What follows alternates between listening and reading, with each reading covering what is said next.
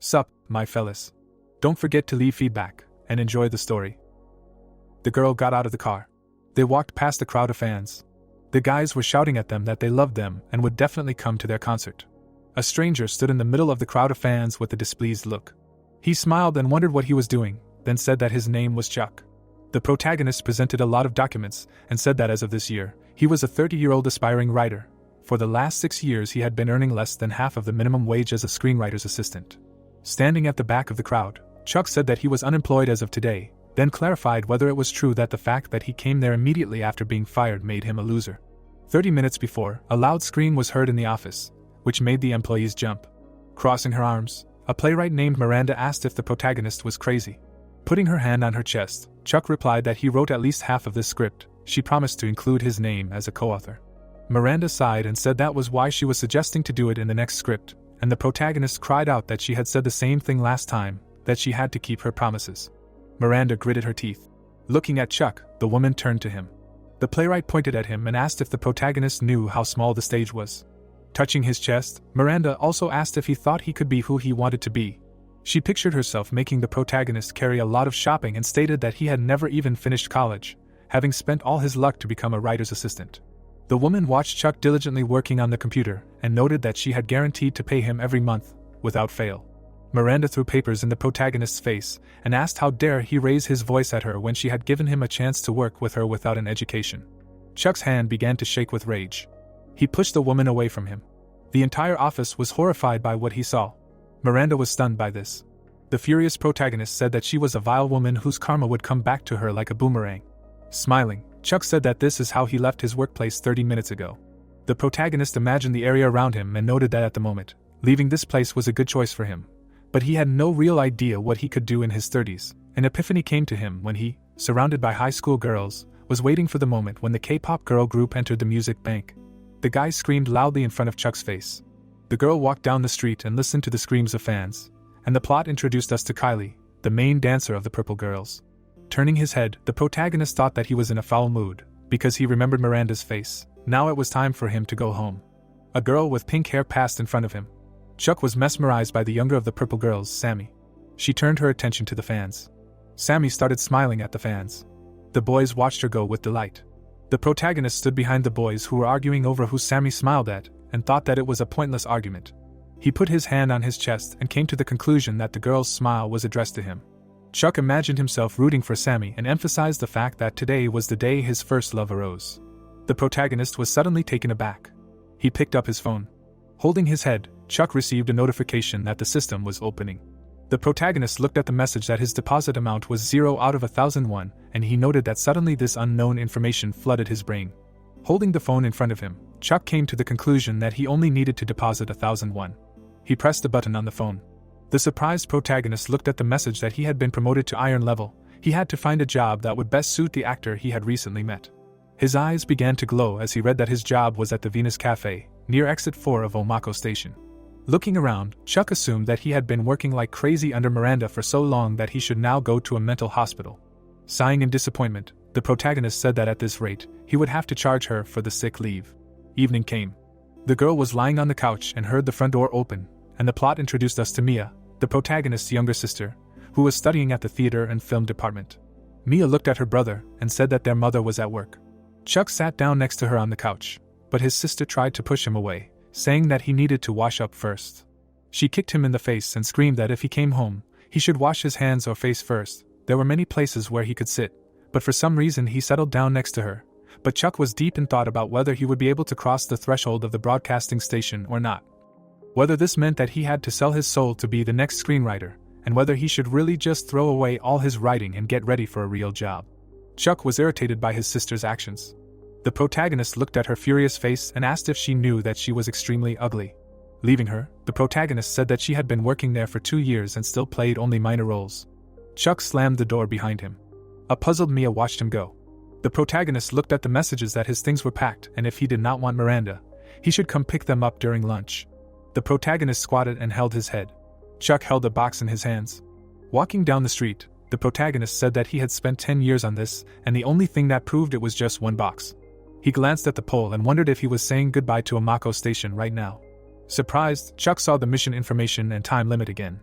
Looking at the timer, the protagonist reasoned that it started yesterday at 8 in the evening and about 15 hours had passed. The remaining time was counted down in seconds in real time, for a possible visit to a mental hospital. This timer was surprisingly detailed. Sighing, Chuck stated that if he thought about the related thoughts, even information in English that he did not know suddenly popped into his head, and considering that this was a romantic drama involving conglomerates, this was not the genre that interested him. The protagonist silently looked around the building. Papers flew out of his box.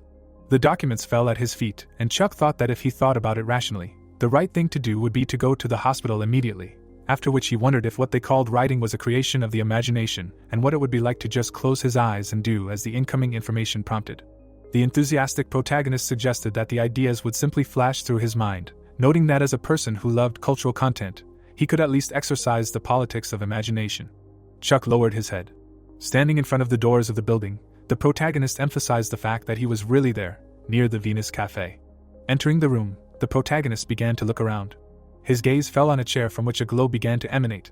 He sat down at the table and thought that it did not look like other people could see this and clarified what was happening to his head. Chuck grabbed his head.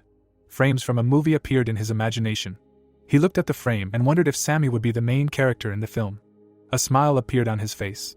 There was delight on his face. A blue aura enveloped Chuck, and he noted that this was not just a matter of receiving inspiration. The protagonist saw various clips of Sammy, and reasoned that it was more like solving a test to which he knew all the answers. Smiling, the protagonist emphasized that all the necessary elements came to mind.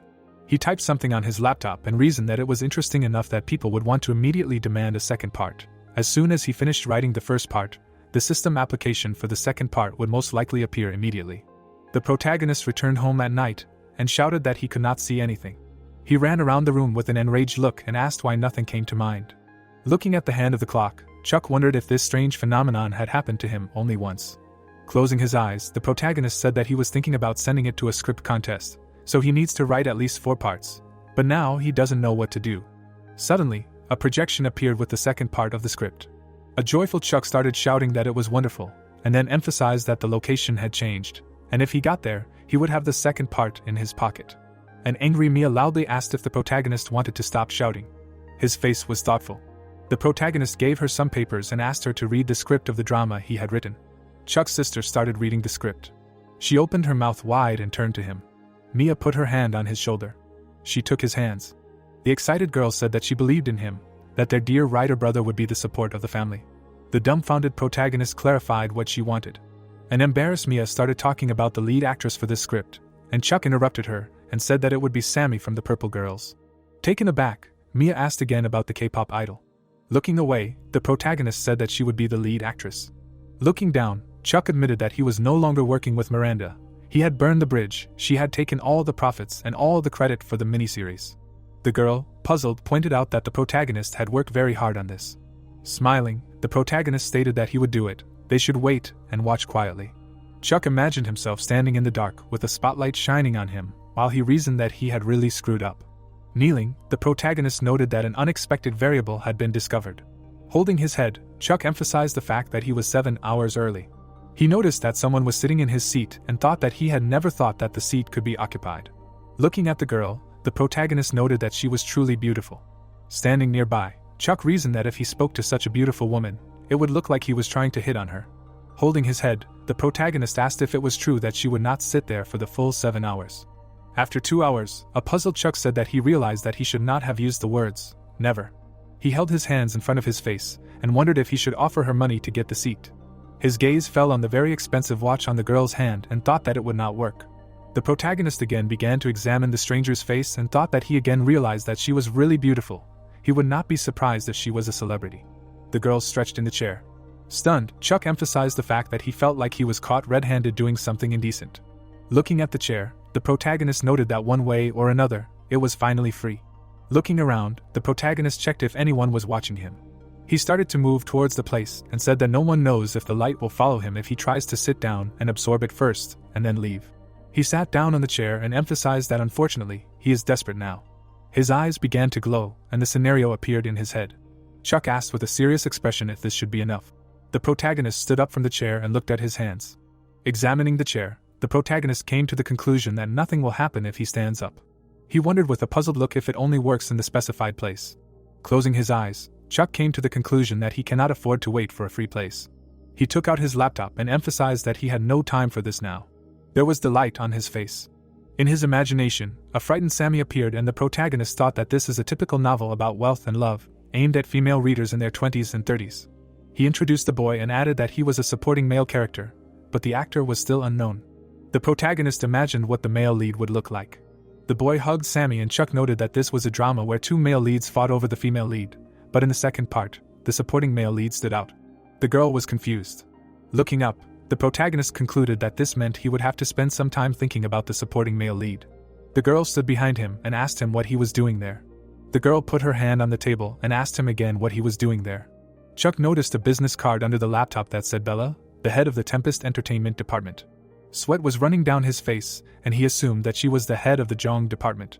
Bella, surprised, asked him how he knew her. The protagonist introduced the actors posing in front of the camera and told us that Tempest Entertainment was a large agency specializing in actors and had produced countless stars, and he heard that they had recently branched out into drama production. Bella held her chin, and Chuck concluded that the woman standing in front of him was none other than their representative. The protagonist was shocked. Bella suggested that he was part of the JTBS broadcast, to which the dumbfounded protagonist replied that it looked very similar. Bella frowned and asked why he was already there, adding that there were still 5 hours until the meeting. Chuck closed his eyes and replied that it was just the way things turned out, and suggested that they talk business. She approached the protagonist and asked what he was doing on his laptop. The protagonist put the laptop away, shouting that he was really sorry, but it was confidential, so he couldn't show her. The girl looked away and said that she understood everything. A terrified Chuck heard a request to see his script. The protagonist put the papers on the table and wondered if he was an idiot. Bella studied the documents and said that this was the first time she had seen a script that only had a beginning. She sat across from him and said that a coworker was about to bring their script. Bella walked up to Chuck and asked him to take her place while she went to meet the coworker. The tearful protagonist accepted her request and mentally emphasized that he needed to hurry up and finish before she returned. Chuck began typing and thought that the second part of the action was where the secondary male protagonist began to stand out. He imagined the boy dancing with Sammy and reasoned that the secondary male protagonist in the movie he had seen was lacking something. Obviously he was good looking, but it felt like the charm of the character was somehow missing. It was evening outside, and Chuck added that since the system had made such a decision, there could be no mistake, and indeed, it seemed that his face looked different than before, after which he mentally asked if this meant that it would not matter to whom he gave the role. Sitting at the laptop, the protagonist clarified whether he could now, having finished the second part, look at the preview of Sammy's acting that he had seen earlier. He saw a video on the internet. Puzzled, Chuck asked if she had acted in a web drama. He imagined Sammy and the guy in school clothes and emphasized that in such a state, it would be difficult to demonstrate acting charm, no matter how good the production was. Disappointed, Sammy asked the guy in the next episode why he was asking her such a thing. She was being followed by a stranger. The distraught guy screamed that she was his girlfriend. If he still did not understand this, then he would get rid of him. Holding the screen, Chuck cried out that he was a purebred male protagonist. He read the negative comments and noted that with this scenario, no one could save him. He stood up from the table and cried out that this guy graduated from the university that Mia goes to. The protagonist picked up the phone and asked if his sister knew Rick. The girl replied in the correspondence that he was right next to her, and for a fee she would give him his phone number. Closing his eyes, the protagonist thought that as expected, even in relation to family, she carefully calculated how similar she was to the heiress of their family. Chuck began to cry and mentally said goodbye to the 40,000 won earned with blood and sweat. The evening sky enveloped the building. Putting the phone to his ear, the protagonist said that he was contacting Rick about the casting for the drama. The guy with a serious look replied that he was sorry, but he gave up his acting career. Chuck was taken aback by what he heard. He screamed with a furious look that if he was going to leave anyway, he should at least listen to his proposal. Frowning, the protagonist said that he definitely wanted him for this role. He wrote a script introducing him as the lead actor. It would be a 16-episode series, and then suggested that they discuss the details in a meeting. Surprised, Rick said that he was currently at work, so he would not be able to spare him time. Holding the phone to his shoulder, the protagonist asked for his address. The protagonist introduced the potential actors and noted that since the system's decisions about casting were so important, he wanted the cast to match the systems as closely as possible. He said with a satisfied face that she would be recruited. Holding his head, the protagonist said that first of all, he didn't have any connections to meet her, but since he needed to get Rick for the male lead, he would do it first. Looking around, the protagonist said that before he left. He started writing a note saying that he was sorry he had deceived Bella, and in the meantime, he would try to win over the guy who would most likely play the male lead. Approaching the establishment, Chuck said that he didn't expect Rick to work in such a seedy restaurant, With his looks he would make much more money in a cafe. Rick left the establishment saying that his father owned the restaurant. The dumbfounded protagonist replied that the atmosphere in this place was rather strange. Standing opposite him, the protagonist asked the guy if he had ever thought about continuing his acting career. Rick closed his eyes and said that he didn't know himself, and that he needed to deal with reality first. Chuck grabbed his hand and said that if he tried first and then decided, it wouldn't be too late. The puzzled Rick asked who the protagonist was to care about him so much. Chuck smiled and replied that he was a playwright. The guy was taken aback by the words that he had talent. Holding his head, the protagonist asked Rick if he had found something else that he wanted to do with his whole life. He handed him a piece of paper and asked to read the script for a drama he had written. He noted with satisfaction that if Rick liked it, he could read it again. The guy was surprised by the words that he could be the only male character in this drama. Rick was wiping the table. Looking at his reflection on the table, the guy came to the conclusion that he couldn't think about it, because without him, the restaurant would close. He remembered Chuck saying that he was the only male lead in this drama, and then thought that the protagonist looked more like an inspired writer than a real one. Holding the papers in front of him, Rick noted that if he didn't read this, his conscience would suffer. He glanced at the script, saying that if he starred in it, it would be his first leading role. Rick began to leaf through the script. He became immersed in reading. Smiling, the guy noted that this was fun. An image of himself in a suit appeared in his mind, and he emphasized that this was the role of a wealthy member of a conglomerate, which he had rehearsed countless times and which he had always dreamed of. Rick looked up, wondering how the protagonist knew about his preferences if he didn't tell anyone about them. The guy called someone. Holding the script above her head, Bella asked why she was so drawn to him. Looking at the papers, she emphasized that after reading only the first part, her pride was hurt. She noticed a note on the glass. She read the words of gratitude from Chuck for letting him sit down. Bella heard a voice behind her. In front of her stood a guy who said that he was the director of broadcast production at JTBS. They were supposed to meet. Stunned, Bella remembered Chuck and clarified who it was before him, with narrow eyes and slightly wavy hair. Holding the back of his head, the guy asked again who the girl was talking about. Raising his hand, he asked if something was wrong. Closing her eyes, annoyed, Bella replied that everything was fine and suggested that they move on to reading the scripts. She threw the documents on the table and stated that there was not a single script in which James would appear. The dumbfounded guy replied that all the scripts he had brought seemed good to him. She looked up at the sky and suggested that they meet again later, by which time they should have more material to review. The girl raised her head and thought that her standards had risen. She lowered her head and reasoned that the plot seemed alive. Images of the main characters of the series appeared in her head, and she emphasized that the clichés were slightly changed in accordance with what is popular now. What incredible immersion was achieved in just the first episode. The range of characters for the main male and female roles is narrow, so it will not be so easy to find these roles, however. The outline of a person appeared in her imagination, and she came to the conclusion that the secondary male character is in the leading position. Anyone in this role could become a star.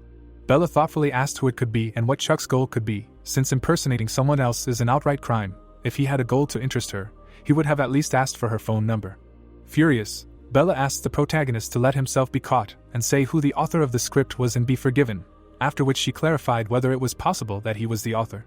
Peeking out from behind the corner, Chuck said that he was speechless. He saw the guard and noted that their eyes met. The protagonist imagined himself sitting on the floor and screaming that the system was a sadist.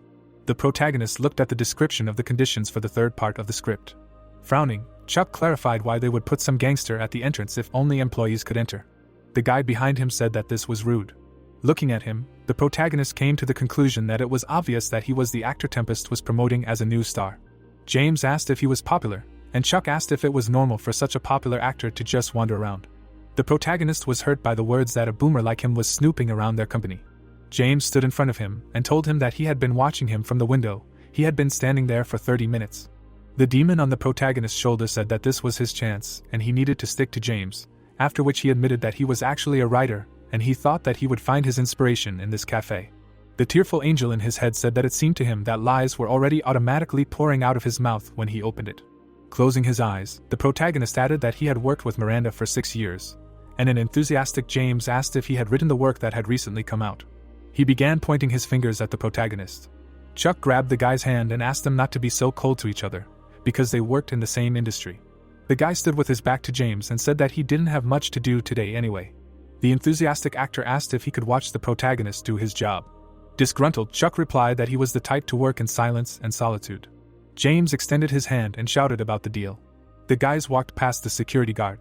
Holding his head, Chuck said that he was just going to sit down somewhere and write a script in silence. It wouldn't give him any pleasure. James glanced at his phone and noted that he needed to go. The head of the department was looking for him. The enthusiastic guy said goodbye to the protagonist and noted that they would see each other next time. Dumbfounded, Chuck saw that the table he needed was right behind the security guard. He sat down at it and thought that he didn't have time to complain. He needed to concentrate. He had 5 hours left. The protagonist began to see new footage and thought that if this was a comedy drama, then it should eventually have a Cinderella theme, it seemed, before the protagonist came to the rescue. A picture appeared in his mind of the guy holding Sammy's face and saying that she really couldn't live without him. Holding his chin, Chuck wondered if they were telling him that this would work. Frowning, the guy grabbed the guy's shoulder and declared that he should not dare to go near Sammy again.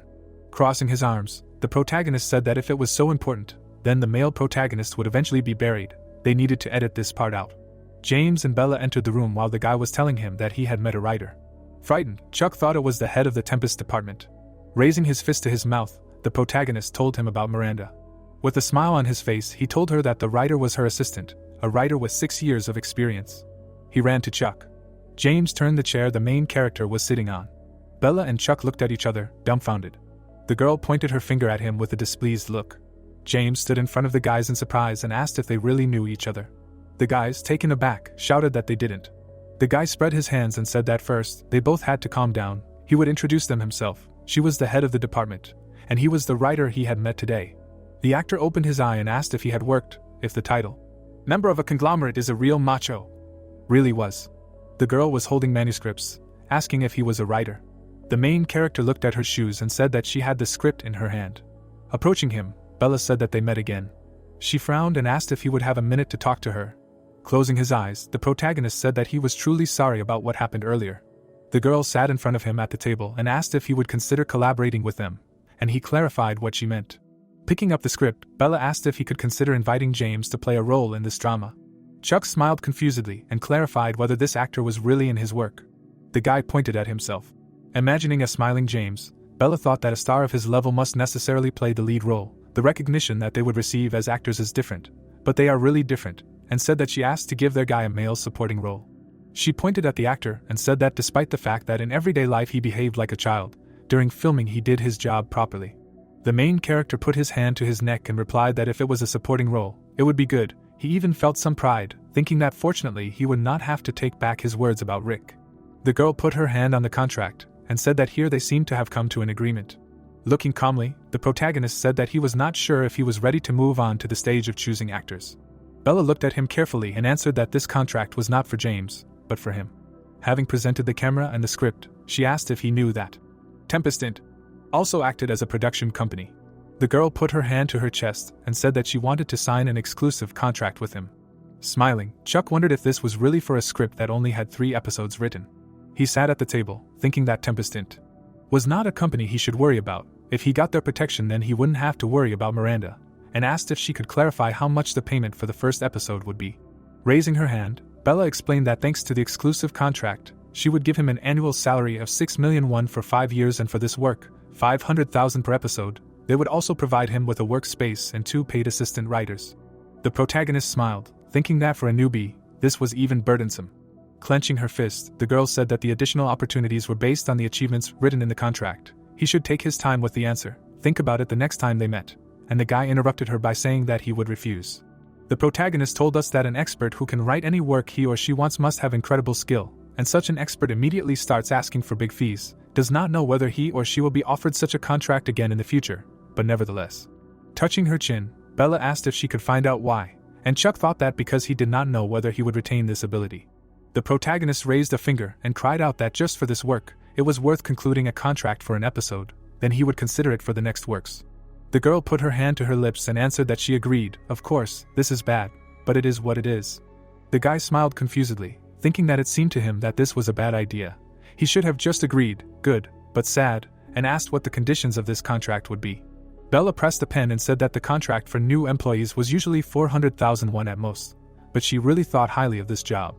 She presented him with a bunch of bills and said that she was offering him the same 500,000 won per episode and that she hoped to maintain a good working relationship in the future. Chuck clenched his fist in joy. He took the pen and asked her to let him sign. Taken aback, he said that he needed to wait a minute. The protagonist took the contract and said that he needed to check something.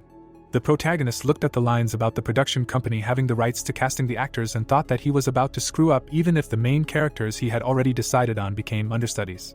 Chuck raised his hand and asked if she could remove the part about casting the actors. The girl touched her chin, asking if he thought it was reasonable for him to ask them to do that. She put her head in her hands and said that she wanted to hear the reason. The boy burst into tears, thinking that it was because the system had already taken care of the casting and wouldn't let him change the script, and he replied that it was for the sake of perfection. Bella clasped her hands and said that that's how it was, he had to perfect his art. Bella frowned and furiously explained that he understood that there were 2 main roles and each one required 5 million won, and what about the supporting characters, who were no less expensive to cast and who he would also have to pay, and he, as a writer, would also have to pay them, and this was not a cheap pleasure, the total cost would exceed 100 million. How he wanted to cover all these expenses when casting the actors he needed. Scratching his head, the protagonist replied that he thought they could give the male lead 1 million won per episode. The protagonist waved it off with a smile and said that as for the female lead, she was a popular idol with no experience, so maybe 1 million. The girl screamed furiously that he was crazy. Chuck looked away and said that in that case, 300,000 would be enough for him, and she screamed that it seemed like he didn't know the commercial value of his work. Introducing the guy and the girl, he explained that he wrote the script with 2 specific leads in mind. Clutching her head, Bella asked who he had in mind for the leads. She looked at him with disdain. The girl turned away and said that she didn't say anything. Her eyes always looked like that. Taken aback, the protagonist reflected on how she had just switched to casual speech. Considering how much effort she was making to please him, she must have really liked the script. Grabbing the script, the girl said that now she needed to contact the broadcasting station. As soon as a director was chosen, she would let him know. The protagonist watched her go, thinking that at one point he had been scared, but she was doing her job diligently. She was pretty cool. He picked up the phone and asked what it was. Rick had sent messages saying he really wanted to work on this piece, asking if he could contact him when he had time. Chuck clenched his fist in joy. The protagonist brought the phone to his ear and said that he saw the guy's message. He made the right decision, and asked if he could ask him for a big favor. Rick held up the smartphone and replied that he shouldn't be shy about addressing him informally. After all, he was older than him. Smiling, the protagonist asked if he by any chance had Sammy's contact information, just curious, thinking that he probably didn't. He laughed happily when he heard the guy think that he could at least forward his request to her to see what she thought. Chuck closed his eyes seriously and said that there was no need to try so hard for him, but thank him very much, and mentally begged him to try. The guy patted his shoulder with a smile, thinking that, fortunately, everything seemed to be going smoothly. The protagonist tilted his head back and said that he should probably tell his family. The protagonist sent a message that he had signed a contract for a 16-episode drama. It looked like it would be going into production soon, and his mother responded that it was a great job, let him fight. His mother believed in him. He smiled and thought that she probably didn't believe him, and his father didn't even respond. His sister sent messages asking if he wasn't a little old to be deceived. The guy was taken aback and cried out, was she really treating her brother like that? Chuck sent a photo of the contract, and wrote that he was guilty. The protagonist looked at the incoming call and asked why she was calling.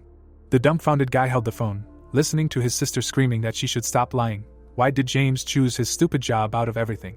The protagonist raised a finger and said that this stupid, he, was her brother and James was a completely different person, thinking that Mia was rude, but she had a good heart. He closed his eyes and thought that it was a good heart that loved some other guy more than his own brother. Sammy sent a message saying that she was one of the purple girls and wanted to meet. Chuck looked at his phone and said that he thought it was phishing. He put the phone to his ear and asked if she dared to insult his first love, pretend to be Sammy. If so, then he was Sam. The protagonist was taken aback, thinking that her voice was too similar to his Sammy. He looked away in panic when he heard that he was a writer. The guy stood there calmly, asking if she was really Sammy's purple girl. Idol smiled and said yes, she was a member of the Purple Girls. She really liked his work and really wanted to be a part of it. Chuck stared at the information screen, listening as she asked if they could meet up around lunchtime tomorrow. The protagonist held out his finger in shock, thinking that Rainbow Ent was the Purple Girl agency, and replied that he would come to the Rainbow office tomorrow then. The protagonist tilted his head back, thinking that locations definitely didn't appear randomly. He imagined the girl walking past him, thinking that since this ability only appeared after he saw Sammy, it was as if their meeting had been predetermined from that moment on. The story moves on to the next day, around lunchtime, where the building was illuminated by the sun. Holding out his hand, the guy said that they could wait here, he would bring Sammy now. Chuck looked at the glow happily, wondering if that was why he was given so much time, and said that this time she really went too far. Did he really have to be standing up? The protagonist turned to his girlfriend and said that it would probably be easier to write it on the phone. Nana waved with a smile and asked how he was, if everything was okay. Looking at her face, the protagonist thought that it looked like she didn't spare herself as usual. Just look at those circles under her eyes. The girl touched her cheek with her finger and said that she came for one episodic performance of the Purple Girls. The guy was taken aback when he heard that it was for the whole group. Smiling confusedly, he thought that it couldn't be it for everyone, then naturally Sammy would participate. Nana put her finger to her lips and said that she wanted to tell him something important. She leaned close to his ear and whispered what she had learned today. Chuck listened, dumbfounded, as it was the name of the person who had co-authored his name. The guy at the door raised his hand and shouted that he needed to come this way. Turning around, the protagonist thanked her for telling him. The protagonist turned away and thought that if she hadn't told him, he might have lived the rest of his life in ignorance. Pointing his hand at the girl, the guy said that he could talk to her here, asking if something was wrong. Chuck watched as Sammy smiled and said that she was glad to see him, thinking that she was an incredibly beautiful girl, but in real life, she shined like a goddess. The protagonist cried in his mind, thinking that she was the best. Closing his eyes, the protagonist decided that he would cherish the time spent with her. 2 hours later, he looked at her in surprise, wondering if it was too much. The guy clutched his head, listening to Sammy say that personally, in this situation, she would have acted differently and asked what feelings should be put into this line. Should it be good if you put a little sad expression in the 12th scene? Why the main character was so worried. What then about the second episode, scene 34? Why did he write as if there should be a sad expression there? Chuck desperately put his head on the table and said that he had been answering her questions for 2 hours already. His throat was a little sore. Extending his hand after her, the main character said that he had not meant it. Smiling, the protagonist thought that her energy was something. Imagining the film and the script, he thought about the fact that one part had about 100 scenes. The guy looked at Sammy smiling, thinking that the main character, in general, appeared in about 40 scenes and for each of them, she asked 3 questions. Chuck put his hand to his chin and said that his throat must have hurt from the answers. The protagonist imagined her sitting sadly, thinking that, however, due to his ability to preview, he was no different from an ordinary viewer. The protagonist imagined himself sitting thoughtfully in front of the camera. Remembering the tearful Sammy, he thought that, frankly, he hoped that if he met her, he would get at least some idea of his abilities, since he acquired them after meeting her. The guy jumped up at the table, thinking that she had returned, and said that he could come in. Molly entered the room and greeted the writer.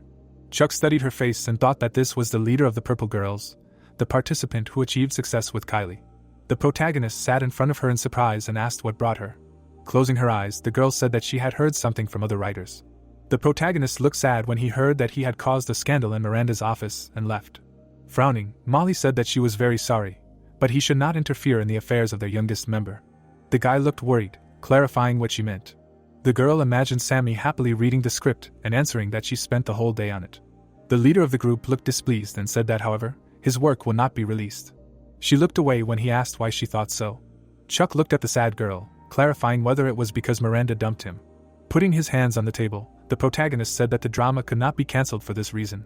The protagonist imagined flying sheets and said that they are rarely released at all, because most of them were not good to begin with. He seriously asked if she read the script. Looking down, Molly answered that she did not. The guy looked at her indignantly and asked how she could judge his work then.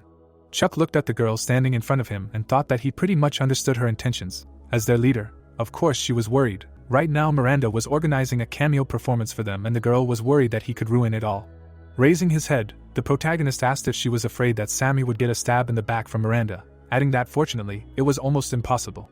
Suddenly, the girl happily ran up and asked what the leader was doing here.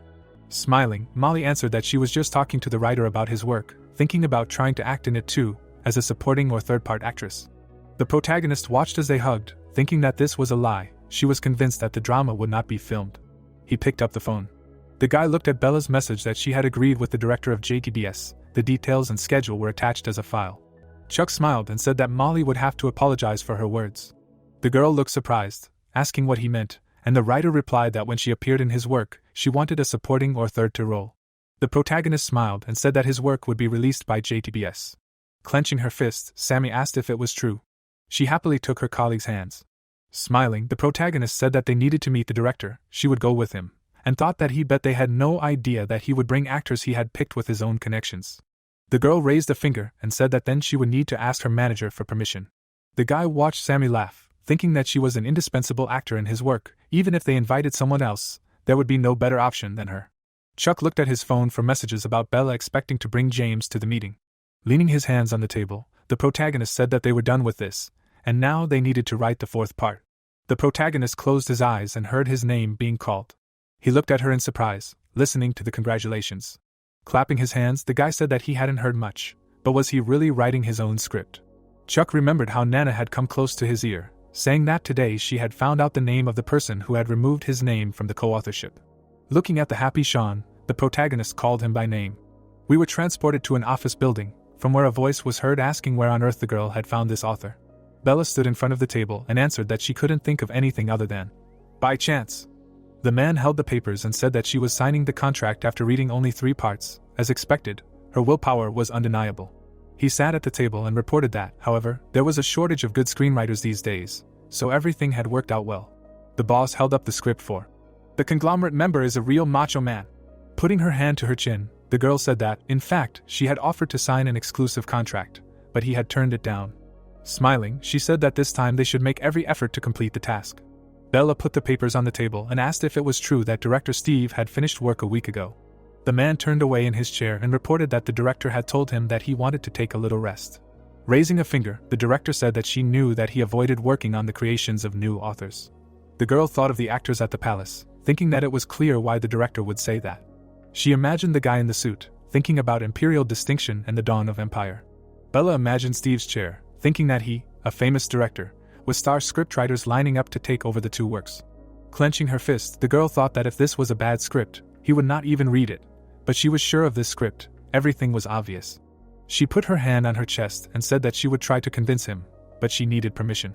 The man opened his eye and said that if he gave the green light, he would only be happy, thinking that the director was unlikely to get along with a new scriptwriter. Most likely he would not even read the script when he heard that the scriptwriter was new. Bella picked up the phone and asked him to wait a second. Raising her hand to her face, she said that he had given his consent. The director was sweating in panic and wondering if it was Director Steve. The girl was smiling, saying that fortunately the employee who came with her was her friend, so she thought she was lucky. The man was clenching his fist, thinking that she had caught him. Bella raised her finger, saying that until the 6th episode they would determine the production costs based on the viewer ratings.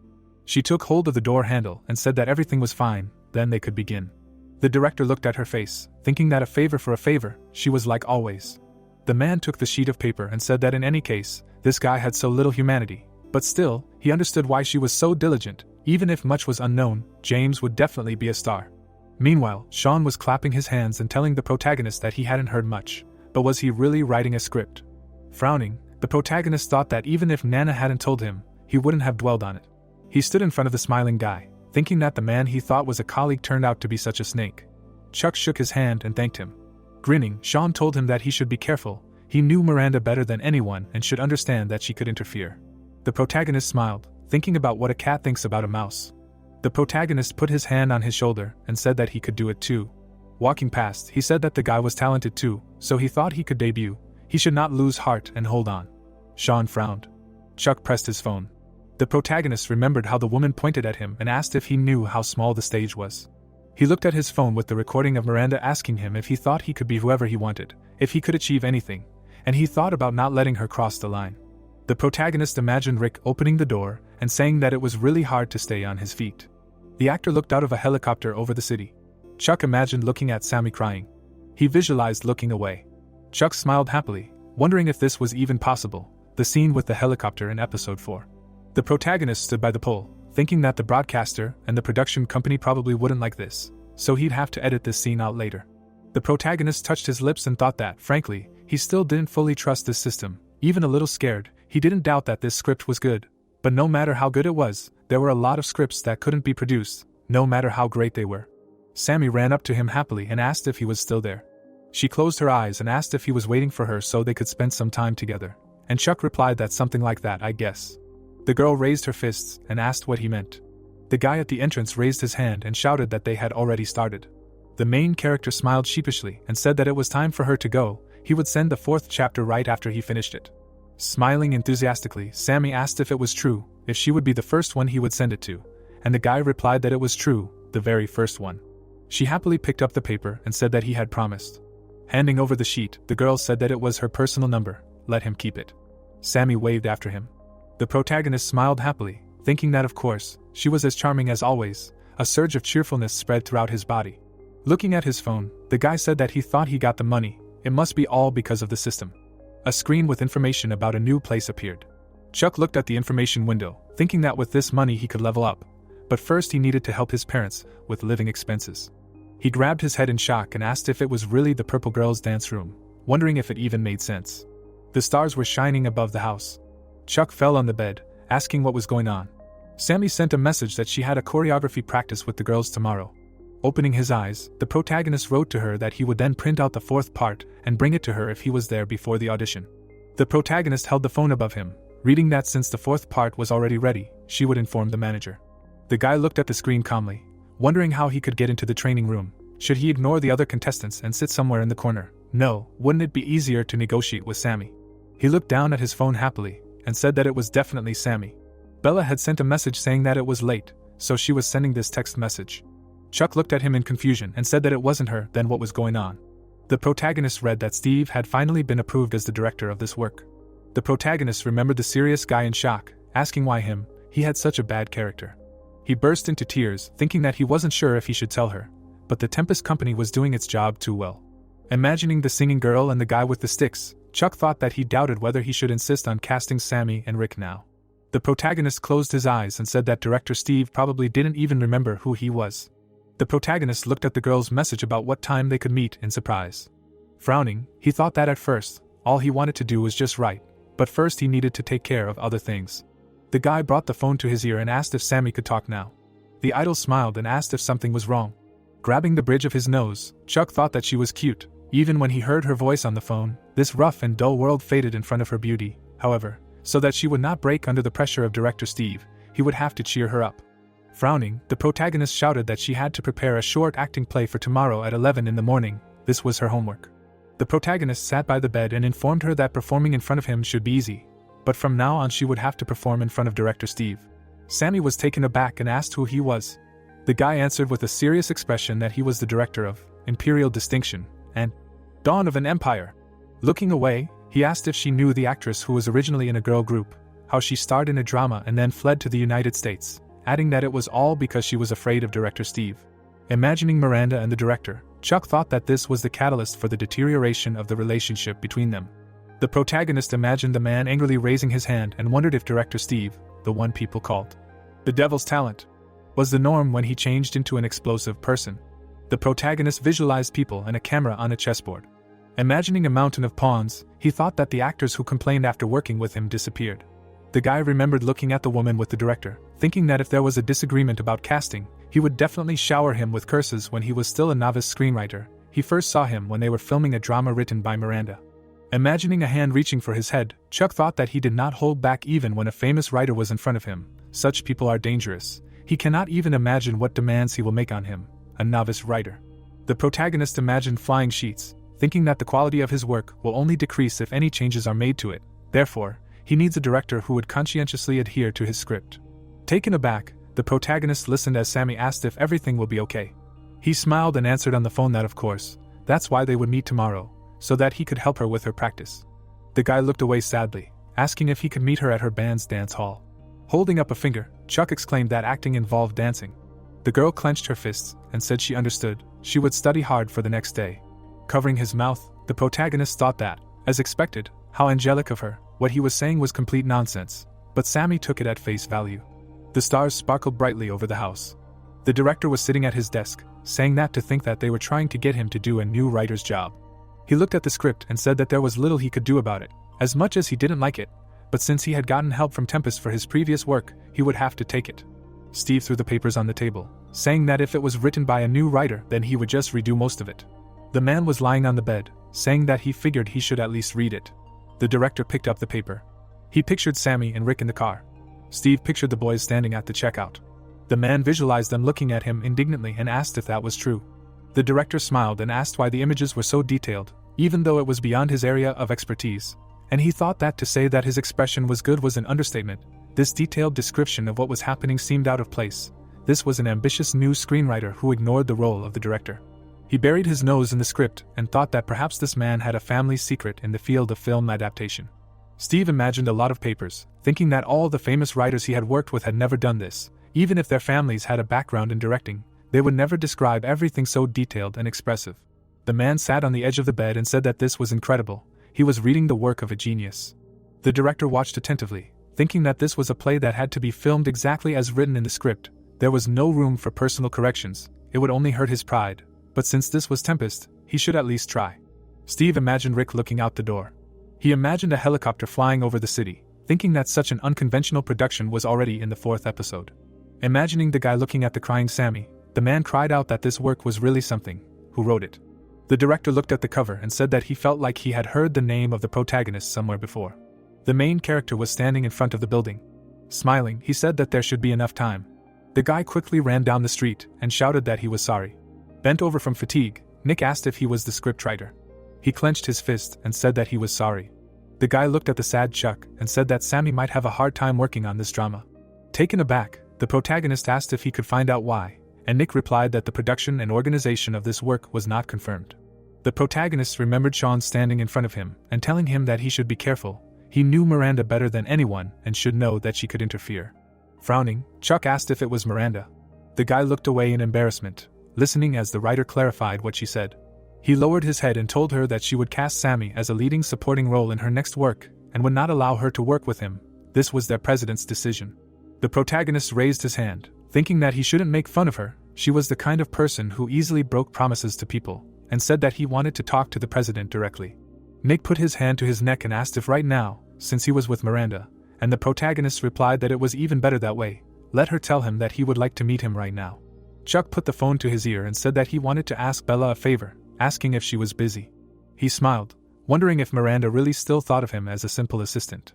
The guy stood in front of the doors and thought about how it would only take 30 seconds for the elevator to reach the top. In just that short amount of time he found himself on the same floor as her. Frowning, the woman yelled that she should never work with Mr. Chuck, never. He didn't want her to cancel their band's cameo. The man smiled sheepishly. The protagonist watched as the guys sat at the table. Chandler raised his hand, saying that he heard from Sammy's manager that he was a screenwriter. The protagonist looked calmly and replied that he was pleased to meet him, asking if he could sit down. Miranda frowned and screamed that it was very rude. He didn't bother to greet her anymore. Looking down at her, the guy asked why he was doing that. They were on different levels now.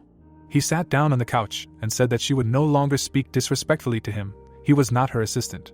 Chuck turned on the recording on his phone, where the woman said that just because they called them writers' assistants, they really considered themselves writers. She asked them all to have materials ready by this morning, didn't she? Even if they had to stay up all week to prepare it, they should have everything ready by now. Miranda grabbed her scarf. Frowning, she asked what he was trying to achieve. The protagonist picked up the phone and said that he had nothing to lose, but she did. Smiling, the protagonist said that next time he should think twice before disturbing him, clarifying whether they had agreed. A view of the building opened up. Looking straight ahead, the hero said that the main role of a supporting player in the next film, okay. Putting his hand forward, he added that but she was sure that she would keep her promise. Grinning, the protagonist said that in their time the one who makes the first offer wins. Director Steve agreed to work on his project. The guy asked again in surprise. It was her that let them forgive. Who is it at such a time? Looking away, Chuck said that he could answer, to which he was told that then asked him to forgive. Holding the phone in his hands, the guy asked what he was doing here. Grinning, the hero answered that he called him to help prepare a scene. The girl leaned against the table. An idea appeared that he needed to use everything he had. Looking at her, Chandler turned. The door slammed. It was heard that since we were talking about it, maybe he would change the cameos of the purple girls for roles in his project. Closing his eyes, the guy answered that yes, that's what they would do. Looking at him, the hero said that he would also need a dance hall of purple girls, to which Chandler responded approvingly. The girls posed for a photo. Putting his hand to his face, the protagonist said that he was mistaken. He thought that the group members would not be in the hall. The door opened slightly, and an appeal was heard. Grinning, the guy said that they had not seen each other for a long time, to which Chuck asked that he had already arrived. Raising his hand up, James said that he said hello to them too, to which the hero replied that he was still acting weird. The girl opened her eyes in amazement, and said that it was James. The protagonist closed his eyes and wondered if they treated him differently because of his shyness or because he was not such a handsome man. The girl looked away and turned. Standing next to the hero, she said that the manager said that they would practice here today, right? Wide-eyed, the girl asked if something was wrong. Chuck smirked and replied that no, nothing like that. He closed his eyes and added that she remembered that there would be a board meeting tomorrow. They needed to rehearse with James because they would have to improvise tomorrow.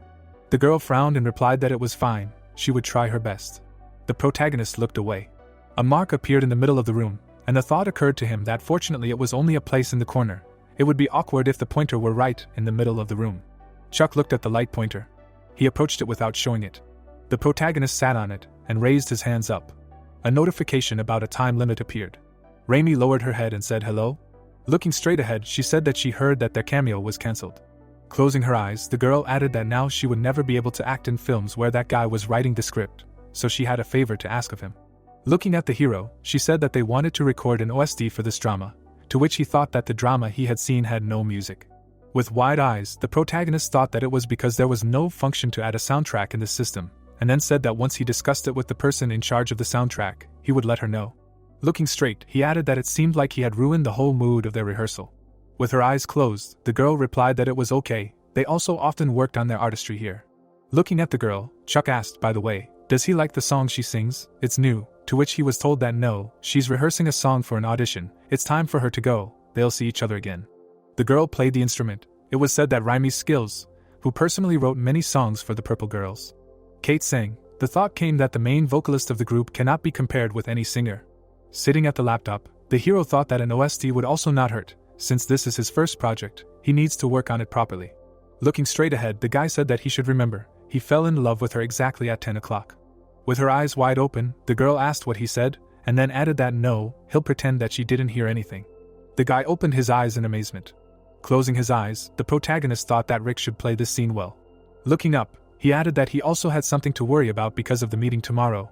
It would be nice if he could not anger the director, he does not know about Sammy, but Rick will really have a hard time not to lose the mood. Sitting on the floor, Chuck thought about the fact that so far she sang very diligently. Apparently it is important for her to prepare for the audition. Although he does not try to look at her, he does not succeed. He widened his eyes and added that he thought of what Rick should do. Holding the sheets in her hands, the girl asked that he did not have anyone else to turn to which the guy asked that she would say this if she knew who he really was, and the hero thought that if the system really worked, it would be quite possible. Closing her eyes, she added that she may not know who he is, but they have self-service, to which James asked if she was too rude to the customer. The girl opened her eyes wide and asked, so he is a visitor. There was a thought that he is sure that he saw this scene in his visions, but it looked completely different. The actress for the main role is the same face. Auditions are rarely held for the main male role in dramas, but looking at the phone, the hero thought that this is much better than just putting a novice actor for the main role. He wrote a message and added that holding auditions will not be easy, but he, as a scriptwriter, can influence their process. A view of the building opened up. It was heard that so he will really take on this project. Looking straight ahead, the guy said that yes, he decided that he should take it on. Looking away, the man thought that he had wasted so much money on finding a new scriptwriter. Grinning, he said that he heard that during a conversation with him Miranda made a whole scene. Raising his hand, the director asked, is that so? Said that then he likes him even more. The man's eyes widened, thinking damn, he forgot that these two didn't get along. He smirked and asked what about the contract with Tempest ENT, he could. Standing in front of him, the guy said no, they would solve that problem later. Looking at him, the man asked what then. He knows that scriptwriter, he recently finished a project, and they were just discussing a new one. The director smirked and turned to him. He asked, his eyes widened, what did he think? He decided to take on this project just to film it anyhow. Looking at him, the director heard that his intuition told him that this project would be good. The directors were taking a break right now, right? It had been a long time since he had worked with them. Looking straight ahead, the man thought that these directors were the best team of the JTBS channel responsible for filming and lighting. They say that they are the ones who can make the most unpopular member of the girl group the main star. But is it worth giving such a team to a new scriptwriter? It was heard that he should not frown so much. Grinning, the guy asked, so what if he fails and tarnishes his reputation? Hasn't he already earned a fortune for them? Leaving, he added that then let him assemble a good team for him. For him it's like a finger on the pavement. Looking away, the scriptwriter said that it is even more worth trying for the sake of a project that has made so much noise. Closing his eyes, the man asked what and who does not understand this. He grinned and said that he would be so self-confident if the project was not only popular but also written by a famous screenwriter. It seems that MBS will soon release a blockbuster, that's why he is so worried about this project. A view of the building opened up. Standing in front of the door, the hero said that today Sammy and James really played incredibly. Grinning, he thought that if tomorrow in front of the director they play like today, everything should go well. Standing at the door, the protagonist heard that why he removed him, maybe Sammy got some sponsor. Looking straight, the girl heard that he should behave more quietly, consider the company his home, to which she apologized. Chuck closed his eyes, hearing that he should go away. Here comes the screenwriter, let him forgive. She lost her composure. The hero looked at her. Amanda frowned and said that she was on the way. The protagonist looked at her in amazement, and thought that Amanda, and she had such a character for a long time. Closing her eyes, the girl said that he should sit down. Putting her hand to her face, she said that initially Amanda was supposed to get the main role in their next project. Besides, she managed to read the script, it interested her, and she wanted to get a role in it. The girl grinned. The thought appeared that the best actor, which The Tempest became famous for, was James, and the actress Amanda, but he did not think that someone like her would be interested in this project. Grinning, the hero said that he saw he was lucky, to which she asked again.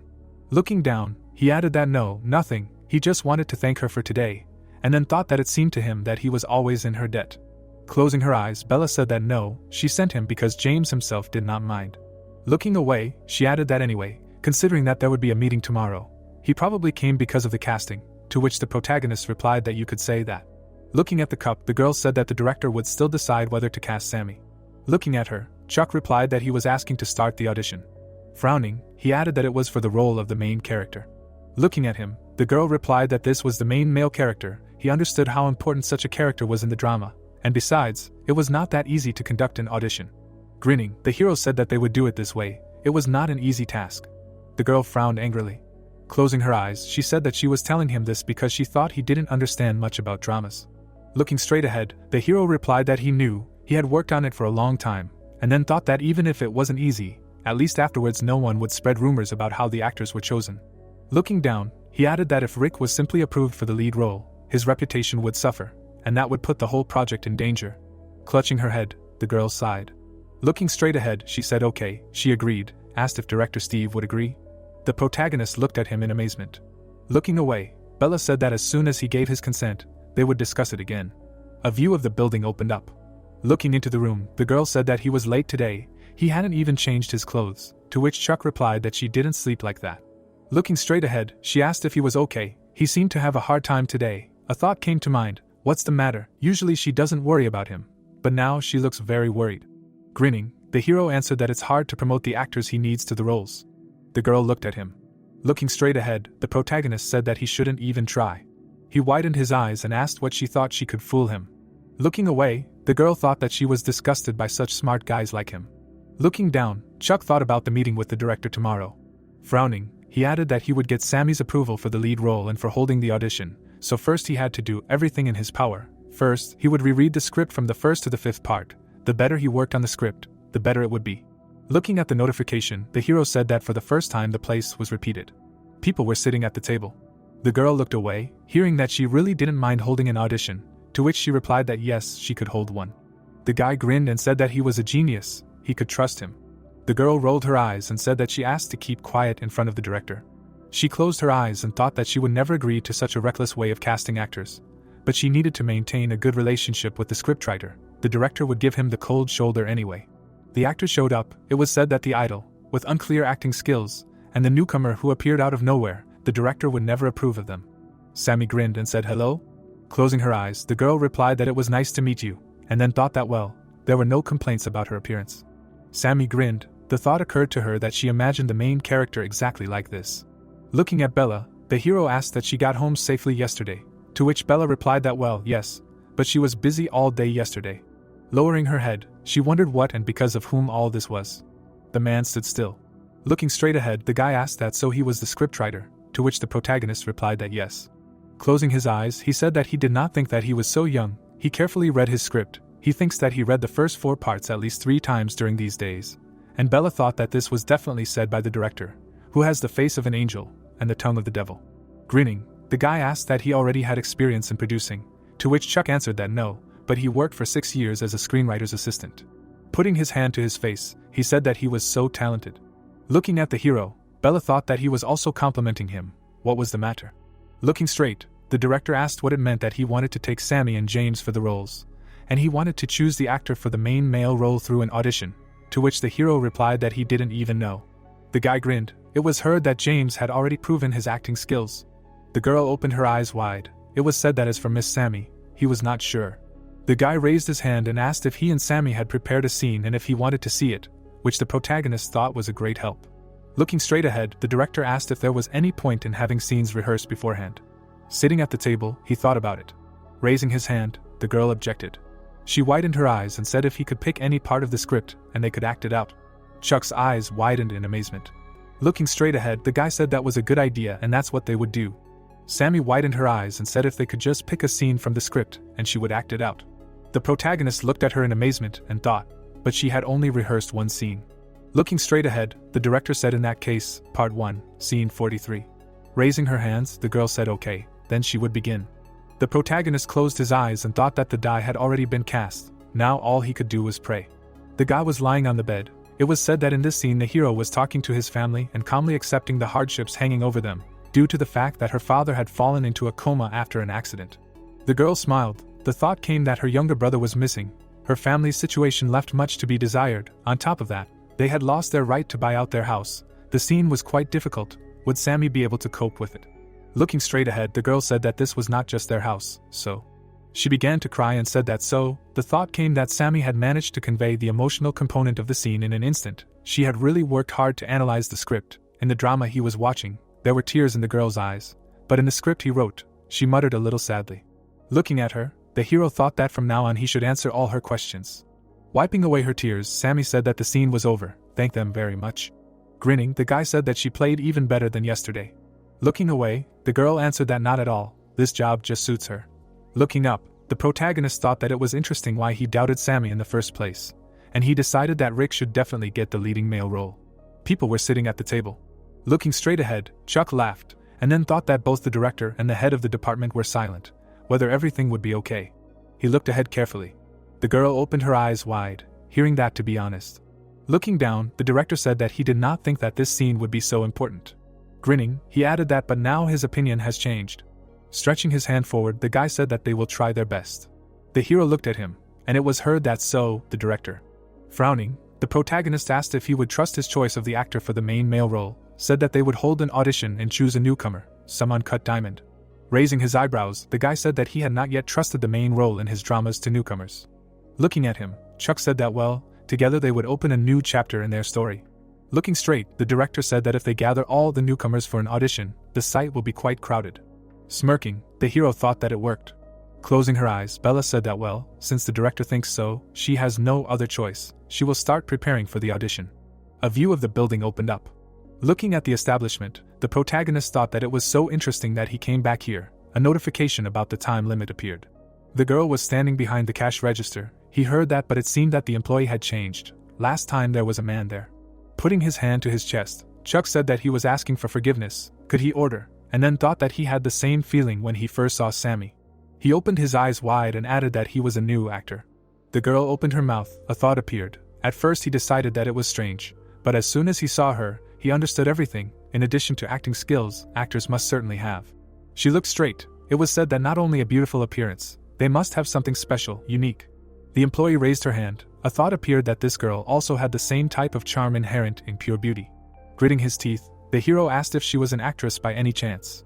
Looking away, Lena replied that she was a beginner, so to speak, to which he asked that he thought, in that case he would not give his number. Raising his hand up, the protagonist said no, that's not what he meant, to which the girl replied that he should forgive her. But, looking straight at him, the girl said that the scriptwriter was hitting on an employee. The thought appeared that Amanda. Wide-eyed, the protagonist said that he just wanted to get the potential actress's contact, to which Amanda replied that of course, just looking at her face, he wanted to become a casting director instead of a scriptwriter. Raising his hand up, Chuck replied that the idea was not bad, thanks for the advice. Looking straight at her, he added that he was not interested in her, she hadn't been asked, so what was the fuss about? Looking at him, the girl asked what he had just said. Looking away, the girl said that she couldn't even believe it. Closing his eyes, the hero thought that the scriptwriter couldn't ask the promising actor's number. He started typing and added that it was the first time he had received such a hint from the system. Who knows what other abilities it has? He heard that it was already the 6th part, and he was fast, as expected.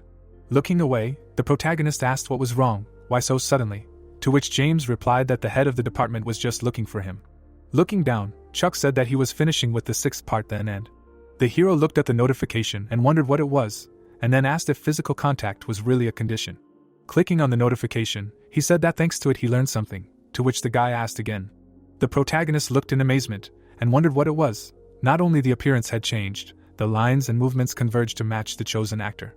With wide eyes he asked what could go first, said that he needed to rewrite this part, to which the guy replied that but he wanted to go with him, to which he said no, let him forgive him.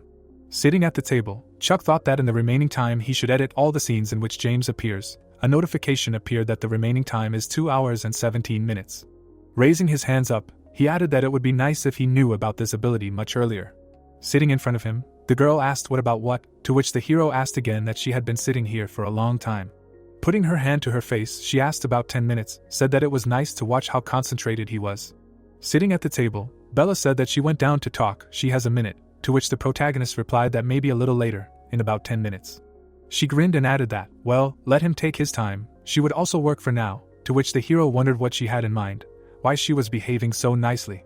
Looking at her, the hero said that he was done with the 6th part, asked if he wanted to send it to her, to which the girl replied that he wrote quickly, to which he added that, well, sometimes it seems to him that he is helped by forces from above, something like a religious system, he will say so, it was just a joke, let her not take his words seriously.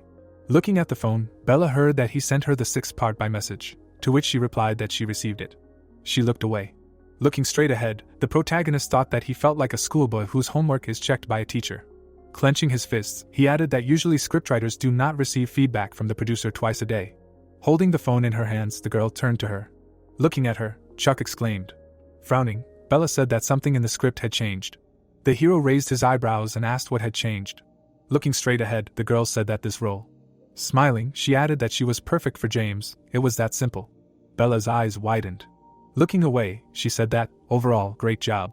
Holding out his hand, the protagonist replied that he was glad to hear that she liked it, and then asked what but why she was looking for him. Looking straight ahead, Bella said that to discuss the audition, the thought appeared, it was starting. Raising her eyebrows, the girl said that he wanted to give the lead male role to a newcomer, so why did he suggest holding an audition? Frowning, she added that they needed to know what he was looking for from the casting in order to hold it. Sitting in front of her, Chuck replied that in fact, he had one actor as an example, to which the girl asked what then why the audition. Her eyes widened as she heard what people would think if a newcomer were suddenly cast as the lead, and she thought that naturally, all sorts of speculation would immediately flare up around Rick and the drama, criticizing corruption, sponsorship, connections, and nepotism. Looking straight ahead, the protagonist said that they would therefore hold a small audition, to which the girl asked what he meant by a private audition. Standing in front of her, he added that yes, one to gather a few recognizable actors, to which Bella replied that she understood correctly, he was going to hold an audition that had already been decided, and he said no, that was not what he meant at all. Frowning, the protagonist said that he would let him evaluate all the candidates fairly, and then thought that he was sure that no matter what the audition was, the result would be the same. Looking straight ahead, he added that they would choose the person who best suited the role of the sincere handsome man, that was enough, and then thought that Rick would be cast anyway. Bella's eyes widened in surprise, wondering why he had such a confident expression. She heard that, well, he'll go. Chuck stood up and said that, yes, the cafe employee, Mrs. Lena has acting potential, asked to contribute to her development. The girl grinned, she heard that, so suddenly. Grinning, the hero said that he should take care of her, she would star in his next work. The building appeared, she heard that, so if you summarize the work of the system, it comes out something like this. The records appeared, it was said that in other words. Putting his hand to his face, the protagonist thought that if he leveled up, he would be able to work on multiple scripts at once and change actors.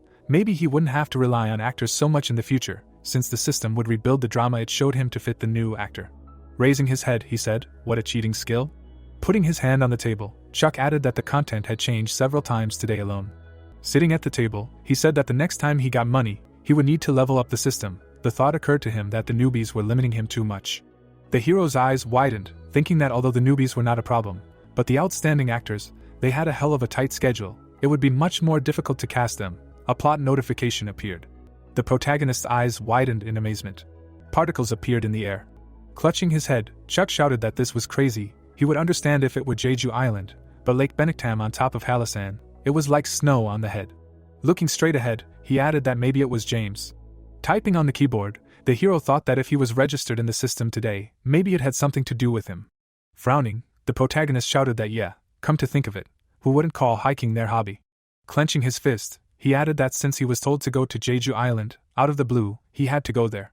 Looking straight ahead, Chuck asked how much plane tickets cost there these days. A view of the building opened up. Holding the documents in his hands, the guy said that only one person applied for the audition through unofficial channels, to which Bella replied that he was doing a good job as a team leader. She lowered her head and said the name, then thought that it was the same actor Chuck had talked about. Looking straight ahead, the guy heard that he had already seen his acting like her, to which he replied that it was true. The guys were sitting in front of each other. It was heard that skill was, of course, important, but Rick smirked. It was said that he was perfect for this role. The guy looked in amazement. It was heard that it was as if it was written for him. Looking at him, Bella said that it was good, asked that by the way, they signed a contract with the actress Lena, to which he replied that yes, they provided her with the best conditions possible for a newcomer. Looking straight ahead, the guy asked how she managed to find such a find. Bella's eyes widened, she asked again that she was really that amazing. The thought arose that the group leader, who had much more experience in selecting actors than she did, was saying such things.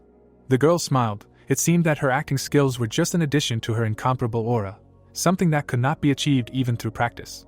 Bella looked up, hearing that she should be provided with a video of Rick's casting, to which she replied that no, she would meet him in person today. Looking straight ahead, she thought that after the last audition, they would finally find out who would get the leading male role.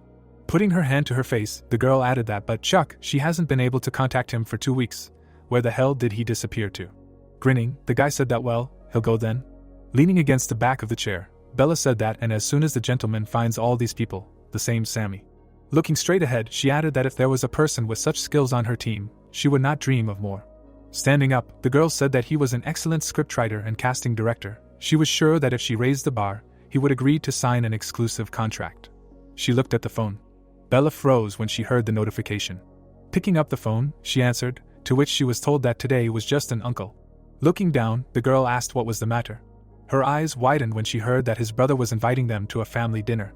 Looking straight ahead, Bella replied that he knew what kind of relationship she had with her father. She heard that work was putting pressure on him these days. They would do him this small favor. She closed her eyes when she heard this. Looking away, the girl said okay, she would come as soon as the auditions were over, to which the man asked how much she made from dramas if she worked so hard, to which she replied that he shouldn't talk about it. Looking at the phone, Bella heard that he had recently heard about a brilliant screenwriter, to which she replied that she was hanging up. She opened her eyes wide and said that damn, seriously. Closing her eyes, the girl asked what he would order her to do if she had not been able to reach him for 2 weeks. Suddenly, her phone received a call. Bella, opening her eyes in surprise, asked where he was, why she could not contact him. Holding the phone in his hands, the hero replied that one would think the end of the world had come. Birds were flying in the sky. Standing on the shore, the protagonist said that mountains are mountains, and water. Looking at him, the boy asked that he had climbed the mountain to play and came back. Now he was leaving forever, to which he replied that she called him elder, and he was not unemployed, he was a screenwriter. Besides, he did not play in the mountains, but wrote a script. Looking straight ahead, the boy asked what the scriptwriter, and what it was, to which Chuck replied that he would ask how many more times. Turning his head, the hero asked what Sammy from the Purple Girls or the actor James knew, to which the child replied that he did not, but he knew the fighting robot. Birds were flying in the sky. It was heard that they were close friends with the robot, to which the boy asked what and could get an autograph for him. The protagonist grinned and thought, who would have thought that he would write the 7th part of the script on Mount Halasan? Chuck raised his phone and said, well, it's time to go back to Earth. He should turn on his phone, otherwise it's been gone for 2 weeks. Missed calls appeared, he heard. Well, why did he have so many missed calls? He'll look, the last one called. Lowering his head, the hero heard where he was, why she couldn't contact him, to which he replied that one would think the end of the world had come. A view of the city opened up. He heard that he was now on Jeju Island. Bella frowned and asked if this was a joke. Did he even know that the last audition was in 4 hours? To which she answered, of course, so at that time he would be on his way to Seoul. Holding the phone in his hands, the protagonist heard that how could he even say such a thing, to which he replied that they were preparing to take off, he would be there soon, they would see each other in Seoul, to which the girl asked how he was. Chuck grinned and said that it seemed like they needed him more than he thought. Being an assistant scriptwriter, he had never dreamed of such an achievement, it was so nice. Looking at the phone, he added that he would check what had happened in the past 2 weeks, and then asked what was what, a large-scale drama, a blockbuster from MBS. The hero opened his eyes in amazement, and said that others would not stand a chance against this drama. Closing his eyes, he added that if production began in 2 months, he should be lucky and their drama would manage to slip through. He offered his deepest condolences to everyone who would have to compete with the sun under the gun. The plane was flying in the air. It was heard that well, it was time for him to go to the airport. Maybe he would still make it on the first flight to Seoul. People were gathering in the hall. Looking to the side, the girl said hello, to which the director replied that they hadn't seen each other for a long time, and the scriptwriter. Grinning, Bella said that she thought he would be a little late, Mr. Chuck, and then thought that she was not his mother, so why should she look after him? She looked in amazement, hearing that they were looking for him. The hero smiled, hearing that where had he been, since he returned in such a state, to which he replied that she had asked him to come as soon as possible. He had made it on the earliest flight, and the director asked that he really went to Jeju Island to personally study the filming locations. Stretching his hand forward, the guy said that it was time to start, asked that he asked the first actor to wait, to which he replied that no, they would start now.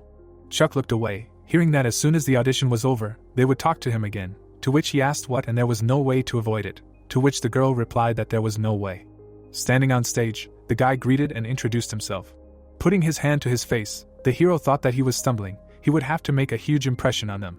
The man pressed the button. It was said that if he made even the slightest mistake. Stretching his hand forward, the protagonist said that was enough, thank you for your time. An inscription appeared. The thought appeared that if he was interrupted in the middle of his performance, it meant that he failed. For the 20-odd people who made it to the final round of auditions, their interviews actually meant almost nothing, having listened to 8 candidates in this way, on the 9th. Looking away, the girl asked that it looked like this candidate was in the theater, to which Chuck asked again. Standing on the stage, the guy introduced himself, to which the hero thought, why does it seem to him as if he has seen him somewhere before? The hero looked in amazement, hearing that he performs in the theater on University Street. Yes, he has been a member of the theater club for 8 years, to which he thought that the theater club, University Street, this guy is from that club. The protagonist turned his head. It was said that a few months ago, he decided to watch the production of the theater club in which Mia works. Putting his hand to his face, he said that if he showed up to her before the start of the performance, she would hardly be able to perform well. Yes, her brother is trying for her own good. Looking into the room, Chuck heard that she was crazy, does not notice the dust on the scenery, has become completely lazy, thinks she can treat acting carelessly, since she has been here for 2 years. The hero opened his eyes in amazement, hearing an apology.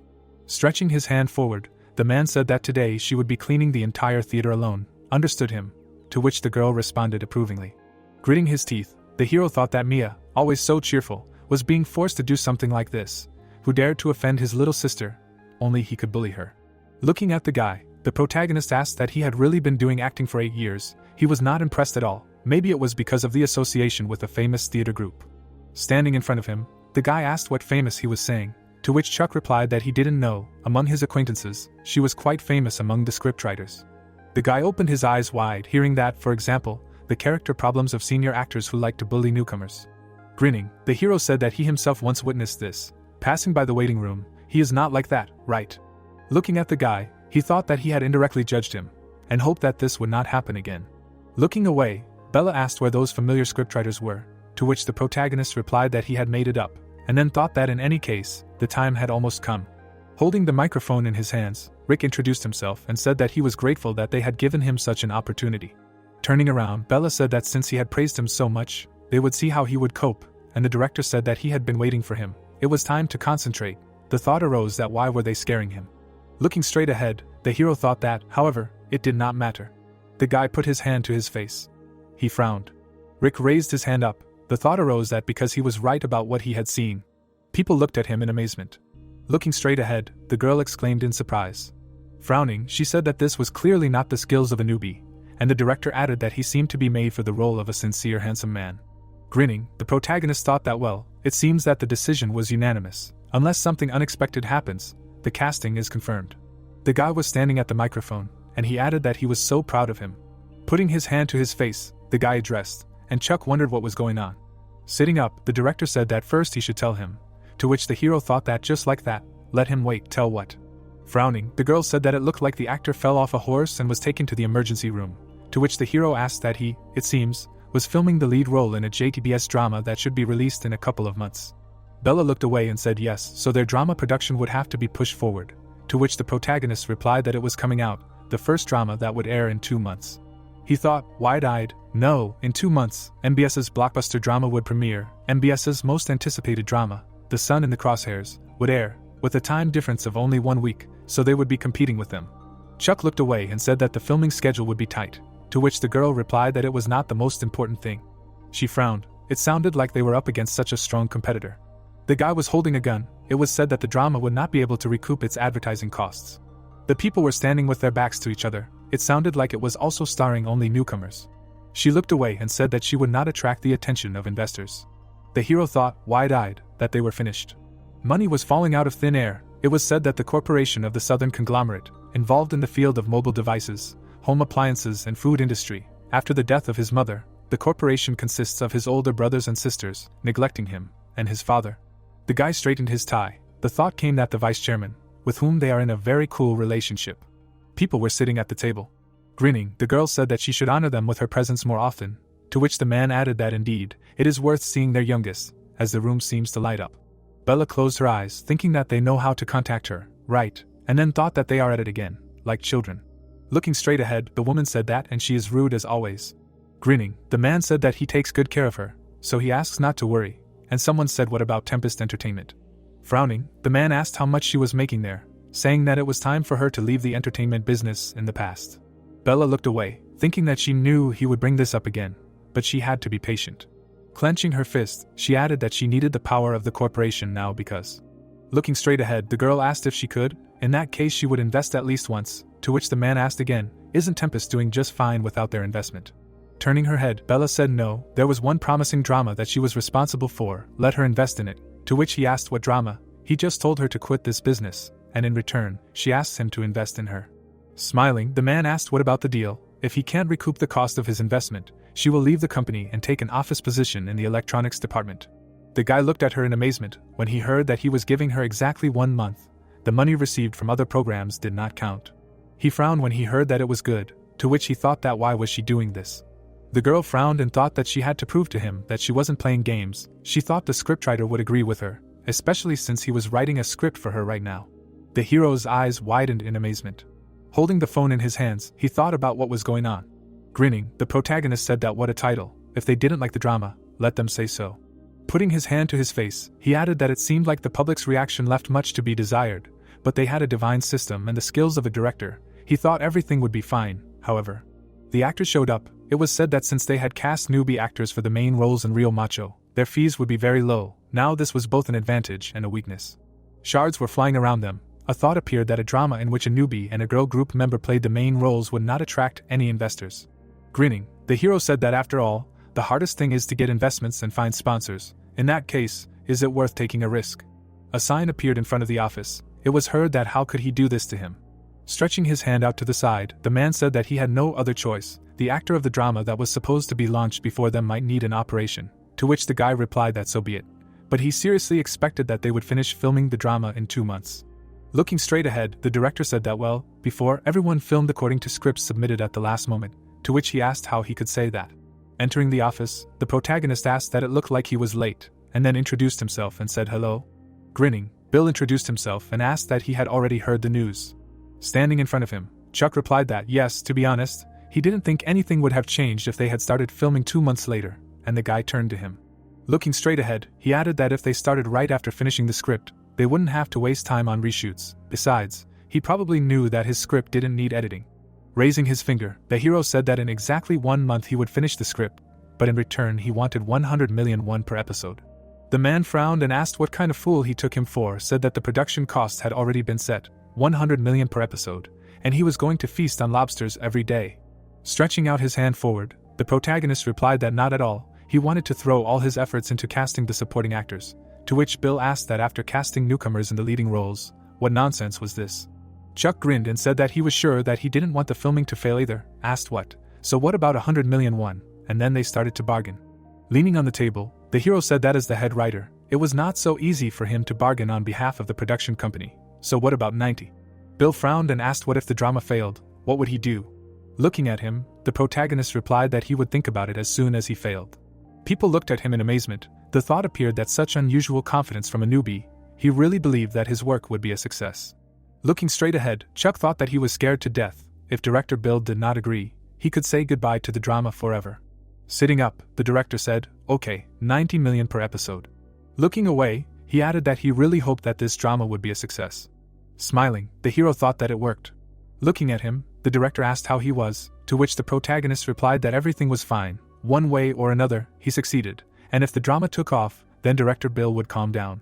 Standing in front of him, the guy added that no, he didn't mean that, he would have time to finish the script in a month, to which he thought that he was some kind of sociopath. Holding the phone in his hands, Chuck said that first they would organize a meeting with the main actors. The correspondence appeared. It was heard that it looked like the results of the audition would be known soon. People were standing in the office.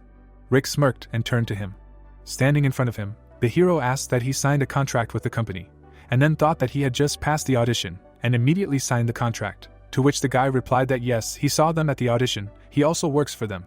The protagonist smirked and said that he hadn't signed an exclusive contract, to which the guy asked again, and he thought that he was stupid. Chuck looked away and said that he was a good guy anyway, Tempest was a good place, anyway, he was working with them now.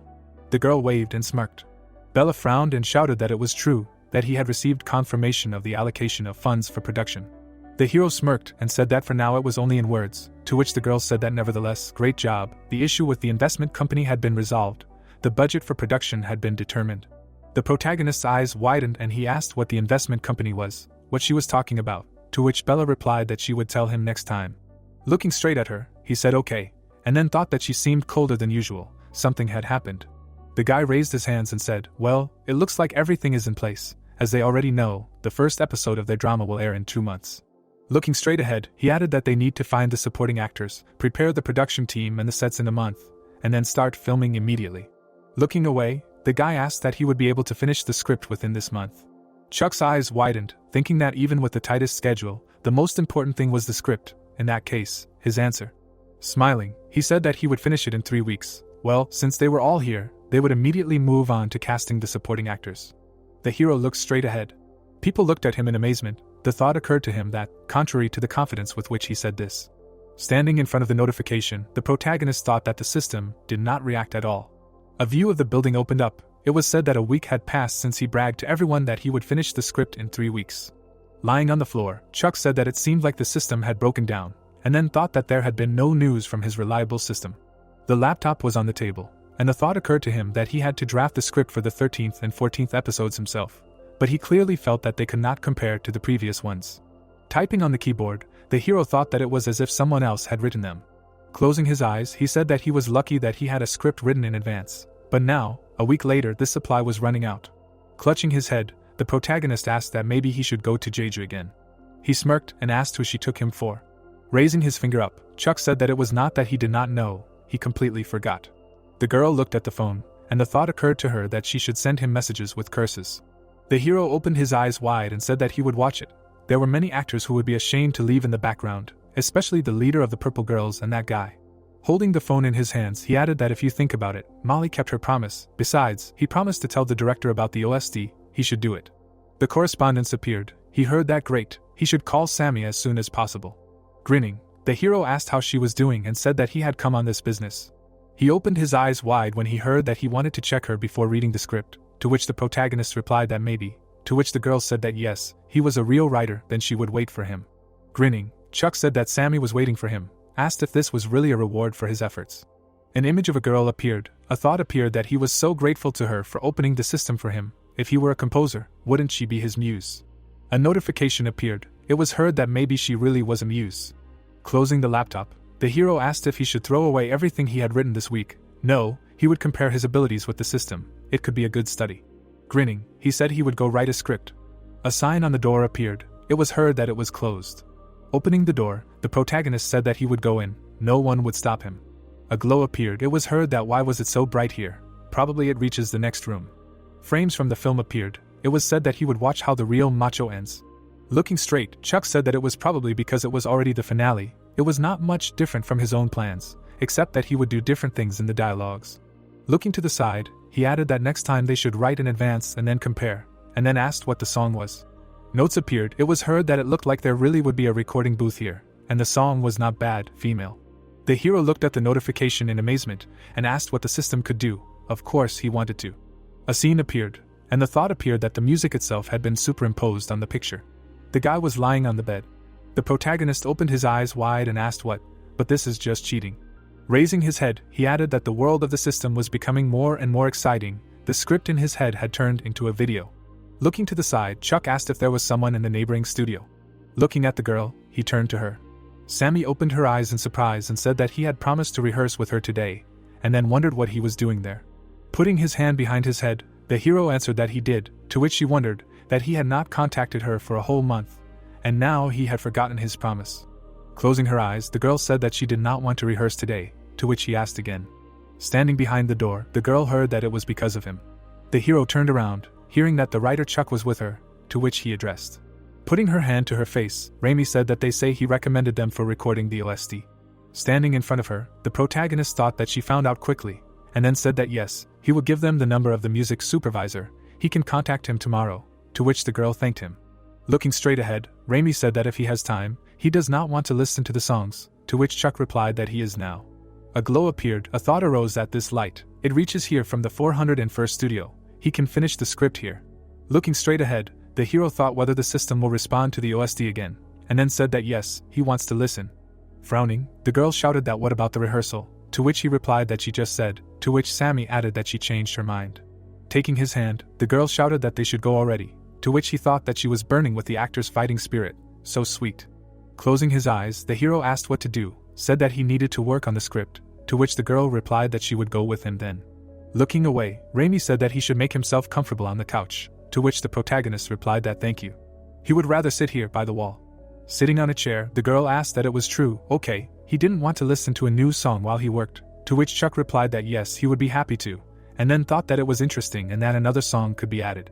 He grinned when he saw the notification, to which he thought that yes, Raimi was a genius.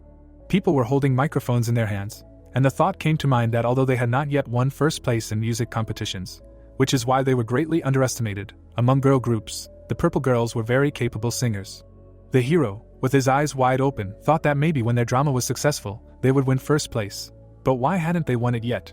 An explosion was heard, and it was heard that she was the one who composed most of the Purple Girls' songs, to which Raimi replied that yes, most of the songs in the album were hers, except for the title song, to which the protagonist thought that this was probably why he hadn't won first place. The girl closed her eyes, and it was said that after that, Raimi played him about a dozen more songs, and after listening to so many songs, he realized something: the system is activated only when the music matches by 80% or more. Putting his hand to his face, the hero thought that it was the same when he registered James for the role. This function works the same way when you touch a certain actor. For the system to work, you need to listen carefully to live music from beginning to end.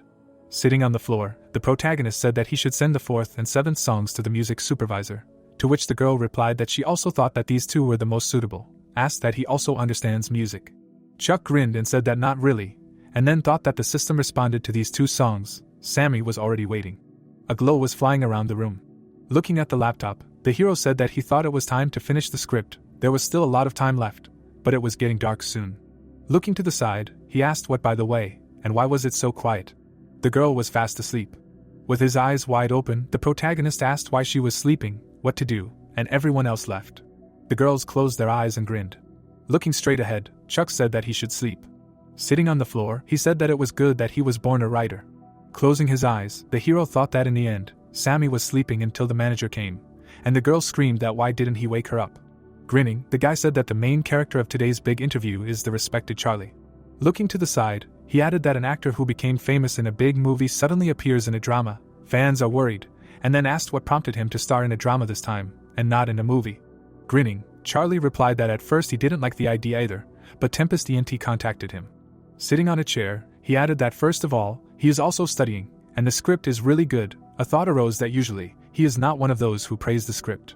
Looking at him, the host replied that the scriptwriter would probably be pleased to hear that, asked what role he played in the drama, to which the man replied that he played the role of the chairman of a conglomerate, the father of the main character.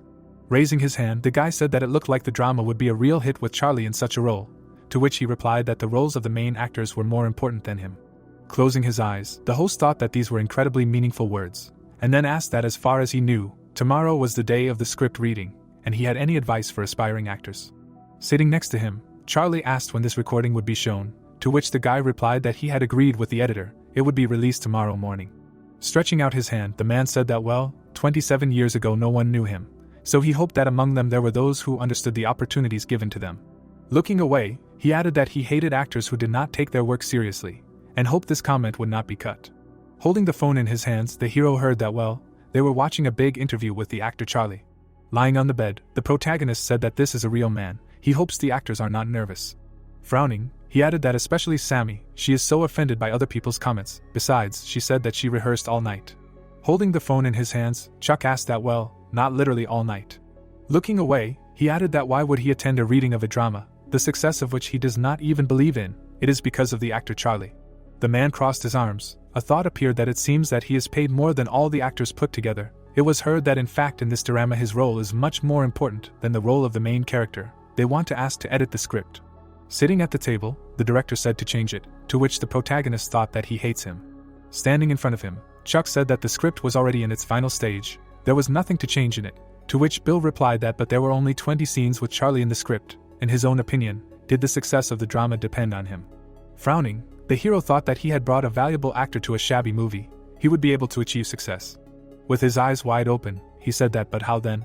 The protagonist looked away, hearing that he was against changing the script. If he were to draw attention to himself, all the charm of the drama would disappear. Often in big movies, short scenes produce a great effect. Grinning, Charlie said that his role was exactly like that, to which Bill replied that yes, well, that's how it should be with actors. Looking straight ahead, the man offered the director a drink today. He would call him after the rehearsal, to which Bill replied that that was great. Charlie closed his eyes and said that he had read the script. It was very interesting. He should write scripts for big movies, maybe something crime or noir, to which the hero replied that he would think about it, and then thought that he didn't really have a choice. People were standing in the office. It was said that today was the first official day of the script reading. The actors were arriving at the appointed place one by one. Extending his hand, the protagonist said that he was glad to meet him, and then asked that after all, he had recently had a nephew. Having shaken his hand, the man asked how he knew. After all, he was just an actor, to which Chuck replied that of course, he should know, after all, he was his actor. A notification about the discovery of an actor appeared. Grinning, the hero thought, well, finally. Looking to the side, the protagonist thought that he had finally shaken hands with almost all the actors. He thought with this demand in 80% it would never sound. The man stood there in bewilderment. A thought came to him that the system notification had only worked on the actor Adam. Maybe the system only reacted to actors with little experience. The protagonist's eyes widened and he thought that James was also a newbie. He had debuted only 2 or 3 years ago. That's why it hadn't worked on Charlie. He needed to raise his level as soon as possible. An office appeared. He heard that they would soon start reading. Let them take their places. A thought came to him that they were finally starting. Holding the microphone in his hands, the guy said that he was director Steve. It was a great honor for him to direct a drama based on Mr. Chuck's script. Grinning, he added that he should say a few words, to which the hero asked again.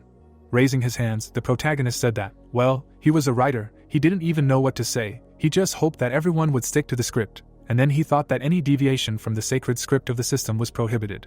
After that, the leading actors began to introduce themselves. Standing up, the guy said that he respected him very much, to which Chuck thought that it seemed that they were even inflamed by the presence of such a star. Looking at Sammy, the hero heard that she was glad to meet her senior colleagues, to which he thought that well, except for her. The girl looked down. A thought appeared that it seemed that she really had not slept all night. He was worried. She was definitely fine. Sitting at the table, the director said that now that the performances were over, they would begin reading the script. The first part, the first scene, the hero gets into a sports car and nervously looks at his watch. Looking at the guy, the protagonist thought that Rick, everything was fine with him. In any case, he was even more nervous. Frowning, the guy said that it was crazy. The sports car was parked outside, and now the seats were hot. Chuck looked in amazement and thought that he was good. The girl's eyes widened, wondering what Mr. Rick was, what had happened to him, why he was so good. She could do it too, she had worked hard too. Sammy's eyes widened, saying that she wasn't an employee, no, that person, and then she thought that it was a total disaster. She had rehearsed hundreds of thousands of times. She couldn't believe that she had made a mistake at such an important moment. Looking straight ahead, the guy heard that employee, and that was an expensive car. Tears appeared in the girl's eyes and she said that it seemed like. Grinning, the hero said that he would take a minute. They would take a 30-minute break. Everyone agreed. The girl froze, and there were approving responses. Clenching her fist, Sammy thought that she had rehearsed every day, for 12 hours, and still ruined everything. Would Chuck's debut work really fail because of her? She widened her eyes, adding that it was because of her, and the protagonist turned to her. Sitting at the table, he asked why she was so upset. It was not like her, to which the girl apologized. Grinning, the hero said no, there was no need to apologize, asked what he knew, why he wrote this drama. He looked at the girl. It was her that it was all thanks to her. The protagonist grabbed his head. It was said that she was supposed to be the main character of this drama from the very beginning. Grinning, he said that he did not care, even if the drama was a failure. If only she remained, he would still continue to film it. The girl opened her eyes wide, hearing that this drama was just her scene. Tears appeared in her eyes. A thought arose that her scene, of course, it was her scene. She did not need to be afraid of other people's looks. Sammy smiled. It was said that there was no need to tremble. Chuck grinned, looking at her. The girl closed her eyes and thought that because Mr. Chuck believed in her. The man looked away and said that he would have to work hard not to be forgotten among these young actors, to which the hero thought he was smiling, and Sammy also came to her senses. Closing his eyes, the guy asked what he was saying, to which Charlie asked again that he also wanted to be friends with him, and he added that of course, it was obvious. The guy froze, hearing that then today they would go for a drink with director Bill, to which he thought that no, he was not that, and the game of who would be last began. Closing his eyes, James asked that Rick could also go, to which he replied that then Chuck could too, to which the protagonist asked again, and the girl added that if Chuck went, so would she. A view of the building opened up. It was said that they were talking. In the end, the entire cast agreed to go. A group photo appeared. Buildings appeared. It was heard that he had returned. Lying on the couch, the hero said that he was going to die, to which the girl replied that it smelled like shit. How much he drank. She made some hangover soup. Let him eat it. The protagonist smiled and asked that she, not her parents, had become quite an adult, to which she replied that it was okay. He exclaimed in amazement when he saw the notification and asked that it was random. Seriously. To which his sister asked again, What, he suddenly. A view of the building opened up. The thought appeared that it was a random location in this huge studio. And you can't even get around it in 10 days. It was heard that the brother had gone completely crazy. The hero grinned. The thought appeared that over the past week he had checked all the premises of the broadcasting station, paying special attention to the drama department, and excluding personal offices and offices. The protagonist lowered his head. It was said that he had not found a trace of the light that signifies the presence of the system. Looking to the side, he thought that suddenly this was the office of someone from the management. He would have to somehow get there or give up. The guy looked at him in amazement and turned around. Looking at him, Chuck thought that his acting talent was visible from afar, and the guy asked what he was doing here, to which he replied that he was just thinking, and he? Standing next to him, James said that he was called about participating in the filming, to which the hero replied that they were probably choosing a cast for the film Friend Next Door. The scriptwriter would definitely like him, and then thought that he was such a fool. Looking straight, the guy asked that he wanted to go with him, to which the protagonist replied that he had it here, and then thought that he should wait. Maybe the saving light was not in the drama department, but in the entertainment shows department. Frowning, he added that there were places where he was not allowed alone, and then said okay, they would go together. Grinning, the hero asked if he could offer the writer and producer to meet in the director's office, to which James replied that he hadn't even been cast yet, and he added that reporting to the director came first, right? The room appeared. It was heard that yes, and he claims that it was in vain that he met him. The thought arose that with good connections it would not be lost, right? People looked straight. The thought arose that they wanted to meet James, and who is he? The protagonist grinned and thought that he could see it on their faces, and then said that they were planning to invite James to participate in special editions. Frowning, Christy said that yes, initially they planned to involve leading actors to promote the drama. Sammy said that she could not participate because of the group's activities, so James would be alone. Sitting in front of them, the protagonist asked if it was true Rick, for example, had a free schedule, and could he try to negotiate with Sammy, to which he was told that it was impossible. Looking at the phone, Chuck thought that he himself knew that it was impossible. Well, the group's schedule wasn't completely meaningless. They would just delete it. A call came into his phone and he added that he had attracted too much attention. Picking up the phone, the hero said that it was nothing special, to which the girl replied that it was her. He grinned when he heard what the deleted messages were about. He could send them to her and not the manager, to which he replied that it was nothing special. He wanted to ask about participating in Friend Next Door. Let her not pay attention. He would figure it out himself. To which the girl asked what about the drama commercial. She wanted to participate.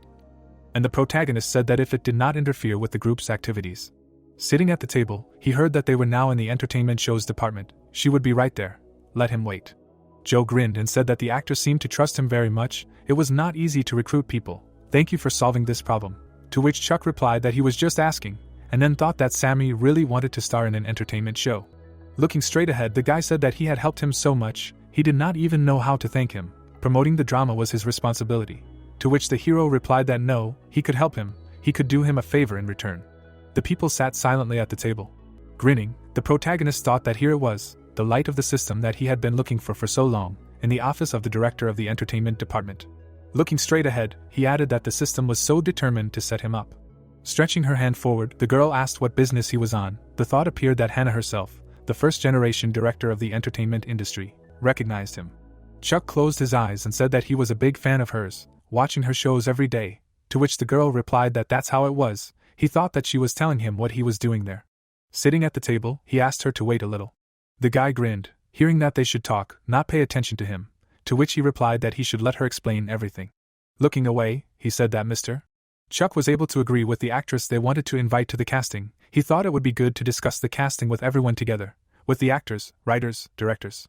Looking at him, Hannah asked that if Sammy was still participating, what about the original guests? The actress Amanda seemed to have a bit of a prickly character, to which the guy said that she would be shown separately in the issue next week. Joe closed his eyes and said that Mrs.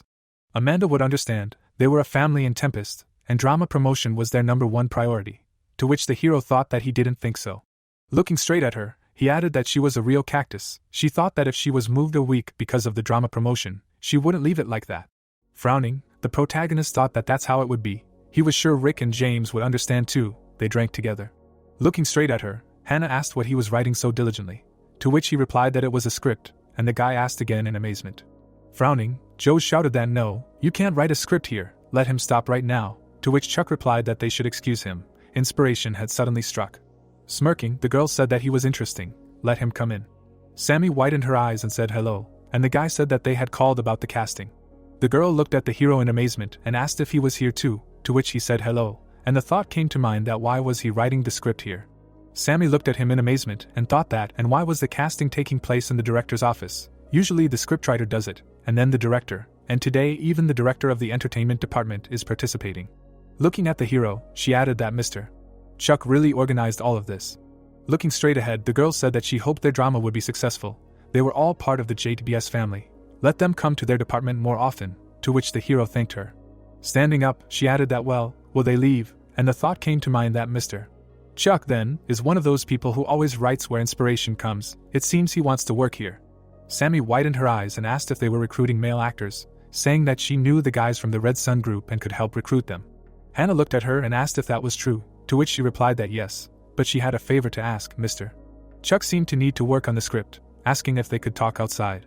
Raising her eyebrows, the girl asked if she was sure about the Red Sun. If so, they would discuss it outside.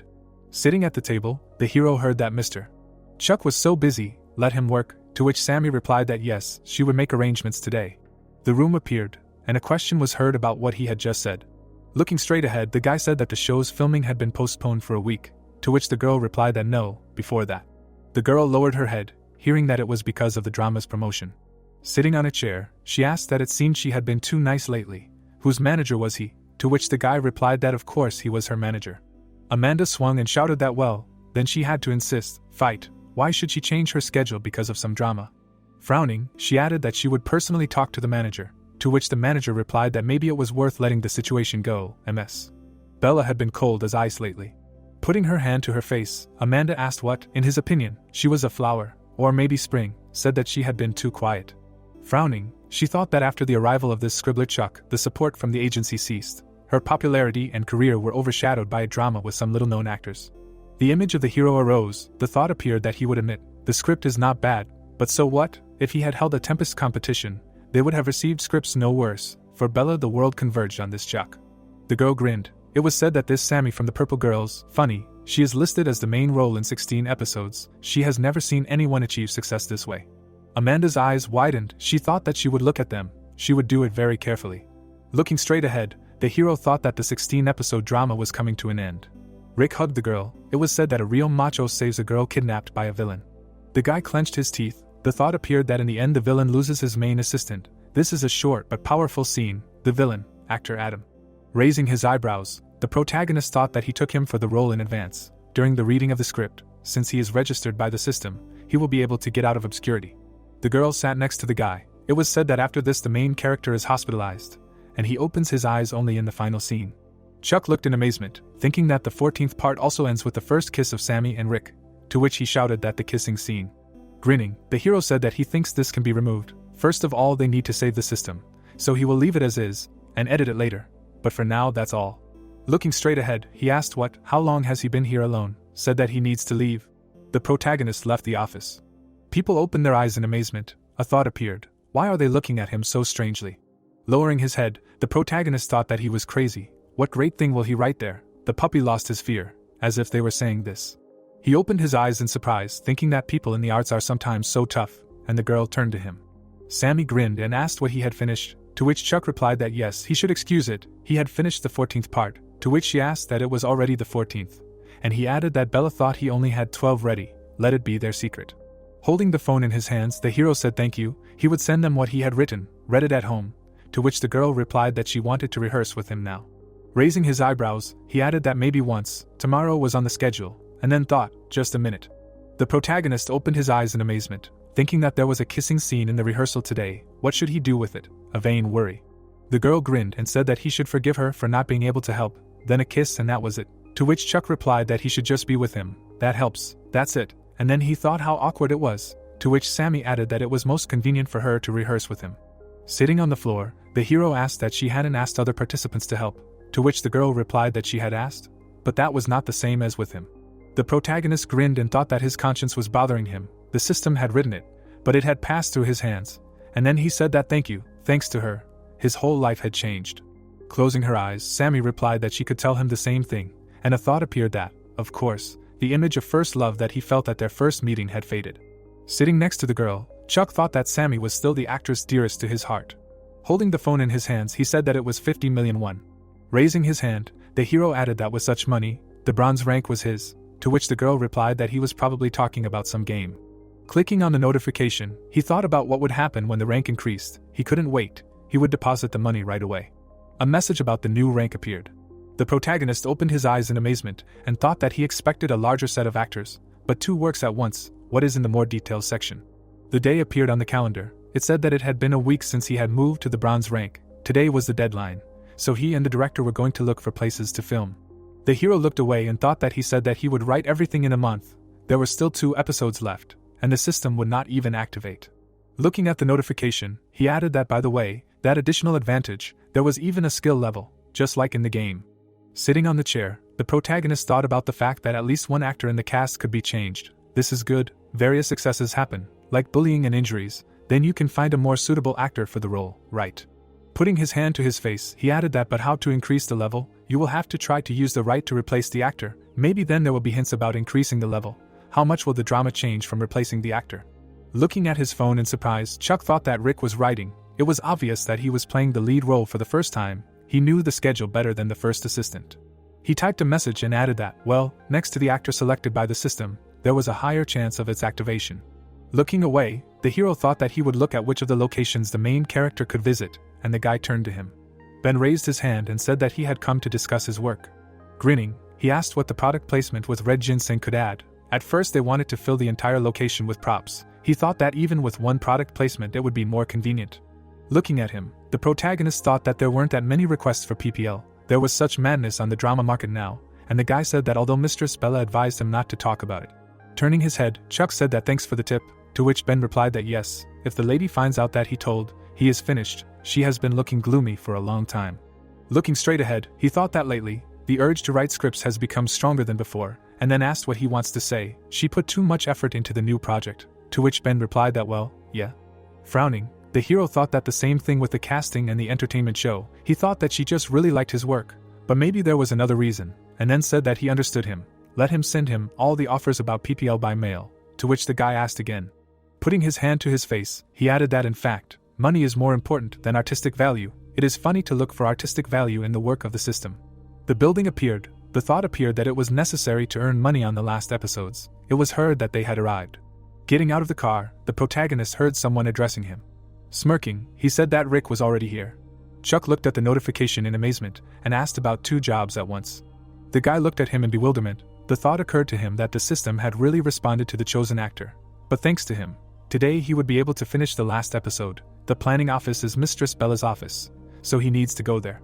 Standing by the car, the hero said that he would be sorry. He would not be able to choose locations today, to which the director asked why suddenly, said that then today he would just walk around the already selected places. Raising his finger up, the protagonist said that thank you, he received a finished script today, to which Steve asked that he wanted to finish 2 episodes in a day. Smirking, Chuck replied that yes, and if he tried, even in 8 hours. A view of the building opened up. Sitting at the table, the girl thought about the fact that at first it was hard to believe, but he really managed to finish in 3 weeks. Putting her hand to her face, she added that the text was written with mind-boggling speed and without loss of quality. If this work flopped at the box office, it would only be because of her incompetence. Looking away, Bella thought that she needed to make a splash and wipe her father's nose. Holding the phone in her hands, she said that she was listening, to which she was told that Mr. Chuck had come to see her, to which she added that he should invite him, and then thought that today, as she remembered, was the day of choosing locations. Bella grinned and wondered what had happened. She hoped everything was okay. After all, she was just about to sign a new contract with him. Entering the office, the hero said that he was asking for forgiveness, to which she replied that it was good that he had come. She had just wanted to meet him.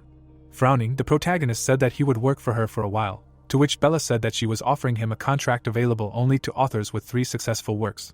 With wide eyes, the girl asked him what he was doing now, and then thought that he was crazy. They looked at each other. The thought arose that neither hello nor goodbye. Yes, that was true. Standing next to him, the girl said that then she would allow no such speed. Looking away, she thought that she did not even think immediately wrote everything that came to mind. Words could not describe how quickly he wrote. Sheets appeared. The thought arose that with such a speed the quality did not decrease. He maintained a level of perfection that did not require revision. The image of the hero arose. It was said that a genius, writer Chuck, the point is to finish the idea in your head and immediately transfer it to paper. Closing her eyes, Bella said that this was true. It looks like they will have to review the terms of the contract again. Chuck imagined the guy sitting in front of the judges and noted that in the 15th episode of True Macho, the villain meets his end in the courtroom. He sat in front of his laptop and imagined the happy protagonists, arguing that the 16th episode had a pretty happy epilogue, and there was still a lot to come in the last episodes. Pictures of guys advertising various products or services appeared in his imagination. The protagonist imagined himself sitting with a contented look and noted that this was the end. He had burned and turned to ashes. Looking at the laptop, the protagonist thought that there was little he could do now, the rest depended on the directors and actors. Bella came up to him and said that she really liked the ending. The surprised girl emphasized that he had indeed managed to write it in 3 weeks, and Chuck replied that he had to keep his word. Looking away, the protagonist said that because of this he was always late. Standing next to Chuck, Bella said that some scenes were a little strange. She pointed at the screen and asked if the main character of the series was accepting reports while sitting in a massage chair, and Chuck at that moment thought that this was the part with narrative advertising.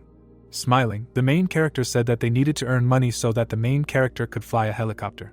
Annoyed, Bella asked if Chuck could afford to buy so many servings of cola for the girls in the group, to which he replied that they needed to replace the zero with cola. The protagonist, with a slight smile on his face, reasoned that at first he was terribly afraid to even slightly deviate from the plot of the system, but with the bronze rank it became easier. A blue projection appeared in his imagination and he noted that the system was part of his abilities, the main means of achieving success. Adding advertising at the end would not harm the quality and would not alienate the audience. Holding his chin, Chuck asked how he could refuse if he had already seen everything. Clenching his fist, the protagonist emphasized that now there was only one thing left: filming the drama and success. The audience ratings would show everything.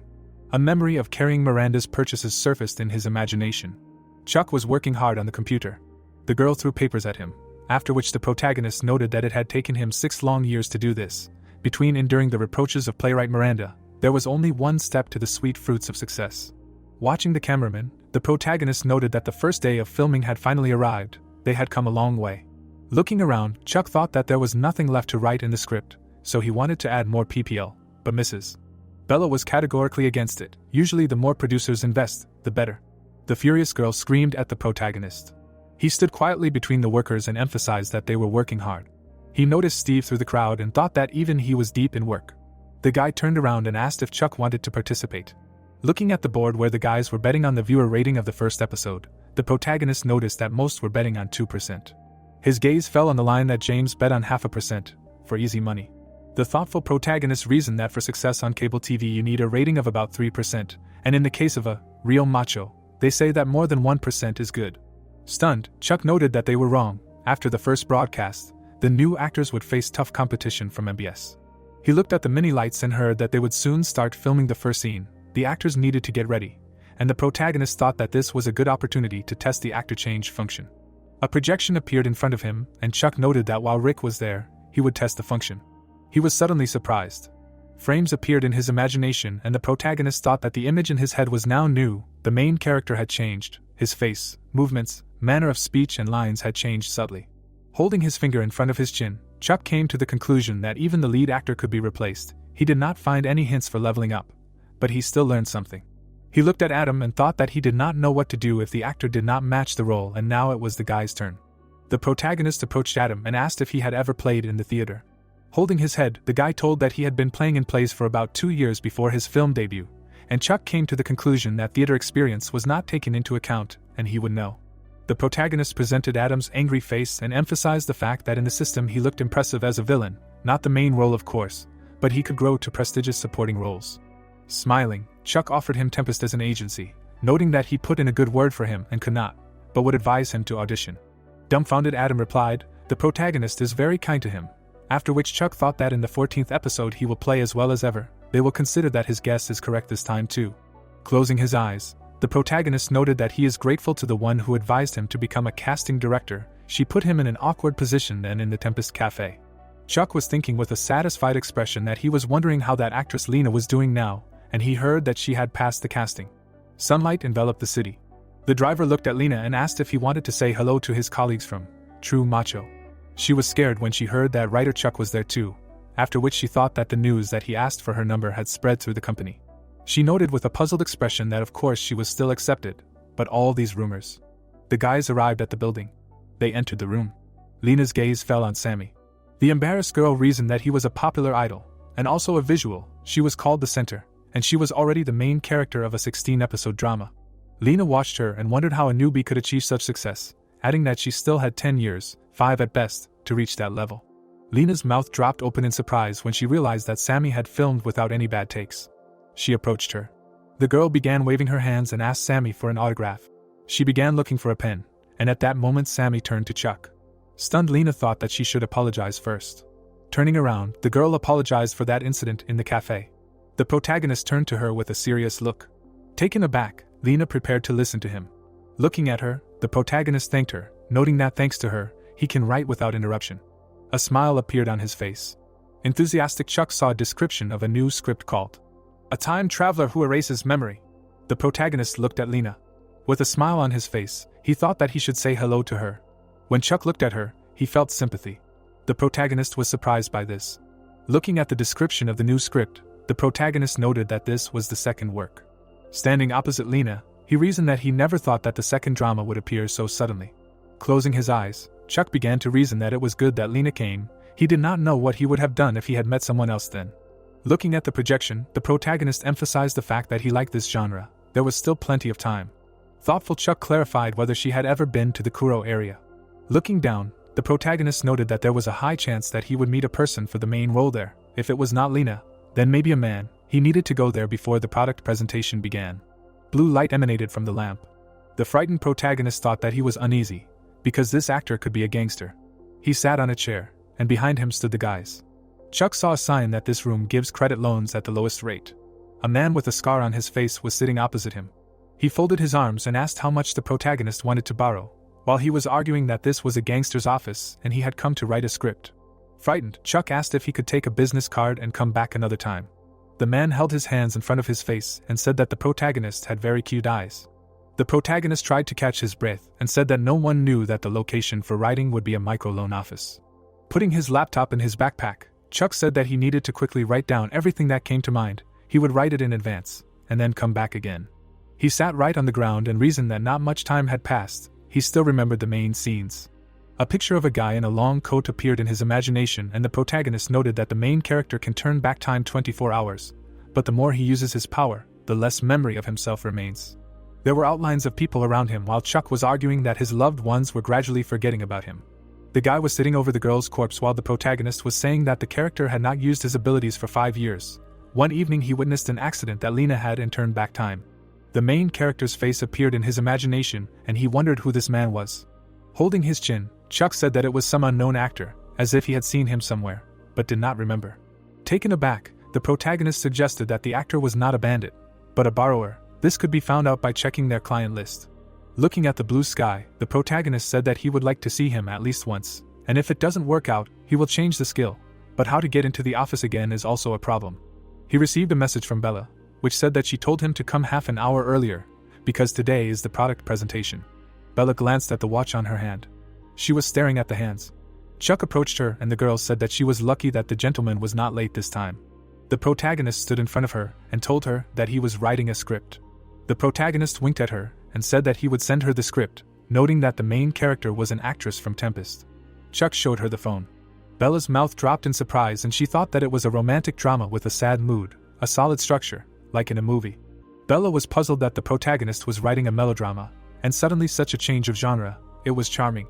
She looked at the protagonist and emphasized the fact that signing a contract with him was definitely the best decision this year. Chuck shuddered at the sight of Bella and thought that Amanda was probably still angry because of the real macho. He should offer her a role in this work. The dumbfounded protagonist asked what kind of terrible thought this was. The protagonist turned around at Sammy's voice. His gaze fell on the smartly dressed actors, and he declared that they were very handsome. The delighted girl replied that he was also very handsome. They looked around the room and discussed that they would soon start showing the trailer for Real Macho. Everyone needed to take their seats, and the protagonist cried out that he still had no makeup. The guys were sitting in front of the audience, and the protagonist told us that the presentation began with the trailer. It was short, but the reporters reacted positively. Closing his eyes, Chuck thought that fortunately they had managed to put on makeup and he was not late for the beginning. Sammy was asked who was the best in Real Macho, and she answered with a smile that it was the main character. Rick, with a calm look, also noted Chuck. The delighted James also talked about the protagonist. The puzzled girl suggested that the director was offended, because everyone only talks about the screenwriter, to which she received the answer that this is not so at all, the script is really excellent. The reporter looked at the protagonist and said that he was a new writer and debuted so quickly, then asked how it felt to debut after 6 years of writing, to which the protagonist replied that it was very nice, not many people get such a chance. Holding the microphone in front of his mouth, Chuck emphasized that he was able to create this work after meeting one person. He looked at Bella and noted that he did not know how to say it. She crossed her arms and said that she was proud. She looked at the protagonist and thought that Chuck was very handsome today. The protagonist looked at Sammy and thought that she was the best, and without her, none of this would have happened. Raising his fist to his chin, the protagonist thought that the production of the drama was going better than expected. He thought that Miranda would plot. The girl slammed her fist on the table. Miranda called the reporter and asked if he wanted to drive her crazy and if he had even touched this project. She frowned at the words that the Chongsung group was investing in this project. Miranda stood up from the table. The girl introduced Chuck and thought that he was not in a conglomerate, which meant that Tempest had grown to a production company after the Chongsung group's investment, from just the work of a newbie writer. Standing in front of her workstation, Miranda said that he was lucky, she should not mess with big companies in vain and would work on her script. Smiling, the girl came to the conclusion that in any case, the chances of the main character's project being successful were extremely small.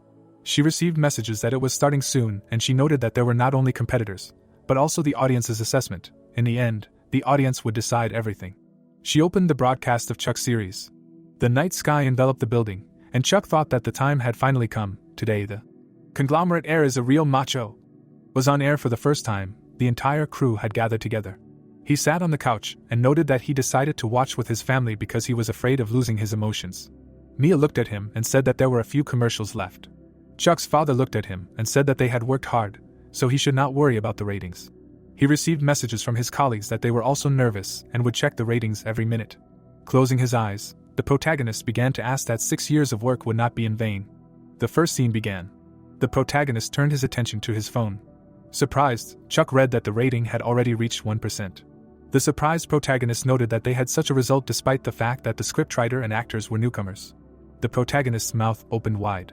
Watching the scene where Sammy cries, the series gained 5%. Mia glanced at his phone and said that if this continued, the first episode would get more than 5%. She sheepishly said that she would now address him politely. She had never met such an amazing person like him in her life, after which Chuck said that he would pay for his own food delivery. The protagonist handed her a bank card, saying that she wanted to go to the acting academy in Gangnam. She could pay with it. Frowning, the protagonist mentally asked her to make sure that the elders in the group did not offend her. Holding the phone in front of him, Chuck noted that Mia was right. The first episode exceeded 5%. Moreover, the ratings did not decrease for a minute, which meant that almost no one in the audience changed the channel. Looking away, the protagonist began to reason that at least this week there was no competition from the MBS channel, and if nothing changed, the ratings would be the same tomorrow. He remembered that Sammy was the first to bet on 5%. She won the bet, and it was fair. The dumbfounded protagonist noticed that too many people started calling him. Looking at the TV screen, Chuck told us that Macho Man had maintained a ratings bar of 5% for 2 days, which is a rare result for cable TV dramas this year. Looking at Rick, the protagonist thought that the actors were already becoming popular on social networks and video hosting sites, especially the new face, Rick, who was actively discussed in different communities. There was a smile on the protagonist's face. He received a call asking him to drop by the office today if he was not busy. Looking at the crowd of people, Chuck replied that he wanted to meet with director Steve, so he was in the studio. The protagonist glanced at the phone and noted that the fee for the next project would be higher. Maybe he would even sign autographs, although he first wanted to know who the actor in the lead role was. The man came up to him and addressed him. He held out his business card. Many guys surrounded him and began offering cooperation. The man pulled him by the leg and shouted for him to wait. The stranger shoved the documents in his face and asked to look at these profiles. Chuck was dumbfounded by the words of the unknown director, that they say, he is already writing a new script. The protagonist looked at the documents. He took the business card and asked to wait. Looking at the photo, the protagonist realized that this is the main character of his new project. He asked in surprise who it was, to which he received the answer that it was an actor from a bankrupt agency. Standing opposite, Chuck asked to borrow his profile. Looking down, the protagonist plunged into his thoughts. That Mike has changed a lot in 5 years. which he did not immediately understand. In his youth he was called a genius of acting. The protagonist introduced the guy and told us that Mike debuted about 5 years ago, while still in high school, but took a break after 3 or 4 projects. He heard that a successful company suddenly went bankrupt. Closing his eyes, Chuck assumed that this is why Mike goes to creditors and takes loans for the company. The man tried to offer the protagonist other actors. Steve approached them and greeted the protagonist. He approached Chuck and offered to go with him to the director, who was calling them. The protagonist said goodbye to the annoying director. The protagonist was suddenly taken aback. He looked at Amanda and wondered why this was during a project discussion. An angry Bella screamed that she hadn't even said anything yet. She folded her arms and said that she was thinking of inviting Amanda to play the protagonist. Chuck waved his hand and said that it wouldn't work for him anyway. He introduced Lena and wondered if Amanda would agree to a supporting role when her junior subordinate was in the lead. With a smile on his face, he came to the conclusion that it would be better to find some docile newcomer. He could hit the jackpot with the newcomer cast, as he had with the real macho. Bella sat in front of Chuck and asked him if he had any personal animosity towards Amanda, to which she received a negative answer. The protagonist looked at the furious girl. Bella looked at him and asked him to tell her honestly, and then she would not give them joint projects. Chuck calmly admitted that the main character of this project had already been determined. Bella was shocked by what she heard. She folded her arms and asked if this was like with Sammy and Rick, to which she received an answer that it was. Surprised, Bella asked who it was. Chuck calmly thought that from the looks of these women, he himself did not know what to do with himself. Standing opposite, the protagonist said that it would be Lena. Dumbfounded, Amanda asked if he had gone crazy. There was a mockery on the protagonist's face. Miranda's image appeared in Chuck's imagination, and he noted that if anyone had the most hopes for the first project to fail, then she was in first place, and Amanda was in second place. The girl, with a displeased look, clarified whether Chuck was serious. She grabbed her head and furiously asked about the 5% rating with newcomers in the leading roles and how that was possible. Holding the phone in front of her, Amanda said that she did not want to say it, but the script was excellent. Looking at the phone, she began to reason that Bella sent her the script of the time traveler. This hurt her pride, but she was very interested in the role of the second main character.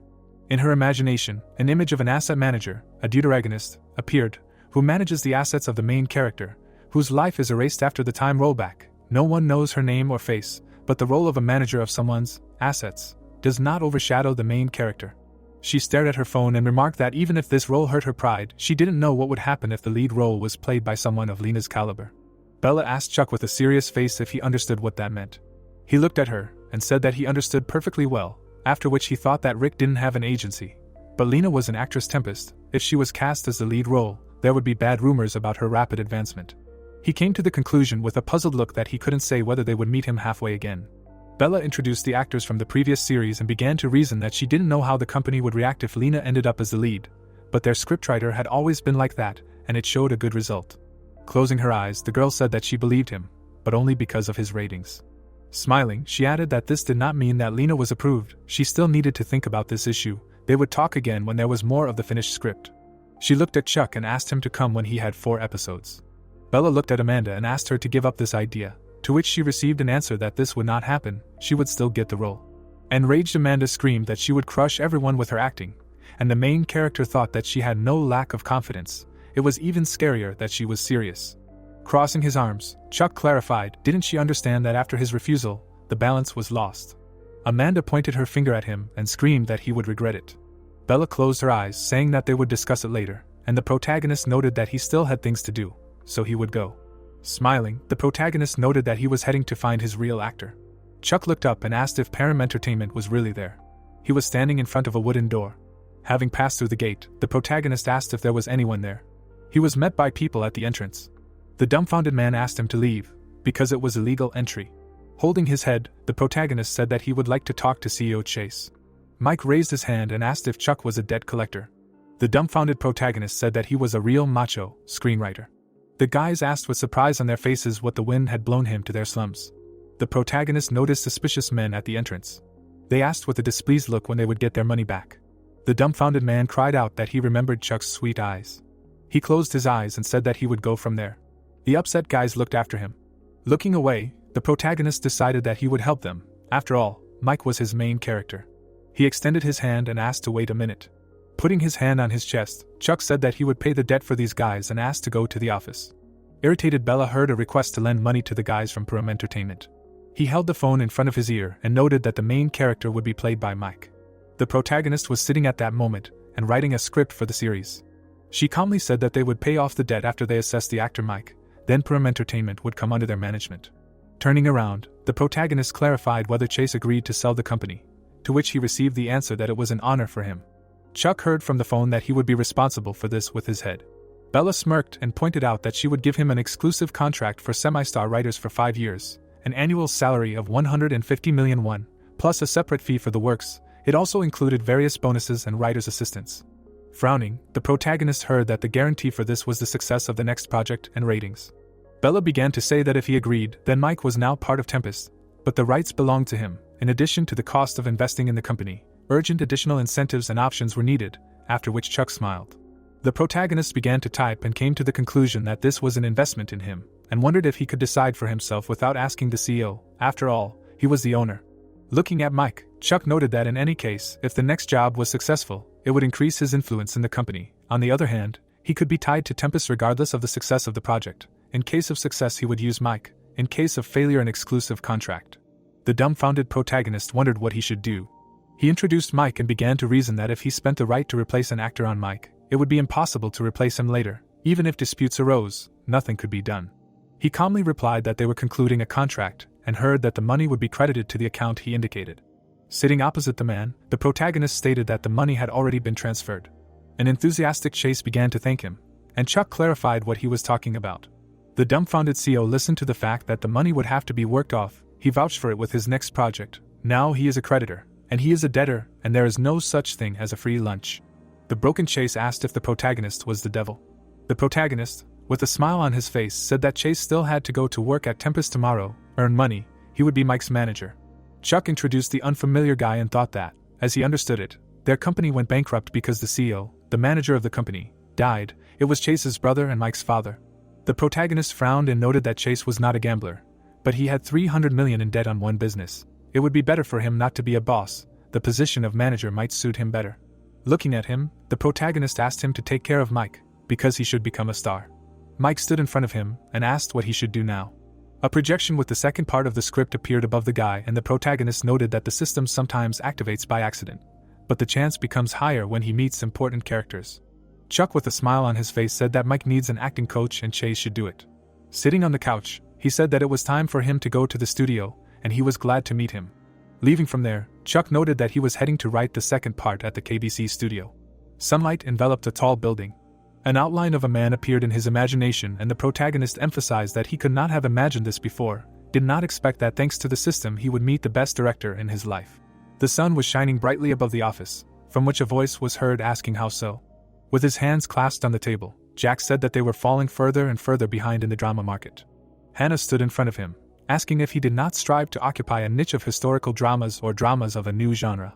The man grabbed his head and replied that they were national television. They needed to focus on quality, not shock content. If they had a real macho on, they would have that quality. He sat at the table and asked if she would be on that 4-part show, if they really invited Purple Girls, and the woman replied that she was going because there would be a great director there. Raising his head, the director asked what kind of director. Could it really be Harvey? Introducing the guy who had turned away, Jack thought about the fact that this was the director who had created the hit SBC, which had received more than 10 awards, but had left the company after a major conflict. Hannah crossed her arms and said that she knew what he wanted to say, but that he should wake up, asking if there was a screenwriter who would want to work with Harvey. She extended her finger, saying that unless someone would conflict with SBC, it would be difficult. The man put his hand to his forehead and asked where he could find a writer for Harvey. Meanwhile, the protagonist was typing. Sitting in front of his laptop, the protagonist said that it was a great story, simple, clean, and beautiful. He imagined a shot of a guy walking, thinking that this was the Memory Erasing Time Traveler Part 2, where the hero saves the heroine from an accident and then abuses his ability for 5 years. Imagining a happy girl in front of the guy, Chuck thought that one day they will meet again and she will recognize him. The protagonist typed confidently, thinking that this is why she is the main character, even though she only appears once in the first part. The protagonist remembered the smiling girl, thinking that she is the only one who fully remembers the protagonist. Imagining a guy running down the street, he thought that the hero is trying to find her, but each time she slips away, it turns out that she is an illegitimate child and was raised by the head of the leading conglomerate of the country. Chuck imagined the grinning boys, thinking that the truth is revealed in the last scene of the second part. The heroine's half-brother gives the gangster's secretary the order to kill the illegitimate child of the father. Frowning, the protagonist asked if the accident was staged. Curiously, thinking that, on the other hand, in this episode it becomes clear why Lena is the main heroine. The protagonist imagined how the girl held her neck, thinking that simple beauty, without frills, suits the image of a luxurious, but tragic heroine. No one would fit better. Closing the laptop, he said that the second chapter is finished. The guy glanced at the message from the manager that she scheduled a meeting with SBC director Pete about the next project, and said that it was very quick. Imagining Miranda adjusting her glasses, Chuck thought that SBC is her constant refuge. They say that things are not going well for them now. The protagonist looked at the messages that if he was worried about Miranda, then he shouldn't, she wouldn't take part in this project, and thought that she could read his thoughts. It was scary. Touching his chin, the protagonist thought that if there was nothing to worry about, then the director was Pete. He imagined a grinning man and thought that he was no less famous than him, and besides, he was a demanding and authoritarian person, as he had heard. The guy turned around in surprise at the guys at the table and decided that he would sort it out at the meeting. Looking at the laughing Molly, Chuck thought that she was the manager of the Purple Girls. He should go and say hello. The protagonist happily approached them and said hello. Smiling, Harvey said that he was glad to meet them. He and Molly were working on the show together. Clenching his fists, the protagonist said with delight that he was a legend who had shattered the dull script and controversy with his insane directing skills. The very same director of Drawing Stars. A huge honor, he was a big fan of his. The man closed his eyes and said that he was grateful, of course, but now he would never be able to film a single drama. KBC had given him this one-off entertainment show, and that was all he needed. He smiled and said that they said Chuck was working on a new project, asking if he would let him look at it, and the guy replied that he had the script with him. The protagonist happily handed over the papers and said that it was him. The protagonist looked at the smiling director, wondering how it would look in the eyes of a real genius, and not a fake like him. Molly tugged at his sleeve and offered to sit down. A notification popped up that an actor had been found who was suitable for the role with a 78% chance. The actor could be registered for the role. Looking at the smiling girl, the guy thought that this was the role of the deuteragonist. She was registering, there was still the right to replace her. Chuck happily clenched his fist, thinking that the system would cover the low percentage of coincidence. She should be considered as the main candidate. Harvey looked at the guy who turned around and asked if he was looking for a director by any chance. He listened, taken aback, as the writer was about to meet with the director, Pete from SBC. The man put his hands on the table and said that this is how he hoped the project would be successful. The protagonist looked at him sadly, thinking that the system was sometimes not perfect. Maybe he could at least get his phone number. The protagonist put his hand to his head and asked Molly if she could tell him the director's number, and hers too. Harvey looked away from the guys. Looking at the happy guy, he thought that he did not expect to be jealous of someone else's talent, but reading the script, he was jealous of such writing talent. The man looked down sadly, thinking about how he would like to work with him, but the place was already taken, and by Pete. Imagining the director crossing his arms, Harvey thought that even before leaving, he managed to bring the company to the brink with his dirty deeds. He looked down and thought about Pete being an evil man and not knowing if Chuck would work with him. The man put down a stack of papers. He smirked and asked if he would rewrite this part. Pete sat in front of the guys and said that the hero was acting too stupid here, they needed to change the last scene. Raising his hand, the director said that about the asset manager, let her be the main character. Bella frowned and replied that she would change the main character without even reading the second part, after which he interrupted her, asking how long producers had been interfering with the work of the director and the author. The girl closed her eyes and apologized. Pete put his cheek on his hand and asked if Chuck was going to write in the rookie style again, like real macho, or if he was getting too involved. The main character leaned his hands on the table and said that they could not work together, they had to go. Taken aback, the man clarified, did they really all go crazy here?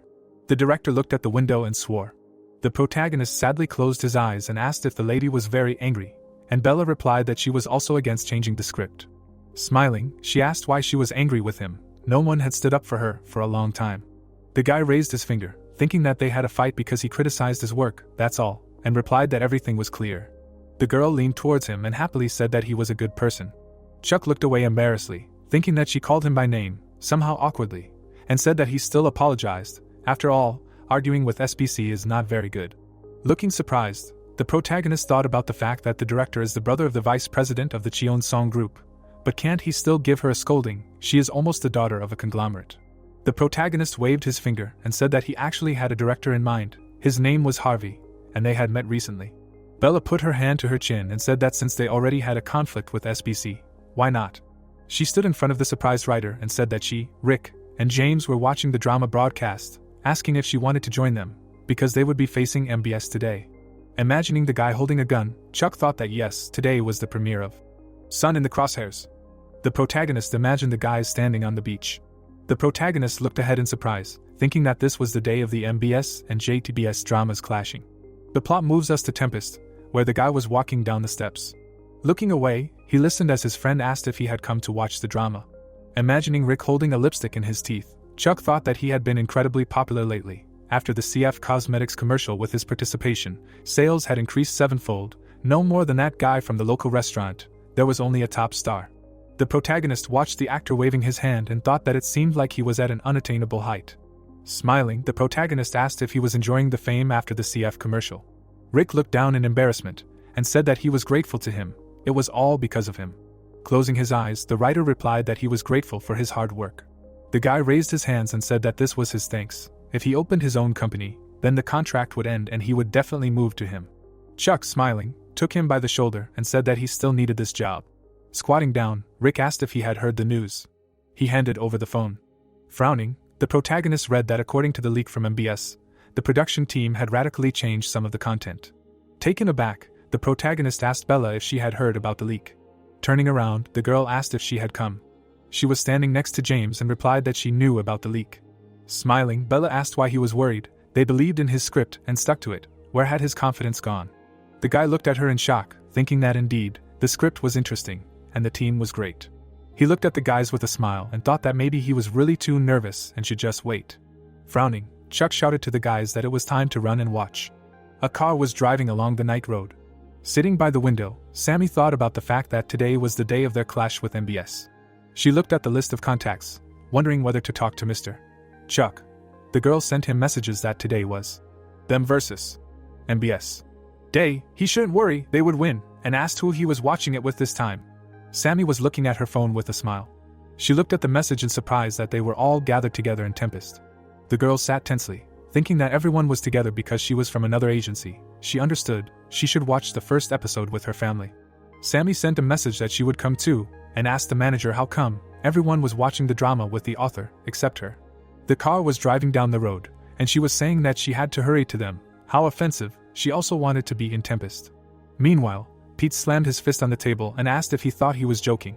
The man was sitting in the office in front of the monitors, saying that Chuck was a fool. Grinning, he said that he had taken that stupid Harvey instead. The director looked at the message on his phone, thinking that this was a man of genius directing talent, a newcomer who quickly gained success after creating a hit. Imagining Harvey in the spotlight, Pete thought that this was enough to earn the hatred of his elders.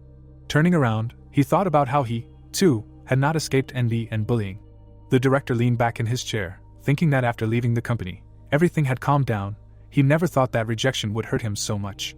Closing his eyes, the man said that the ratings should drop if Chuck's new project was cancelled. These two have no chance. Pete typed a request into the browser, thinking that the big MBS drama will crush this real macho. Meanwhile, in the Tempest office, the guys sat in front of the screen, listening to the film say that he should not dare even approach her. Turning around, the main character asked who knows what the ratings are now. Bella looked at the chart on the computer and answered that it is now 5%. Spilling his drink past his mouth, the protagonist said that it was a good start to compete with public TV. Their 5% had not dropped. Smiling, the girl shouted that 8% was the highest rating. It was a success. Shooting the Sun had not overtaken them. This drama was the best. They had won. The guy watched the guys laugh happily. He looked worriedly and asked what the result was for MBS. Bella put her finger to her face and said that Shooting the Sun had 13%. Holding the glass, Chuck said that 13% was just a failure for them. However, for public TV, the net rating was high. James extended his finger, saying that after all, this was public broadcasting, and the girl replied that at first it was 20%. Bella looked at the graph and said that she congratulated them. They had a crushing victory. The protagonist laughed. Stretching out his hands, the protagonist thought that he couldn't even believe it. Success after so many years. Had this ever happened to him? He recalled many moments from his life, thinking that in the almost 9 years since he decided to become a writer, he had suffered so much. Looking at the notification that he had gotten a chance, the guy thought that it was cool, 2 episodes at once. Sitting on the chair in front of the guys, Chuck thought that MBS's plan had failed miserably. The production team of Shooting the Sun had radically reworked the first half of the plot. The result was a bunch of explanations of the world that the viewers were tired of. The protagonist put his backpack on his shoulder, thinking that if the viewers left, they would never return. He was worried. But now he could calmly start a new task. Leaving the building, the protagonist listened to his name being called. Sammy happily ran to him and asked if the drama was over, adding that she was offended, it was all over. Raising her thumb, she shouted that congratulations, they were the best, and asked what the plans were.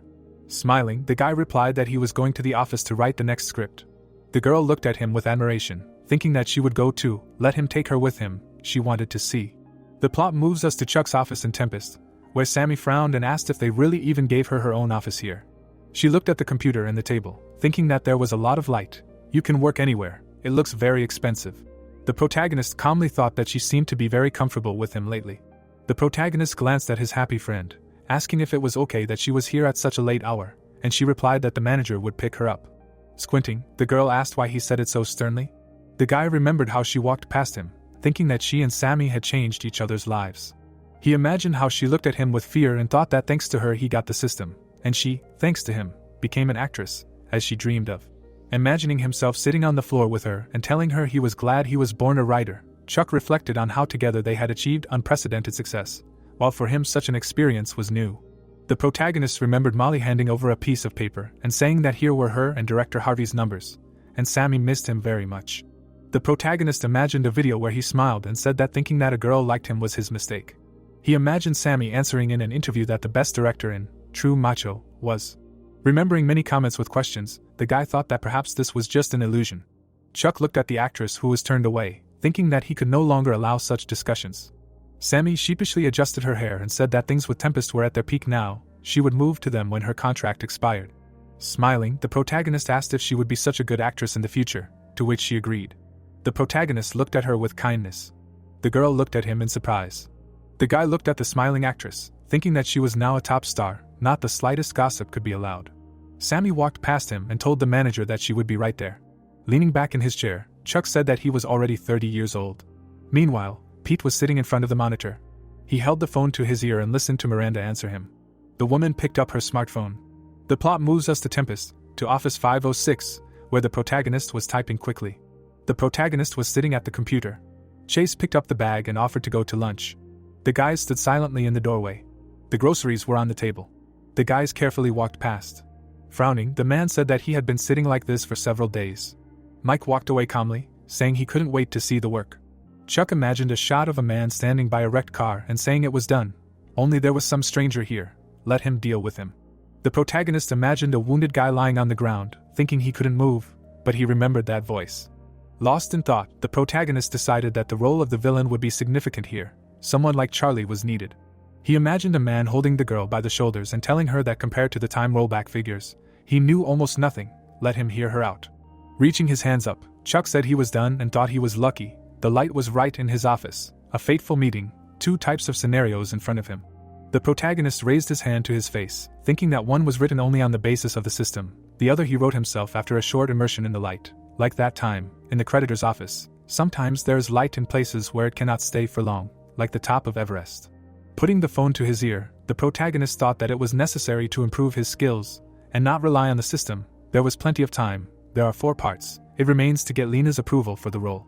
Meanwhile, Bella in her office reached out for the phone. Sitting at the table, she listened to the guy say that he finished 4 parts, worked all night, he needs to meet with director Harvey. Taken aback, the girl said that the meeting with him is at 9 o'clock, let them come, clarifying whether he will have time to rest. Really, he hasn't even been home since the day of the MBS broadcast.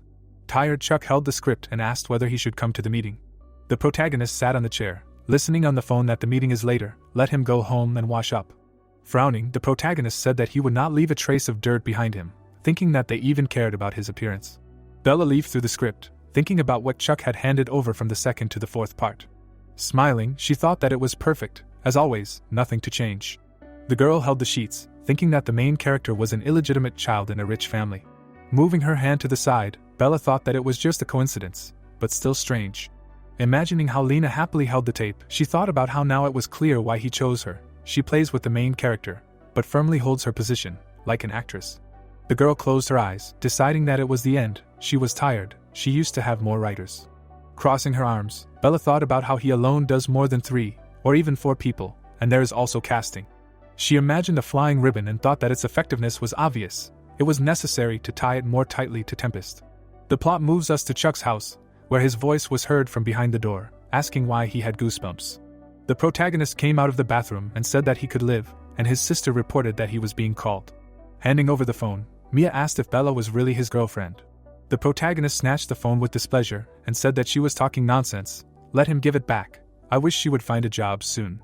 Meanwhile, in the Tempest Cafe, the girl held the phone to her ear, listening to him say that she would get him into trouble. Smiling, she said that she would meet with the director herself. Bella raised an eyebrow and said that in the meantime, Lena plays a supporting role in the drama, MDN maybe he would watch it. The girl entered the cafe and said that she approved, but not yet definitively, so for now she could go and evaluate her acting. Harvey happily sat at the table and said that it was nice to meet him. The guys sat opposite each other and discussed the script. Handing over the contract, Bella said that she thought they could sign the contract now. The man closed his eyes and replied that, to be honest, it was too much for him, and she replied that the director of Drawing Stars lacked a lot. Harvey calmly said that because of him they would have a conflict with SBC. Smiling, the girl said that she shouldn't worry, they had already decided everything, she needed to discuss the casting issue with the director. The plot moves us to the SBC coffee shop, where, crossing her arms, Miranda said that they needed to get down to business. Grinning, Pete asked if she had seen the latest ratings for Real Macho.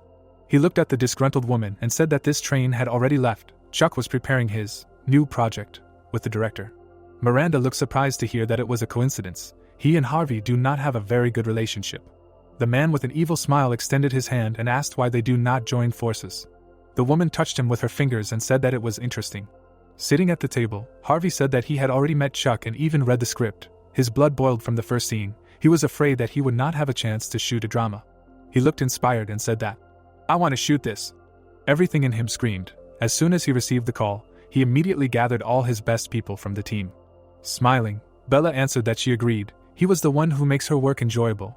The production company will provide all possible support, so let him do everything in the best way, act boldly. She shook his hand and said that they will create the best project. The guys happily stood opposite. Pete with a grin shook Miranda's hand. The protagonist sat in the car, dissatisfied, wondering why he was shaking so much today and asked to stop here. The protagonist, smiling, raised his hand to his forehead and said that this was Lena's filming. He walked to the building of the studio's filming locations, saying that he had only seen her acting in the system, what it was like in real life. The girl stood sadly in the crowd and listened as they shouted at her that she was crazy. Clenching the script in his fist, the man said that she should come running at the first call, asking if she even knew how long the filming was dragging on because of her.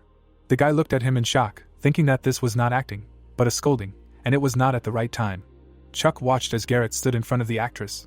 Frowning, the man shouted that he would bury her right there in the ground. The protagonist thought about his words with a serious look. The girl stood with a scraped knee, listening as the director shouted to get out of here. The protagonist remembered Miranda poking him and asking if he knew how small the stage was. He imagined the woman throwing papers at him and saying that she gave him a chance to work with him, asking who he was to yell at her. The guy frowned as he listened to the man ask her if she thought she would still be entitled to this privilege after all this, thinking that he didn't dare treat his actress like that. Lena smiled confidently, thinking that everything was fine. She had learned the lines, her debut, her first shoot, she could do anything. Picking up the script, the guy told her that they would start shooting as soon as it was ready. Let her read the script for the MDN miniseries she was playing. Episode 1. Everyone was nervous today, so there was no room for error. The plot moved us to the MDN set, to the studio, where Garrett was pointing to the side and shouting that someone hadn't set up the lights yet. Were they crazy? Connect the cameras and monitors, quickly, call the person in charge. The girl covered her mouth with the script, thinking that nervous was putting it mildly, not at all like on Real Macho. The guy stood in front of her and said that she was new, she needed to be helped quickly.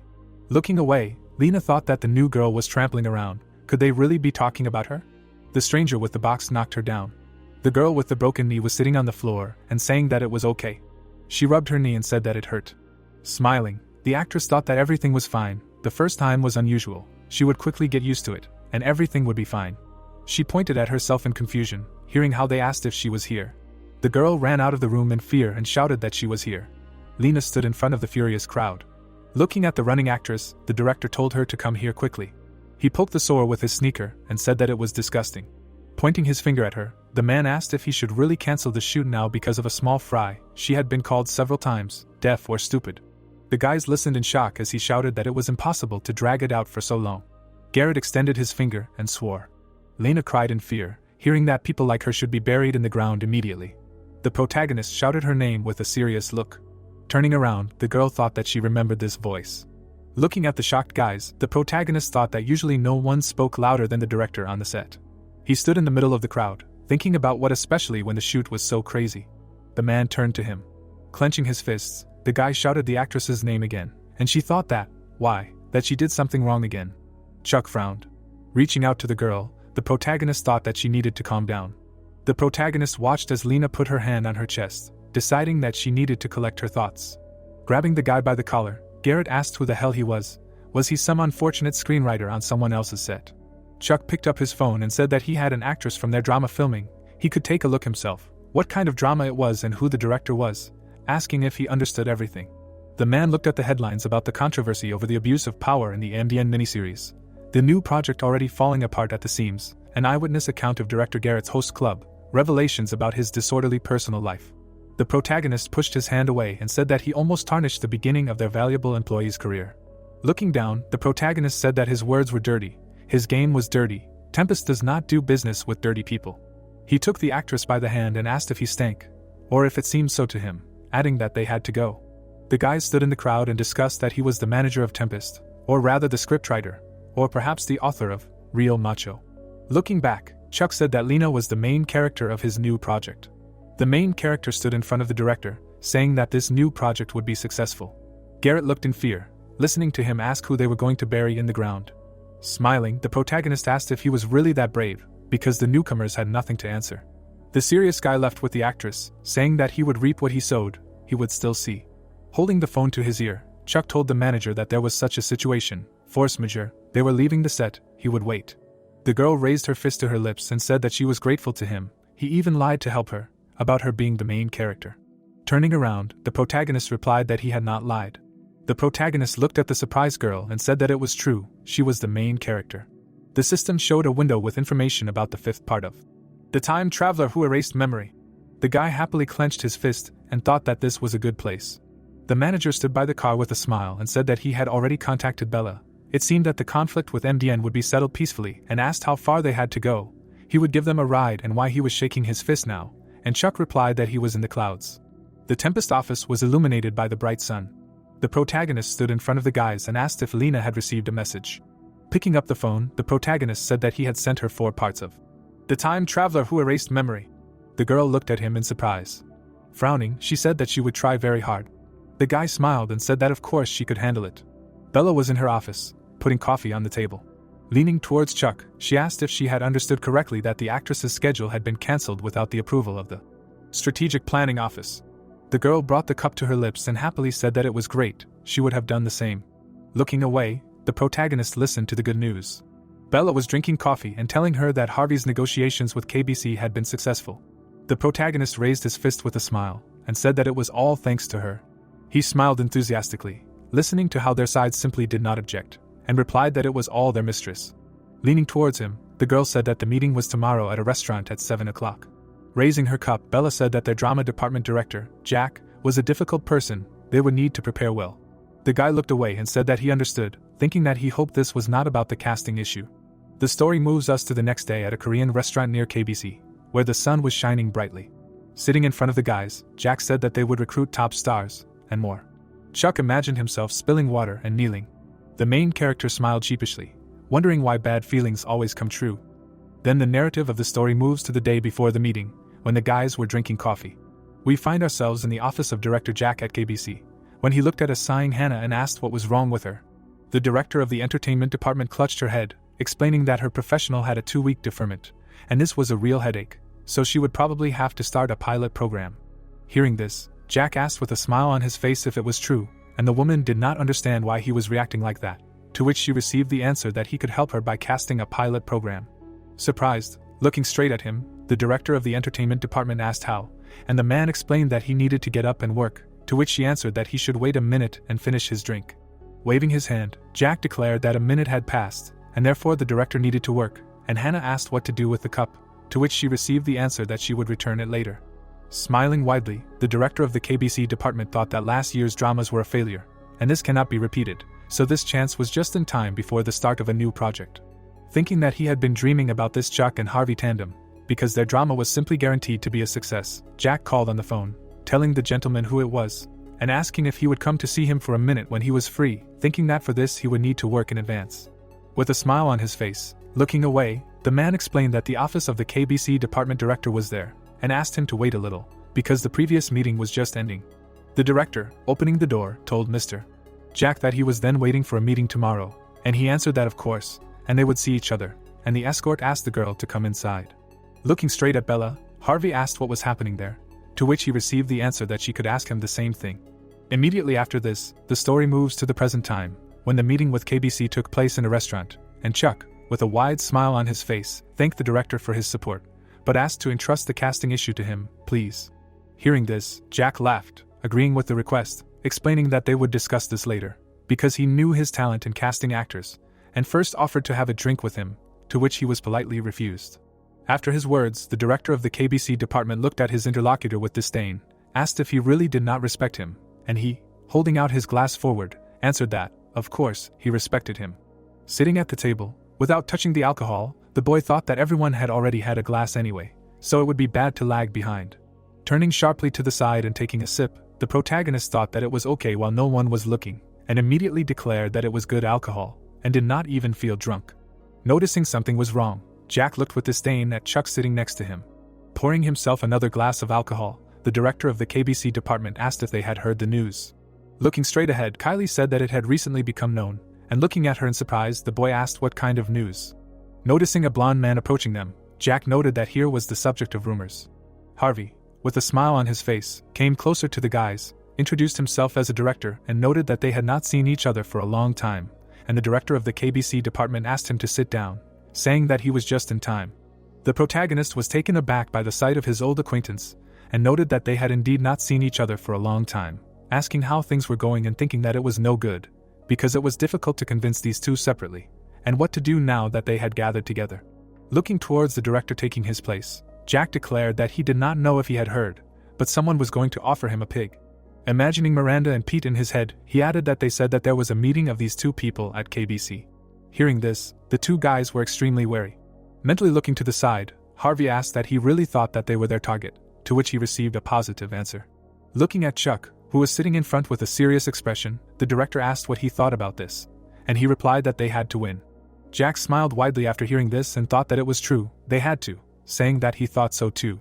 After a moment, he was lost in his thoughts, thinking that he knew that he would have to deal with newbies again and that he had to trust him with the casting because he was watching a real macho, and it wasn't that he doubted his abilities, but this drama had to be successful. Extending his hand with a glass forward, the director of the KBC department thought that enough of these games with the respected author was enough and declared that the casting would consist of the best stars. Looking straight ahead with displeasure, hearing this, the boy thought that Mistress Bella was right and he was not an ordinary person. Lost in his thoughts, Chuck didn't know what to do and tears were flowing in his soul like a river, and the head of the Tempest Entertainment department, sitting next to him, silently looked at him. She was just drinking coffee while the boy was trying to figure out what to do. Suddenly, the girl looked at the man sitting in front of him. Immediately after this, the narrative of the story moved to the day before the meeting in the office of the director of KBC, when Harvey met her, asking what happened to her there, because he did not expect to see her. Surprised, looking at the director, Bella noted that she could ask the same thing to him. Smiling a little, the blonde man explained that the director Jack advised him to come to the meeting with Chuck tomorrow, and the girl, hearing this, was surprised, asked if he was free today, to which she received a positive answer. With a look full of enthusiasm, the head of the Tempest Entertainment department suggested to talk after the meeting, because she had a request for him regarding the casting. Suddenly, the narrative of the story returned to the present again, when Harvey, looking at the director sitting next to him, asked him to make a decision after a full analysis of the script. Menacingly looking straight ahead after hearing this, the director of the KBC department asked if he was sure, because they needed an absolute success. Looking away, the director was very hesitant about his words. At that moment, Chuck entered the conversation, decisively raising his glass, declaring that he was sure of everything and thinking that he did not know what was going on, but this was his chance. Jack looked menacingly to the side after such a statement, offered to speak frankly and asked if he could surpass a real macho. With an expression full of self-confidence, the boy answered that he certainly could, and they would 100% surpass a real macho. A moment later, the guys clinked glasses, and the director of the KBC department declared that this was bold, therefore he liked everyone, and agreed that he would choose the actors, and they would help, while the protagonist thanked the gentleman for the opportunity. Looking away, Jack said that now would be the time, which greatly surprised Chuck. When a huge number of expensive dishes were placed right on the table, the director of the KBC department explained that this was the main thing, but they still had guests, so they had to wait. After a while, Hannah came up to the guys, said hello, apologizing for being late for work, and Jack, who noticed her, noted that she was talking about the devil, while the guy watching all this thought that the director of the TV show department had also come, and the gentleman had prepared himself. A moment later, Harvey shook the woman's hand, saying that he was in her debt, to which she thanked him on behalf of the entire department, and later shook Bella's hand, noting that she was glad to meet her, while she reciprocated her feelings. Finally, it was the protagonist's turn, and he shook Ms. Hannah's hand, apologizing for being rude last time, and she explained that thanks to his script, their department received support. Awkwardly scratching the back of his head after hearing this, Chuck said that he was glad to hear it, but he did not understand what support she was talking about, and then the director of the entertainment show department explained that a 2-week pilot show was suddenly needed.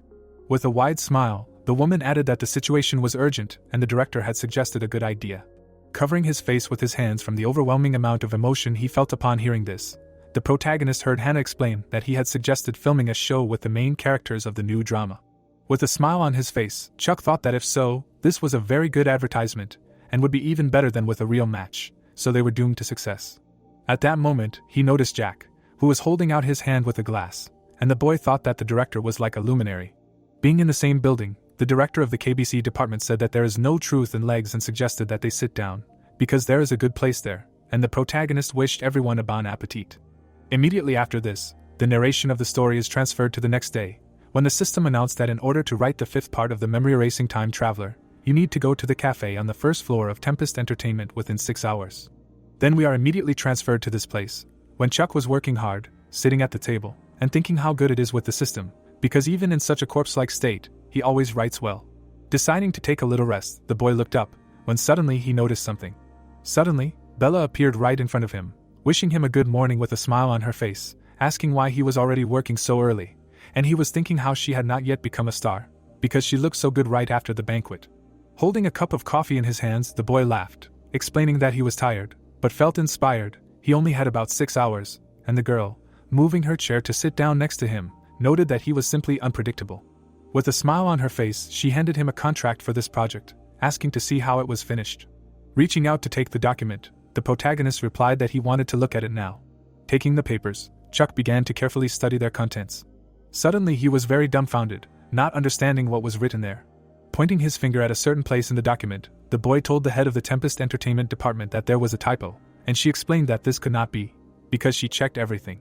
Looking at the contract, the girl answered that it was not a typo, and the protagonist, surprised by this, could not believe the truth of this, realizing that it meant that another 0 was added to his salary. With a confused expression on his face, Chuck wondered how much it cost to make just one episode. Vincent, sitting at the dinner table, asked if the real macho had failed and his rating was over 11%, and Bella replied that everything was correct and it would be higher. Pointing her finger up, the girl added that it was all thanks to her father's investments, and Luke, sitting opposite her, explained that it was thanks to his faith in Bella. Wiping her mouth with a napkin, the head of the Tempest Entertainment department addressed her father. Then she declared that she would stay with the company as she had promised, and once again thanked him for his investments, and the chairman, who heard this, was shaking with displeasure. Immediately after this narration, the story moves to the Tempest Entertainment building on the 1st floor in the cafe, when Chuck pointed his finger at the document where he found a typo, and she replied that it couldn't be, because she checked everything. After carefully studying the contract, Bella explained that it was not a typo, and the boy, surprised by such an answer, asked if it was true, and realized that it meant that they added another 0 to his salary. With an expression full of surprise, the protagonist could not understand how much just one episode costs, because it is more than many star authors. Looking straight at him, the girl asked what was confusing him and suggested that perhaps it was not enough, and he, shuddering sharply, explained that, on the contrary, it was too much. Smiling after hearing this, the head of the Tempest Entertainment department explained that, in truth, she had a personal interest in this salary, so there was no need to worry. After her explanation, Chuck was very confused and did not understand what it meant. Then Bella, with an innocent expression on her face, explained that this was her gratitude to him, because she needed the success of a real macho. At that moment, she remembered her father, who asked about the deal, saying that if the investment did not pay off, she would leave Tempest Entertainment and take an office position in the electronics department. A moment later, an image of Vincent appeared in her head, who was clearly beside himself with anger, not believing that the real macho did not fail and the rating was off the charts. Looking happily to the side, the head of the Tempest Entertainment department thought that when she now remembers this, it is even funny, and she will remember if she suddenly becomes sad. At this time, the boy continued to be very embarrassed, not understanding what her personal intentions meant, and the girl suddenly told him to sign the contract when she reads it. Continuing to sort out the contract, Bella added that now he will have an assistant, and the protagonist, who heard this, explained that he does not need it. Covering her face with her hand in anger, the head of the Tempest Entertainment Department asked what to do if he suddenly disappeared, like last time, and Chuck noted that, if you think about it, an assistant would not be superfluous, and was about to add something. Then he explained that if she wanted to hire him an assistant, it would be better if it was someone he knew, and Bella, hearing this, looked at him with a look full of seriousness, explaining that she thought there would be no problem with this, and asked if he had anyone in mind. Thoughtfully looking away, the boy answered that he had an acquaintance from the time of working for Miranda. Suddenly, the narrative of the story moves to the office of a writer with red hair, who was throwing papers all over the office. Standing right on the table, the woman asked why they had completely forgotten how to work, because she said that she was working on another project. With a disgruntled expression on her face, she explained that she had to work twice as fast on 2 projects, and they were like sleepy flies. Then the writer continued to rant at her employees, and the girl with glasses, listened to this, thought that because of everything that was happening, they would be working overtime again. When it was all over, Nana went out onto the roof of the building to take a break and drink coffee. Looking sadly into the distance, the girl with glasses said how hard it was to be an author's assistant. Suddenly, she noticed someone else coming out onto the roof and saying that today was obviously a very bad day. The worker saw Nana standing in front and asked what she was doing there, and she answered that it didn't matter and that smoking on the roof was not allowed. Bringing an electronic cigarette to his mouth, he explained that it was not a real one and there would be no butts left, so it was okay. Inhaling smoke from his mouth, the man noted that if this goes on, he will die, and the girl in glasses, looking at him with displeasure, thought that there is a smoking room in the office. Did he really forget that she does not smoke? Secretly filming everything that is happening directly on the camera of the phone, Nana thought that he does not know how good a reporter spirit she has, when suddenly he was called out. The man, leaning back on the railing of the roof, asked that she does not think that Miranda has completely lost her mind, and the girl in glasses answered that she has always been like this. Then the worker, exhaling smoke, added that he envies Chuck and just wants to marry a rich woman and live for his own pleasure, and Nana, continuing to film him with displeasure on the camera without sound, thought that this is very pathetic and vulgar, so he will have to work hard and fulfill his civic duty, and asked him to save her from this madhouse. Suddenly, another unknown person came to their roof.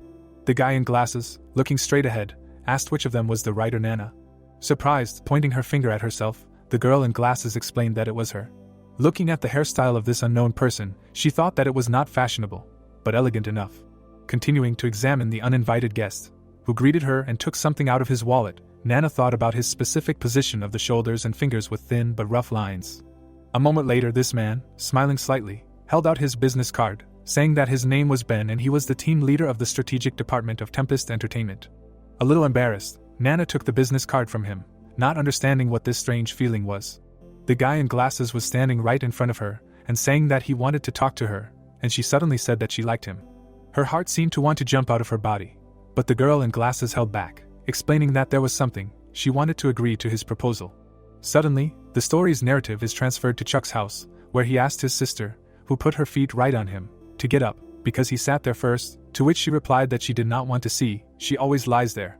Looking at his sister with displeasure, while his phone rang, the boy asked her to finally leave, and she laughed, saying that she really irritated him. A moment later, the protagonist threw her legs off himself and got up, and Mia told him to be glad that he was related to her.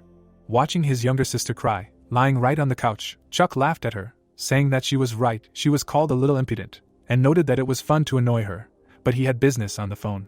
Immediately after this, the narrative of the story moves straight to Miranda's office, where Nana with a smile on her face was telling the protagonist on the phone that they say she is now his assistant, and he was asking if she had really been hired by Tempest Entertainment, saying that she had agreed so quickly. Walking down the city street, the girl in glasses explained that she had immediately quit her job with the writer, to which she heard words of gratitude from the phone for trusting her so immediately, and a question about how she was doing and if everything was still the same. Looking displeasedly straight at her smartphone, Nana explained that she didn't even have to ask, because it was a real hell there, and Chuck, who heard this, noted that, think about it, he couldn't have it any other way. Throwing her head back in displeasure, the girl in glasses explained that Miranda's drama was also going down the drain, and she kept threatening to choose another one, but her assistants were dying from this. Sitting in his house, the protagonist listened with a smile on his face as his girlfriend said that she was upset and even Shawn was completely dejected, and he replied that she had a hard time, and he would be much better off, which he himself guaranteed.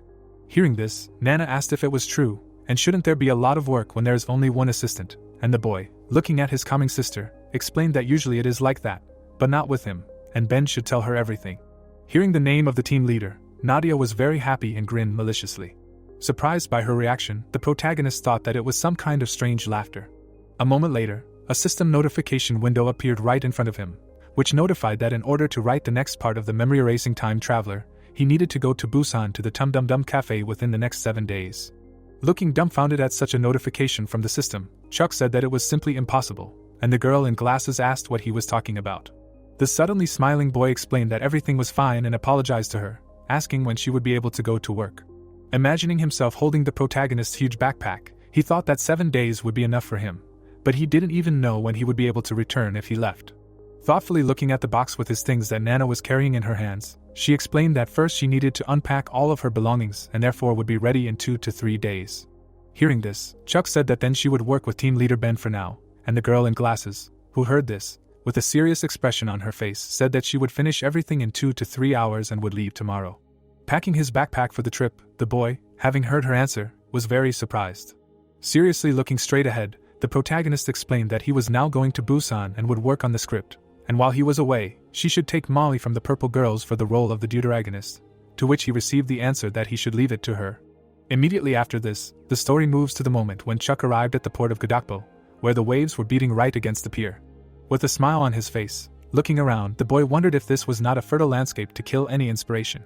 At that moment, the protagonist remembered how he came to Bella, who asked him what kind of outfit he was wearing, and he answered that he was going to Busan, to which she asked if Jeju was really not enough for him. With a clearly guilty expression on his face, imagining this situation, Chuck thought that going there was also murderous and almost cost him his life. Approaching an unknown building, the boy noticed that the light was really in this Tum Dum Dum Cafe, and asked the owner if there was a table for one, to which he received a positive answer. The old lady, holding a dish on a tray, asked what to bring him, and the protagonist, who sat down at his place, thought that the light somehow did not look like the system, and was it really his imagination, and asked that it seemed that they had good meat, wondering how tasty it was. Putting a plate of food right on the table for him, the cafe owner explained that everything was tasty and all natural, because all their cooks were old school, and upon hearing this, Chuck said that he would like slice then. Suddenly, the narrative of the story is transferred to the next day, when the boy was looking at the beautiful waves in the sea. At that very moment, memories appeared in his head, how the old lady told him that all their cooks were natural and all were old school, putting a plate of meat on the table. The protagonist simply silently looked at the water, when suddenly the cafe owner approached him, asking the gentleman writer where he was looking. As if realizing something, Chuck with tears in his eyes asked her when her husband was going out to fish. The story moves a month after Chuck's departure to Busan, when Bella, dissatisfied with everything that was happening, said that it was causing her a lot of problems. Holding several documents in her hands, she continued to get angry, saying that if his texts weren't so good, he would have to fight her so that she wouldn't terminate the contract. Suddenly the door to her office was open, and the guy asked if he could come to her, to which he received a positive answer, and the head of the Tempest Entertainment Department asked him that today was the first broadcast of a real macho in Japan, and whether everything was in effect. He looked straight at her seriously. Ben explained that it was, and it would be broadcast on Gyeonggi TV. Looking at her subordinate, the girl thought that everything was fine and the contract had gone smoothly, wondering how long their company had had connections in Japan, and asking if Netflix was still monitoring the developments. Handing her the documents, the guy in glasses gave a positive answer, saying that they were in contact, but they had high demands and were in no hurry to finance, so he would suggest betting on the contract with Japan. Studying the documents she had just received, Bella stated that many of the points were really going over the edge, when suddenly Ben suggested that she compare it with another. Imagining a picture expressing the goodwill of Digaini, the guy in glasses held out business papers right in front of him, explaining that they were offering very good conditions. Holding 2 contracts in her hands, the girl carefully studied them, saying that it was too risky to refuse Netflix in favor of Digaini. Visualizing in her head the vast territory that Digaini occupied, the head of the Tempest Entertainment Department declared that the difference between them was colossal, and the subordinate standing next to her confirmed this. Immediately after that, she handed over papers, saying that they would be going out on Netflix, so they needed to continue negotiations, and Ben approached her about a pilot show with a traveler cast, explaining that it would be a reality show about the daily life of actors behind the scenes. Visualizing in his head the image of Molly, who sings into a microphone, the guy with glasses explained that she was an idol, so they could film a lot. Imagining the image of Lena, who happily spends time with other guys, he added that there was plenty of material about her and her actor friends, too. Suddenly thinking about Mike, the guy with glasses declared that his daily routine was extremely boring. Then he imagined how the actor goes from home to work, then to school, and then back home. Sitting in her chair after hearing everything, Bella noted that at least there would be no gossip about his personal life. Looking directly at her subordinate, The girl asked what kind of school he attended, and whether their subsidiary academy needed to prepare a day off from school for him on the day of filming. Nodding his head approvingly, Ben agreed with this, noting that the students would also be happy to see newcomers in the show, so they would continue in the same spirit. Looking straight ahead, the head of the Tempest Entertainment Department declared that she would go with him, and wanted to see what the atmosphere was like at the academy, since she had never been there before. Then, right in her office, the voice of her subordinate was heard, agreeing with this, asking if Chuck was still working in Busan, to which he received a positive answer and an explanation that he did not answer the phone, but worked quickly and efficiently. Smiling broadly after hearing this, the guy in glasses noted that it was the first time he had seen something like this from the author, and Bella agreed with him. Suddenly, the story moved straight to the boy, who was sitting in a boat and was scared of a wave approaching him. He covered himself with his hands so that the water would not get in, when suddenly a fisherman, who had stuck his head out of the captain's cabin, told him not to stick his head out. Looking directly at the protagonist with displeasure, the man asked what he had seen there in the middle of the ocean, declaring that it was the first time he had seen such a fool, and the protagonist explained that it was also his first time at sea. Pointing his finger straight ahead at a glowing ball, Chuck explained that it was straight at 14 o'clock on the starboard side. Hearing this, the captain began to turn the wheel to the side, saying that he was heading for 14 o'clock on the starboard side. The fisherman, looking seriously straight ahead, told the cabin boy to go ahead. Hearing this, the boy, looking full of enthusiasm, repeated that they were going ahead. The man and the protagonist were very tense as they moved forward. Chuck was right on the bow of the ship, which was cutting through the waves in front of it.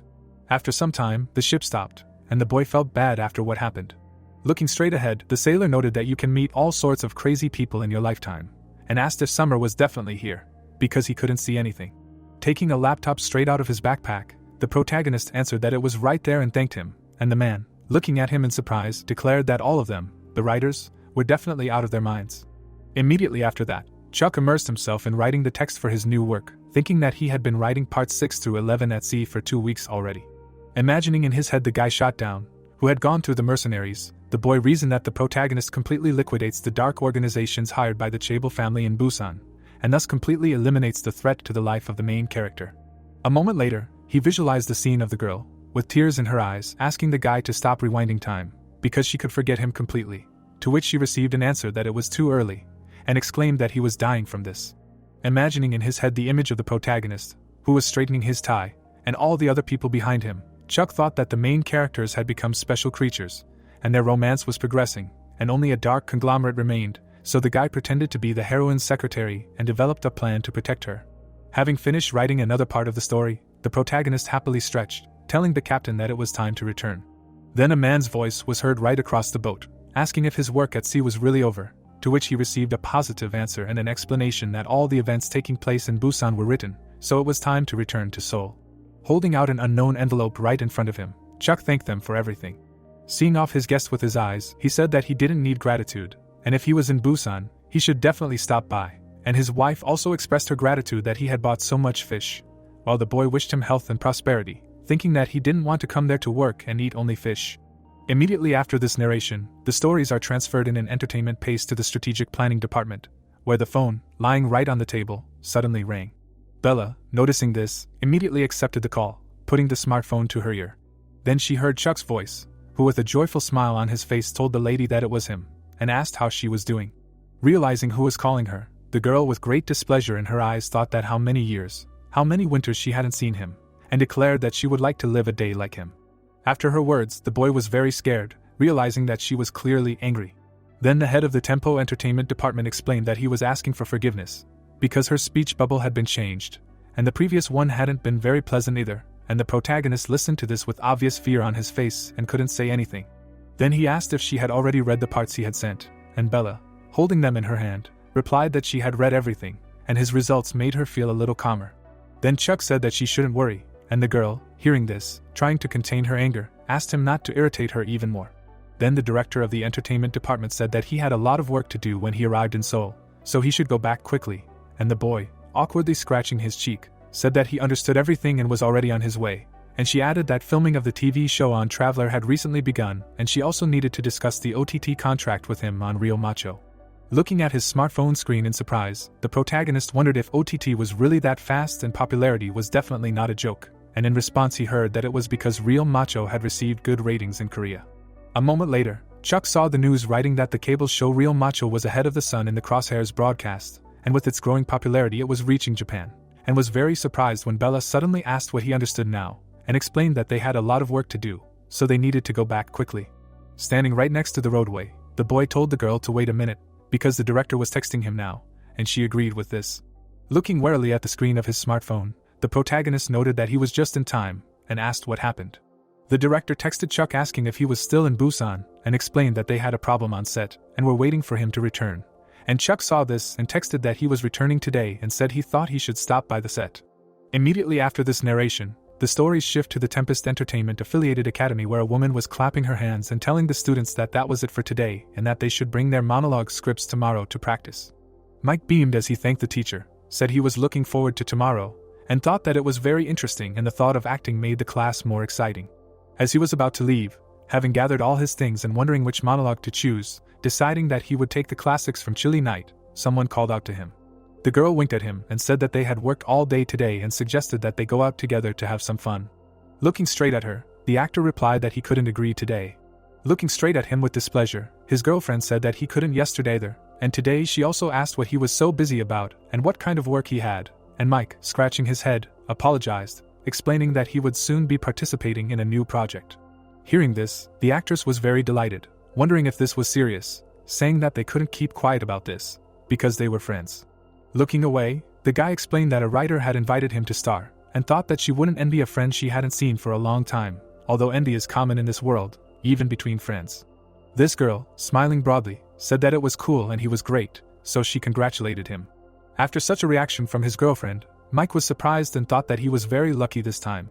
A moment later, the actress said that it was still offensive, and she would take him into account, which greatly surprised the guy, and explained that she wanted him to join their troupe. Smugly pointing her finger at herself, the girl explained that she was talking about their wonderful troupe Jangure. Then the actress added that he should still think about it, because she would recommend him to her senior, and Mike, who heard this, was interested in who her senior was. After his question, the girl wondered who her senior was. Looking away, she still could not find the answer, plunging into her thoughts even deeper.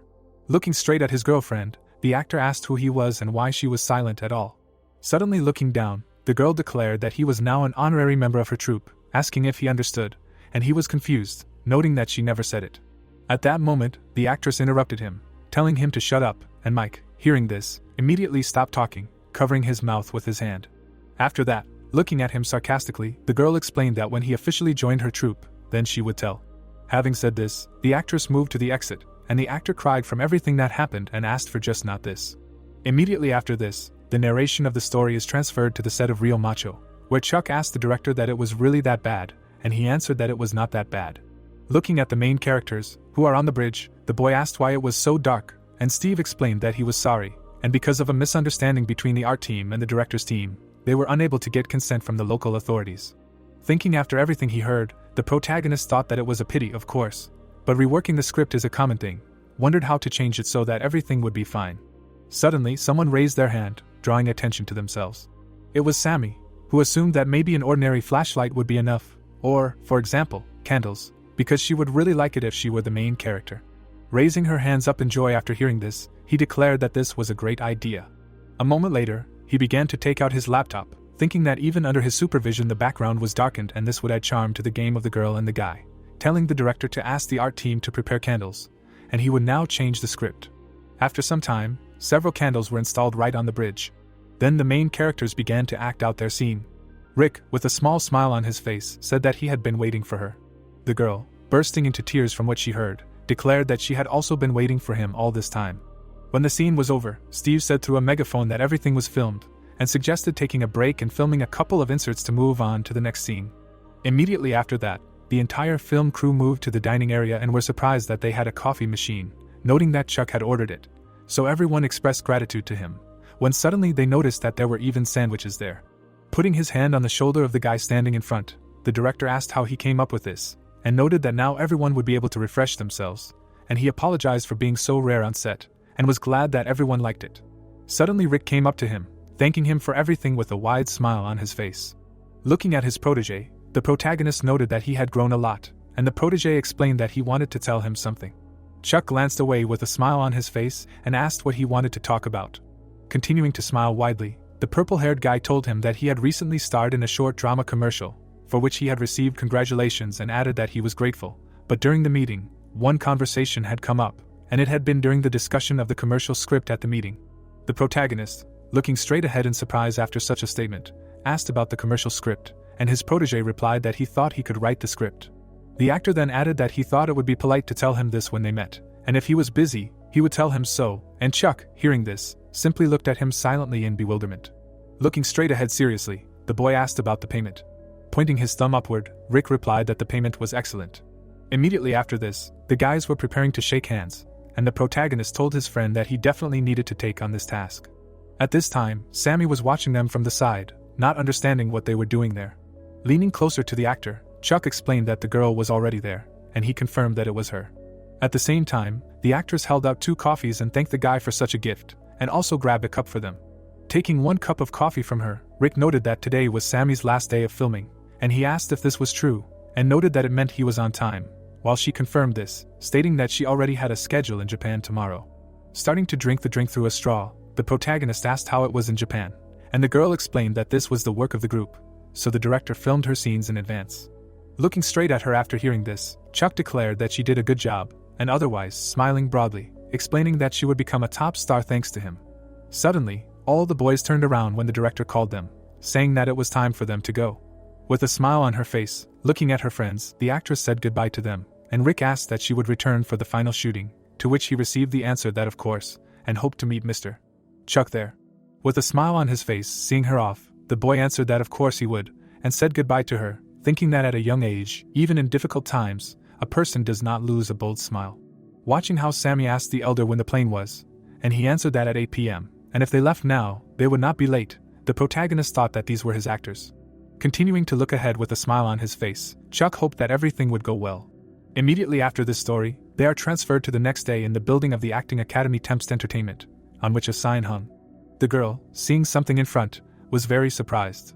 Right in front of her were huge professional cameras. On the other side, she saw many people from the film crew.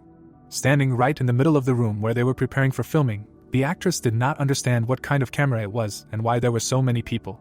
Suddenly, she saw Mike to the side, who asked why she was standing there. The actor looked straight at her with a smile on his face, asking how everything went yesterday. Coming closer to him, the girl was interested in whether there was some kind of event today and what was happening, and he answered that she did not know, but today KBC was filming a new TV show. Looking straight ahead in surprise, the girl noted that this was very sudden. Looking at her with a smile on his face, Mike explained that this was not sudden and in fact they were filming him, and he would be a participant in this show, and the actress asked why him, to which he answered that he was filming a 16-episode KBC drama. Covering her mouth in surprise, the girl asked why he was silent, and the guy turned away, saying that he had to go, when he heard that he was being called to start filming the interview, and suggested that they talk later. The actress looked after her friend, who went straight to the director, telling him that he was ready to start, and he asked him to sit there. Sitting upright on the chair, the actor answered that he had been studying since then, and the host asked that he now adhered to the same schedule, to which he received the answer that this is how he lives, from home to work, and then to study, when he suddenly heard that the paparazzi would have nothing to profit from him, and answered that this is good, while the director declared that he was speaking correctly and began to laugh. The guy in headphones, looking straight ahead, suggested moving on to questions about the drama with his participation, noting that, as he knows, he will play the main role in this drama. Then the host noted that this was a new project by the writer Chuck, who had become the subject of heated discussions, and Mike, with a big smile on his face, declared that this was true, and the memory-erasing time traveler would be airing on KBC. Still sitting on his chair, the actor declared that he had only read a couple of chapters of the script, and the atmosphere was just incredible, so you should definitely watch it, and the person standing behind the camera concluded that his love for his craft was just something, and later offered to make a separate promo time for him.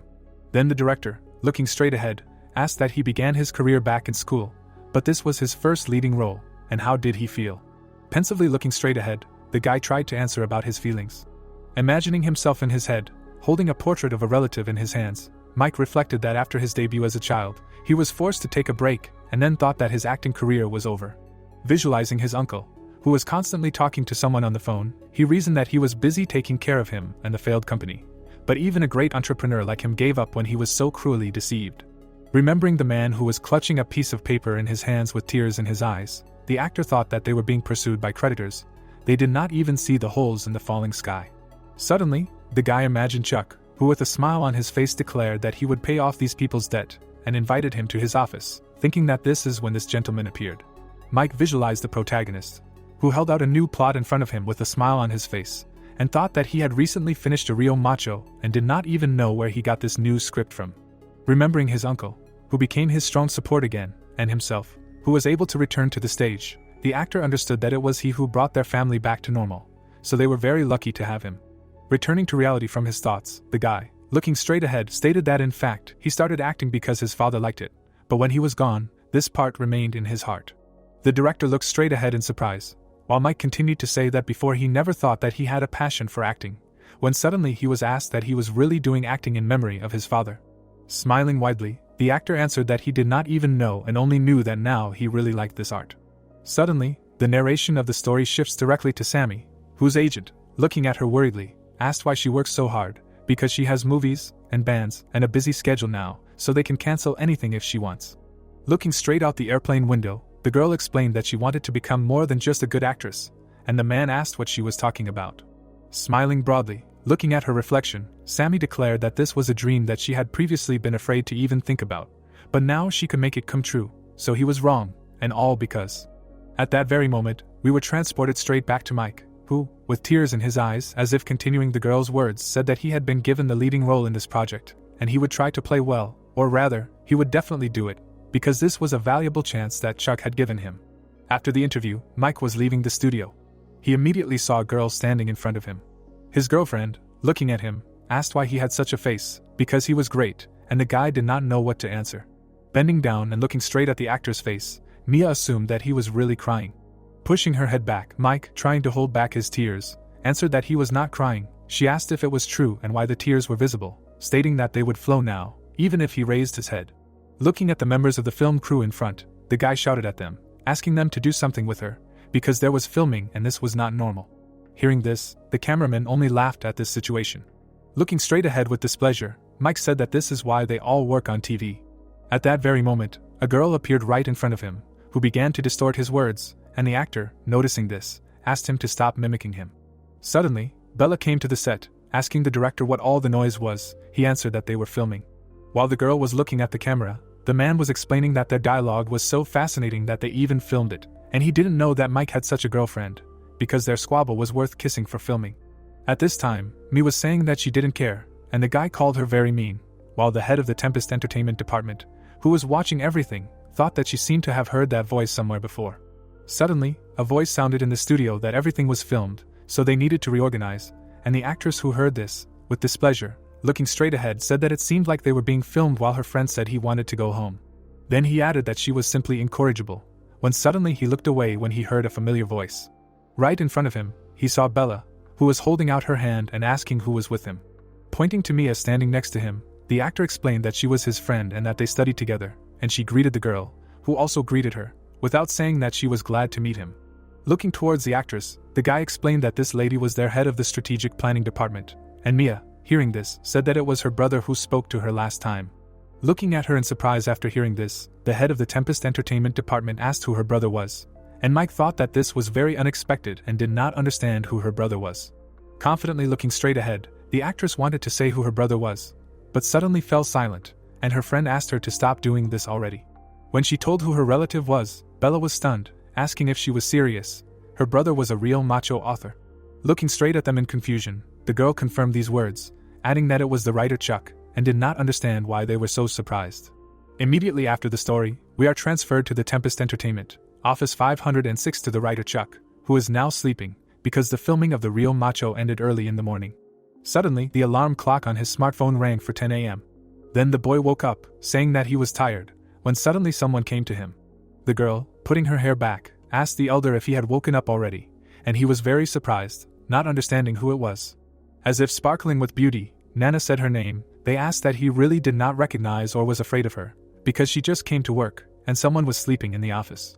Looking at the clearly dissatisfied girl with glasses, the protagonist apologized for doing so.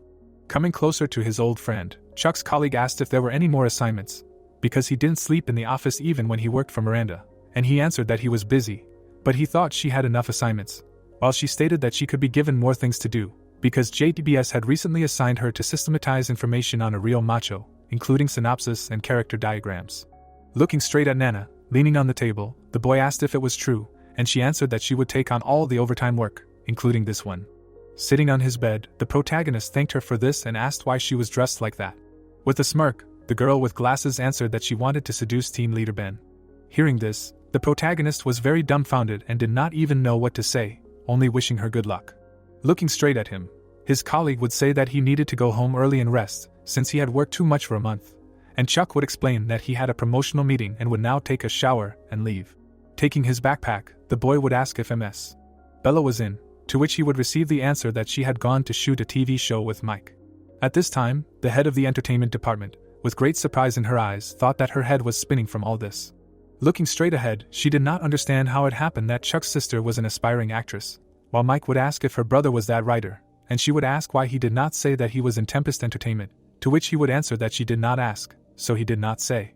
While imagining the protagonist in her head, the girl thought that he had cast all the previous roles at his own discretion, but his sister had never even been in a cameo role, while Mia, with a smug expression on her face, told her friend that she was so cool.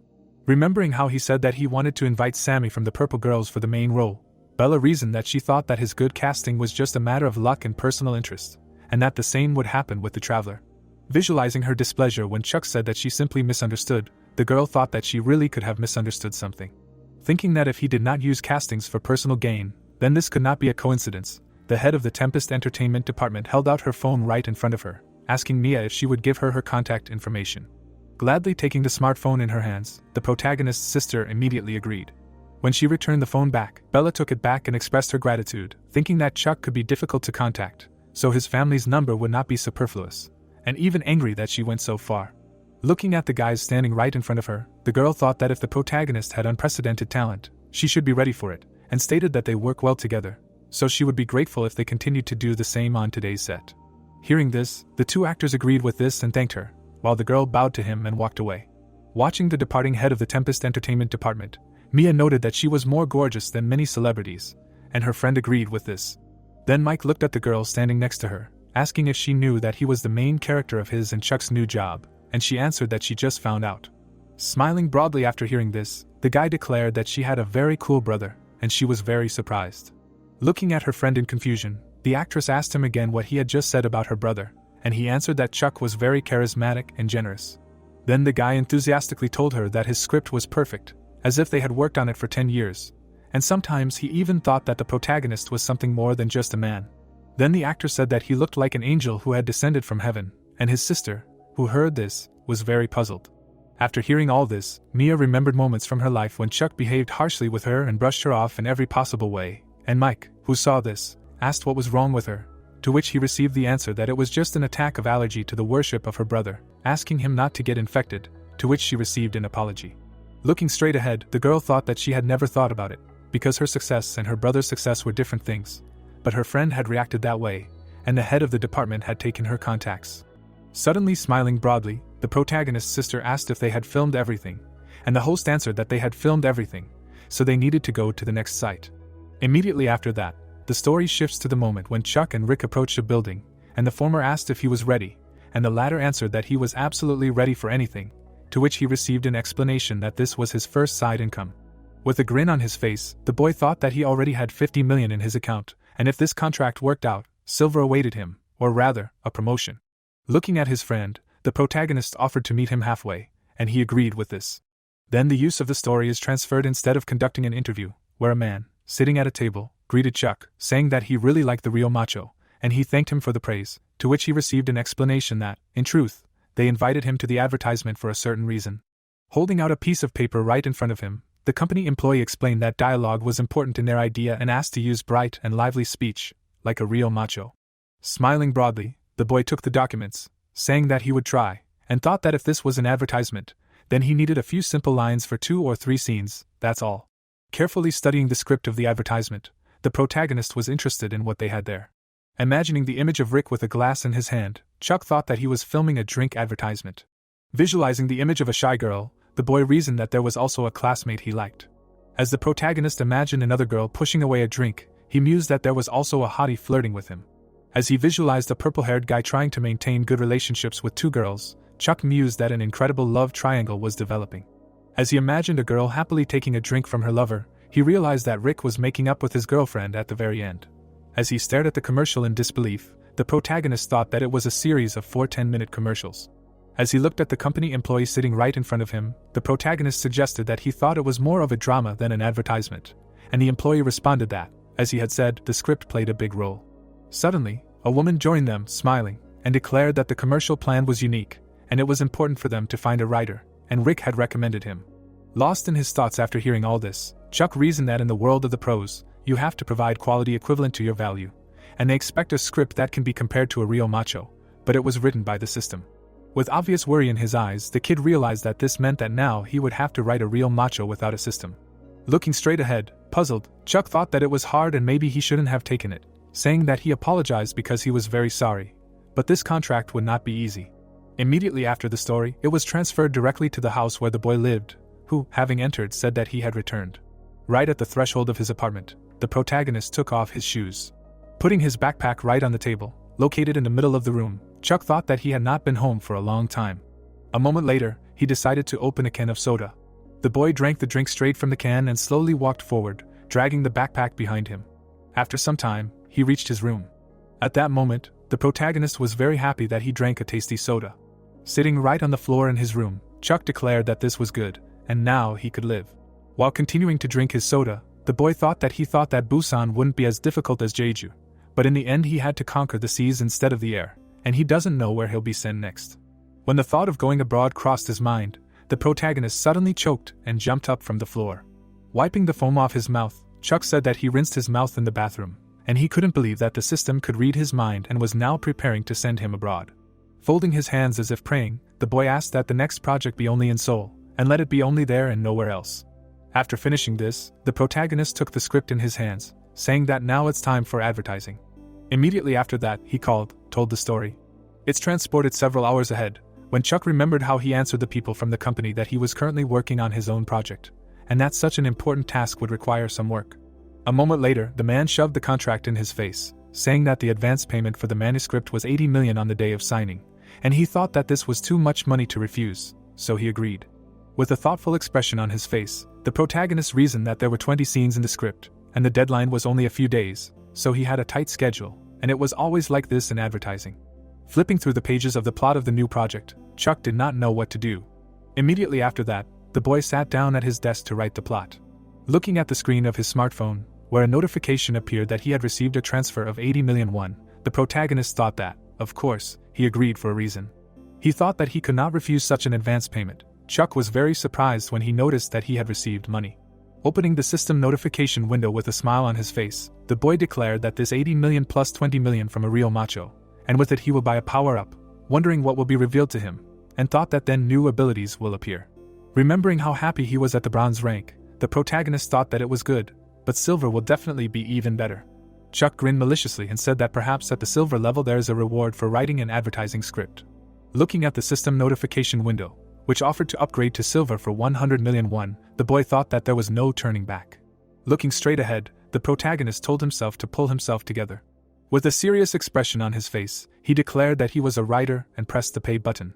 Immediately after that, the system notified that the payment had been accepted, and Chuck, who saw this, thought that writing a real macho was initially a risky game on his part, and he risked even when the director of JTBS distributed production costs, and he knows that betting on the system is unreliable, because it can disappear at any moment. But he has no choice, because this is not enough to fulfill the dream. After some time, a notification window of the system appeared right in front of the protagonist, which prevented him from being assigned a silver rank and additional functions were open, and Chuck, who saw this, thought that if this adventure fails, he will write everything himself, because he is a writer, and while the system helped, he was sitting on his pants. Right in front of the boy, a lot of system notification windows appeared, notifying that the range of actors to which the system is applied has been expanded, and the chance of writing 2 or more works at the same time has been increased, and additional benefits and 1 benefit improvement point have been received, while he, having seen all this, thought that improvement points are good, because they can be used to increase the skill level. Realizing that the main thing now is additional benefits, because there must be something useful there, the protagonist was going to read about them, poking right at the system notification window. Then he pressed a button, right in front of him. A notification from the system appeared that he can work on several projects at the same time, and the part-time job can be extended after a certain period of time, which is 1 year, and Chuck thought that this could be useful. The boy used the skill of several projects right at his workplace, and the system notified that he can use it at his own discretion and get acquainted with the work corresponding to the actor he recently met. Then right in front of him appeared notifications from the system about student team's novel from 1 to 4 parts, and their full description. Seeing this, the protagonist jumped up from his seat and began to laugh joyfully. With a clearly satisfied expression on his face, he pointed directly at the system notification window, declaring that this needs to be seen, and everything turned out the way he wanted. Looking smugly at the system notification window, Chuck asked what era it was now and whether the protagonist was growing up. He declared that he would figure it out, because the main thing is that she grows up, because while he has the system, everything is fine, and he is fine, therefore, if necessary, he will go abroad. Suddenly, the boy noticed something right in the system notification window. Immediately after, this story is transferred directly to Yongji University, where, sitting right on the steps, Chuck was writing his plot. Looking straight ahead, the boy said that it was a little different from the early idea of advertisement, but it was still interesting, and he wrote everything. Continuing to sit in the same place, the boy stated that it remained to be improved so that it would fit the advertisement and be slightly different from the system. Then the narration of the story is transferred to a week later, on the day of filming the advertisement, when the girl director looked dumbfoundedly straight ahead, declaring that she liked his script, but something was wrong. Puzzled, looking straight ahead, Chuck asked what was wrong, to which he received the answer that it was so well written that it was a shame to use it for advertising. The narration of the story took place right near Yongji University on the set, when the boy standing right in front of the woman answered that there was nothing shameful, so it was necessary to film, and she answered that they would try. But the script was very different from the original idea, and it seemed that the locations and props were the same, but the composition was different.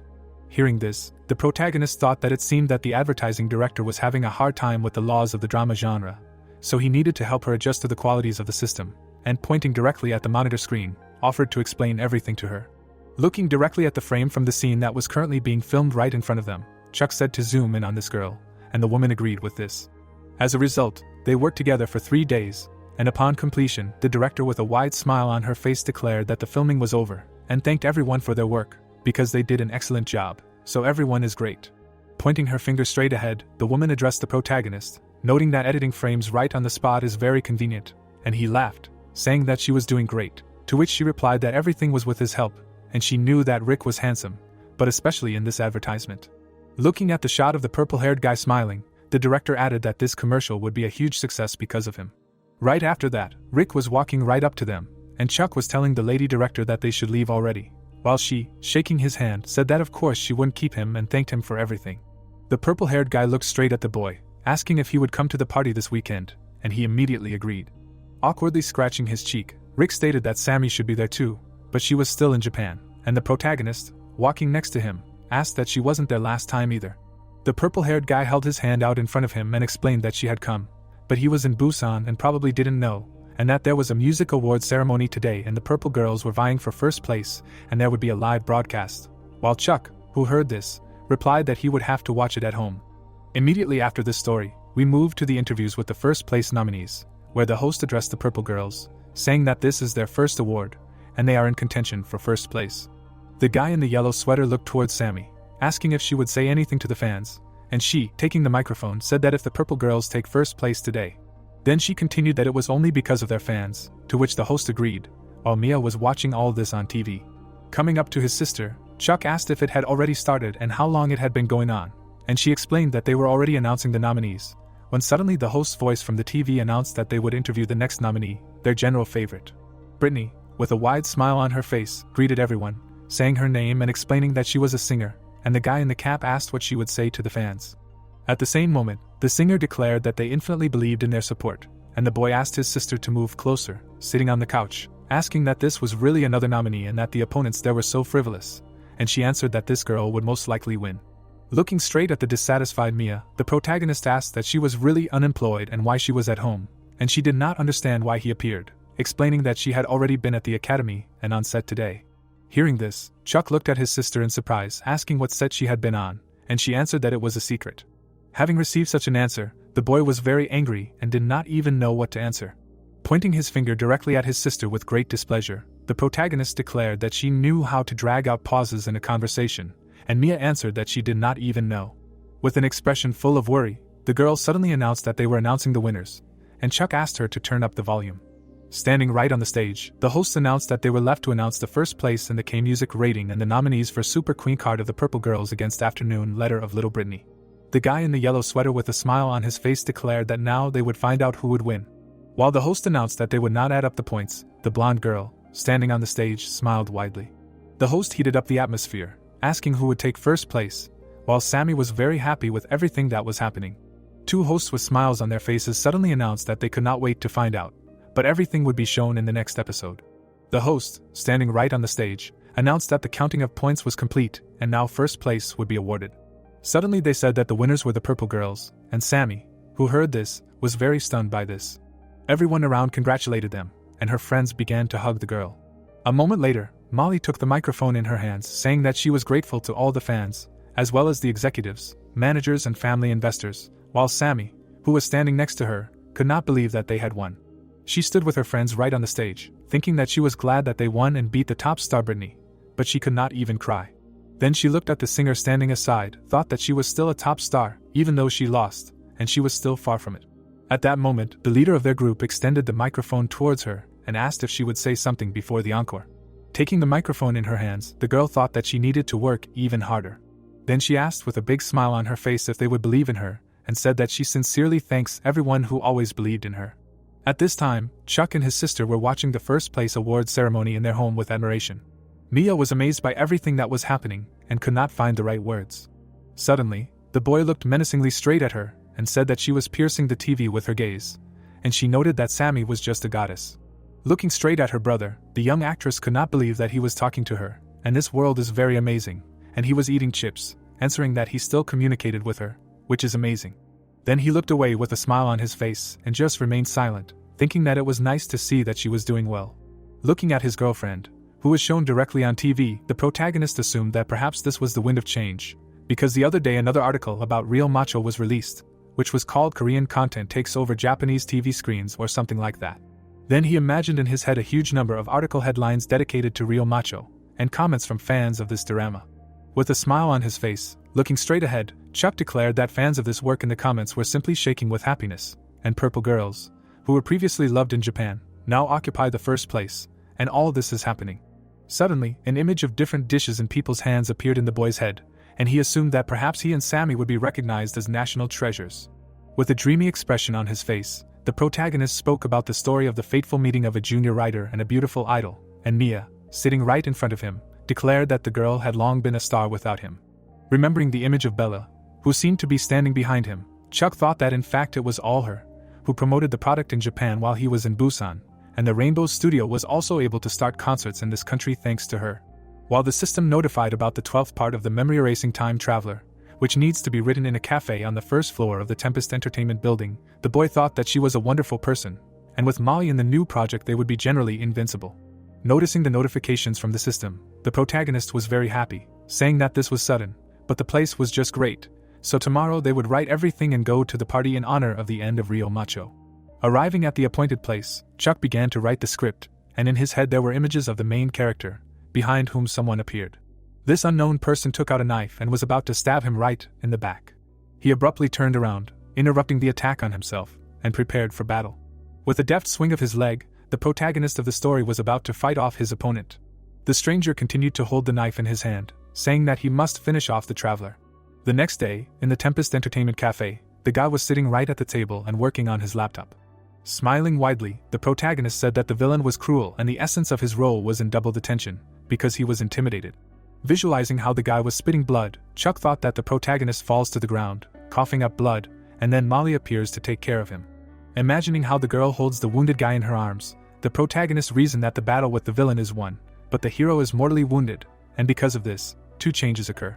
While Molly cries with her dying lover in her arms, Chuck thought that people are returning memories of the hero, and he himself partially loses his ability to go back in time. Seriously looking straight ahead, the boy was discussing the return of lost memories, realizing that a high level of acting would be required. Suddenly looking at Bella, who was right in front of him, the protagonist stated that the role of a villain, no matter how you look at it, requires extraordinary abilities, and perhaps the real macho villain, Adam, would be suitable for this role, and she explained that the contract was signed. Suddenly frightened by her appearance, Chuck stated that she scared him and asked when she arrived, and the girl explained that she had just arrived and said hello, but he did not hear, asking if she could sit down, to which he answered positively. Immediately after this, a conversation took place between them, in which the head of the Tempest Entertainment Department told how their affairs were in Japan, and what about copyrights, and the boy listened attentively to her, inquiring about these points. Holding a stack of papers in her hands, Bella declared that she had no more news for today and asked if he had any questions. Sitting at his place, Chuck thanked her and wanted to ask about the contract of the actor Adam, that he was okay, and the girl answered that although all the employees were against it, however, everything was fine with him. Smiling widely, the head of the Tempest Entertainment Department explained that she would trust him and his opinion again. Smirking after hearing this, the boy declared that it was an honor for him, and she was making a good choice, thinking that it seemed that he would not succeed even after the end of Real Macho, and when the villain stands out in the scene, his price increases and various entertainment companies are drawn to him. Suddenly, a waiter came to the guys who brought their drinks, and Bella, looking at him, noted that she also wanted to ask, because they received an offer from a new sponsor. Looking straight ahead, the girl explained that it was called 5-Star Food. Looking straight at her, Chuck explained that Rick had done a drink commercial for them, and she pointed out that he had, but he wasn't in the next project. Looking straight at the writer, the girl asked him what he had in mind.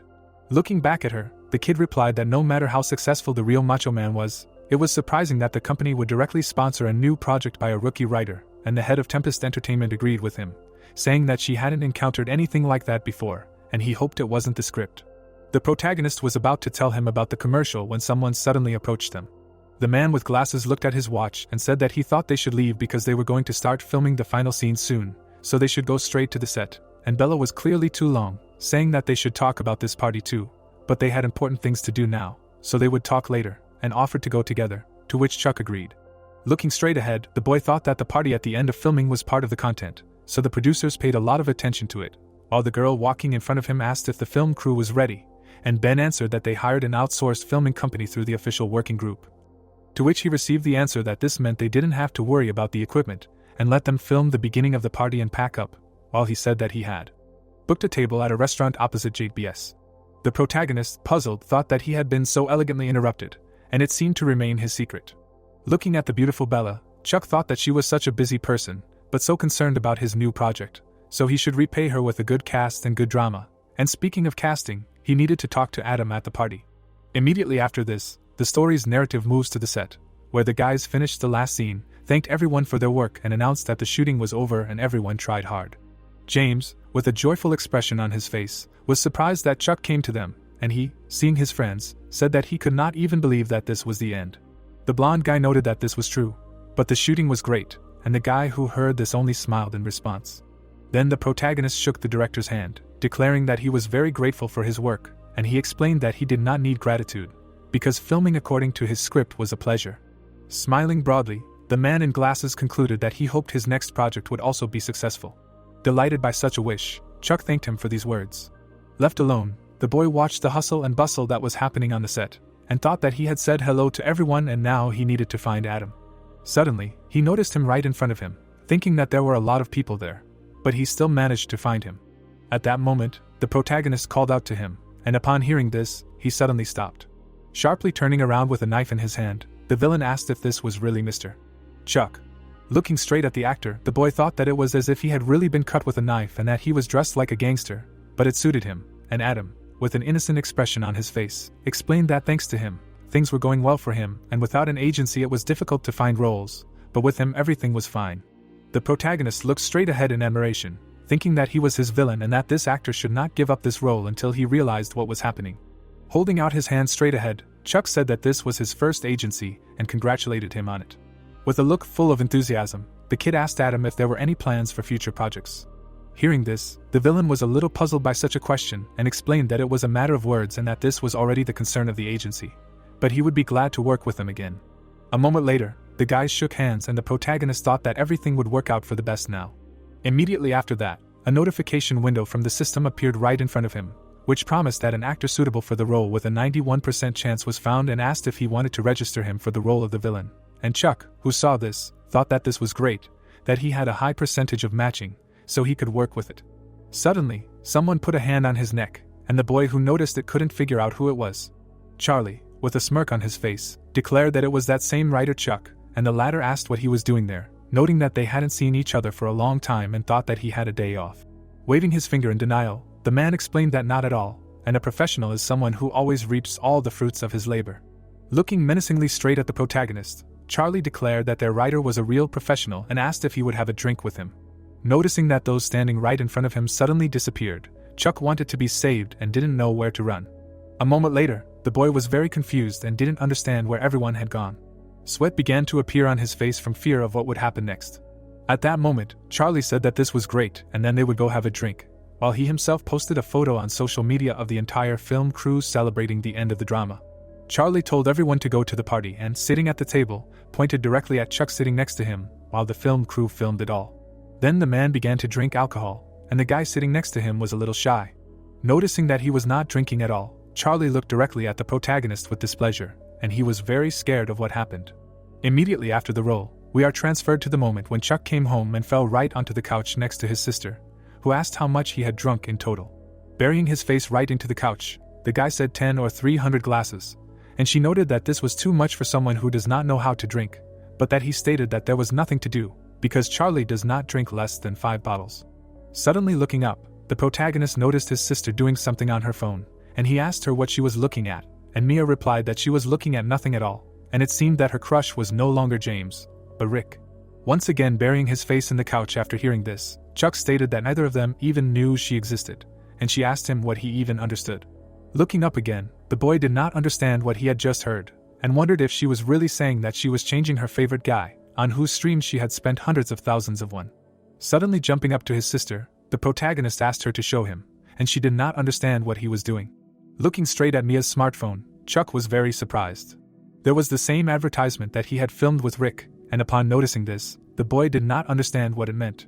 Seeing the number of views this ad had collected, the protagonist was extremely surprised by such a number.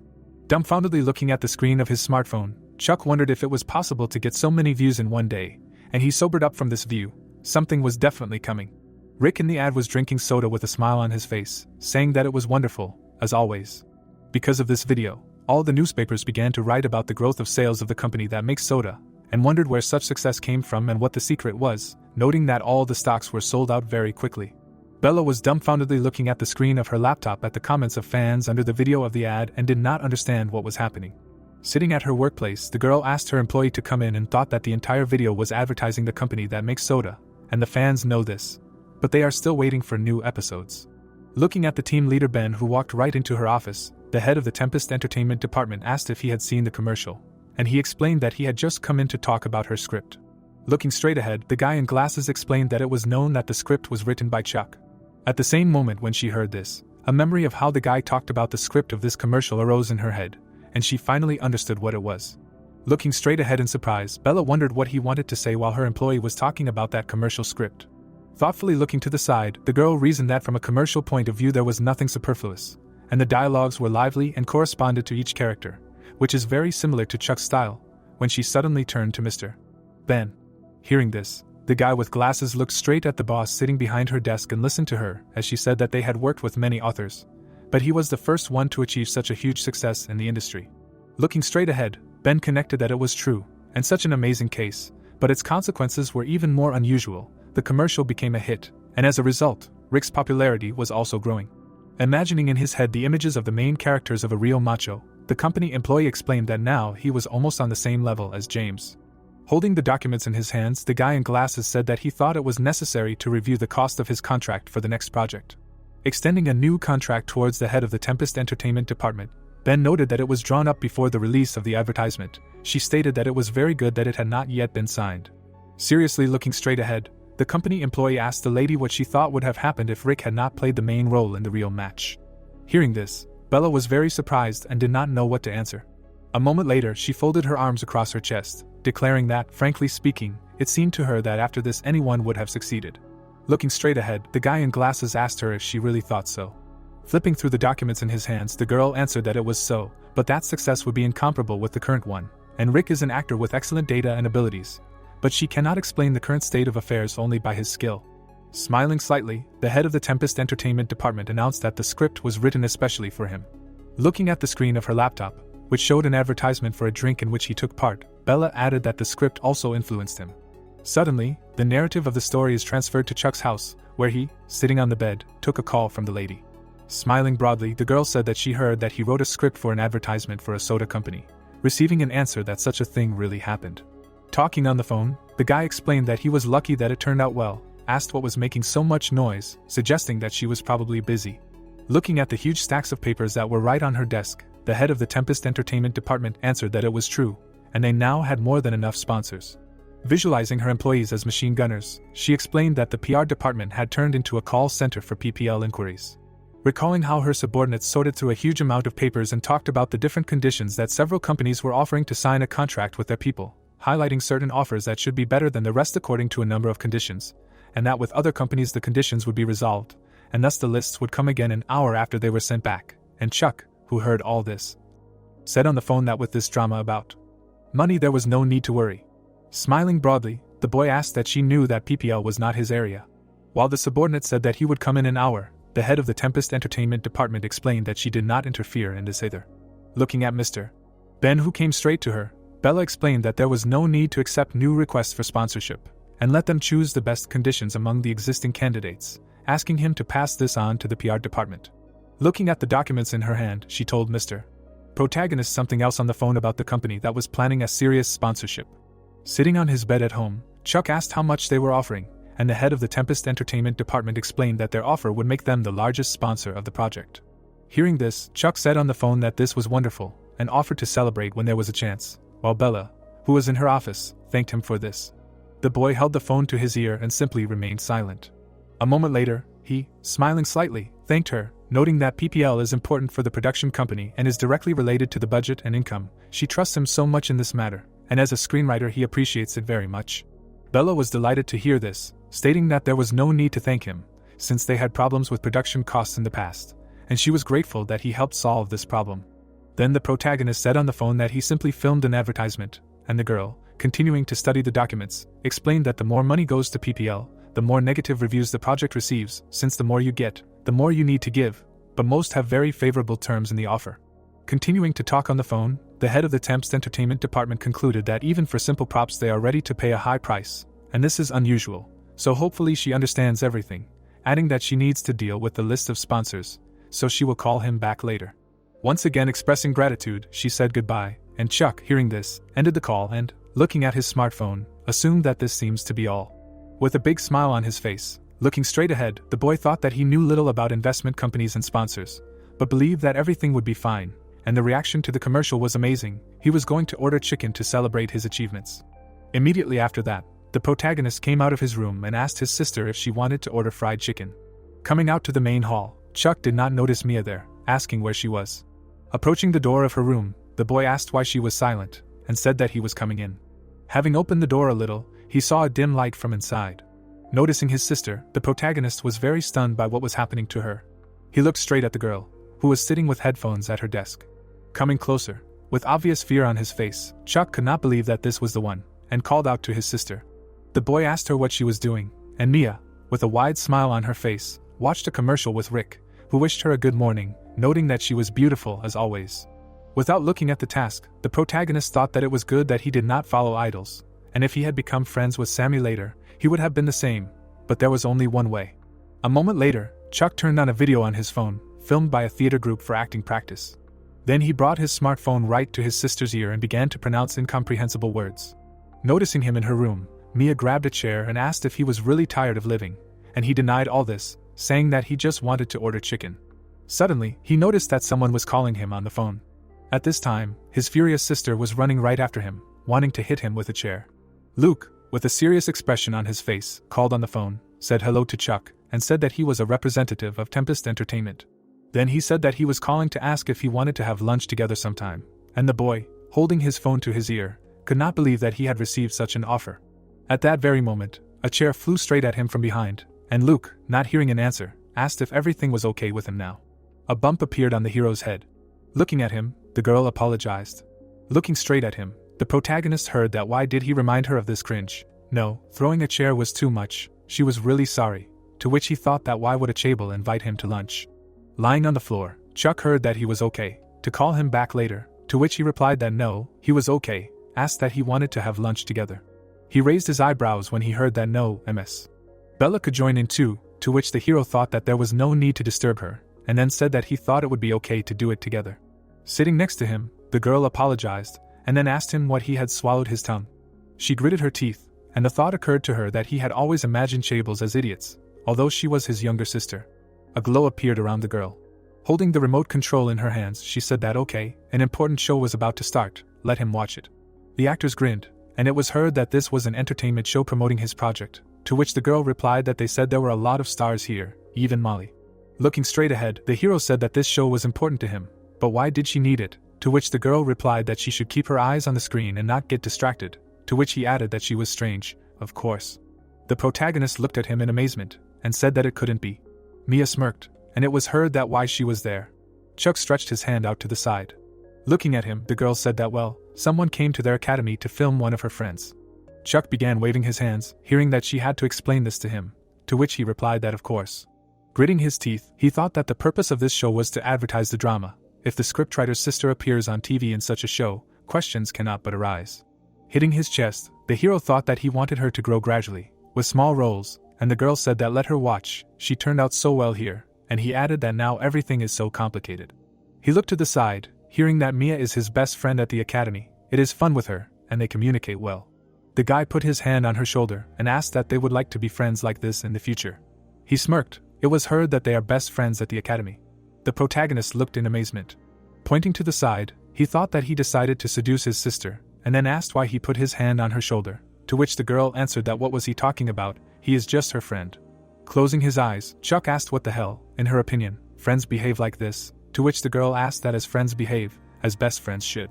Looking at the phone, he said, okay, what should I tell Mrs.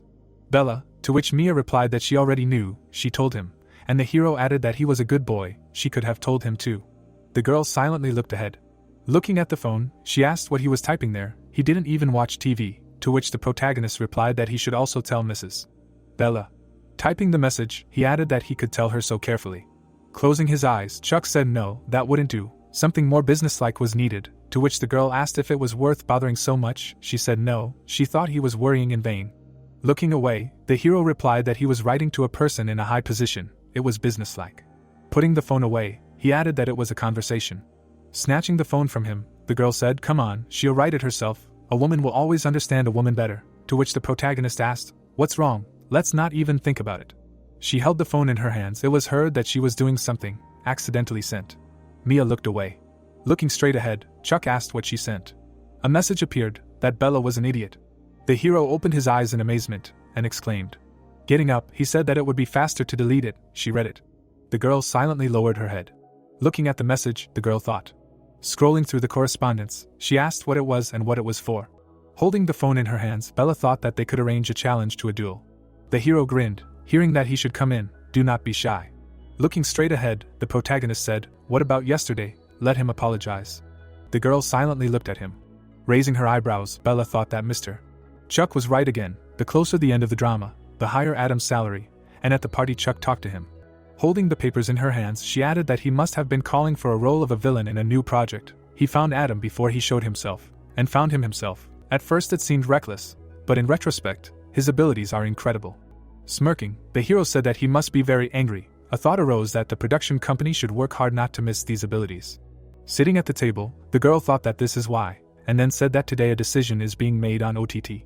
The protagonist raised his hand up and asked what 9 against 1, to which Bella replied that they had been negotiating for a long time, but did not come to an agreement, to which he replied that no, then it would be better to go to Digny. Looking straight ahead, Bella said that it wasn't that simple, she would give him the estimates from Digny and Netflix.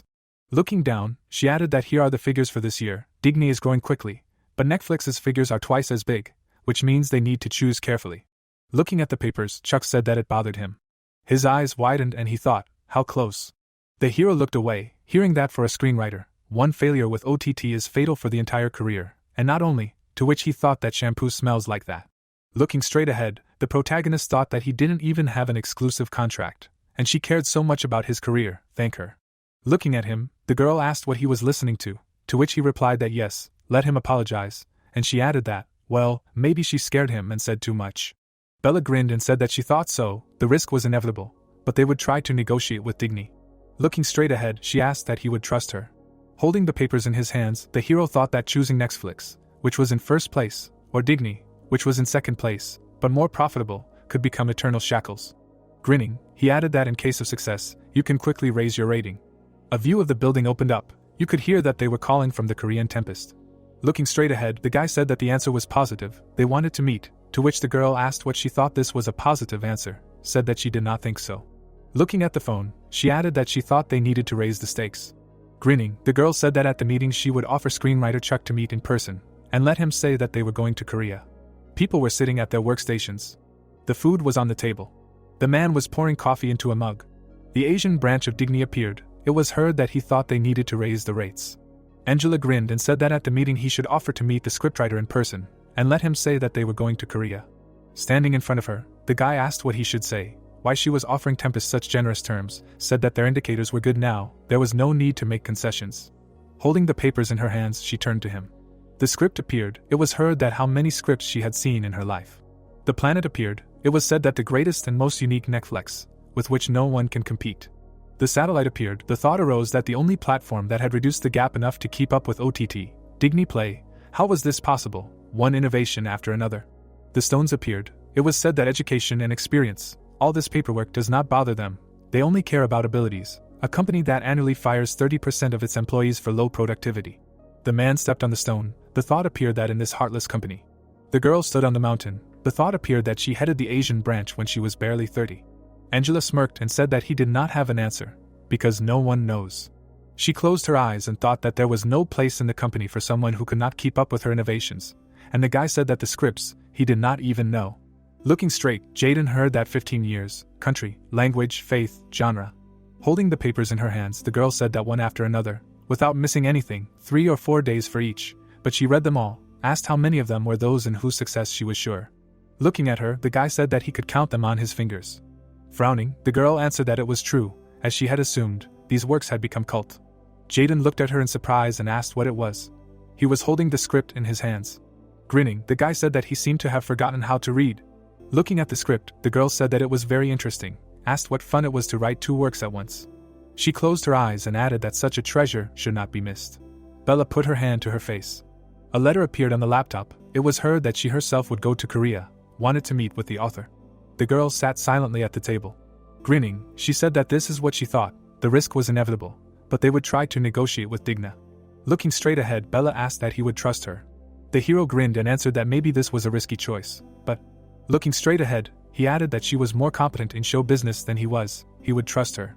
The man held the phone in his hands. It was said that they had chosen the right channels and disseminated the right information. The girl put the phone on the table. A thought appeared that if Netflix knew about the meeting with Digna, their attitude would change. It was not nice from the point of view of business etiquette, but he had to justify the trust placed in him.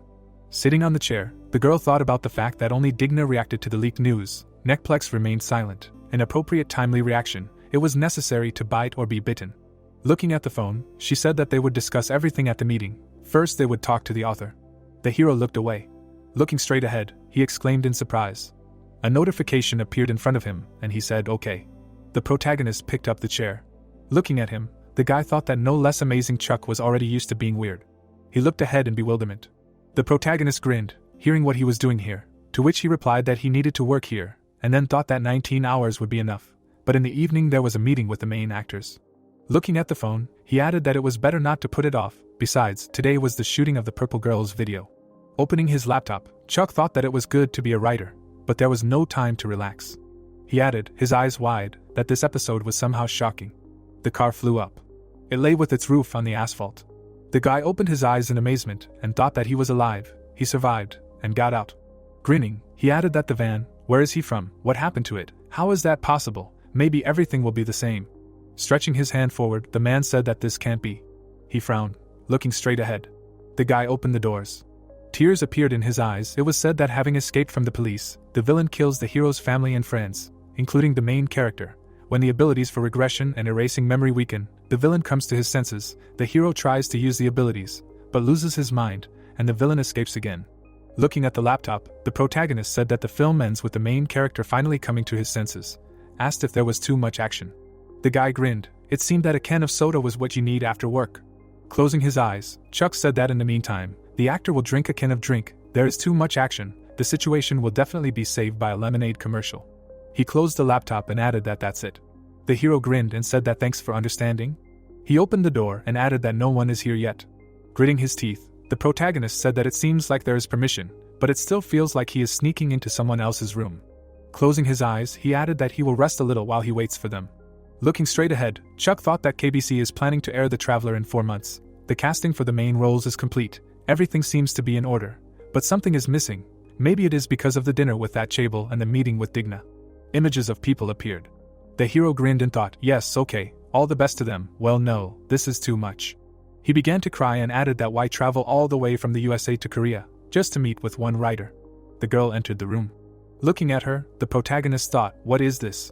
Chuck opened his eyes in amazement and thought, what is this feeling? Looking to the side, he added, what is this? The girl grinned, the thought appeared, why is his heart pounding so much with excitement? Her hair was fluttering in the wind, the thought appeared, why deceive yourself? Will she join the cast? The girl was holding papers in her hands, the thought appeared, that she is a top star, her schedule is scheduled for 3 years, because this is Brittany. The hero silently looked at her. Looking straight ahead, he thought, however. Raising his eyebrows, the protagonist added, Mrs. Brittany, what is she doing with the purple girls? The girl sat down, the thought arose that she sat down and did not even close the door. Looking to the side, Chuck thought that maybe she had the wrong room, even the perfect Brittany can be wrong. The girl held the microphone in her hands. It was said that the favorite of the whole country Brittany, she has many flattering titles, a genius of vocals, lyrics, composition, a wonderful actress of various genres. The girl looked to the side, the thought arose that the queen of acting. Holding the papers in her hands, she asked who he was. The hero looked in amazement, hearing that when he entered. Smiling, Brittany said that she did not see anyone, he was an employee of the studio. Looking at her, the protagonist answered that no, he was a screenwriter. Closing her eyes, the girl said that she was a screenwriter of music videos. She met such a person for the first time. Raising his finger up, Chuck answered that no, it is not so. Standing up, Brittany said that she had a rehearsal starting soon. She was already late. Let her excuse her, she had to run, they would see each other again, to which the hero replied that she had the wrong room. The protagonist silently looked away. The girl smiled. It was heard that it was Mr. Chuck. They hadn't seen each other for a long time. The hero grinned, hearing that he had been waiting for a long time. He was going to their shooting for a long time, to which he replied that not all at once. He opened his eyes in amazement, and exclaimed.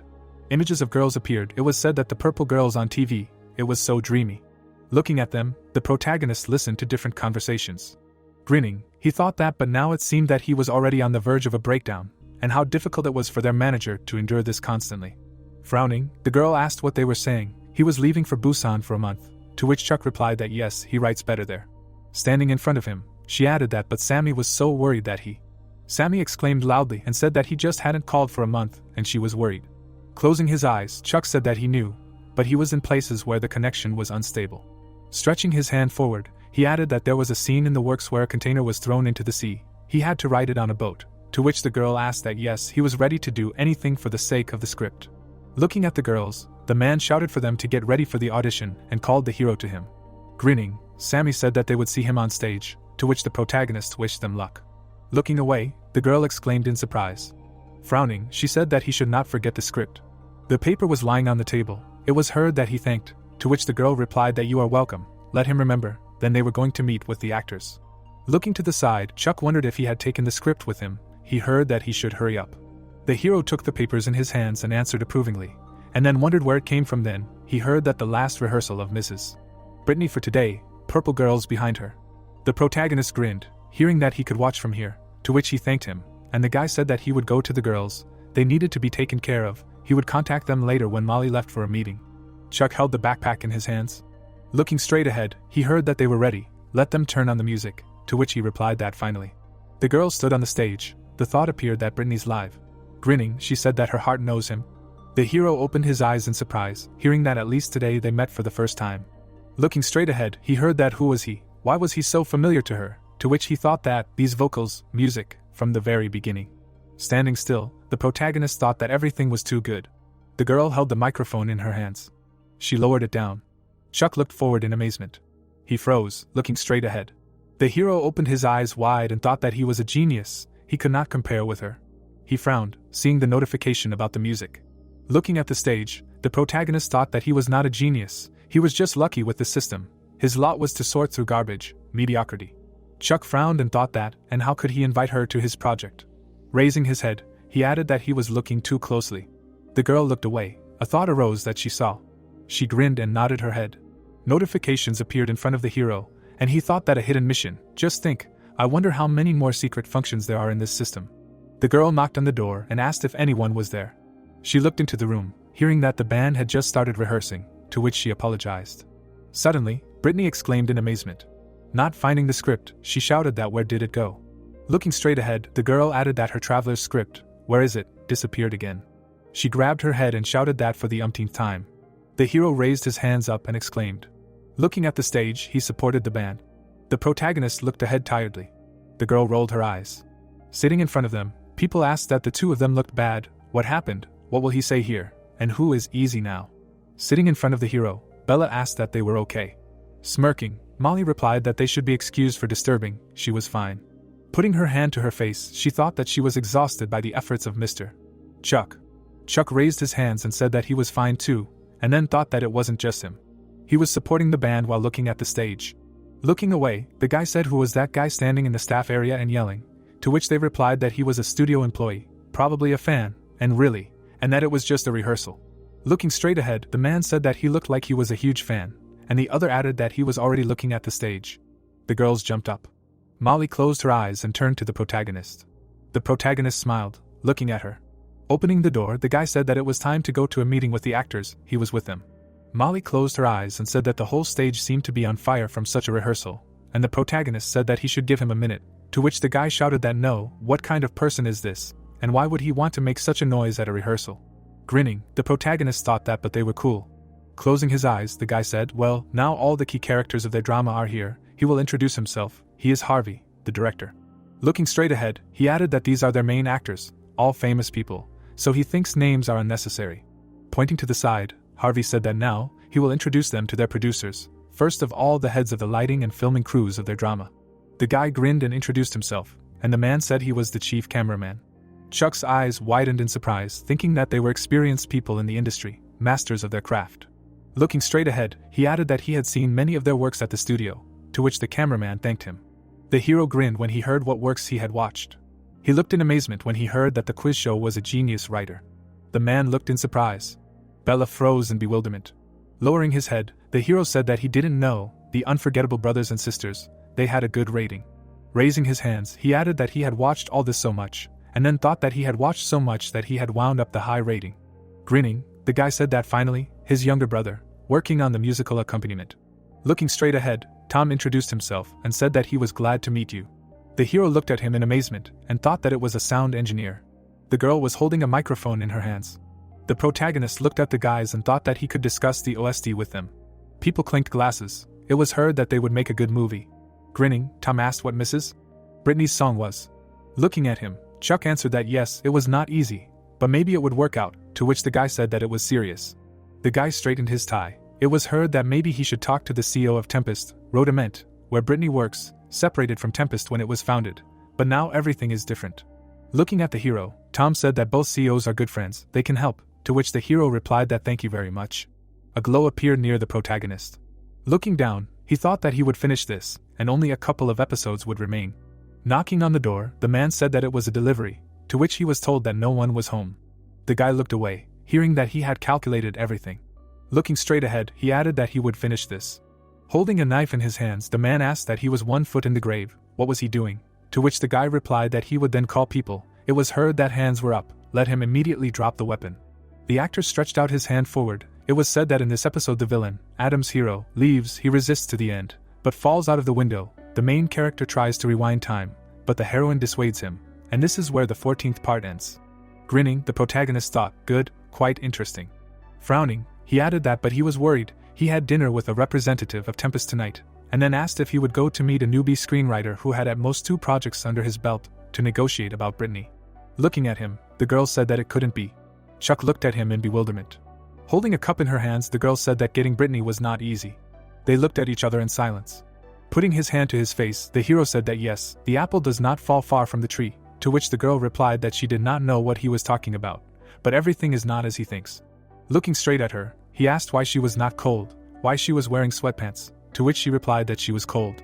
Grinning, the girl said that but he should see himself, she cannot give up, today the team leader is in the office. Raising his eyebrows, the protagonist said that it was hard, to which the girl asked what he was talking about, and he replied that she was cool, she must have been an activist in college. Looking at him, the girl asked how he knew, to which Chuck replied that he guessed. He was going to a casting for supporting roles, he needed to edit the 14th episode. Looking away, she said that she should go, she would do everything, to which he said that thanks, he sent the file. Photos appeared, you could hear what they thought about this guy. Well, his image is too simple, it's hard, and what about this? Photos of actors were hanging on the wall. Photos of guys for the role appeared. The protagonist was sitting in a conference room. Looking straight ahead, he thought that the work on the project was done in a hurry. The entire supporting cast was left to the discretion of the director and the production team. Raising his hand up, the protagonist added that now they needed actors with a high compliance rating. People looked away. The thought occurred that it was not necessary to fit the system 100% to be perfect for the role. Raising his hand, Chuck said that he would select the supporting actors himself.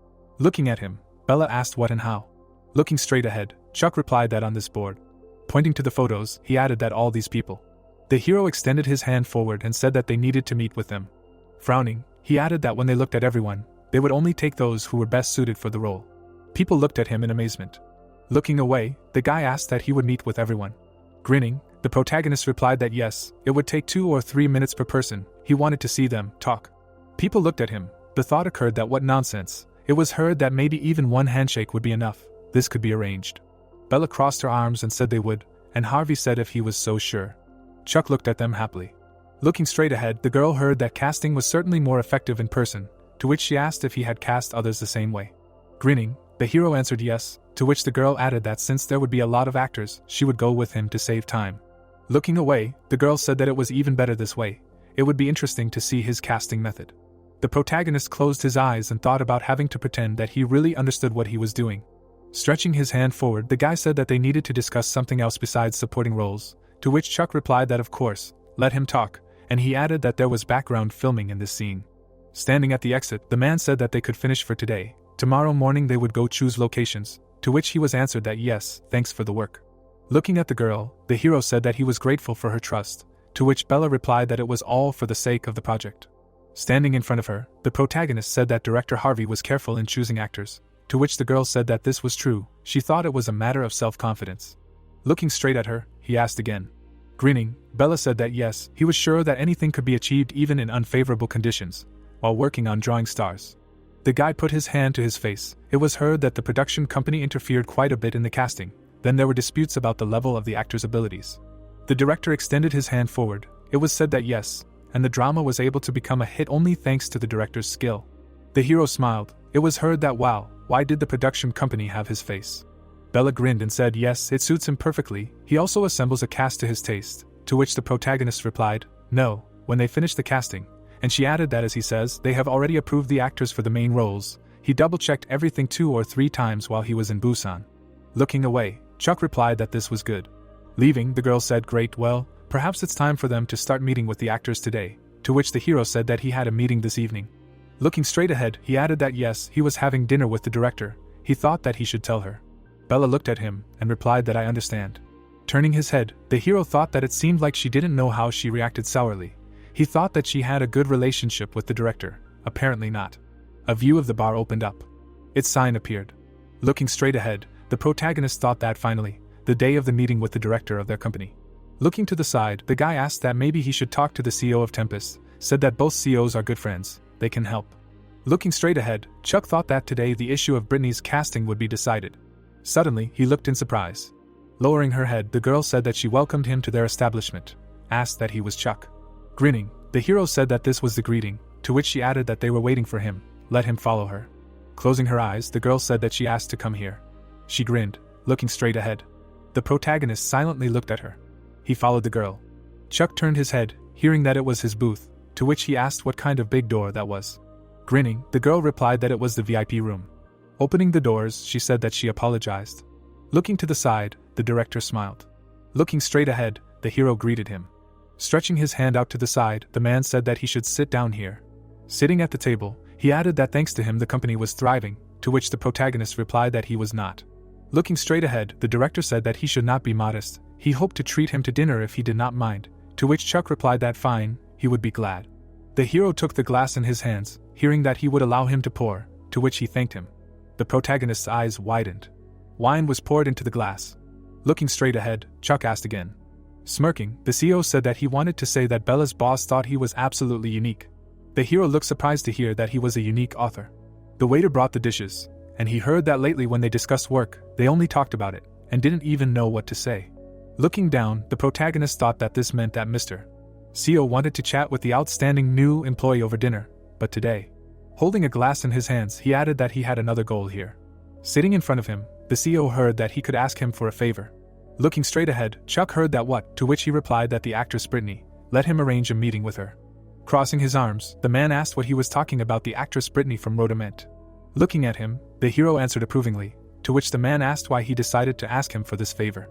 Turning his head, he hesitated. The protagonist grabbed his head and thought that what he was doing was too much. Of course, a newbie writer, who had just finished one project, asked the CEO for a meeting with the star of the entire nation. Raising his hands, the CEO said that he asked not to misunderstand. He did not mean that he did not like his request, but Chuck widened his eyes, hearing that he did not have such a good relationship with the CEO of Rodament, as many people think. Smirking, the girl said that they had not seen each other for a long time. Standing behind her, the guy said that they had only come for a week. Wasn't there a lot of things in the luggage? To which Angela replied that it was still not enough. At first she thought of ordering international delivery. Turning her head, she added that oh well, now is the weekend, they will go straight to the hotel, and let him contact Chuck, to which Jaden responded approvingly. Walking forward, she asked what they would go in search of a genius writer. Looking straight ahead, the director asked why he decided to approach him with this request, said that he did not mean that he did not like his request, but he did not have such a good relationship with the director of Rodament as many people thought. Frowning, the hero thought that the rumors were false. This complicated the matter, but he would not back down. Sitting in front of the man, he added that he would never, and then said that, as he said, Mrs. Bella took his work seriously. Putting his hand on his chest, the protagonist said that he was no less serious, and did not want to let down the people who believed in his work. The man frowned and replied that he understood. His mood was obvious, and he himself shared Mrs. Bella's opinion. Looking straight ahead, he asked what exactly he wanted to achieve from his meeting with the CEO of Rodament. Looking at him, Chuck replied that he once heard Brittany sing a song during a rehearsal. The song was very suitable for the OST of The Traveler. It would be a big hit at the box office. And using this collaboration as a starting point for a partnership, he would like to invite Brittany to play the lead role in the future. Sitting in front of him, the man replied that it would not be easy. The song was already released. Looking straight ahead, the director added that he and the director of Rodament were old friends, so it would not be difficult to meet him. They had a conflict due to different views on business, then they made up. But they rarely see each other until now. Chuck grinned and said that it seemed like 10 years had passed. Thanks to him, he would be able to see his friend again. Standing up, the hero said that thank you very much, to which the director replied that he could calm down, let him sit down. It was the first time he saw the author for whom Ms. Bella was so concerned. He grinned and said that he didn't mind fulfilling a slightly rash request. Holding a glass in his hands, the protagonist said that he wouldn't let them both down. The car was driving down the road. Putting her hands to her face, the girl said that she had screwed up at the rehearsal, lost the script. What was wrong with her? Sitting behind the wheel, the guy replied that what about her? Isn't she a top star? There are no perfect people. It's not for nothing that she is called the little sister of the whole country. She has the image of an absent-minded child. Wiping away tears, Brittany said that the little sister of the whole country would not be like that. She would not lose things twice. Asked what he said, that he had no plans for the evening. Looking straight, the guy answered that he did, to which the girl said that great. They can watch the broadcast of the final episode of the drama. Smiling, Brittany added that this was one of Chuck's projects. She was his fan, to which the manager replied that that was why she asked for the Traveler's script. Let her wait, she wanted to star in a drama. Looking at him, the girl replied that she hadn't. Looking away, the guy objected, to which she replied that he knew. Looking out the window, Brittany said that she wanted to take a break from the cinema. The people were holding the script in their hands. Looking straight ahead, the hero said that he was coming here, to which the guy replied that he should apologize for being late. Smirking, he added that he was a scriptwriter, acting as a casting director. Closing his eyes, the guy said that he was glad to meet you.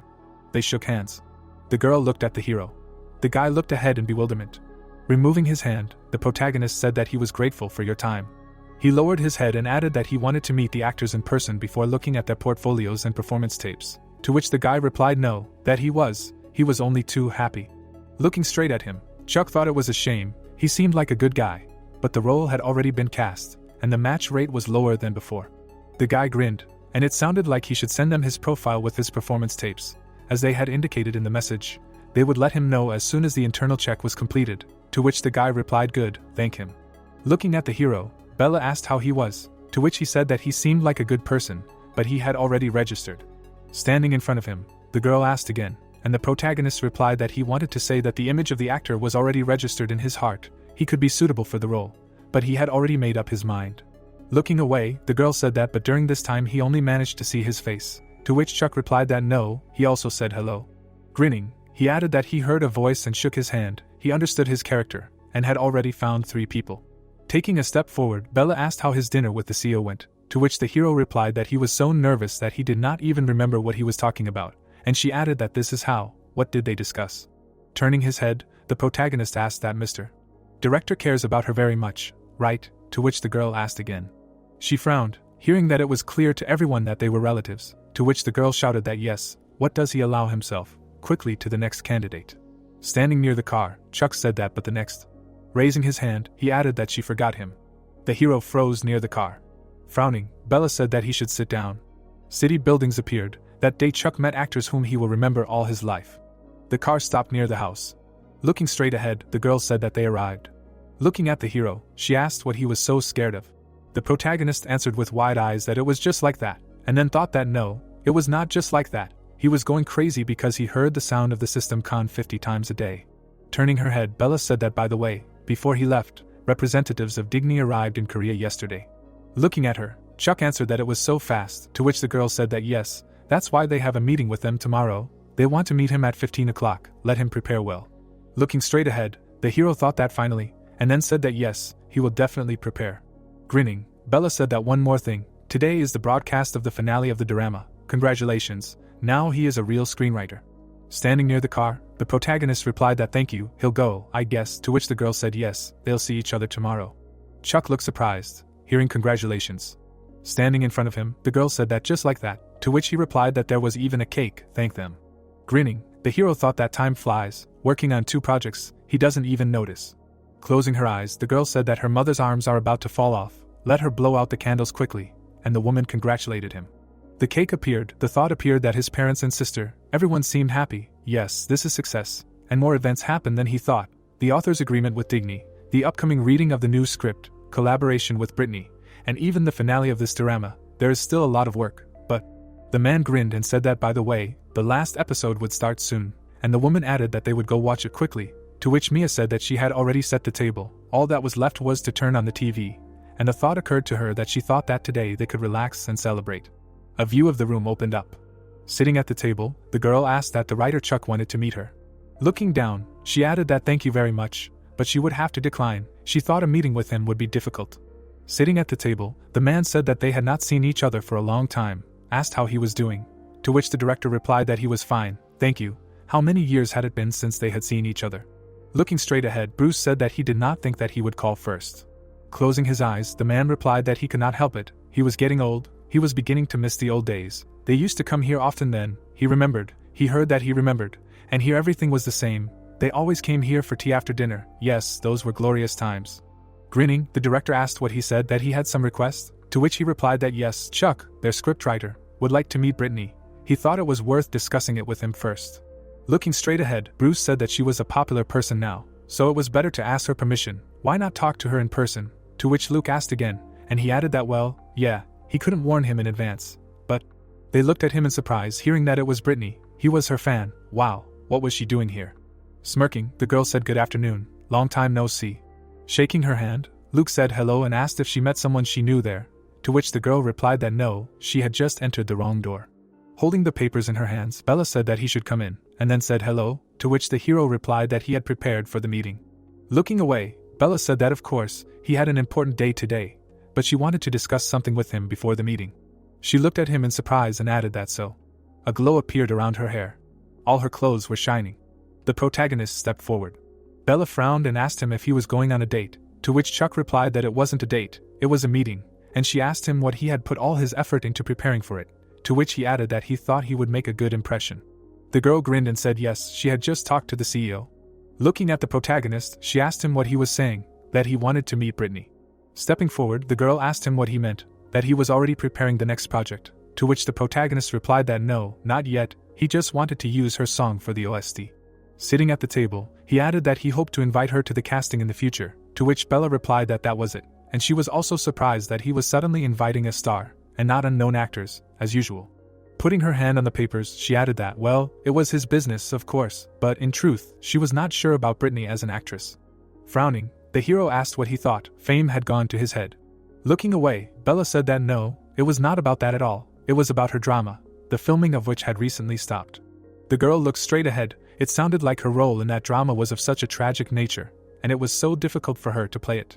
Brittany was sitting on the ground. It sounded like it was filmed. Thank you all, Brittany is great, let them turn off the water. Smirking, the girl said that it was good, it was hard, but interesting. She looked away.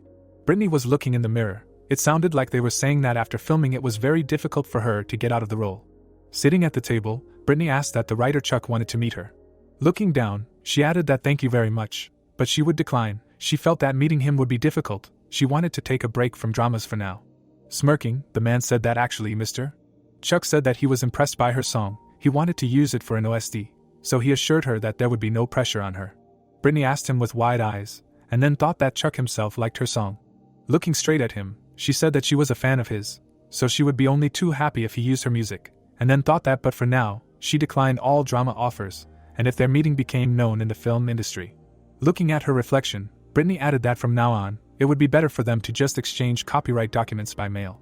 Sitting at the table, the hero said that in that case, it turns out, the meeting will not be easy, to which Bella replied that the CEO said everything will be fine, they just need to know about the situation with Brittany.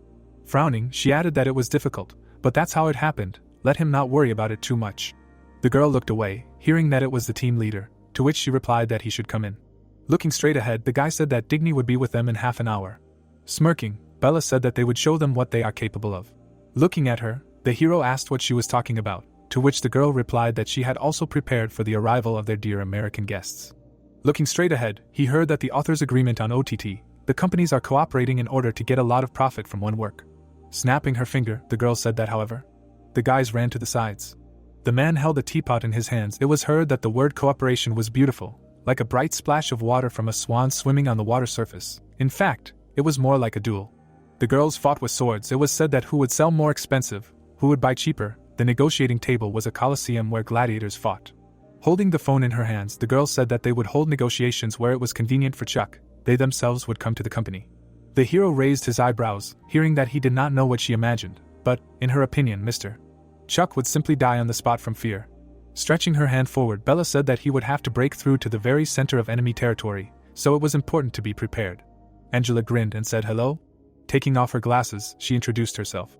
Looking at her, the protagonist thought that it couldn't be. She looked like his age. She was no more than 30, and she was already the head of the branch. He thought it would be an older person. How capable is she? Smirking, Bella said that she spoke Korean. She was Bella's boss, to which Angela replied that it was nice to meet you. The thought appeared that it seemed that Bella was not surprised. Smirking, Chuck thought, well. Looking at the girls, he added that they would be like this for a long time. Sitting at the table, the girls said that great, well, they would get straight to business. Angela closed her eyes, hearing that there were 2 copies of the contract, to which she replied that he should study everything carefully. They looked at the papers. It was said that Bella's face changed every minute while she was reading. The hero raised his eyebrows. Looking at the documents, he thought that he, of course, does not read the contracts as often as she does, and where they only glanced, he had to linger for 10 seconds. Looking straight, the protagonist thought that he understood one thing right away, and then asked that he planned to purchase the rights not only to the real Mao, but also to the Traveler. Smirking, the girl answered that yes, they would like both projects. Looking at her, Bella said that, in addition, the conditions offered to her were quite good, to which Angela said that yes, they wanted to be frank with them. He does not know if they noticed, but there are some things in common between large platforms. Looking straight, she added that once determined conditions are not so easy to change. Bella frowned, hearing this. Looking at the girl, the hero responded, to which she said that she would like to hear his opinion too. Looking straight ahead, the girl said that she was ready to sign an agreement today for his next job. The protagonist looked at him in surprise and thought what the rush was for. He should first find out what kind of project it would be. Sitting at the table, he thought about what he vaguely understood. He felt that a new project would soon begin, and he also felt who would be the main character in it. The girl closed her eyes. Chuck fell to the floor. He began to pull off his clothes. Looking at him, Mia shouted that it was enough. What was wrong with him? Why was he suffering? To which he replied that it was hard for him. Lying on the floor, the hero asked what he should do. He was told that the meeting with Brittany did not take place in the end, but he received permission for the OST. A notification appeared above the hero. A thought appeared that the system needed music, not an actor. Looking up, the protagonist thought that there was something that bothered him more than this failed meeting, and this was the recent meeting with Digna. Angela closed her eyes when she heard that there were 2 copies of the contract, to which she replied that he should study everything carefully. Looking at her, they asked that she planned to acquire the rights not only to the real macho, but also to the traveler. Smirking, the girl replied that yes, they would like both projects, they would like to be frank with them. She does not know if they noticed, but there is something in common between the major platforms. Looking directly, she added that once defined conditions are not so easy to change. Bella frowned when she heard this. Looking straight ahead, the girl turned to the hero and said that she would like to hear his opinion too. Smiling, she added that she was ready to conclude an agreement on his next work today. Looking straight ahead, the hero thought, what is the rush for? Bella raised her eyebrows and thought that this was not a rush, but a manifestation of sympathy. Looking away, she added that the value of the writer Chuck had increased to the point that Digny was ready to make concessions or else. The girl held a white flag in her hands. Looking away, Bella thought that even though the meeting was on the opponent's territory, they controlled the course of negotiations. Large platforms did not change their terms. This was a response to information leaked to the industry, and this response was a lie. Looking at the girl, she added that she had sold so many copyrights, and they threatened her in such an amateurish way, but she would take care of everything. This was a Trojan horse. Bella frowned, wondering if someone knew something about the industry that she didn't, whether Angela's words were a lie or not, more of a forecast. The girl winked and said that they had been completely frank with them. The choice was theirs. Looking straight at them, Angela said that they should study everything carefully. They would wait for their decision. Thank you for the hospitality. To which Bella replied that she thanked them very much for their personal visit to Korea, and the hero added that it was nice talking. Have a good trip back. Looking at them, Bella asked him what he thought of Digny's offer. Raising his hand, the protagonist replied that he didn't even know, and she added that in the current situation on the OTT market, production companies can't make much money. Let him take that into account. Looking away, the girl said that Netflix had crossed the line. Compared to them, Digny's contract was extremely unusual, but let him not be fooled by this. Chuck frowned when he heard that the connection cost was completely different depending on the number of users. Netflix is a big market. It is easy to succeed there. It is easy to increase the value of the author's name, and Digny will receive a large profit from their side under this contract. But their market is smaller, and it is more difficult to succeed. The hero held a microphone in his hands. It was said that Chuck spent the next 2 days in a serious discussion with himself. He not only argued with himself, but also sang. The protagonist stood on his hands. The thought appeared that he tried gymnastics. He frowned. It was said that and even screamed like crazy.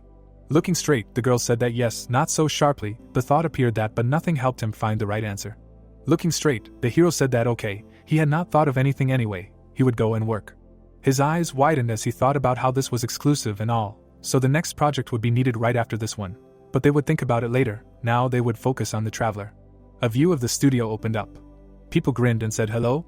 Looking at them, the protagonist thought that his actors, as always, had arrived early to prepare, and then said how early they were today. Good luck to everyone, to which the girl replied that he should not worry, they had prepared hard. Standing in front of the actors, he heard that he should just trust them, to which he replied that they had calmed him down, and then thought that this time the reading would go a little easier. Chuck looked away, hearing the greeting, to which he thought that last time was his first. He did not know how everything was arranged, so he just guessed. The woman grinned, a thought appeared, but now everything is different. The system is loaded 100%, a great script, leading actors, and the main event of the day is his supporting actors. The man looked down. It was said that he chose them himself. The director grinned, looking away. Standing in front of him, the hero addressed. Silence hung in the room. The man smiled, hearing that they tried very hard, with all their might, to which he replied that yes, let them not worry so much. Closing his eyes, he added that they should calm down. The protagonist looked around, hearing that they would speak frankly. He would be able to surpass a real macho. They needed unconditional success, he was sure, to which he replied that of course, they do everything. Closing their eyes, the actors said that they were calm. The thought arose that Sammy was not here, the director friend or foe. Putting his hand on his shoulder, the director addressed. Looking straight ahead, the man said that he heard. He reduced the cost of the film sets and switched to CG to save the budget. As he said last time, he is given comprehensive support so that he can do whatever he wants. The hero looked at him in surprise and thanked him. Closing his eyes, he thought that the director was an ally. He had to be patient for the sake of his actors, so the script reading began. However, holding the paper in his hands, the protagonist said that what followed was an emotional scene between mother and son, when the main character's mother loses her memories of him. The guy stood up and answered approvingly. He opened his eyes wide and wondered how he could get a chance for the lead role. The acting was not going well from the very beginning, his body did not obey him. Raising himself, Mike added that no matter how much he tried, he could not play this scene. What was it like when he had a mother? Chuck looked at him silently. The director sat calmly at the table. The woman looked straight ahead. It was said that among the actors personally selected by Chuck, one actress with 10 years of experience plays the role of the mother. Looking straight ahead, the guy heard the appeal. Lucy closed her eyes and said that even if everyone in the world forgot him, she would remember him. The guy looked at her nervously. Clutching his chest, he shouted that this was a supernatural phenomenon. What to do when everyone forgot about him, and even natural life and death were not subject to him? Was there any way out? What was all this pretense for? Hugging him, the woman said that it was so hard for him. No one remembered him, alone, abandoned. The guy began to cry, apologizing at the same time. Grinning, Lucy replied that everything was fine. Let him let the emotions pass through him. He worked hard for this role. The girl grinned, looking at them. The actors appeared. It was said that after Mike, the rest of the actors also perked up. The man raised his hands. The actors looked at him. Grinning, the director said that their master Chuck had created a real masterpiece. He looked away, hearing that he would be looking forward to the end of the year, to which he replied that well, what about him? The hero raised his hand and added that he had praised him too much. Kneeling, he said that he asked to send him the award for the best script at the end of the year. Looking straight ahead, the guy heard when the shooting would start, to which he replied that they would start as soon as the site was approved. The director smiled and said that it was fine. If they needed labor, then just let them say. Holding the luggage in his hands, the guy said that he was still unhappy with the terms of the contract that she offered Tempest. For the same money they could hire a Japanese author, who was currently being considered by Netflix. Grinning, the girl said that he should let her be distracted by this Japanese author for now. They have a chance. Now it's a race. If Tempest takes the bait, they will immediately sign the contract. The image of the girl appeared. She lowered her hand down. Walking forward, the guy said that to be honest, the terms of the contract are unacceptable. The production company rarely gets such a big profit. Asked what he thinks, they will not suspect anything. Looking away, the girl replied that they would definitely suspect. But what could Tempest do? Looking at her, Jaden thought that he would never get used to her expression when everything went according to her plan, and then asked what she meant, to which Angela replied that their first option was Netflix, the second option was them, and who, in his opinion, was the third. Bella looked at the documents. The thought came that no one, in the modern OTT market there are no other attractive platforms. But, as Angela said, Netflix did not change the terms of the current contract at all. The girl stretched out her hand forward.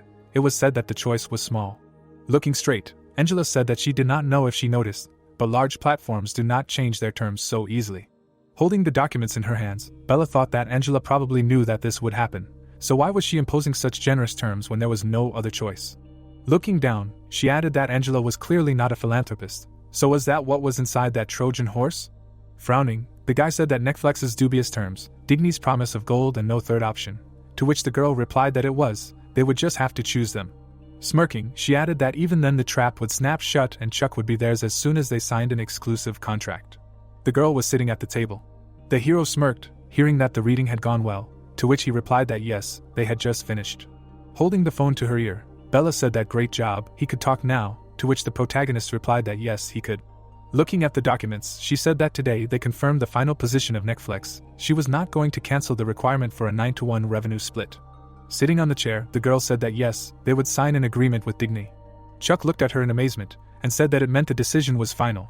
But the Traveler had not yet gone on air, to which he was told that yes, they would launch it after consulting with KBC. Looking straight ahead, the girl heard that okay, but what about the exclusive for Digny? The hero frowned, hearing that she would clarify Digny's intentions to him. Their conditions were good, of course, but he thought he should also know something, to which he asked again. A view of the building opened up. It was heard that yes, if his real macho and the Traveler got good grades, the success of the exclusive was guaranteed. Grinning, the protagonist said that it was good, to which he was told that no, there was nothing good about it, they should extend his contract. Looking straight ahead, he thought that there was nothing good. It was heard that they could not negotiate. Bella looked down and said that even if each work became a hit, without agreeing to increase the price on the same terms as for several of his works. Holding the phone to his ear, Chuck heard that he did not know, of course, what he thought. Sitting at the table, the girl said that she and Angela highly valued his potential. They both believed that his next works would also be successful. But other companies did not think so yet. For them he was an unidentified rising star. Closing his eyes, the hero answered that no, thank her of course, but his next project. The girls were holding a child in their arms. It was heard that it was too bold to predict his success now. Bella looked down and said that he should introduce it even if they did well with their first exclusive at Digny. The hero smirked. It sounded like no one would come to them for a contract, to sign a contract with them, they would have to pay them more money than they were paying Digny, and for a rising star, that was too much. That was the essence of the Digny contract.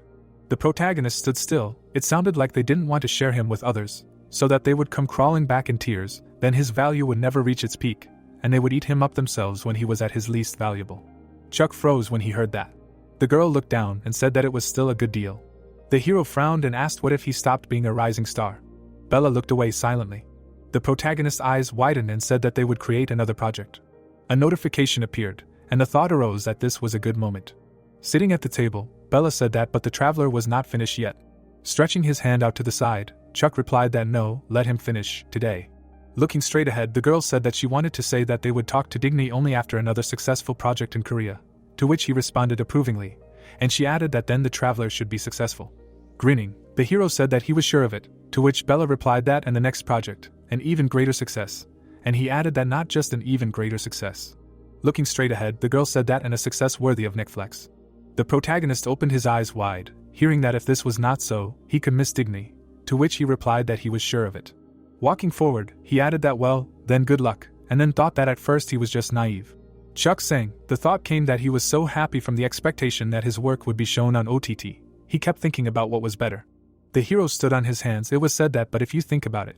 Looking straight, the protagonist said that it seemed like only yesterday he begged Miranda to appropriate his work, even if it was theft, he had grown a lot, and then thought that of course, Miranda, unlike Angela, never recognized him. Grinning, he added that thank you for such a high opinion of him, but she will not be able to monopolize him. If the system is with him on the next project, he will definitely be successful. Looking at the notification, the hero thought that but in MBS now because of the real macho atmosphere is like in a funeral home. The actors held hands. It was said that the final part is dedicated to the battle of minds with the conglomerate. There were chains tied around the people, the idea that the girl was helping the protagonist avoid family surveillance. Molly, the asset manager, put pressure on the Chables through her political power and personal connections, and after eliminating the threat to Lena's life. Closing his eyes, the guy asked what she remembered now. People were crying. It was said that the drama ends with a hint of a happy ending for the two.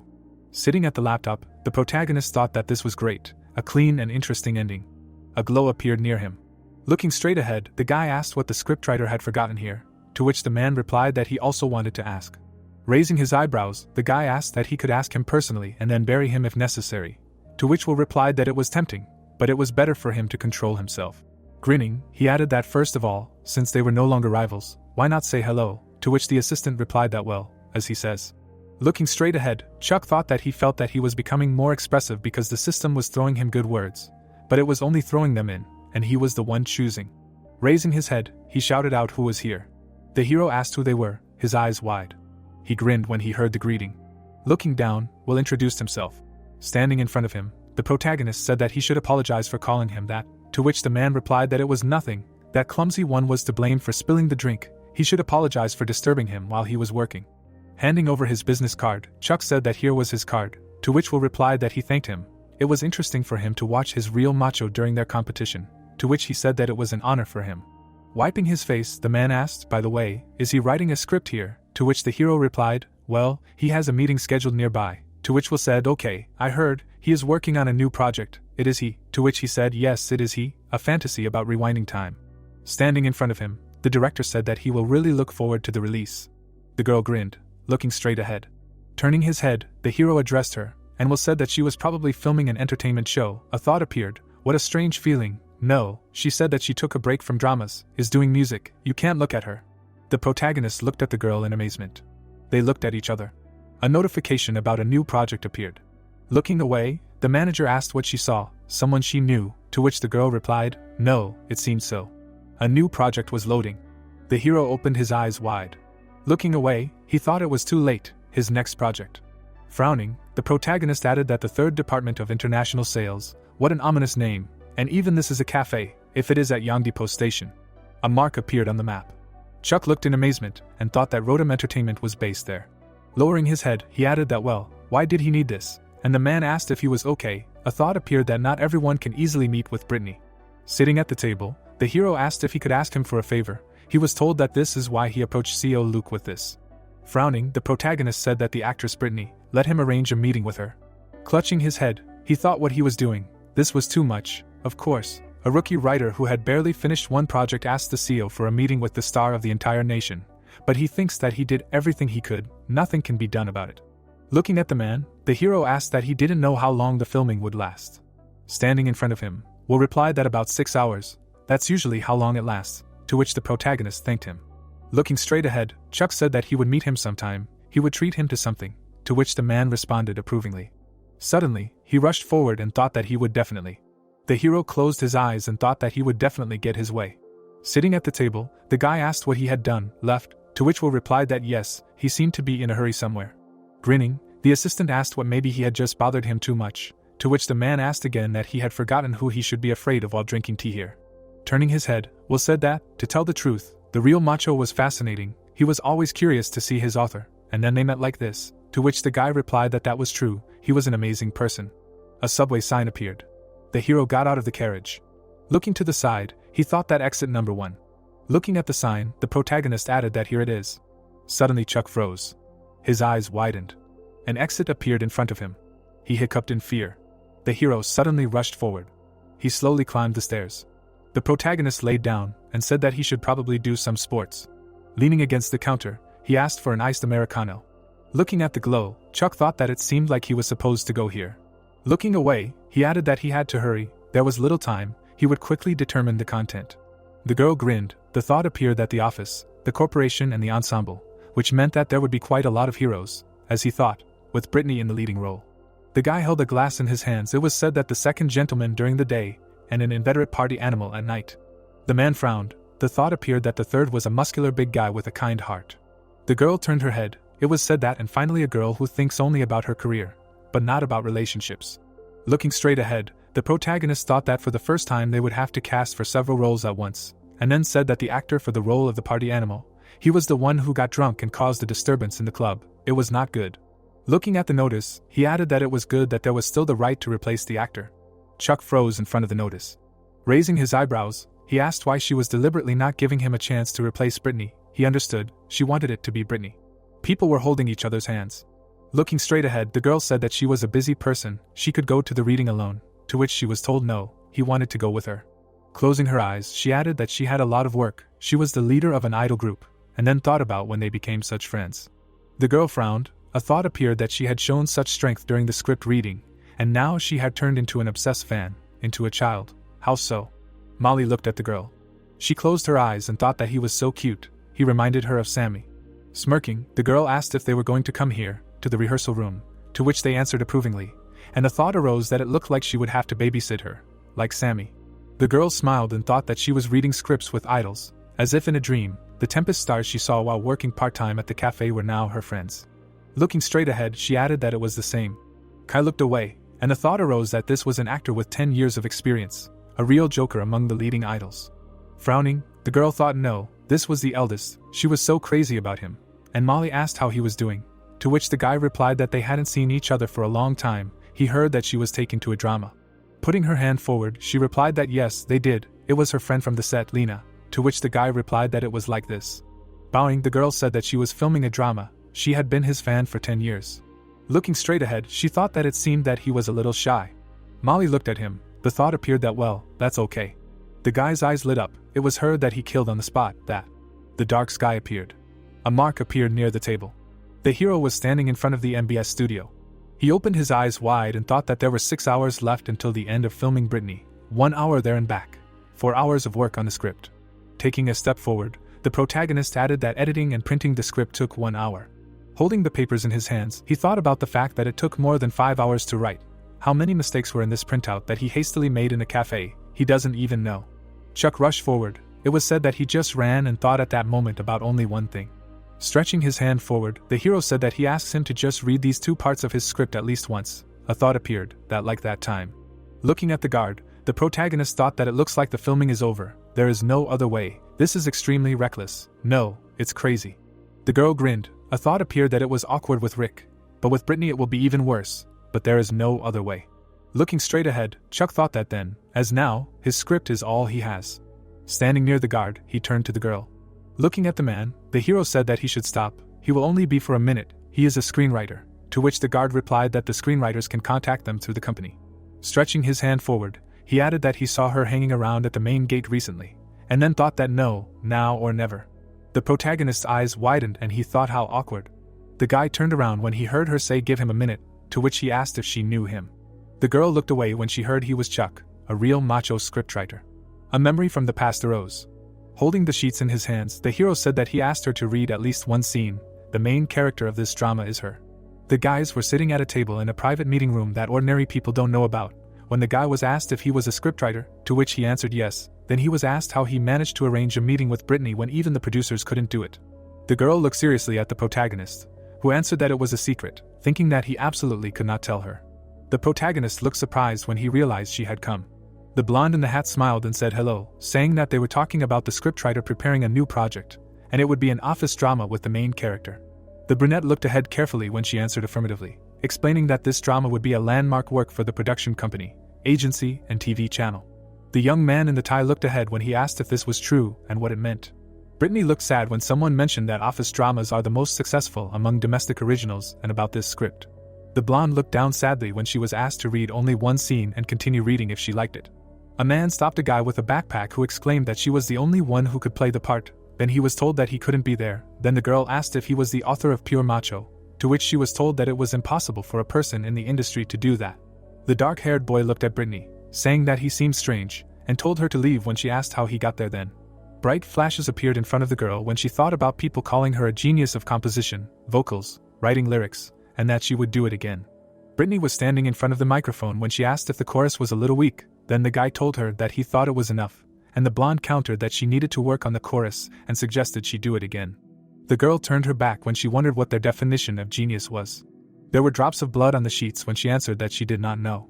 Brittany looked at her hand indifferently when she was asked if everything was okay, adding that she could take a break from filming today. Then she refused the director. There was a source of bright light in front of her when she offered him to do it again, thinking that it seemed that her understanding of genius was different from theirs.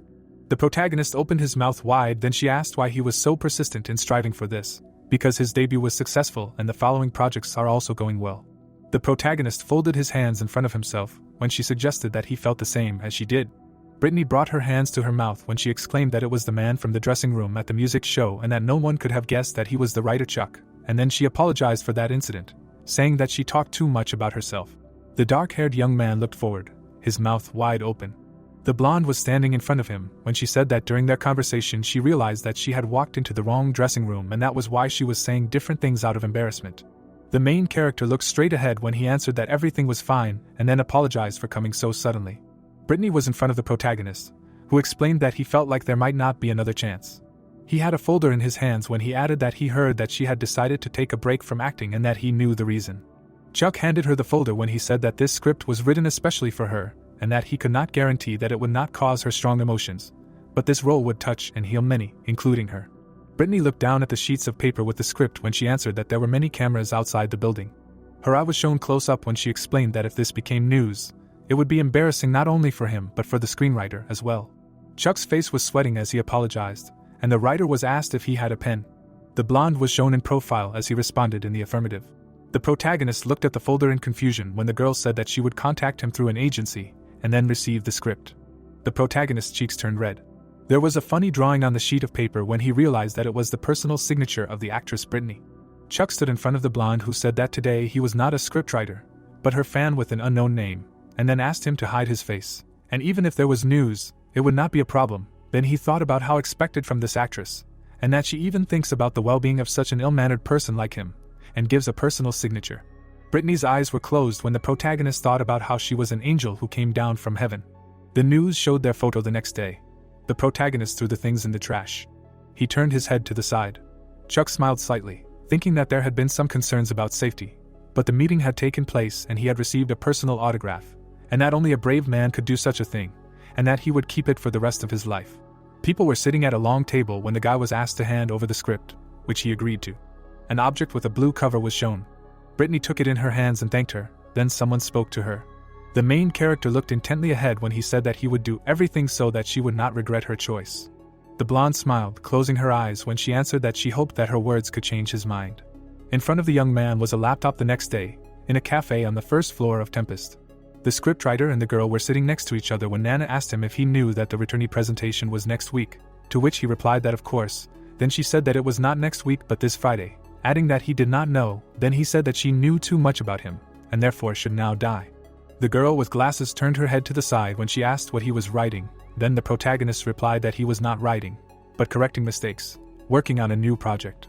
Nana looked away attentively when she asked him to give her the correction of mistakes. Then the guy reminded her that she was currently working on returnee.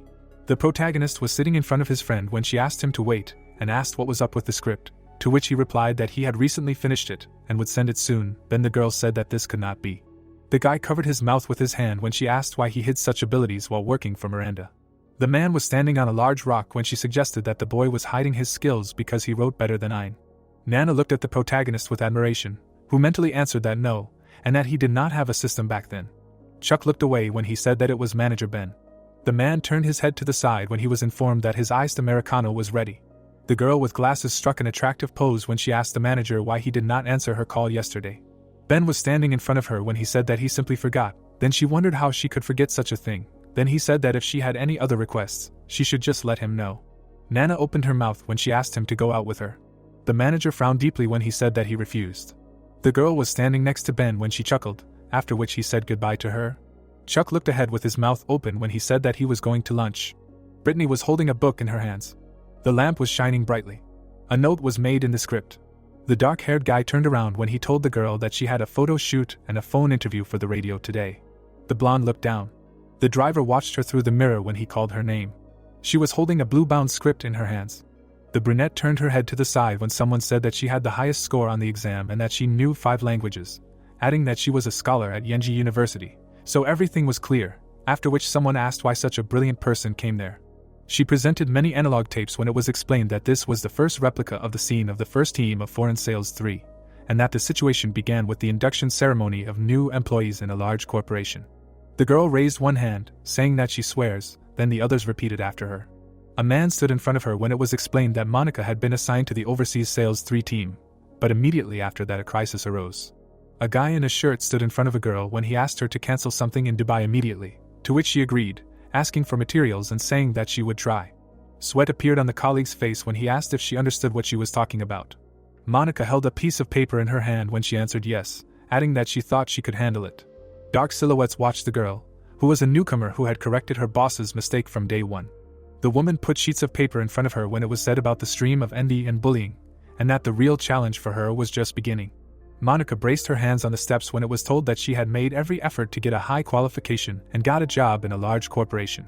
The brunette turned her back when it was explained that this did not lead to her success and did not mean that she would be able to escape from the poor area right away. Brittany looked away carefully when she began to talk about how she was the only main character in this drama.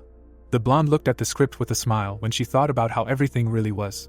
The girl brought the microphone to her mouth when she realized that she was the main character in this drama. Monica wiped the sweat from her face with her hand. The driver saw Brittany in the mirror when she said that she was lucky. The man put his hands on the steering wheel when he said that it was true, and that after all, the aspiring screenwriter met with her at the meeting. Then she replied that it was not so. The blonde smiled when she added that she was good. The pen was lying on the cover of the script. The guests were sitting on chairs when someone asked about the main idea of his new work, The Memory Erasing Traveler, to which he replied that he did not know and that it was all interesting. Then someone said that there was a good atmosphere on the set of this film, to which the guy answered in the affirmative, adding that he had recently been on the set and that the director there was wonderful, and the atmosphere was relaxing. And also that he did not have to do anything on the contrary, he was only treated. The protagonist brought a microphone to his face when he was told that he was now competing with Miranda's work, and then asked how he felt before the first stage of the competition, to which the young man replied that he did not know. The people in suits looked away when the protagonist added that everyone was just doing their best in their places and that there were no special feelings. Then he was thanked, saying that this was the end of the press conference. The light ceiling contrasted with the black walls. Chuck was standing in front of several people when he was told that he did a good job and that the last answer was cool. Then he thanked them and replied that everyone did a good job too. Then someone turned to the director and said that to be honest he was a little nervous. Then the young man explained with a laugh that he just said it like it is. Mike was holding a sheet of paper when he asked the scriptwriter if he would come to the party after filming, to which he replied that he was a little tired. Then the girl informed him that there would be many actors and supporting actors at the party tonight. The protagonist looked forward seriously when he asked if this was true, to which he was answered in the affirmative, adding that it seemed that representatives of different agencies would come, and that it was high time to see the members of the Purple Girls. The protagonist smiled widely when he realized that this was a chance to meet different actors, and that different companies would be there, thinking that he hoped that the party would not be too tense. Glasses of drinks appeared in front of his face, then he wondered what it was. The guys were sitting at the table when Chuck asked why they were so drunk, then they were asked how it was possible to clink glasses and hit the screenwriter on the cheek. The blonde opened his mouth wide when it was explained that these were actors from Tempest Entertainment. The men clinked glasses when it was said that Rainbow, HTO Entertainment, The Select Entertainment, and other companies had come. Tears ran down the guy's face when he thought about how he couldn't say hello properly because he was stuck with them. The main character closed his eyes when he was addressed and asked about what happens when flies fight, then he thought about what he doesn't know, and what he doesn't care about. The boy raised his hands to his face when he answered that it was a war of flies. The blonde guy looked at the protagonist carefully when he exclaimed that it was not so, and then told the scriptwriter that it was serious. Then Chuck thought that it was not interesting, then he was asked about what a man does when he flies into the sky.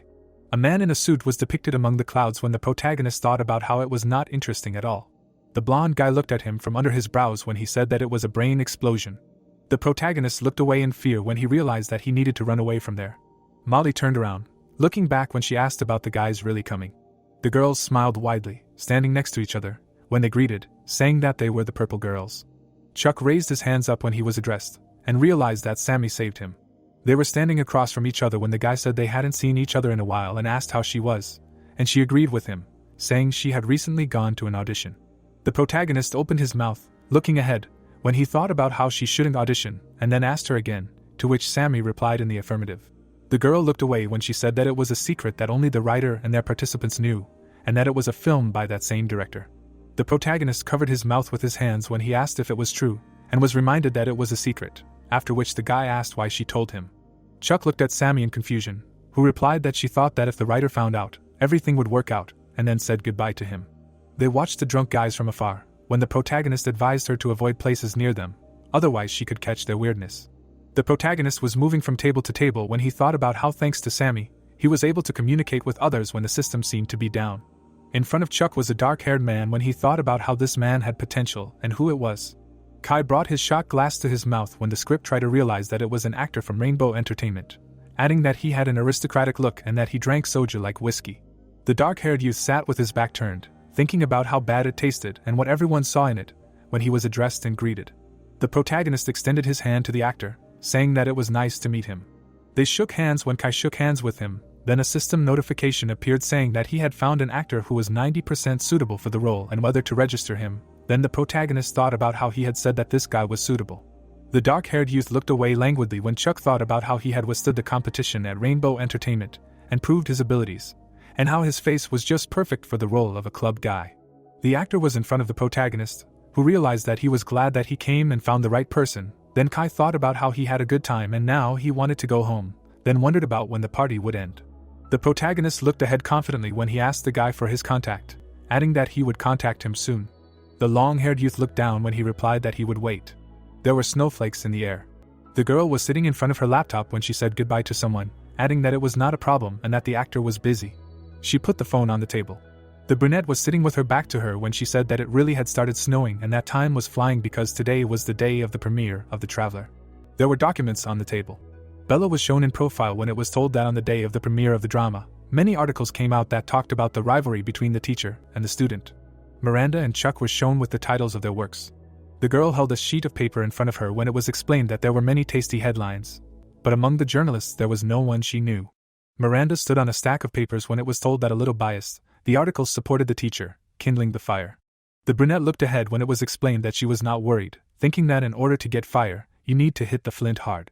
A man with glasses was standing next to her when the girl thought about the fact that the scriptwriter was not paying attention to the teacher at all and was focused on his work. Then she asked if he was there, after which he showed her where.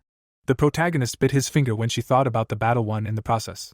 The guy was sitting with his back to them when Bella asked about what he was doing there, to which she was told that it was unknown, and that he had been sitting like that for an hour. The protagonist put 2 fingers in his mouth, thinking that it probably wouldn't work out, and that it would be difficult, and then began to repeat these words. Then the author was asked not to worry so much. The brunette was standing behind Chuck, saying that even though writer Miranda was doing a little PR, they would be able to win, and that this was the day they would prove that the success of the previous work was not just luck, adding that she also promised the head producer that she would achieve better results, and that this work means a lot to her. The boy fell in front of her, then she said that he died, after which he agreed with her, saying that he was dying because of what she was saying. The protagonist grabbed his head with his hands, screaming about how great he was in the past and that he was scared. Bella looked away boredly when she said that it sounded right, but she was not sure if she was unlucky or lacked confidence. The guys looked forward with smiles when they exclaimed that it was almost time for the returner to show, and that they should get ready for the screening and leave. The colleagues were standing behind the protagonist when they spoke about being worried about him and asked about him, then they were asked to leave him. Miranda's mouth dropped open, looking ahead, 30 minutes later, when she asked again and asked to check again, and then wondered if it was really only 7%. There were worried people in front of her when she was told yes and asked if it was only that much. They were standing around the table when the woman asked Shawn to step outside for a minute, which he agreed to, being in the Clementine channel projection room. There was a number on the door when someone thought that was incredible. Miranda's mouth dropped open, thinking that she had thrown her pride aside and used all the cliches, birth secrets, Cinderella and the rich, and then asked the guy how the ratings were on another channel, then he assumed she was talking about The Returned. Sweat broke out on Shawn's face, then he was asked to just say it and not drag it out. The woman looked ahead worriedly when he said it was 20%. The guys crowded around, smiling and laughing about the ratings. Miranda's mouth dropped open. She stared ahead in disbelief when she exclaimed that the dog she had kicked out was now the owner. The guy watched her go when the woman said she was going to take a break and asked him to finish there. Shawn looked away when he assumed Nana had picked a better team than him. Clouds floated across the sky the next morning. The protagonist was brushing his teeth in front of the mirror. He touched his face with his finger. The protagonist smiled tightly, looking forward. Chuck touched his hair, posing. He remembered how his mouth dropped open in surprise when he was told that the rating was 20%. Bella looked at the guy with satisfaction, who asked again and exclaimed that it was incredible. Then she asked if it was true, explaining that she thought it was an obvious result. The protagonist turned his head towards the brunette and asked her again. Then she answered in the affirmative, adding that she thought that they could easily achieve 30%, and that she thought the author was underestimating her abilities too much. In front of the guy was a phone that was receiving messages when he thought that maybe he was underestimating and that it was written thanks to the system. The protagonist was holding a smartphone in his hand when he turned it off. Then it was explained that with the success of The Returned, the media began to talk about the emergence of a new writer, and that his phone was hot with offers. Brittany extended her hand with a smile when she told the screenwriter that she hoped for a fruitful collaboration. They shook hands. Chuck opened his mouth, looking forward when he replied that it was mutual and that he hoped that everything would go smoothly. A sheet of paper with a contract was shown. The young man walked behind the director when he said that this was a contract with her autograph, and that it would need to be passed down from generation to generation. Then the brunette objected, saying that before The Return she thought he was allergic to top stars. The protagonist placed the sheet on his face as he answered her that he was also human. The protagonist stood in front of the girl as he asked about the casting of actor Kai, to which she replied that he liked the script and that the manager would bring the signed contract today. Chuck opened his mouth wide as a joyful sound was heard. The guy looked at the system window as he realized that the system was finally there after 2 months, adding that he had been waiting for it. The protagonist looked questioningly at the system window, which spoke of the content, genre, place and time, as well as the transfer to gold. The brunette closed her eyes as she said that actor Kai liked the script, but there was one problem. The protagonist stood with his back to her as she addressed the author. A shadow fell on the guy's head as he addressed the director. Sweat appeared on Chuck's face as he apologized to her, and then asked if she had ever been to the club. Bella looked ahead attentively, saying nothing. The brunette opened her mouth, answering no, and then asked why she had to go there. The dark-haired boy turned away from the girl when he thought about how they were missing and how he couldn't go there alone. Bella crossed her arms over her chest when he answered that it didn't matter and that it was just for research. The brunette closed her eyes when the protagonist added that it was difficult for an author who had never been to a club to ask the director for help, and that she studied abroad, but she didn't know how to have fun. Although she drinks well, she was bored, and she had no experience in clubs, summing up that he needed to write everything. The girl glared at the little scriptwriter when she exclaimed that she would go with him, and then repeated herself. The protagonist covered his face with his hand and turned to the director. Chuck looked ahead with satisfaction when he said that only she. There was a chair behind the guy when the system notification popped up, and when he wondered how much it cost to rent a room at the club, it was explained that it was usually 200,000 won to rent a room for a night in Seoul, and up to 500,000 won in expensive places, so it might be 100.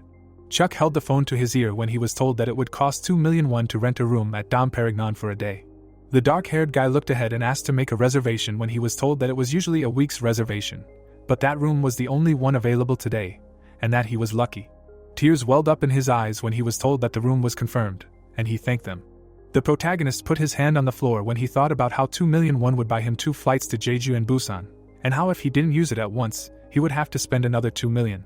There was a man in a suit in front of the boys when the protagonist thought about what would happen if they were not allowed in. The man's mouth dropped open when he said that a writer and a businesswoman were not suitable for them. Chuck and Bella looked up when they replied that they were really good at having fun. The security guard kicked them both, asking them not to ruin the atmosphere and to leave. The dark-haired boy covered his face with his hands when he exclaimed that nothing could be further from the truth.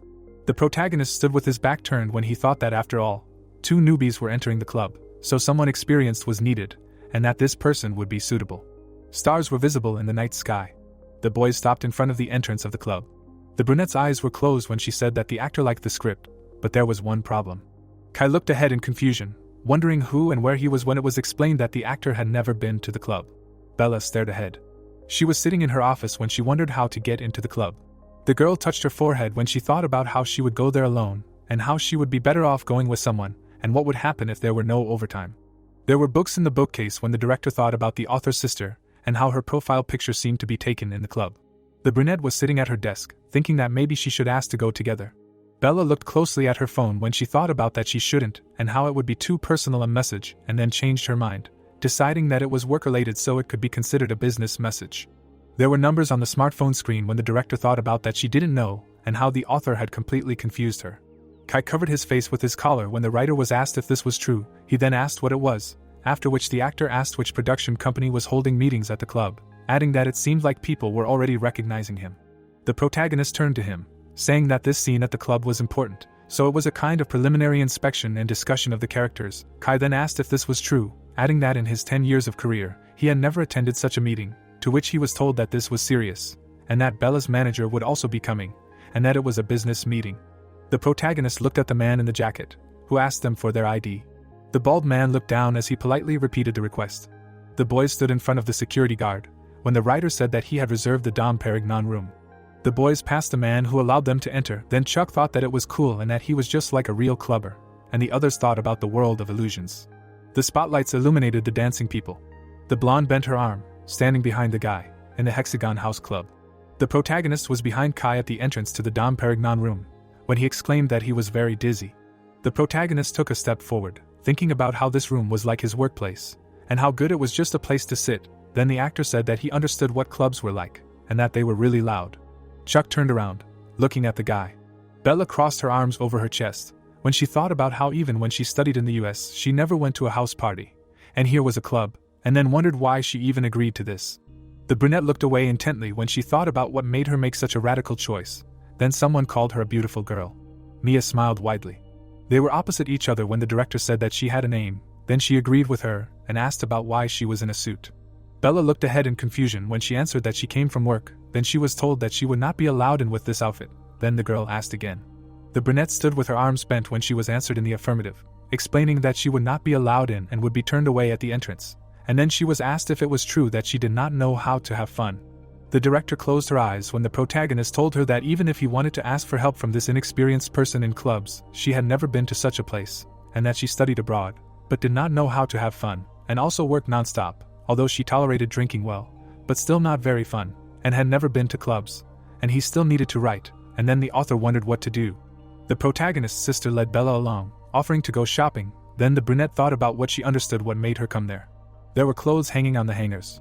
Mia looked resolutely in front of herself when she called the director her sister, adding that these things would suit her.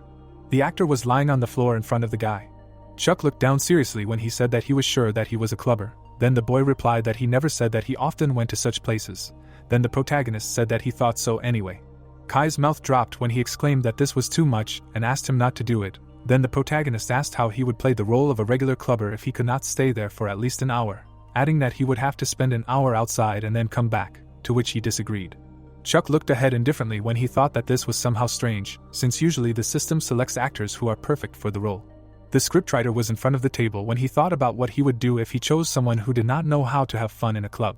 The dark-haired boy looked ahead worriedly when he wondered why the plot of the series did not come to mind.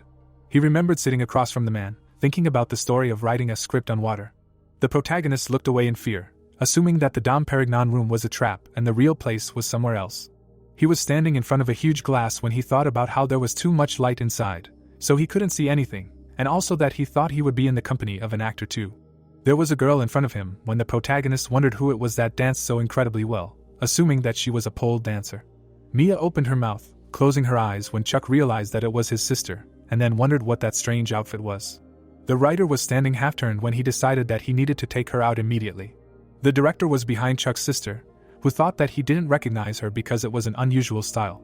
Bella looked away attentively when he realized that the manager handled this style very well, assuming that she came with Mia. The dark-haired guy lowered his gaze. The girl was holding the pole with her hands when the director thought about how noisy it was and how loud the music was, but Mia was doing well even in such an environment. The stranger looked at the girl when he said that she was a new face, and then asked where she came from, suggesting that she was in the company of the one who danced on the pole.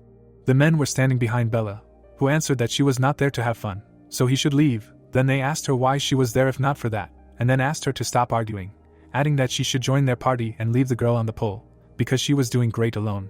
The stranger put his hand on the shoulder of the brunette, who told him not to touch her, then he advised her to stop being so arrogant.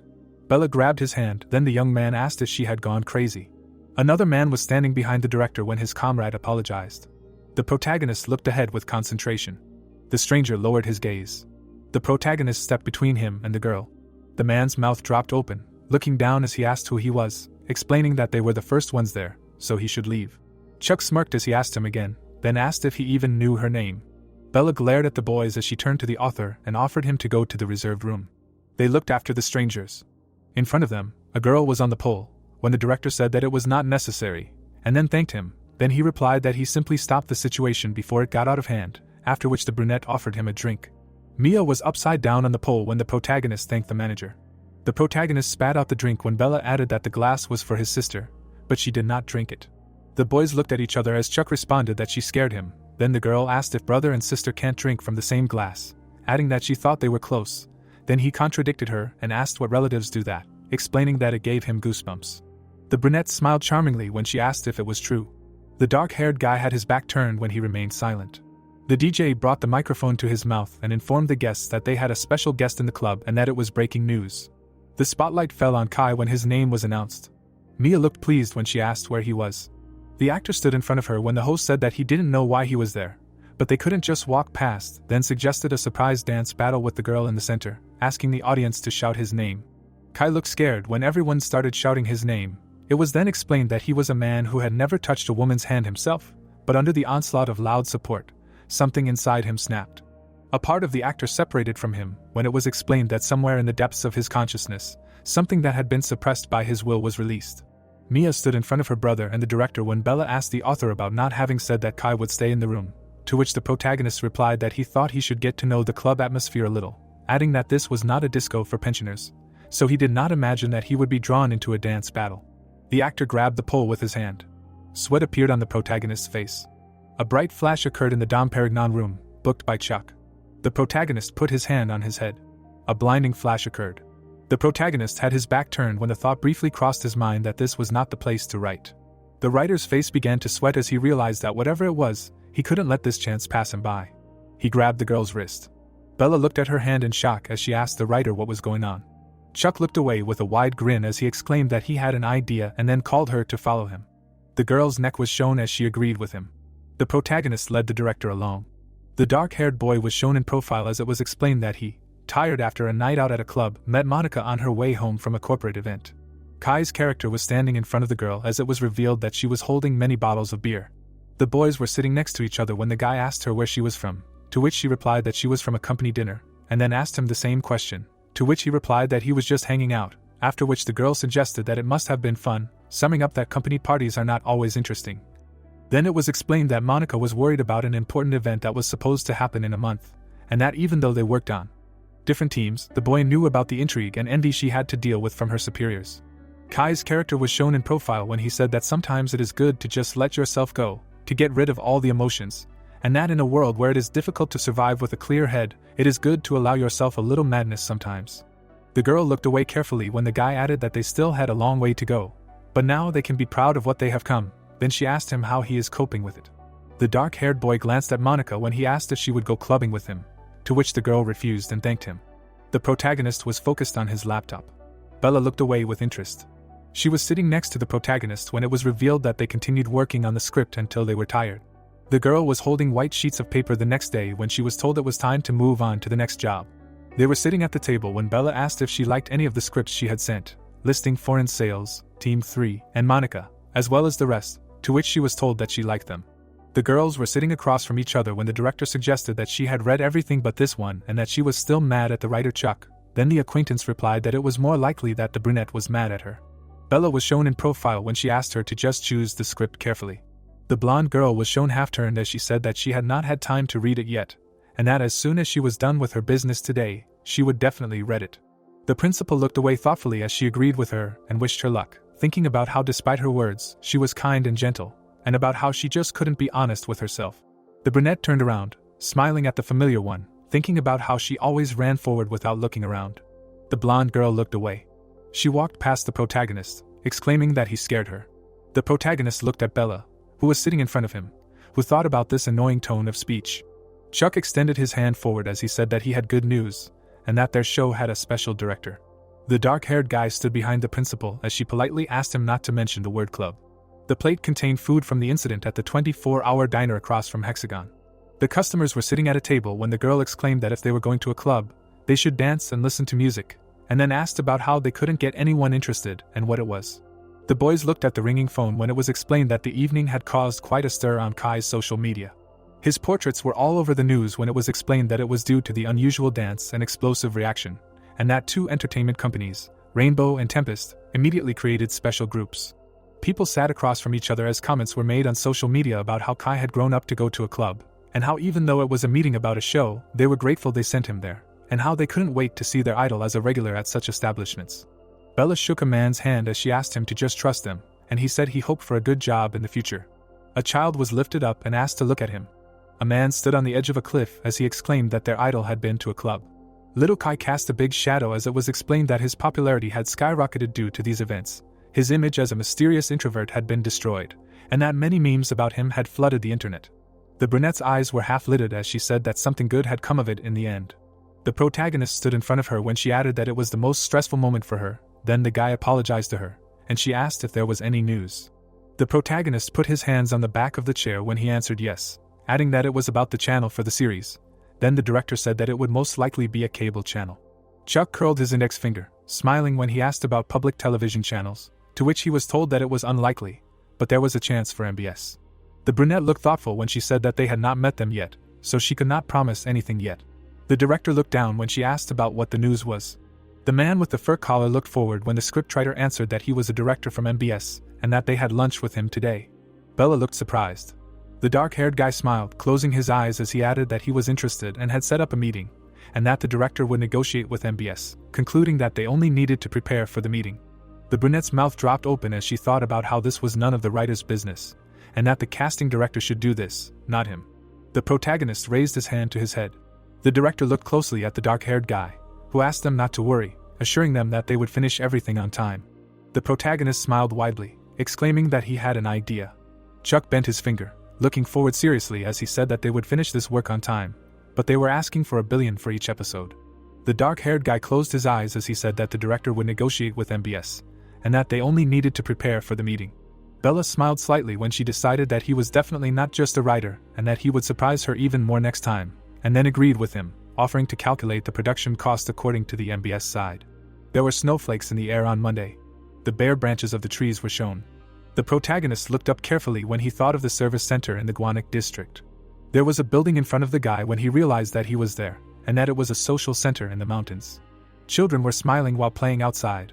The protagonist looked ahead intently when the system notification with the characteristics of the task appeared, then he wondered if he really needed to write the text there. Bella turned to the actress, who said that she had not read it yet, and that she would finish her work and read it. Then the director wished her good luck. The blonde girl looked away thoughtfully. She walked past Chuck with a displeased expression, saying that he scared her again. The writer had a goofy smile on his face when he thought about what it meant that something was wrong with this time and place. A system window popped up in front of the writer. The protagonist touched his chin when he thought about how the events in the club seemed temporary, and then said that he needed to find another place to work on the script.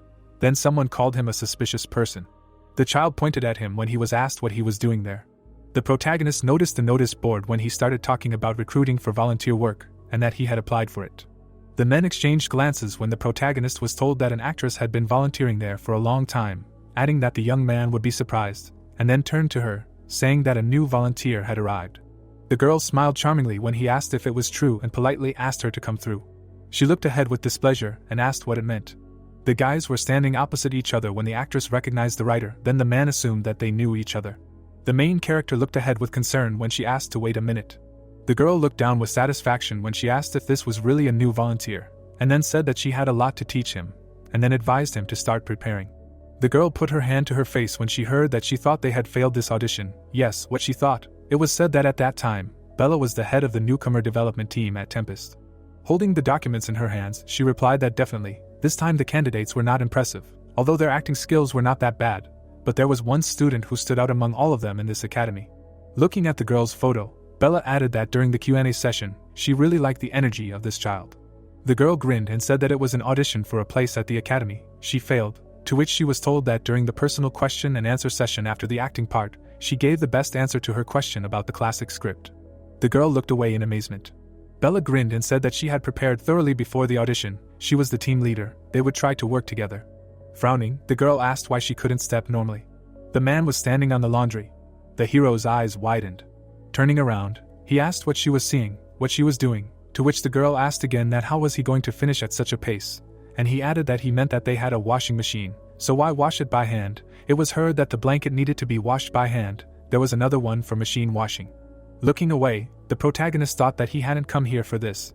The lighting system was right in front of him, but he couldn't write.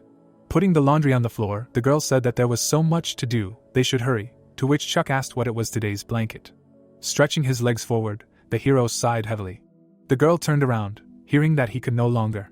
Closing her eyes, she said that it was fine, they would take a 10-minute break. Leaning against the washing machine, Amanda asked that they could start over after the break. Really? Looking away, she added that he was writing here too.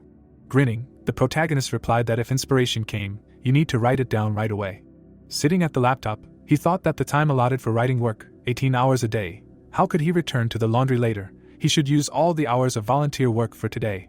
The girl was held by her arms and legs. The thought arose that the girl's working days were an alternation of hot and cold baths. The managers highly valued her abilities and wanted to use her skills, but for her immediate superiors she was a threat. Against this background, a storm broke out in the international sales team. Holding papers in his hands, the man said that their international sales department was entrusted with a large project. The girl clapped her hands. Looking at the hero, she said that 10 minutes had passed, they would start working, to which he thought that they had already. Frowning, the protagonist thought, so what kind of project? It was heard that they had a lot to do. Chuck pressed his foot on the laundry. He crouched slightly. Looking straight ahead, the hero thought that they had left. Suddenly he rushed forward and added that hanging out the laundry would take time, however, then now was the right time, so let's get to the project. Looking straight ahead, the man said that currently the contract negotiations with Company A, with whom they are in constant contact, are going slowly. The big project is to visit them in person, convince them to close the deal. Sitting on the floor, Chuck thought that visiting and closing the deal, it sounds dangerous. The important point is where this company is. Hanging out the laundry, the girl said that as soon as she starts hanging out the laundry, the sun rises. People looked at her in amazement when they heard that this project would be assigned to the team, to which he was asked that their team had just accepted newcomers. Really? And the manager replied that this was the conclusion after a meeting with the manager. Looking straight ahead, the man said that the managers were interested in her potential. Frowning, the protagonist thought that she knew that it was politically unfavorable, but now it was being said openly. The girls looked straight. It was said that as the episodes accumulated and the girls' achievements grew, something happened. Against this background, the supporting character stood out. The actress raised her eyebrows. The thought appeared that cold and accurate, very strict in work. She looks at the girl with sympathy and respect. Despite the strictness, she respects her for her skills. Smirking, the girl said that it seemed that everything was ready, asked that they check again that it was safe property. Frowning, the actress said that as far as she knew, Company A, which they should visit. Looking straight, the hero heard that it did not have a branch in Korea, to which he asked again. The man closed his eyes and said that that was right, the place they needed to visit. The protagonist looked away in surprise and thought that no, it was already ready. Looking away, the girl said that all the laundry was hung out, asked that he had washed everything. Yes. Chuck turned his head, hearing that he should give her what he had done, to which he replied that it was still in progress. Raising his leg, he added that he was honest, and she asked that he hadn't just come here to volunteer, right? Sitting on the floor, the hero replied that he should forgive him, he would try. Closing her eyes, the girl asked that well, if a writer has to write, what can they do? Leaving, she added that as soon as he finished, he should help her, to which the protagonist replied that he thanked her for understanding. The manager, looking straight ahead, said that that was right, The place they needed to visit was the headquarters of Company A in Vietnam. It was said that thanks to Amanda's care, he was able to finish writing the fourth part. Walking forward, the guy asked that they had passports, right? The hero looked at him in amazement when he heard that they would be going to Vietnam. To which he thought, why did they look so ominous? Now it seemed like he would have to go too. The girl looked away. It was said that in the next episode, let Plane A have a blown tire. Amanda looked down. The sky appeared. The protagonist was sitting on a bench. Looking at him, the girl said that he did a good job, to which he thanked her. They looked at the sky. Looking straight ahead, Amanda said that the international sales team was 3. Turning her head, she added that she liked it. Closing her eyes, Amanda said that she was so tired. Looking at the script, she asked if it was true, she needed to read it after being rejected twice. Looking straight ahead, Bella said that so she roughly understood the situation. Yes, she said that they were thinking about Amanda for a supporting role. The girl gritted her teeth when she heard that she could handle the lead role. The thought appeared that it was true. But even if he wanted to tell the truth, it was not much. Sitting at the table, the girl asked him what he didn't like Amanda on a personal level. To which the hero replied that no, of course not. Why should he not like the actress? To which she added that then she really didn't understand. Looking at him, Bella said that he should just be honest with her, then she would never combine him with her in the same project. To which the protagonist thought that maybe he should just be honest. She said that she would not combine her with Chuck. Holding the script in her hands, the girl thought that the sincere macho man who had returned and even this drama. She knew that this was a good script, but the director, she heard that they would try to act together. Getting up, Amanda thought that well, since it was from the director, she should at least read it. She opened the script. The girl was sitting at the table. Looking at the hero, Amanda said that honestly, her pride was upset that she was rejected twice. But how about considering her for this script? Taking her hands, she added that but as an actress, she was good enough. Bella smirked. It was heard that there were people who supported her childhood dream when she was little, her parents' friends, and director Bella. She wanted to repay them by becoming a famous actress. Amanda put her hand to her face. It was heard that but let him guess what, they did not want any awards. Sitting on the bench, the girl said that she felt that whatever she gave them would be a trifle compared to what they deserved. To reach their level, she needed to become even better than she was now. Looking away, the hero heard that she was running non-stop, and he would not regret choosing her. She would prove it right now, this role is perfect for her. The girl looked at him. The thought appeared that the role that interested Amanda was thorough and cold. She explained everything about the character's personality, her character, and even small habits that she analyzed herself. Amanda raised her hands. It was said that her explanation exactly matched the image of the character that he remembered.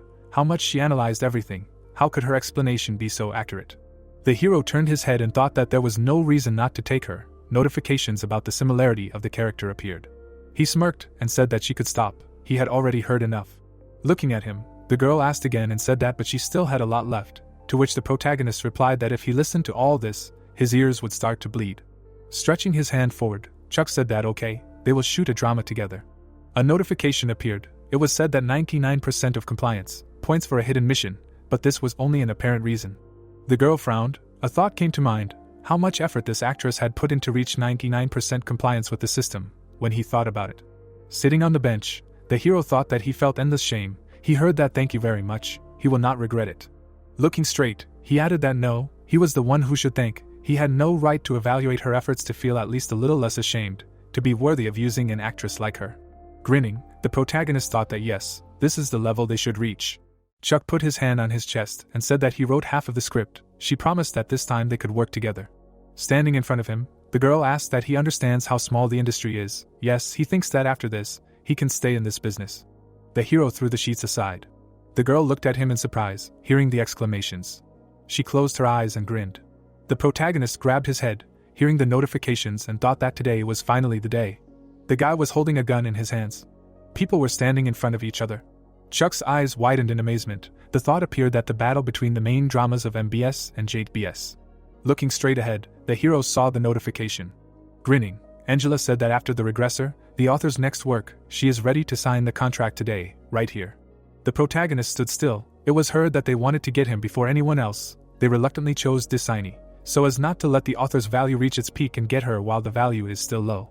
Chuck smirked and said that he was glad that she thought so highly of him, but let her show that Angela can't be easily got. If in the next job he controls the system, he will guarantee their success.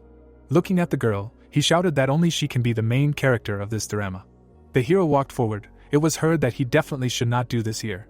Looking at the hero, Amanda said that to be honest, 2 rejections really hurt her pride, but maybe he would consider her playing the main role in the next script. She frowned and added that still, she thought she was a worthy actor. Looking straight ahead, the protagonist thought that no, he should be the one thanking her. He was in no position to judge her efforts if he wanted to be less embarrassed, if he was worthy of working with an actor like her. Smirking, he added that yes, he should always give it his all. Holding the script in his hands, Chuck thought that in the pursuit of your dreams, competition inevitably brings ups and downs. Blue sky appeared, the thought appeared that he thought he could escape. A laptop appeared. Looking straight ahead, the guy asked what Chuck was, the guy who wrote The Sincere Macho and Regressor. Turning his head, he added that this time he was writing a drama, to which the girl asked again. Looking straight ahead, the hero heard that the most handsome writer was currently working on a project here. Closing his eyes, he thought about so much pressure, and then turned to the director. Bella frowned, hearing that she had ever been to Vietnam. Walking next to him, the girl replied that there was no need to joke about it, to which the protagonist thought that he was not joking. Grinning, Dave said that there were two of the most beautiful people here. Stretching his arms out to the sides, he said that they should come in. The man closed his eyes and said that it was rare for newcomers to succeed twice in a row, to which the protagonist thanked him, and he added that it was all because the script was good. Sitting at the table, the man said that in just one title, the International Sales Team, Team 3, there was already something special, yes. Looking straight ahead, the guy thought that the director had high expectations. The actors showed up, the thought arose that but this was not like the Chuck he knew, they wanted to expand the boundaries, attracting more famous actors to the project. Looking straight ahead, the man said that the cast was amazing, asked that so, all the actors gave their consent. Bella grinned and answered that of course. Looking away, she added that and what about this drama? The hero smirked when he heard that they were even considering filming abroad, to which he thought that their manager was very smart, and the girl thought that from Chuck's third project, she could guess the location. Looking straight ahead, Dave replied that it was fine, they would try to fit the budget as close to the idea as possible. They smirked and thanked him. Looking away, the man added that just like it takes two hands to clap, they had high hopes for this drama. The guy looked at him. Stretching his hand forward, Dave said that since the pure macho is their old enemy who has now become an ally, so. The protagonist smiled when he heard that they should aim for the best results, to which he replied that it meant they understood each other, good job. Walking straight, the protagonist said that everything went smoothly, to which Bella replied that they were lucky. By the way, there was one more casting role left. Raising his finger up, Chuck asked what he meant by the role of a muscular macho, to which she asked again that he had already thought about which actor they should take. Looking straight, the hero replied that no, he just does not know muscular, but gentle in appearance men. The guy grinned and turned to him, to which he asked who he was. Stretching his hand forward, the guy shouted that he heard that there was a vacancy for an assistant director, International Sales Team 3. He was not tired after all these meetings, he was the director who filmed this rain, he might consider it. Wide-eyed, the protagonist asked what this was all about, said that it was too much, what is this? The girl grinned and replied that she created her own interpretation of the content, here is the storyboard. Chuck looked at the script, heard that they would leave. Bella looked away and said that if he accepted such things, it would never end. Looking straight ahead, Chuck thought that he just couldn't help it. Holding the phone in her hands, the girl heard that she would be playing the lead role in the play for the first time. Let him come and watch, to which she asked again. She looked at the hero, hearing that she had sent the tickets by mail. It would be nice if she came with him. Stretching out his hand, the hero said that if he continued this, it would never end. Heard that how dare he talk to her boss like that, he better come, let him calm down, she was always like that, sending such a message. Walking forward, the girl asked that he should pay more attention to acting in order to play in the play. Well, where did he go? Looking away, she turned to the guy. Putting his hand on his hip, the guy said that he was here, he was cleaning the waiting room, and then asked that but who would come to this performance. Sitting at the table, Bella heard an incoming call. Smirking, she said that he really left. The hero smirked, hearing that to Vietnam, to which he replied that the weather here is great, wants to come, to which the girl asked that he fights well. Looking straight ahead, the girl heard that the guide came, they will see each other in 6 days. Looking at the phone, she said that well, that Mia will be here while he is away, and then thought that this looks like Chuck. Standing in front of the guy, the protagonist said that they do not have much time, they will hurry to the destination, to which the guy responded approvingly. A notification about the scenario appeared. A building appeared, it was heard that there were 6 days left. The train moved forward. Plants appeared. A view of the mountains opened up. A tall tower appeared. People were sitting on a cliff. Frowning, the hero thought he was in trouble, he hadn't found anything. Looking at the notification, he added that he had been just walking around one part of the national park for several days. What kind of place was this anyway? Sitting at the laptop, the protagonist thought that he needed to be careful, this was his last try. He would look for clues before checking. Looking down, he added that this was definitely a tourist spot, it was related to the scenario. If it was related to sales, it must be a big place, yes, maybe. A view of the building opened up. Standing in front of the guy, Chuck said that they would be leaving, to which he asked that they would go to Mount Virgin Islands National Park again. Yes. Smirking, the hero replied that yes, that's right, to which the guide said that he had been working for 10 years, and he had never worked with people like him. To spend a whole week at Mount Vi, even he, a local, was tired of it. Looking straight ahead, the protagonist asked what favor he could do him. The guy raised his eyebrows and asked what, to which he replied that he knew Macho Romance and Regressor. Chuck smirked when he heard that. Of course, he had specifically signed up for subscriptions for those shows, to which he replied that he had written both scripts. The guy looked at him in confusion. He smirked when he heard that if he helped him, he would let him talk to Sammy, to which he replied that an exciting tour of Mount V, how could he help? A temple appeared. It was said that at an altitude of 1,227 meters, above the temple, there was a statue. A glow appeared. The thought appeared that he had found it.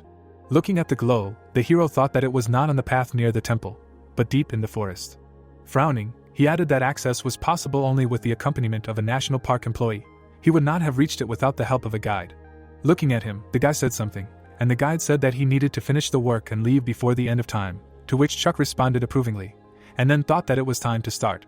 Statues appeared. It was said that in Vietnam, where Buddhism has a great influence, all places that have Buddha statues or a place for prayer are very popular. A homemade shoe cabinet appeared. Actors appeared. It was said that an international sales company 3 had made an appointment with a local partner to update the design of a shoe cabinet that could store shoes that had been worn on tough mountain paths. The guys shook hands. The thought appeared that they played an important role in this matter. As long as their manager would cover their gaps, they would definitely achieve a successful outcome. The hero sat on the ground. Looking at the shoes, he thought that everything was clean now. Why was the system installed in such an uneven area, in that case? Looking at the notification, the protagonist wondered what the next location was for writing.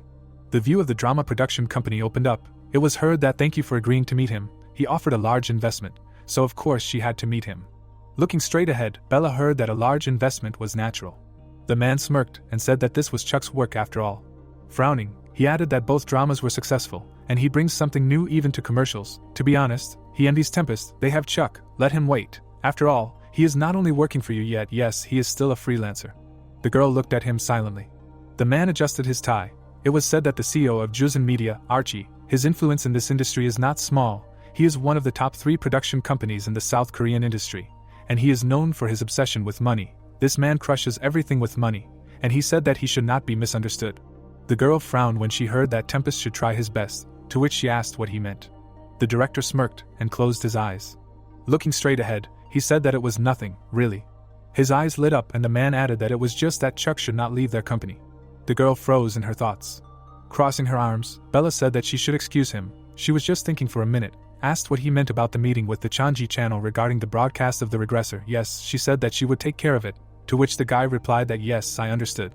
Looking at her, he asked if she was okay, to which Bella asked again. The girl raised her eyebrows when she heard that she looked gloomy after the meeting with Jusen Media, to which she replied that it was nothing. Let her continue. Bella lowered her head and said that she could not show emotions in business. With wide eyes, she thought that after the meeting with Jusen Media, no, it didn't start after that, but CEO Archie saw that something was wrong with her. The man smirked, closing his eyes. Frowning, the girl thought, damn, he probably understood everything. If that's the case, then he can definitely take Chuck for himself. She froze and added that why was she so worried? Looking at the hero, the girl asked that they would meet again. Yes, it was said that at the beginning of this year, when they signed Chuck, she was lucky. It was the best decision. Walking forward, the girl thought about the fact that, but to be honest, she manages Tempest well without Chuck. Looking away, she added that, however. Bella frowned and thought that even if she was influenced, she didn't know why, but the hero smirked and said that he didn't know why, but he had an idea. The director straightened his tie, saying that such a writer should not fall into the hands of such a man. She held the phone in her hands, thinking that the separation of work and personal life that she had tried to maintain for 8 years had already collapsed. Sitting at the table, the girl added that okay, she would see where this led her, and then said that she had planned to just send a gift with an apology. Smirking, the hero said that he just wanted to call her. Lowering her head, Bella asked that he had finished the script, to which he replied that yes, he had recently returned to Korea. It was so cold here, and she added that he had done a good job. Looking straight ahead, she heard that he would check for typos and send it to her. What was it? Weasel, he bought Vietnamese coffee, she wants it. To which Bella replied that she would like coffee. Sitting at the table, the girl heard that okay, it should be delicious, and she said that tomorrow afternoon. The protagonist looked at her in amazement when he heard that they were going to see Mia's performance, to which he asked if she was really going to see it. A view of a city street opened up. After scanning the ticket, the man said that photography was prohibited during the performance. Let her go inside. Looking away, the girl said that they were coming in. Looking straight ahead, the hero wondered what this was. What did this all mean? They would go see their little sister's performance together. This was not like her. It couldn't be.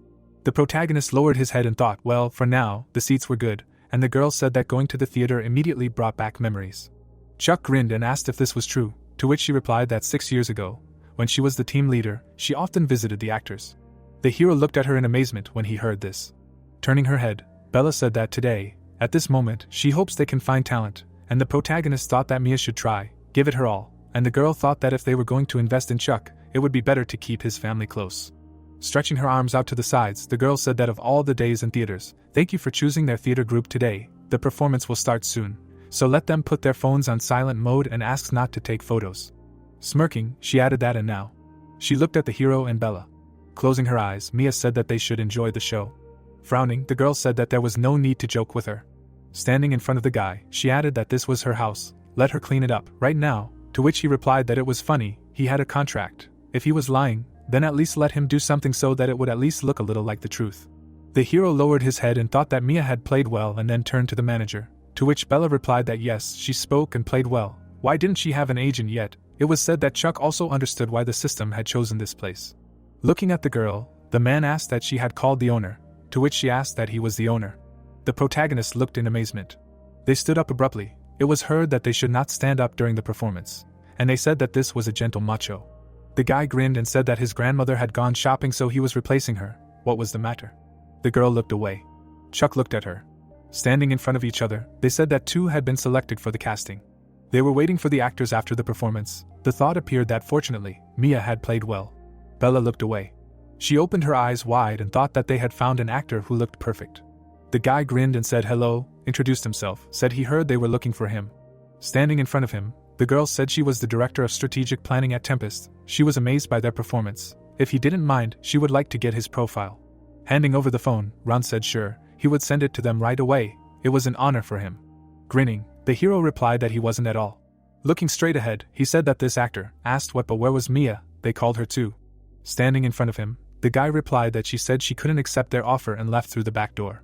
Suddenly, the protagonist rushed forward. Frowning, the girl turned to him. Turning his head, Chuck turned to the girl. The girl stood still. It was heard that where she went, they would go and talk. Mia lowered her head, hearing that where she was, let her come out already. Walking forward, the girl asked how everything went, to which the hero replied that he should apologize, although she tried to help, but he could not find Mia. Smirking, Bella replied that there was no need to apologize for that. Looking straight ahead, the protagonist said that he should apologize, he would write here and leave. The girl sat next to him. Bella looked at the hero carefully. Chuck shuddered, and she asked what was wrong. What was wrong? People walked forward. Looking at her, the hero said that he thought he should go to Japan, to which Bella asked what he had just been surprised by what he had written, that the heroes were going to Japan. It so happened that in 3 days she was supposed to have a work trip to Japan, so they would go together, to which the hero replied that it was great. A view of the house opened up. The man was holding a paper in his hands. The girl smirked. A thought came to mind that he had expected little, but this man was so experienced. Looking down, the hero thought that he had made a storyboard based on the video he had seen in the system. Holding the phone in his hand, he added that okay, this person should be the assistant director, maybe the man from MBS will be the assistant director. The protagonist looked down. He looked up. Taking off her shoes, the girl said that she was home. Looking straight ahead, she smirked. Standing in front of her, Chuck asked what she drank, to which she asked again that he had not fallen asleep yet. The girl looked straight ahead. It was heard that today, they can just forget about it. Sitting on the couch, the hero asked that he thought that the opportunity that manager Bella gave her was a joke. Mia looked at him silently, hearing that he thought such an opportunity often comes up, thought that many people, like her, join a small theater group, get stuck in minor roles, and eventually give up acting due to problems associated with adulthood. Looking up, the protagonist asked that she didn't want to be an actress. Smirking, the girl mumbled. He kicked the pillow under her head. Chuck crossed his arms and asked if she hadn't come for the card, then why. The girl grabbed her head and he added that she should answer. Looking straight at her, Mia said that because the card wasn't for her, it had to be his. She wouldn't have gotten the card if she hadn't been Chuck's sister. Looking away, she added that she hadn't thought it through well. She was so excited about her first leading role that she invited everyone. And how did it all end up? To which the protagonist asked what and what. He looked surprised to hear that it was because, to which he replied that it didn't matter what the reason was, she still had a great opportunity. Papers flew into his face. It sounded like they even gave her a chance to work with him. So what was wrong? Whether this opportunity was just a facade or something fishy? The protagonist grabbed his head. He put his hand forward and said that he just wanted to ask her to read the 2-part script he wrote, even if the opportunity seemed suspicious. Standing in front of the guard, Chuck shouted that only she could be the main character in this drama, she couldn't act in it. Looking at the girl, the hero said that even if it wasn't quite the finished way, and then asked that it wasn't worth trying anyway to make her dreams come true, to which Mia replied that she was jealous of his success. The girl looked at him in surprise. It sounded like she had always been jealous of the stars on TV. She wanted to be like them. She always told herself that. Putting her hand to her face, Mia said that Sammy really looked like a goddess. Tears appeared in the girl's eyes and she said that but his success and her success were two separate things. She wanted to rise with her own abilities, fair and square. She lowered her head and added that as an actor, when she saw the two of them from the stage, she had a glimmer of hope, and when the real opportunity came, she was so nervous because she was afraid that she would be disappointed in herself. The hero frowned when he heard that. So what, they will forget about it for today, okay. Looking straight ahead, the protagonist said that he will leave for Japan in 3 days, wants something to eat, to which the girl replied that she wants Roy's chocolate, with the taste of matcha. A view of the city buildings opened up. Standing in front of the hero, the guy said that no, thank you, they are grateful, to which Chuck replied that they will wait for further cooperation with them, and he added that the meeting with him about the demonstration of the regressor. Turning her head, Bella said that thanks to him, they achieved excellent contract conditions, to which the hero asked what he did, and she added that the fact that he was present had already given a positive result. Grinning, the girl asked that now he would go to write, yes, to which the hero replied that yes, he would be in Shibuya, and she added that she would go to a meeting with Japanese investors. Looking straight ahead, the protagonist thought, good, they are leaving. A notification appeared, and he added that to Shibuya. A view of the city opened up. The largest pedestrian crossing in the world appeared. A crowd of people appeared. It was said that about 3,000 people crossed the intersection at a time, and about 500,000 per day. Chuck looked in surprise and thought that at this huge intersection, and then said that he expected it to be difficult. But a mark appeared. It was heard that come on, not in the middle of the intersection. The people stood still. The thought occurred to them that it was Christmas, but in Japan, it was a normal working day, so even now, thousands of workers were waiting for the light to turn green. Holding the laptop in his hands, the hero thought, but what? He picked up the phone and added what he should do. Looking straight ahead, the protagonist said that he would just start. The traffic light turned green. Chuck grinned and said, go ahead. The blue sky appeared. It got dark outside. The hero looked straight ahead. Gritting his teeth, he thought about wanting to stop. His legs felt like they were going to explode. The green light appeared. The thought occurred to him, the light was green, he needed to take a break. The protagonist closed his eyes. Looking to the side, he thought that he should wait for the perfect shot. Looking at the glow, Chuck added that if he finished it, everything would be over. People were standing in the middle of the intersection. It was said that the drama had achieved good results during the meeting with the buyer. Shibuya may be full of people, but no one can understand the heroine's fatigue. It may seem like a little pain. The hero looked at the people and thought that, but ironically, since she is small, she was used to being handled alone without sharing with anyone. So when the team leader opened up and the veterans showed her what it means to be a real adult, she, seeing all the difficulties they had gone through, grew even more. The protagonist smirked and said, okay, done, this was the hardest place to work. He turned his head to the side. People stood still. It was heard that working on Christmas, they can believe it. Holding the phone in his hands, Chuck said that but in Japan there is no law that says you can have fun on Christmas. He was crossing the intersection. Standing in front of the boss, the guy asked what he called him. The man grinned and said that he heard that their dear Chuck went on a business trip to Japan. He added, widening his eyes, to arrange a meeting with him as soon as he returned. People were standing on the embankment. It was heard that yes, I understand.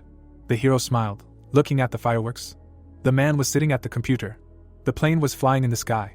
A view of Juzen Media opened up. The hero, looking straight ahead, heard a greeting. The man extended his hand forward. Standing in front of him, the protagonist said that he had heard about him. Thank you for his investment, to which the man replied that he was only glad. It was an honor for him to invest in such a big project. Chuck widened his eyes and thought that this was a feeling. Sitting at the table, Archie said that he had been watching him since the regressor, so when he heard about the creation of a new project, he immediately decided to invest, to which the hero replied that thank you for thinking so highly of him. The director smirked and said that they had already finished discussing the investment with the staff, so they would get to the main topic once the project was over if Tempest offered the next contract. Looking straight ahead, the protagonist heard that he would give him 20%, no, 30% more than what they offered, that he thought about working on the next project here in Juzen after his project. Looking at him, Chuck asked that he was an actor, yes? The man's mouth dropped open in surprise. Smirking, he said that he had heard that he could tell actors apart well, and that seemed to be true. That was true, even though he didn't do it anymore. A notification about the similarity of actors appeared. Sitting at the table, the protagonist thought about such a high figure. How did this happen? And the director turned to him. Sitting in the conference room, Archie said that people say that he is obsessed with money, but he thinks differently. Looking away, he added that he was the epitome of a self-made rookie. People hugged. It was heard that he once worked as an extra in various dramas, and yet, he did not have enough money to live. The guy smirked. It was said that because he was. His shoes appeared. It was heard that he was poor, but he did not want to give up. Archie was sitting at the computer. It was said that while he remained in the drama industry, he thought that he could eventually play the leading man. He held the scripts in his hands. The guy looked away. It was said that he grabbed every opportunity that came his way, and before he realized, Archie closed his eyes, saying that it turned out that he works better as an executive, and is best at finding good opportunities, rather than working as an actor. Looking straight at the hero thought that opportunities. He smiled, looking at the girl. Standing in front of him, Bella said that he was staying at the hotel, so why? Holding the package in his hands, the protagonist replied that today was the last day of the trip and Christmas, after all. Fireworks thundered in the sky. They watched them attentively. A glow appeared. The hero's name was heard. Looking straight ahead, the girl said that thank you for joining Tempest. Looking away, the hero asked again. Leaning on the railing, Bella said that she went to Mia's performance because of him. Holding a drink in her hands, she added that her skills would have been enough to select her for the casting, but in the end, this opportunity appeared thanks to him. Looking at the fireworks, the protagonist said that, and yet, he is sad about it. There are people who never get such a chance and remain unnoticed. He looked away, hearing that this is how it is. Smirking, Bella said that she envies Mia. Her brother will always be next to her. They stood silently on the embankment. Chuck drank the drink. Stretching his hand forward, he said that thank you. Looking straight ahead, the hero said that thank you for always giving such valuable opportunities. Frowning, the director said that so, he thinks that now is his moment. Looking at him, the protagonist asked what he was talking about, to which Archie replied that he was talking about the chance to make a lot of money. With wide eyes, he added that it was difficult to use his work for commercial purposes now because of copyright and legal issues, but soon the role of a writer will disappear. This is often a huge trend, and in the center of this trend is money. Here at Juzen Media, he can make huge amounts of money. Looking straight ahead, Chuck heard that he was holding on to a rotten rope called Miranda. Holding the rope in his hands, the hero thought that now, there are two ropes in front of him, thinking about his writing career.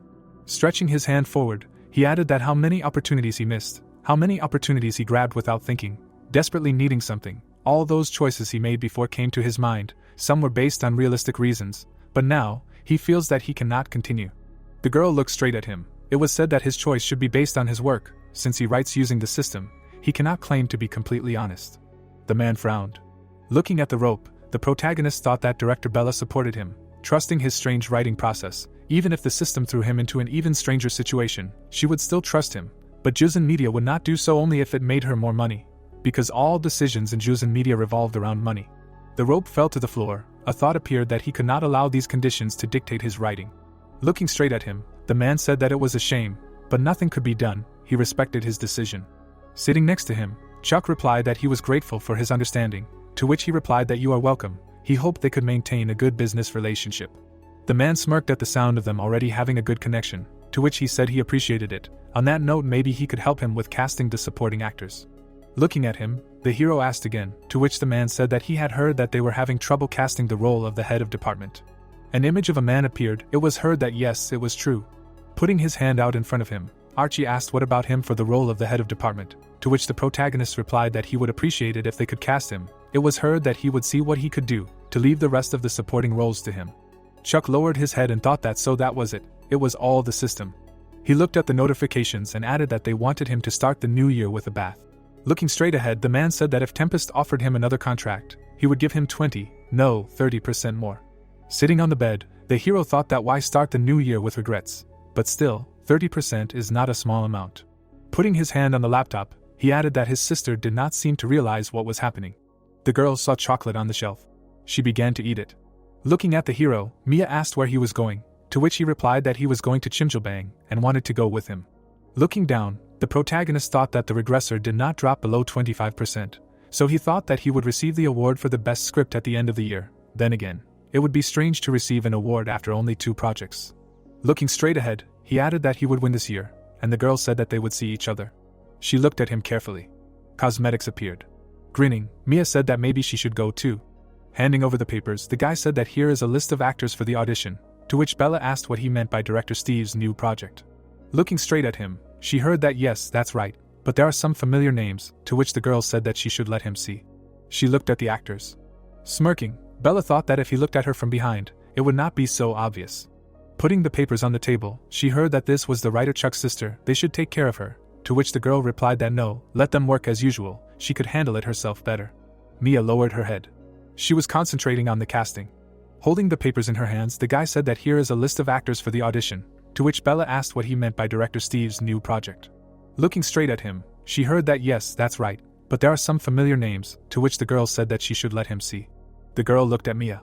Mia sat on a chair. It was heard that it was the writer Chuck's sister, they should take care of her. She rubbed her hands. It was said that no, let them work as usual. Smirking, Bella said that she could do it herself better. The girl looked away, hearing a request for preparation. Crosses appeared. It was heard that contestant number 36 could stop, thanks for working hard. Standing on the stage, the guy said that thank you, and the jury said that they could watch more, to which the director replied that no, he had seen enough. Looking away, Steve said that he had made a firm decision. Holding a sheet of paper in his hands, he added that the fifth daughter, contestant number 5, the sixth daughter, contestant number 9, the youngest daughter, contestant number 20, the sixth daughter's boyfriend, contestant number 23, the youngest daughter's girlfriend, contestant number 30. Looking straight ahead, the man said that there are certain standards, you shouldn't consider participants who don't fit them. Smirking, he asked that competitions are only necessary if the participants' skills are on the same level, right? To which the guy replied that he was absolutely right. Gritting his teeth, the guy said that he thought he had recently seen her at a casting, to which the director asked that he knew her. It was heard that well, she has been attending castings a lot lately. A photo of Mia appeared. It was heard that it was true.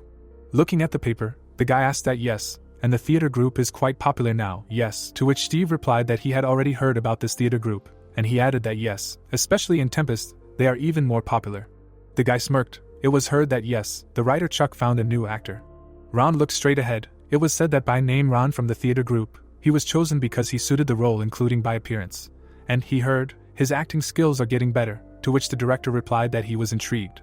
The girl bowed and said hello, and then said that she was participant number 37, Mia. Grinning, she added that it was nice to meet everyone. The protagonist closed his eyes. Walking straight ahead, he thought that fortunately, there was no system in the bathroom. Sitting on the floor, the protagonist added that so now only the bathhouse was left. Grinning, he thought that if he watched that his laptop did not overheat, everything would be fine. Chuck entered the bathhouse. He looked to the side. The hero carefully examined the room. People were sitting on rugs. A thought appeared. What the hell, why wasn't she here? Closing the door, he added that it was strange. He checked almost everywhere. As the protagonist walked forward, he thought, this can't be in an employee-only place, right? He widened his eyes in amazement and added, wait, he hadn't checked one more place. Chuck rushed forward and thought, the place he hoped he wouldn't have to check, the place he didn't even want to think about. The hero stood still. A sign appeared. He looked to the side. An icy room appeared. Grabbing the door handle, the protagonist thought, this can't be. A mark appeared in front of him. He widened his eyes in amazement and said, they must be joking. Chuck jumped up and shouted that it was cold. He closed the door. Looking at his hands, the hero thought, he won't do this, he'd rather die. He can't stay here for 3 hours, he'd rather die. He widened his eyes and added, okay, it's time for an update. A notification appeared. The thought arose that he had not done this because he could do without it. But now it was time. Looking straight ahead, the protagonist thought that whenever he did an update, the system gave him what he needed, so this time, perhaps. He clicked on the notification. 2 notifications appeared. Looking straight ahead, Chuck thought that it worked. He smirked and added that considering that he constantly had to meet with actors and shake their hands, this is great, and an additional skill, memories are not erased. Raising his hands up, the hero shouted that as expected from the system, his love, his muse, the system. He frowned and added that okay, he will do it, the light of origin. The protagonist extended his hand to the glow. Stretching his hand forward, he asked why nothing was happening. Chuck looked down. Looking at the stage, the guy said that first, let him show them the hero she applied for. Raising her hand up, the girl asked if she could have a sip of water before she started, to which she was answered approvingly. Mia took the bottle in her hand. She put it on the floor. Smirking, the guy thought that the calm expression on her face and the calmness to wet her throat, she looked relaxed. Mia opened her eyes wide. The director looked at her. The girl bent down, hearing that okay, let her begin. Lowering her head, she thought about how she rehearsed, and then asked if it was her fault. Raising her head up, Mia added that their family was poor. The director looked at her in amazement. hearing that should she sit still and look so pathetic. Looking straight ahead, the girl asked what was in this damn house. The man raised his hand. Smirking, Steve thought that was not bad. For the role of the sixth daughter, she could compete with contestant number 9. Looking straight ahead, he said okay, then let him show free play, to which the girl replied yes, she would start right away. The girl was sitting on the couch. She closed her eyes, thinking that she was exhausted. The protagonist was shaking from the cold and said that he was back, to which she asked what was wrong with him. Suddenly, the protagonist fell to the floor. Chuck was holding a thermometer in his mouth. A towel flew onto his face. Looking away, he asked what the hell, what was that? The girl smirked. It was her that she should get lost. The protagonist gritted his teeth, hearing that he told her to get lost, she was just trying to take care of him, to which he replied that hell, just let her wait. Looking at the phone, the protagonist saw a message that he shouldn't get sick, to which he said that as expected, there is no one like Bella. The protagonist looked straight ahead. It was her that oh my god, their writer Chuck. The laptop said that he wasn't dead yet. He was worried about the black line on his webcam. He could remove it, to which the man responded approvingly. Looking straight ahead, the girl said that he got sick because he wrote too much. It was rude. Looking at her, the man said that he was close to the writer. They often ate together, and sometimes had drama meetings just for the two of them. Frowning, Rachel asked how it happened, to which he said that he didn't know, he chose him just like her. Looking at the laptop, Bella heard that he might not have time to recover by the time the script reading began. What should they do? To which she replied that he shouldn't worry about it, the writer Nana would take care of it. The girl sat at the laptop. It was her that she had a lot of problems because of this. Looking straight ahead, the girl wondered what was wrong with this draft. Why were there so many typos? It was said that in any case, he had better concentrate on recovery. Smirking, the man said that so, since the writer Chuck is here, they will continue. The thought arose that for sure, they have a meeting. Looking down, he added that since the writer Chuck personally scouted most of the locations before writing. Putting the papers on the table, was said that they had already completed the search for filming locations in the country, Vietnam, and Japan. Looking at the papers, the girl said that the preparation was going smoothly. Smirking, the man said that indeed, a good start, even if there are some changes during the writer's preliminary preparation. Once they get through this obstacle, the filming and post-production will go smoothly. The girl raised her finger and said that it was true. It was well known in their industry. They say writer Chuck never has any delays on set, to which Will replied that it was all thanks to a well-thought-out script.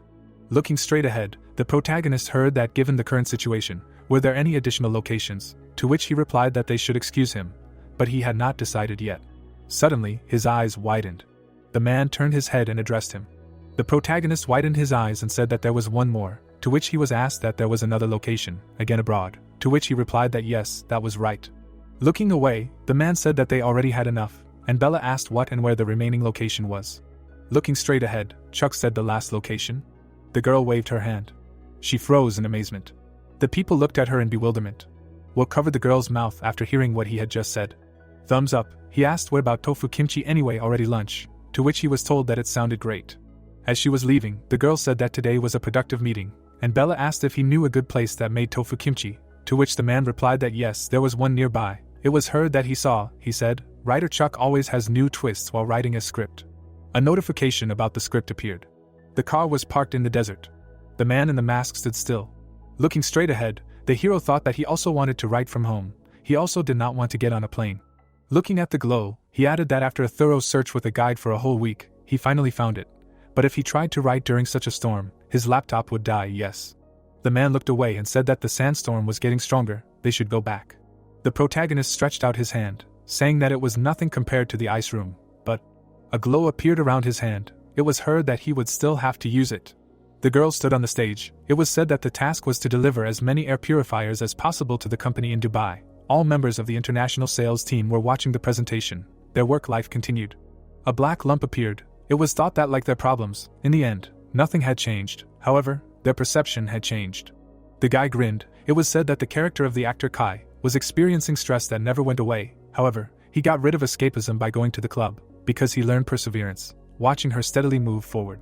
The guy looked straight ahead. It was said that Ron's character, a soft and tough guy, was actually the team leader. The team leader who used to handle everything on his own realized his weaknesses. The wave did not disappear for him, but by helping and using Nain to show her abilities, he was recognized as a leader. The girl raised her eyebrows. It was thought that the character of the actress Amanda, she realized that she could not become a heroine. She looked away. It was said that, however, she shines in a different light due to her integrity. The girl smirked. It was said that the envy and jealousy towards her did not change. In fact, some people lost their positions because of her. but without losing faith in herself and pushing forward criticism, she finally won the trust of the team leader and her allies. The man looked away and said that they were leaving. It was thought that this was the last episode. There were only 14 episodes. There were cooling devices in the ice room, air purifiers in Dubai, quite consistently. The hero's eyes widened as he thought that he could turn on the video whenever he wanted. The car began to glow, and he added that it was not bad. The girl stood in the middle of the room. She raised her hand. Bella looked to the side and said that he was here. Chuck looked ahead in amazement. He lowered his head and said that he should save. The hero looked in amazement when he heard that this was his third product presentation and that he was late again. Bella's eyes widened as she asked why his face was like that again, to which the protagonist replied that the sun was very bright in the Middle East. The girl extended her hand forward and added that all his clothes were covered in dust, to which he said that he had arrived right after writing the series. The guy closed his eyes and said that he congratulated him on his third presentation. The girl's eyes widened as she asked if he was already planning a new job, to which the protagonist replied that he was well and truly on his way. Chuck grinned and asked how she knew, to which she asked again. Looking straight ahead, he thought that if a job appeared, it meant he had met someone, and the girl asked if it was true. The guy turned around and left. The protagonist stretched out his hand to the side and thought that the new protagonist of the new work was actor James, and then said that he would tell her later what kind of work it was. For now, the protagonist would be actor James, to which she asked what he meant. Yes, okay. First, they would check James's schedule. The protagonist grinned when he heard that, and finally, she had a question for writer Chuck. Raising his hand up, the girl said that it was not work-related. She had heard that around this time, he always planned a new project. Was that true? Chuck closed his eyes and heard that it was confidential, to which he replied that no. A notification appeared that the loading of the new work was complete. Grinning, the girl asked what she could tell them then. The protagonist opened his eyes in amazement. Looking straight ahead, he said that it was a horror film. He looked at her in fear. The protagonist grabbed his face. A notification appeared in front of the protagonist. He looked at her in amazement and said that it was a horror movie. The crowd in front of him shouted that it was a horror movie. It was confirmed information. What kind of horror movie was it? Zombie occultism. How could he write so fast? He was aware of how much he was influencing the drama industry. The girl smirked, thinking that Chuck had skipped the party that day and went to Jetchen. She frowned and thought that he only skipped events in serious situations. He stayed even if he was not interested. When they asked what was going on, he just waved his hand with a sour face and disappeared. The phone was on the table, thinking that judging by the way it disappeared, he must have started writing. Sitting at the table, Bella thought about how they scolded him too much during the product presentation. He ran away because he thought they would nag him again for announcing his next project without consulting them, and then said that even after more than a year, she still can't get used to this guy. The protagonist walked straight ahead. An abandoned school appeared. Looking straight ahead, the protagonist said that he knew this was no ordinary school. He walked inside. Chuck looked down the hallway. Looking up, he thought it was strange. It was still daytime, so why was it so dark? Taking a step forward, the protagonist thought he wouldn't go in there. He looked away in amazement. The protagonist walked further down the hallway. He frowned. Standing in front of the music room, Chuck said that he found it. A piano appeared. The steps were completely dirty. Looking at the glow, the protagonist thought the content would be scary. He smirked and thought that when the horror genre appeared, to be honest, he didn't care about the party and the presentation of the product. Chuck's mind was empty. Looking at him, James said that the gangsters just went crazy. The hero shuddered and asked what scared him. When she got here, to which the girl replied that she just now. He did not answer when she said hello, to which he said that yes, of course. The guys jumped up, hearing that they scared him. Looking at the glow, the protagonist thought about how scared he would be when this video gets into his head. He closed his eyes and added that okay, it's better to sort this out quickly. A bright light appeared in front of him. A thought appeared that it was better to meet this while there is daylight, and everything is not so scary. A notification appeared, and the hero thought that it should show details. Where is it at all? Looking at the message, he asked again. The protagonist frowned and shouted that how should he watch this in an abandoned school at night? The moon appeared. Chuck stood in front of the mark. Looking straight ahead, he asked that maybe he should retire. The hero took out a laptop. Holding a diaper in his hands, he asked if he needed it. Suddenly, the protagonist opened his eyes in amazement, and shouted that he did not know. The guy grinned. It was said that a Korean horror streamer, a drama in 6 episodes, each more than an hour, the main character, as expected, James, a streamer who specializes in horror and explores abandoned places. The girl looked away. A thought came to mind that the main character is a girl from a Chable family with a scar on her eye, which she got after one incident. It is difficult for her to live because of her ability to see ghosts, having nothing but money. Her hobby is to help little-known streamers. When her favorite streamer James switched to horror streaming and got into danger, she plucked up courage, went out into the real world and used her skills to save him. Putting his hands to his face, the hero thought that the main character will be played by the actress Chloe. The girl smirked. A thought came to mind that the actress Chloe is known for her elegant and sophisticated charm. An actress like her will play the main role in a horror movie. Looking straight ahead, the protagonist thought that usually, horror films mainly take newcomers, and new faces play the main characters. Moreover, there is not much elegance in this genre, and then said that even if James is suitable, it will be difficult to convince the actress. He opened his eyes wide and asked what the... Chuck was sitting on the floor. He lowered his head down. The guy looked at him in amazement. A thought occurred to him that he was writing. Then whose body was he in now, these clothes and equipment? James grinned, hearing that 1,000,000 cheeses if he played the piano. They agreed, to which he replied that thanks for the task, they would start right now, and the hero thought that he was crazy. He earned enough, he didn't have to do this. The guy closed his eyes. A thought occurred to him that no, his body wasn't obeying him. Sitting at the piano, he said that okay, he would play the shy melody mends, and the protagonist thought this guy could hear him. The guy started playing the piano. He raised his hand up and asked what 1,000,000 cheeses. James opened his eyes in surprise and said that but he hadn't even started playing yet, and he had already received such a big donation. It seemed like he should get out of here. Looking at the phone, he asked again. The guy opened his eyes wide and exclaimed. He looked away. The monster's eyes opened wide. James screamed in fear. The hero raised his head up. Suddenly, he fell to the floor. The protagonist grinned slightly. The girl looked at him in bewilderment. Sitting at the table, Bella said that something was wrong with his mouth, to which Chuck replied that he knew, it was a little crooked, yes. With her eyes widened in surprise, the girl thought that when he was writing, he somehow caught a cold, got a burn on his face, and now his mouth was crooked, and then asked if he really had to go to such harsh places to write scripts. Grinning, the hero replied that yes, that's how he gets inspiration. Stretching her hand forward, Bella said that then she should go, to which he said that it was abrupt, and she added that first, let him sit down. Sitting at the table, the girl said that she liked his script. He always writes bright, exciting stories in new genres.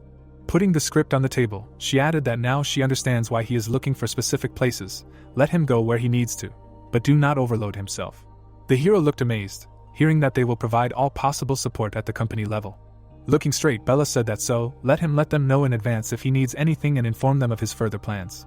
Looking at her, the protagonist thought that as expected, and then replied that he understood. Sitting at the table, the girl asked that by the way, this time the script for the first episode is quite long, it is designed for OTT, to which Chuck replied that yes, that's right, because they will soon receive a call. Bella looked amazed and said that it can't be, then he wrote it, waiting for the broadcast of the drama, which has not even aired yet. Angela looked at the papers. It was heard that the work was aimed at Disney. The girl put the folder on the table.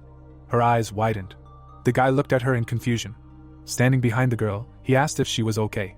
Looking straight, Angela answered that she thought so. Tempest understood her intentions.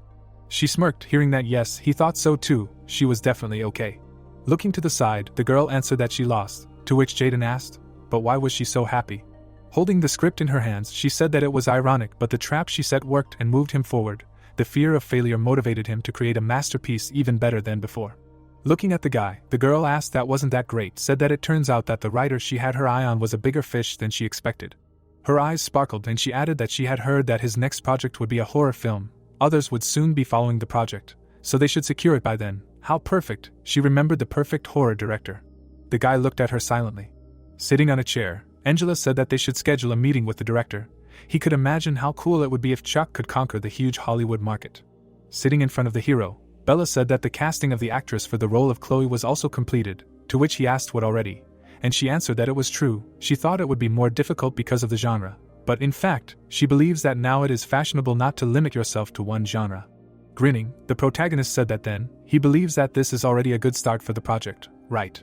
Looking at him, the girl answered that well, she can assure him that the fact that it will be one of his projects means that they already have half the success, the same with the actress this time. Chuck grinned, and she said that nothing. Crossing her arms, Bella said that for now, let him share with her his schedule for writing the script, which he mentioned earlier, to which he replied that for the script of the next episode. The hero looked up. The girl looked at him in bewilderment. Looking straight ahead, the protagonist said that the hospital, he plans to write a script in an abandoned mental hospital for the next 2 weeks. Maybe they can go together. The girl frowned when she heard this. A view of the room opened up. It was heard that so, he visited a closed school in Jetchen, right? Putting her hands to her face, Bella asked what and then passed out while writing because he grimaced, to which the hero replied that everything was right, and she added that that is why he no longer wants to go alone, to which he said that if this time he not only faints. Looking away, the girl said that but still, she is very busy, to which the protagonist said that please, she said that she was ready to help him. Frowning, Bella asked that he received permission to enter private property, to which Chuck replied that he did not, and she added that she sees, this is the kind of help you need to ask the company. Well, in the end, a view of the building opened up. The man grinned and said that he should let her show her the way. Sitting at the table, the guy said that they hadn't seen each other for a long time. Stretching his hand out to the side, he added that she should sit down, coffee or green tea, to which Bella replied that she wanted coffee. Turning his head, the man said that he really liked Chuck's script, to which the girl replied that it was such a relief, she liked it too. The director put his hand to his face and said that, frankly speaking, they really wanted to accept it right away, but the genre. Looking straight ahead, the girl said that it was written by Chuck, she wanted to do it. Bella grinned, hearing that, but she was already on the set. Yes, she should do what she wanted, and Chloe said that she would like to ask the director for something. Looking at her, the girl replied that yes, let her continue. Chloe smirked and said that she wanted the project to be a big success. She heard that the writer Chuck often visited different locations while writing the script, she could join him. The director looked at her and asked why, to which she replied that she was thinking of trying to roleplay her role on these trips. What did they think? Bella looked down, listening to him say that she wanted to try this method. How come he hadn't thought of it before?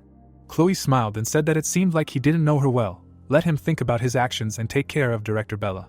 Looking straight at him, the girl responded approvingly. The hero raised his eyebrows and turned to her. Sitting in front of him, she said that yes, exactly, to which the protagonist asked what the outcome was. Looking at the hero, Bella thought about how he was so dedicated to the cause that he was willing to face his fear for the sake of scripts, even if it was a fear that made him faint. She smirked and added, well then.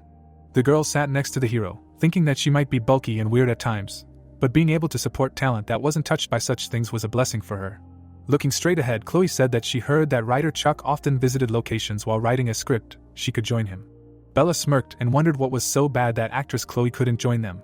She closed her eyes and added that since the writing location was even more dangerous than the club, and then said, well, she found out that she just needed to sort out some paperwork, so she guessed she could just bring her laptop. The hero raised his hand and said that he was saved, go ahead, to which Bella replied that no, they would fix his mouth first. An abandoned hospital came into view. Holding a flashlight, the protagonist said he thought he had found the right place, to which the girl replied that he had already. She thought they would walk further, considering how big the place was. They stood outside the room. Broken beds appeared. Strollers stood in the corner of the room.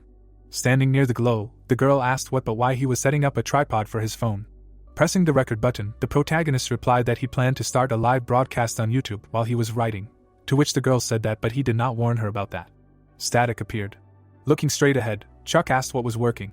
Bella frowned, hearing that if they fainted or were in danger, people would report it, to which she replied that but she was here, and he added that there was still a chance that they would both faint. Looking straight ahead, the girl said that this rarely happens, to which the hero asked, like this. Bella looked at him, hearing that he should look at this filter, to which she replied that they were busy. Stretching her hand to the side, the girl said that they needed to leave before sunrise, to which the protagonist replied that they definitely did. Chuck sat down on the floor. Suddenly, there was interference. The image began to freeze. Masks were all over the screen. Suddenly, many symbols appeared. The live broadcast was over. A glow appeared around the hero. A notification appeared that he had been donated 1,000,000 cheese with a message for him to get out of here. Looking at the phone, the guy asked again. It was said that in fact, according to the original plot of the project, James cannot see ghosts. The monsters covered their faces with their hands. The girl clenched her teeth. The thought appeared that the video about the memories that she was watching was from Chloe's point of view. The guy smirked. It was said that so, James, who did not suffer from any misfortunes in the abandoned school, ended up in an abandoned mental hospital. James raised his hands up. The thought appeared that he was possessed again. I wonder how the system will scare this time. The girl looked surprised and asked what again. She grabbed her head and said that last time he was able to get out thanks to luck, but this does not guarantee that this time he will also be able to get out. But then again, he thinks that he can go, even though he cannot see ghosts. No, anyway, this is a dangerous place. This place is very dangerous. Chloe looked down in fear. She looked to the side. The inscriptions on the door appeared. It was heard that as soon as she passed through this door, she would be able to help them as soon as she got outside. Sitting at the table, she added that however, how can she do this? The guy looked to the side and said that good. They say that this is a psychotherapy room. Taking a step forward, he added that it was so scary here. Abandoned beds, wheelchairs, there were a lot of them. The ball fell near him. Looking at the ball, James asked where it came from. He stretched his hand forward. A thought appeared that no, let him not take it. The guy lowered his head down. He looked to the side and exclaimed. James raised his eyebrows and asked what the man stretched his hand forward and shouted about the danger. The stone fell in front of them. Sitting on the floor, the guy said that thank you. Frowning, the girl replied that you are welcome. They need to leave quickly. It was heard that it was a pity. Mannequins appeared around them. It was heard that it was a pity. Holding the laptop in his hands, the hero said that he would have fainted again if he were alone this time, to which Bella asked what he had finished. Putting the phone away, he added that yes, they would go faster, to which the girl replied that there was nothing here but darkness, which he was so afraid of. Looking away, the protagonist said that he knew she would say that, to which Bella said that yes, he would like to invite her to work in other places. Holding the phone in his hands, he asked what happened. Looking at the phone, Bella said that it looked like there was an error from the very beginning, to which Chuck replied that it was true. He froze and wondered what kind of terrible feeling this was. It can't be. Looking straight ahead, the monster said that it was a pity. The hero opened his eyes in amazement and thought that he was wrong. Suddenly he rushed forward and shouted, to which Bella asked him to wait for him. A building appeared. It was said that Netflix, a branch in Korea, it was firmly proven that it is #1 in Korea, where Disney is absent. The guy was sitting at the table. A thought came to him that even though Disney is a formidable competitor, there is still a huge gap. However, recently the days have been full of worries for the branch manager. The hero looked straight ahead. It was said that the object of this concern was the writer Chuck. In fact, she planned to take him into her company from the very beginning. Handing over the paper, the guy said that here is the information about the writer Chuck that he asked for. He has just finished 2 projects, and will soon launch the 3rd project. Looking down, he added that writers usually reveal their full potential starting from the 3rd work, so people in the industry closely monitor the upcoming project, to which he was asked what happened to the 2 projects that were uploaded to Disney, and he replied that Pure Macho and Regressor were on top for a month after their release, and the number of subscribers also increased but not critically. Nate looked down and asked what but didn't the growth rate accelerate after the anomaly? A mountain of money appeared. It was said that Netflix implemented a localization strategy with its huge financial resources, covering most of the production costs and reducing the burden on production companies. This way allows production companies to create creative works without thinking about finances. Instead, most of the income goes to Netflix, while the production company can focus on its portfolio. This is Netflix's policy. The hero smiled. It seemed that at this time, Disney attracted Chuck to their platform with an unusual contract, something that Netflix could not offer. Food appeared. It was said that because they cannot give special treatment only to Chuck. Looking straight, Nate said that they were going to deviate from their current policy and focus on sharing profits with Chuck, and also select several production companies. As soon as the project's performance evaluation is released, let them collect everything and include it in the report to convince the head office, and let him contact Tempest in advance. The case was on the table. The girl looked away. Angela closed her eyes and said it was nice to meet you. Bella, standing in front of her, said it was nice to meet you too. It must have been a hassle for her to get here, to which she replied that she was always happy to come if she would greet her so nicely. The hero looked in amazement, hearing what and who this person was behind her. Looking away, the girl said that she definitely brought a horror master. Nice to meet you. Lucas grinned and introduced himself. They looked at him in amazement. The protagonist widened his eyes and thought that when he signed the contract, they discussed this. But to bring such an important person here, why would she risk it so much? Angela grinned. The thought appeared that Netflix should have already picked up speed by now. She looked straight ahead. It was said that because the drama rating would be released today, but before that happened, he had to win and hold it. Angela usually doesn't rush to make such big films. Sitting at the table, the guy said that he had wanted to meet them for a long time, although the contract had not yet been released, to which the hero asked what his.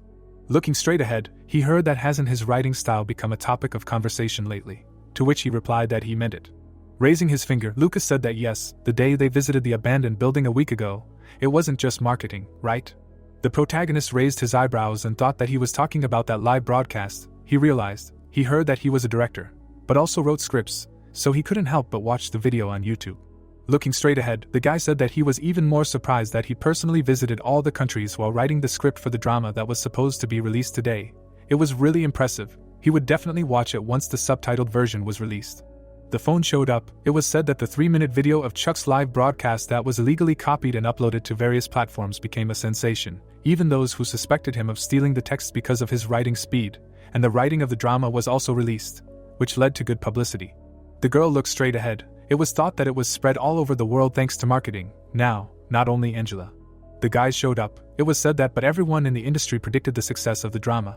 The girl frowned. It was thought that therefore, she should get a contract right now.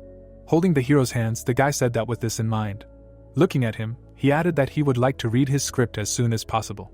The hero looked away in surprise when he heard that they would work together. Holding the papers in her hands, the girl said that if he would work together with them.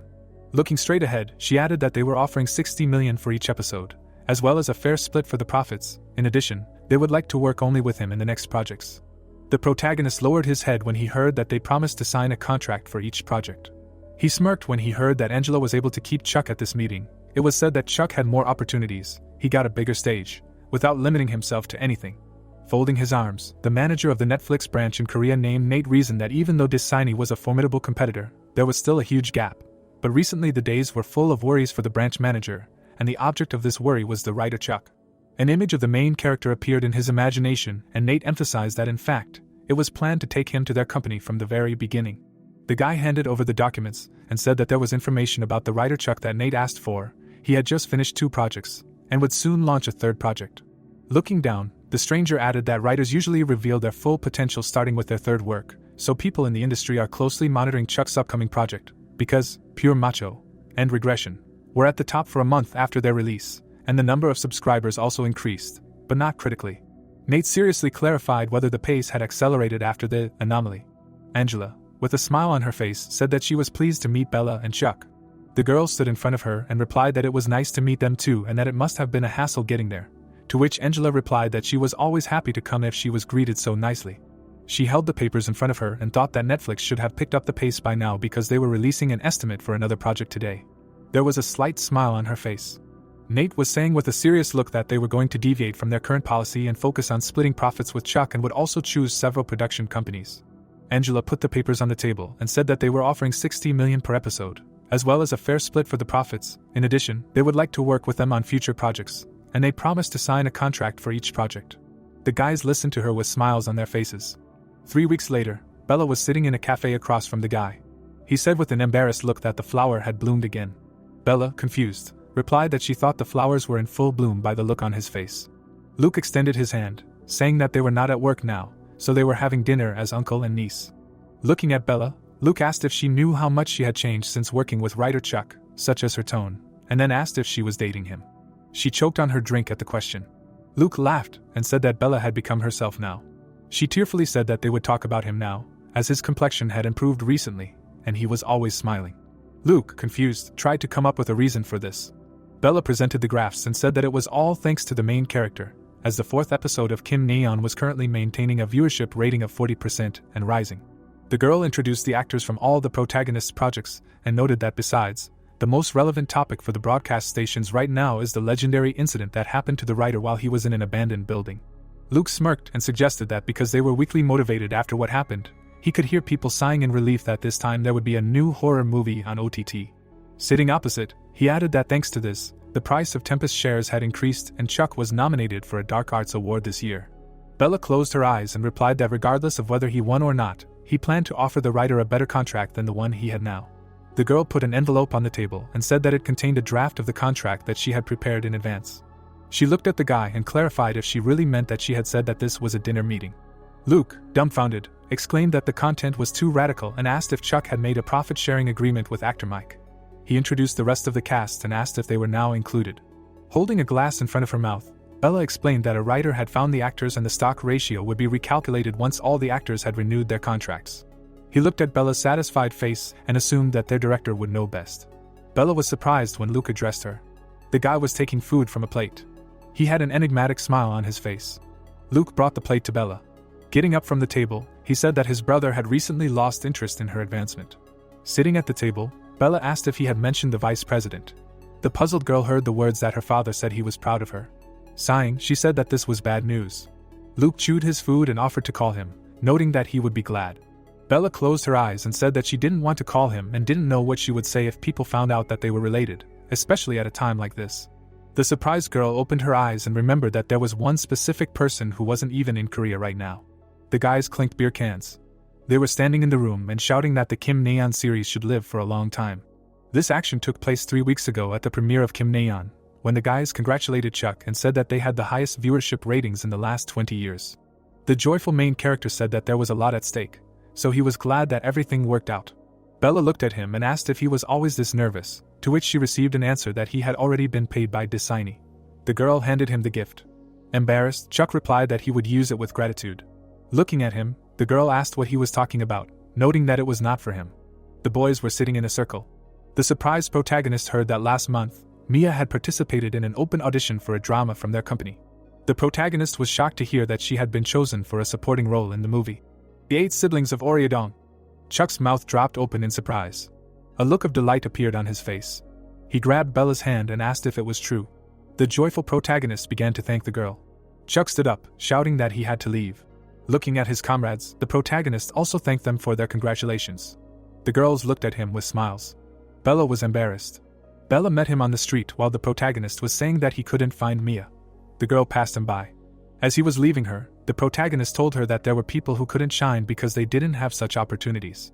She stopped and said that she was glad to see such kindness and perseverance that complemented each other so perfectly.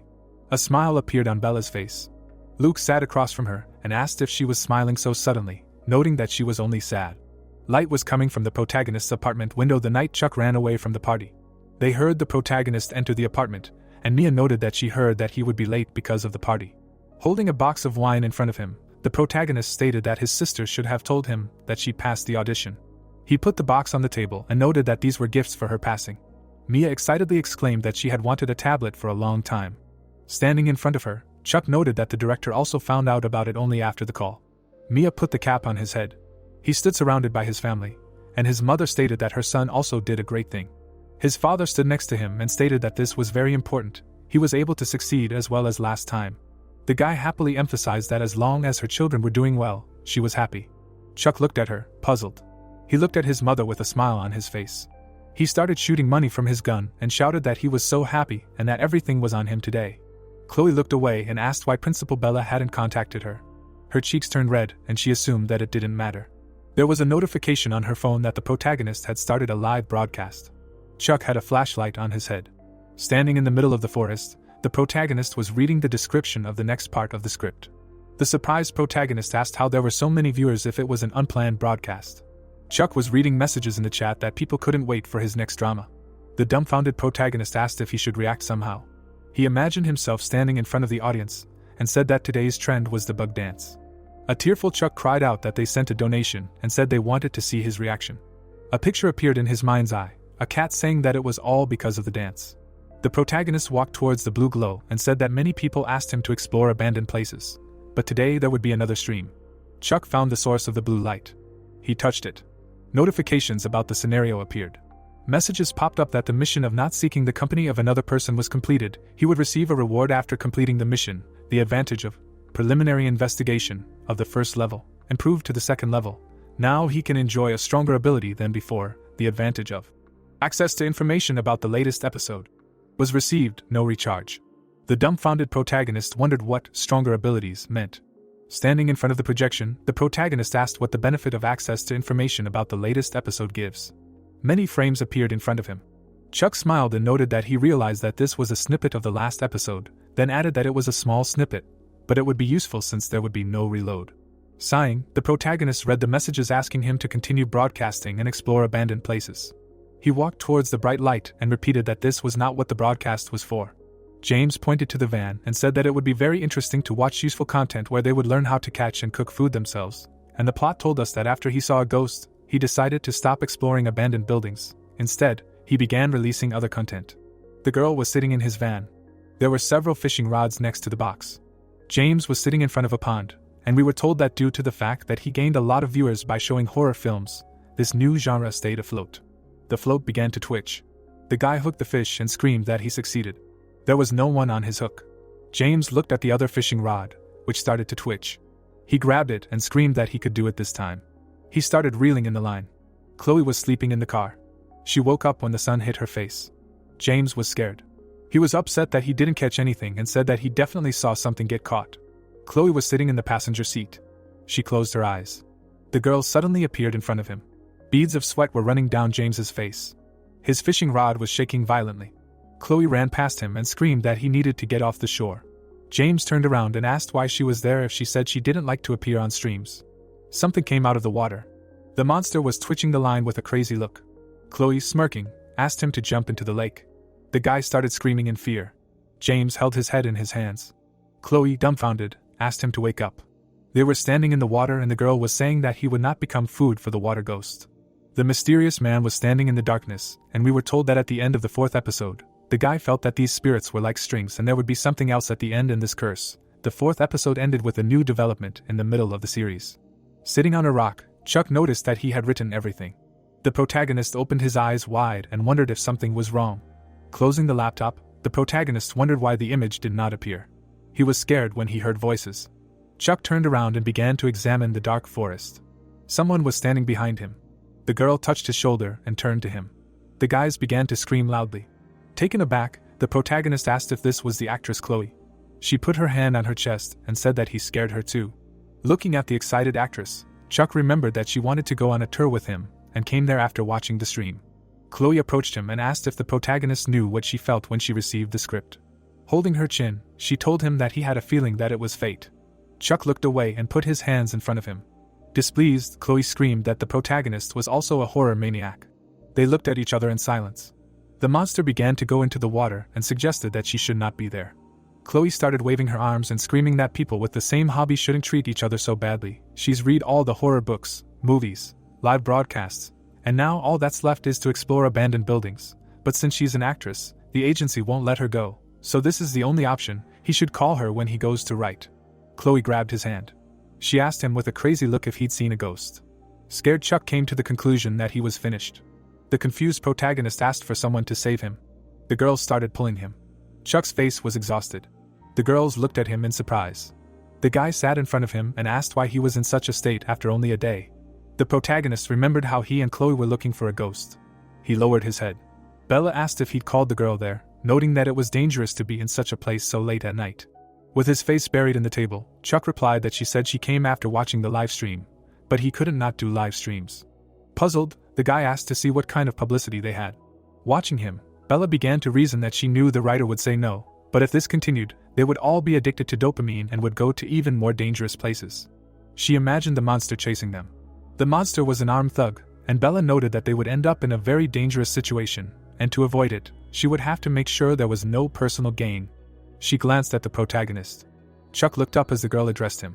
Placing her hand on her chest, Bella declared that from now on, she would be the supervisor on the script writing site and would be in charge of the upcoming writing schedule to increase the publicity.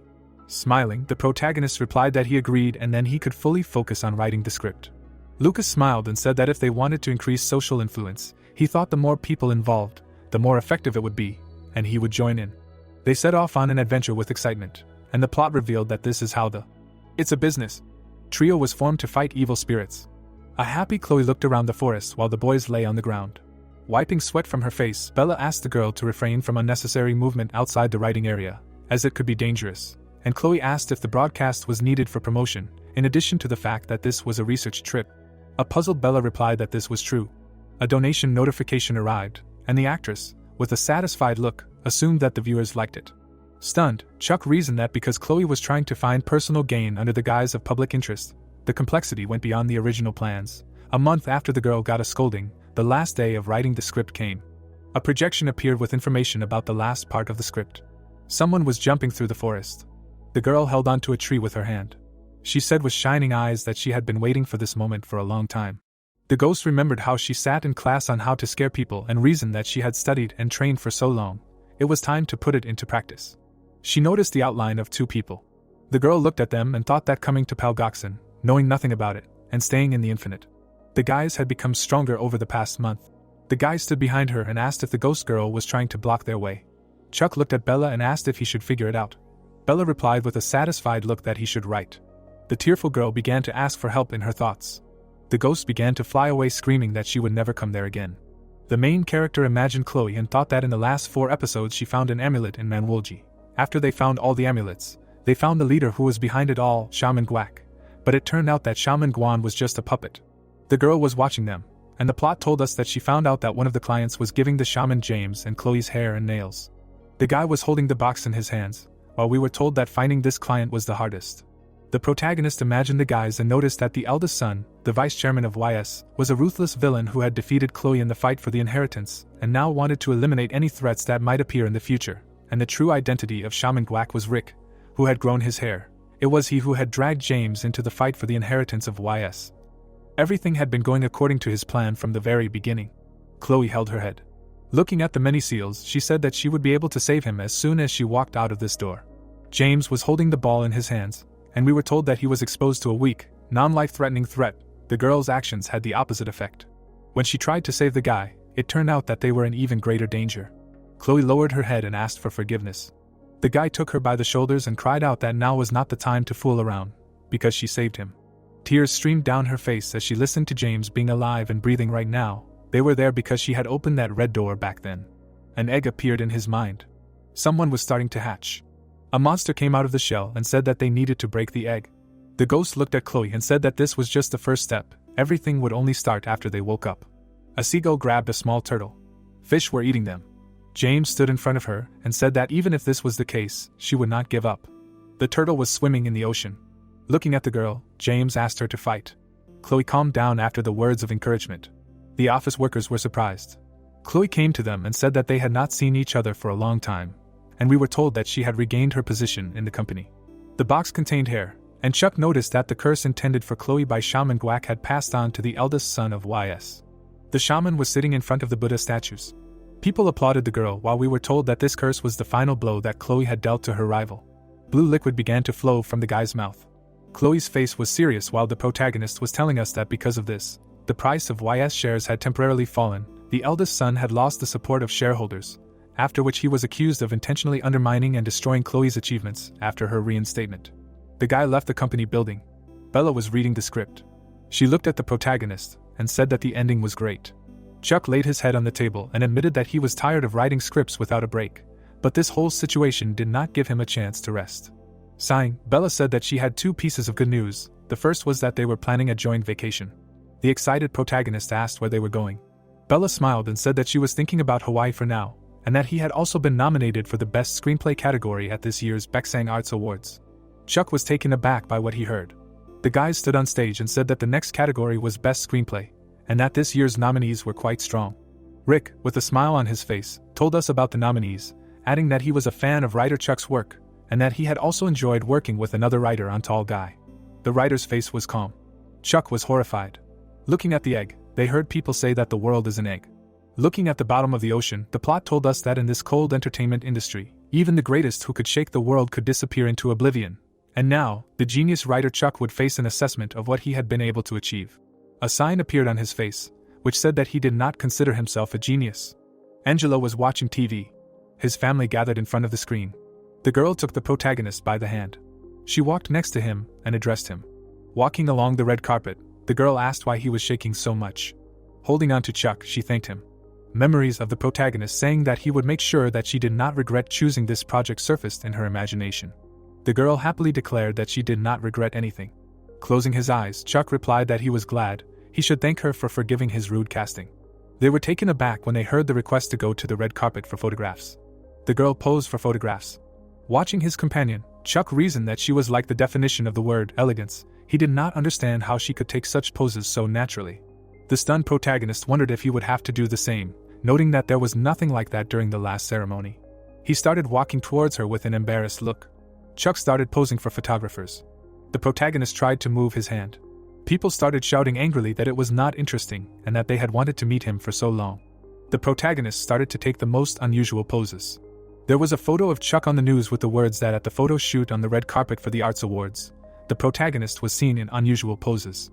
The guys were standing on the stage and saying that at the 99th Arts Awards in the category, Television, the winner of Best New Actor. Last year, Rick and Sammy will present the award. The girl was standing behind the guy. She closed her eyes. The guys were happy for the award for Best New Actor. Tears appeared on Lena's face. They bowed to the guys. Brittany was delighted when she heard that she also earned an award. She stood in front of the microphone. The girl with a satisfied look thanked first of all the one who accepted her into this project.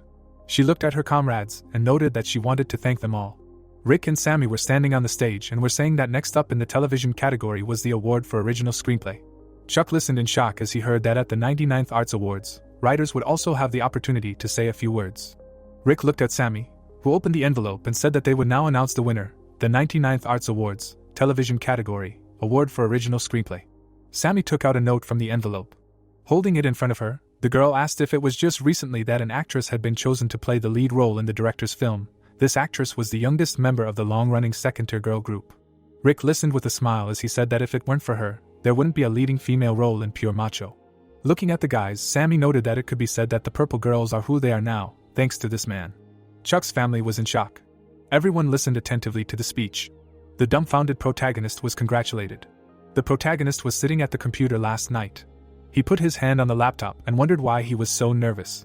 He noted with an exhausted look that he was rewriting his acceptance speech for the third time. Chuck remembered the last nomination and emphasized the fact that the last time he was so nervous was when Pure Macho was nominated for an arts award last year because it was his first time. The award was SOSO. Besides, he was busy writing other projects and many works deserved awards too. The protagonist remembered running away and added that this time everything was different. Holding his chest, Chuck noted that he did not have butterflies in his stomach, but for now the system endlessly creates new projects and a list of actors. The protagonist looked at the stage. He was shocked from winning the nomination. The protagonist stood up and began to walk towards the stage. Chuck staggered, approaching the guys. He grabbed the back of his head. The protagonist opened his eyes when he was called. Bella was standing in front of him and asked why he was staring into space. The protagonist remembered being in the room with Bella last week when he renewed his contract with Tempest. Sitting next to her, he asked if it was true that the terms of the contract were unusual, to which he received the answer that they were giving it according to his capabilities. His share would be renewed automatically when the actors renewed the contract. Bella put the documents on the table. Stunned, Chuck came to the conclusion that this was the same thing. Confused, the girl asked if there was something wrong with the terms, to which she received the answer that everything was fine, but it was too much for his capabilities. Bella looked at the ceiling. Stretching out her hand, she stated that the protagonist accepted crazy challenges as if they meant nothing to him when he wrote the script, so he should consider this compensation.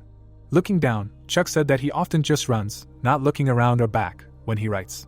He remembered getting wet and remarked that it doesn't matter to him whether he has to go through fire or water, which is why the scripts turn out so good. The protagonist imagined himself standing on the edge of a cliff. He held his fist in front of his face and added that when he signs them, he starts to feel dizzy when he realizes his situation. Looking at Bella, Chuck asked if he talks too much. Sighing, the director suggested that he wouldn't listen to her even if she said that he was a very good writer. Holding the pen, Bella suggested that they stop talking and just sign the contract. She smiled and emphasized the fact that in the end she trusted him. A man like him would not break under such pressure. The protagonist clutched his heart and thought that he was not quite sure what pressure she was talking about, but standing in front of the microphones, the protagonist said he was fine, a little dizzy.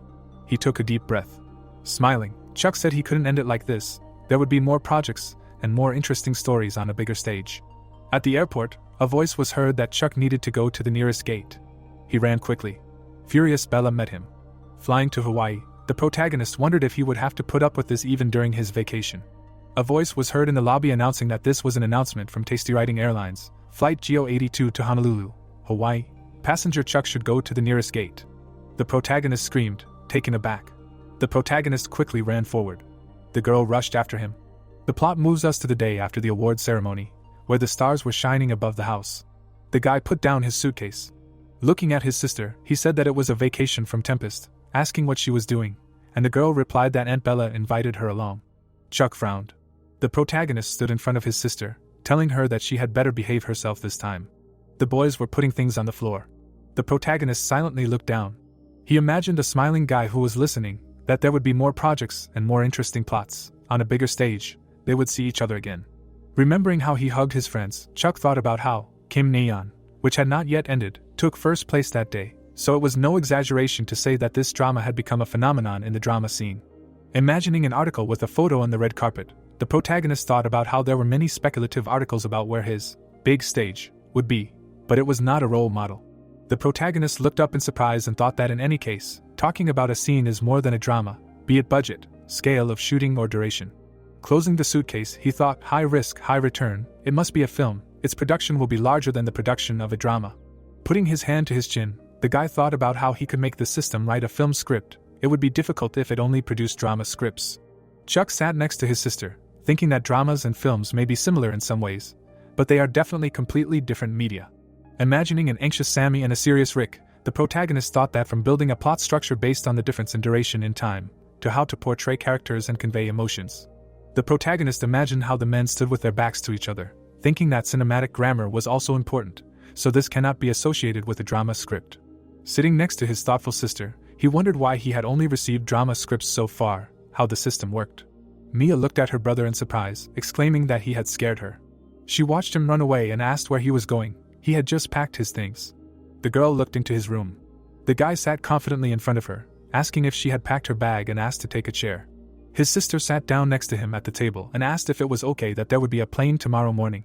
Looking down, Chuck replied that this was another reason why he needed to see more films and asked if she knew how many actors from their company they would see in Hawaii.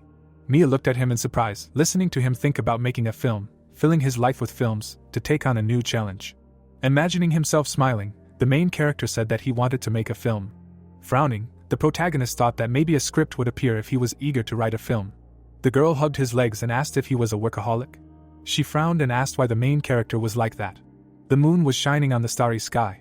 The sun rose in the sky, and the guy told us that morning had come. The brother and sister were sweating in panic.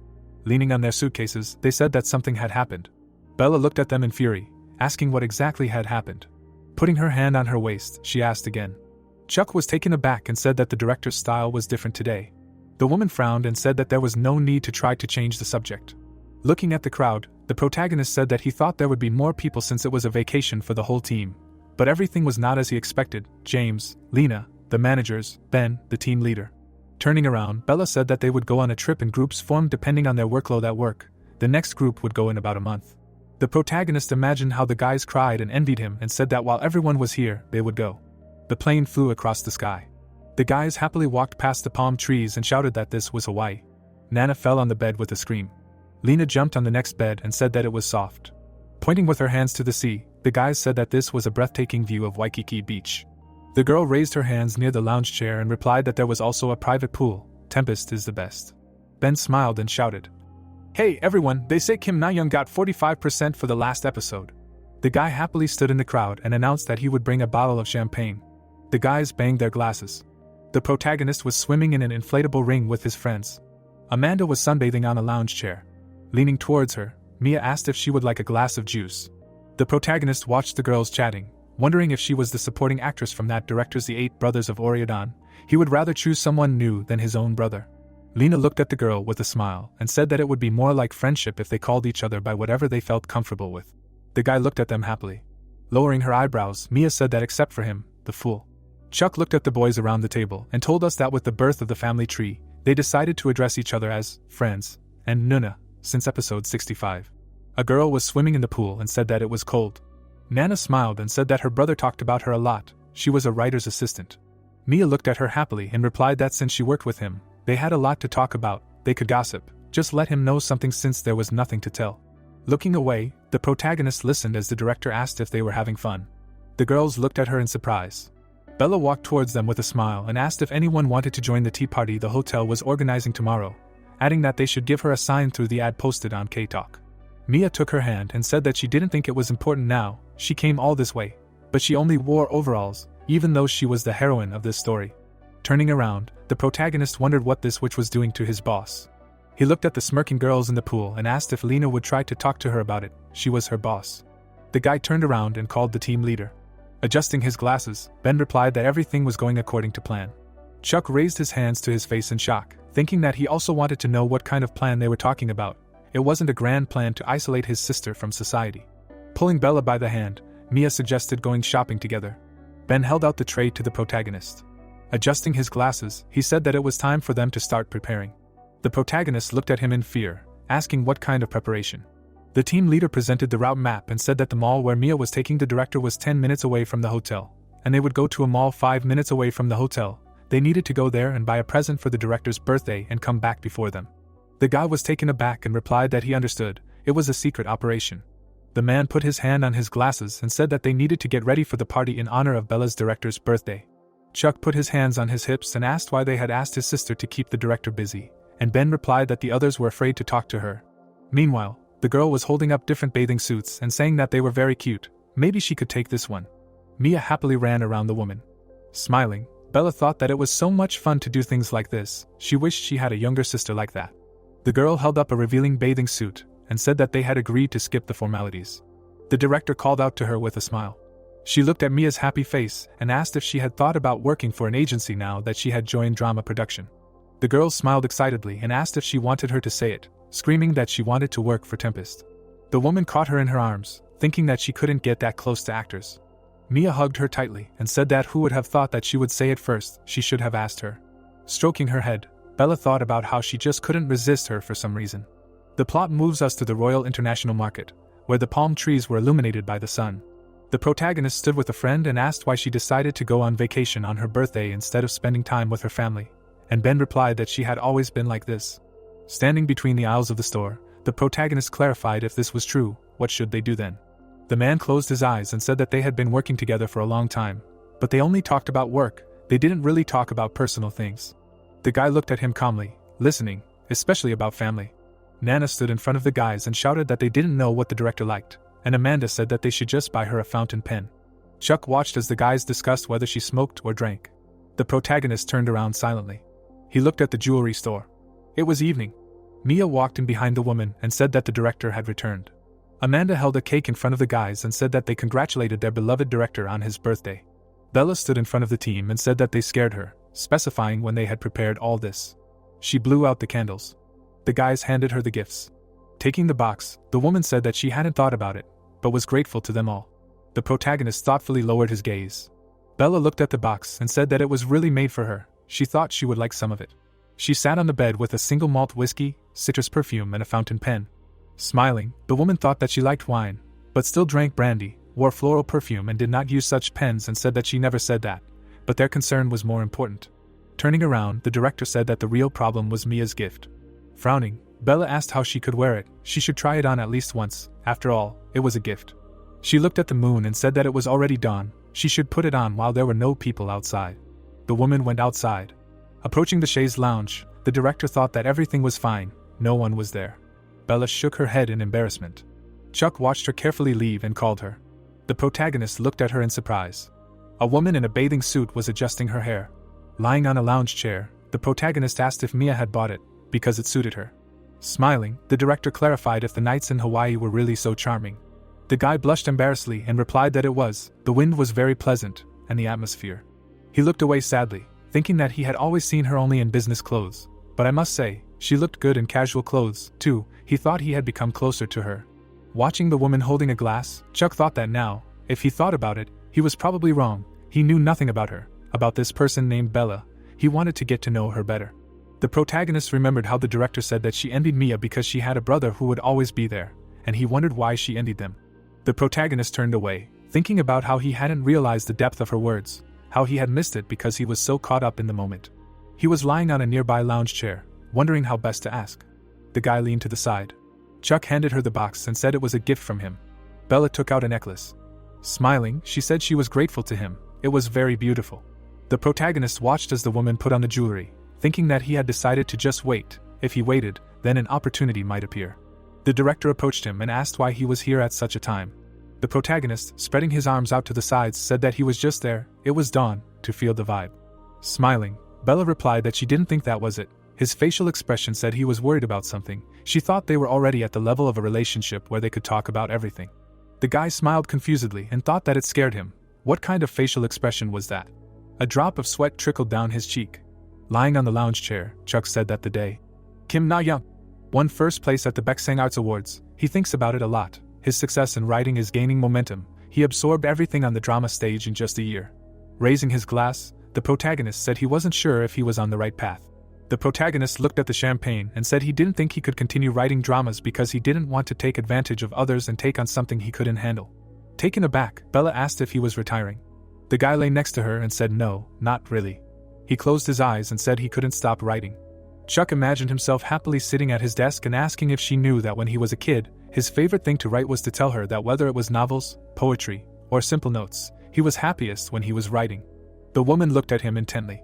Smiling, the protagonist said that the best thing that could happen was that others saw and enjoyed his creation, so he would never stop writing. Bella happily sat up and asked what he was planning to do now. The boys were lying by the pool. Raising his glass, the protagonist replied that he was thinking of making a film if he first tried to reach a higher level. He frowned and asked if he could figure it all out, where he had reached his limit, and when he should stop, adding that this was where he could discover endless possibilities. The woman looked at him and said that his attitude towards art was very pure. She looked at the surprised boy and said that they, brother and sister, were so similar. Mia joined Tempest.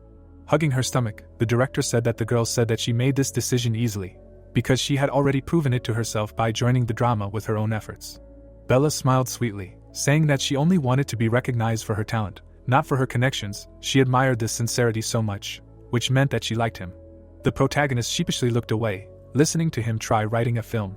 Raising her champagne, the woman said she would expand the business so he could make movies.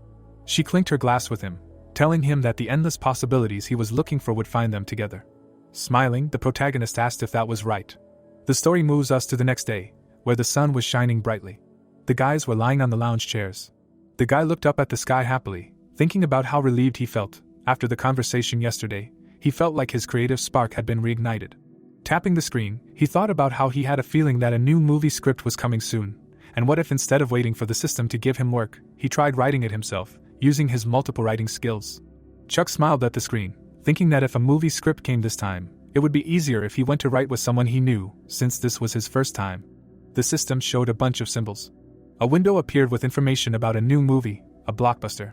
Dumbfounded, the main character thought about what kind of magical girl. The protagonist opened his eyes in shock, continuing to think about it. Turning to the lying girl, he wondered who would be the main character this time. Whose costume was this? It was Amanda. The guy watched as Lena threw the ball, thinking about what she or Ron could do, but would he play a magical girl? Looking at his sister, Chuck thought that she would then. Covering his tears with his hands, the main character thought about how he would make a movie about a magical girl. The protagonist looked up sadly. Mia looked at her laughing brother, asking what was wrong with him, and said that she was scared. Let him stop. The plot moves us to room 506 in Tempest, where the guy was standing in front of the TV. Chuck looked worriedly and asked what exactly this story was about. The protagonist visualized a cat and said that they should watch the preview first. Imagining a planet and many cats, the protagonist thought about how there are cats everywhere in the world. Everywhere there are people. He imagined a girl looking at a cat and thinking that it was a cat in a grocery store. Remembering how the cat sat by the bowl, the guy thought about a street cat in a residential area. Chuck imagined how the cat walked in front of the computer, thinking that it was the company mascot. The protagonist imagined how the guys sat at their desks with the cat, thinking that it was also a Tiger Zom. The protagonist remembered a smiling cat, deciding that for sure, that Tiger Zom. Imagining how the man stroked the animal, he thought about the cats that live on military bases around the world. South Korea could use them as spies. Chuck imagined a cat with glasses and a scarf, thinking how they planned to make it happen. Remembering the screaming crowd, the protagonist thought that humanity had experienced a manifestation of the so-called awakened. The protagonist visualized an explosion in the street, thinking that these were individuals who had awakened with superpowers. He imagined a man shooting from his hands, thinking that because of the crimes that the awakened had committed and the active terrorist activities of a radical group, humanity had created an organization to regulate this power and ensure its proper use. Imagining how the guys captured the enemy, the guy thought that in South Korea, the government had created an entertainment agency in which the awakened became stars, so that they would only focus on the fight for ratings and would not think about anything else. Chuck remembered how people were emitting light, thinking that the government then conducted research among the awakened, on their belonging to affiliated agencies, and they were able to develop technology that could extract their superpower. The protagonist imagined two flashes. Imagining the cats in the barriers, the protagonist thought that after extracting the power of telepathy, they planned to transfer it to cats and use it to collect information. He remembered the star, thinking that, however, the Korean researchers missed something, the fact that superpowers are determined by the desires of the living being who owns them. The guy imagined the cats and thought that Barry hopes to rule people in the future and constantly receive gifts, and Macy to rule all living beings.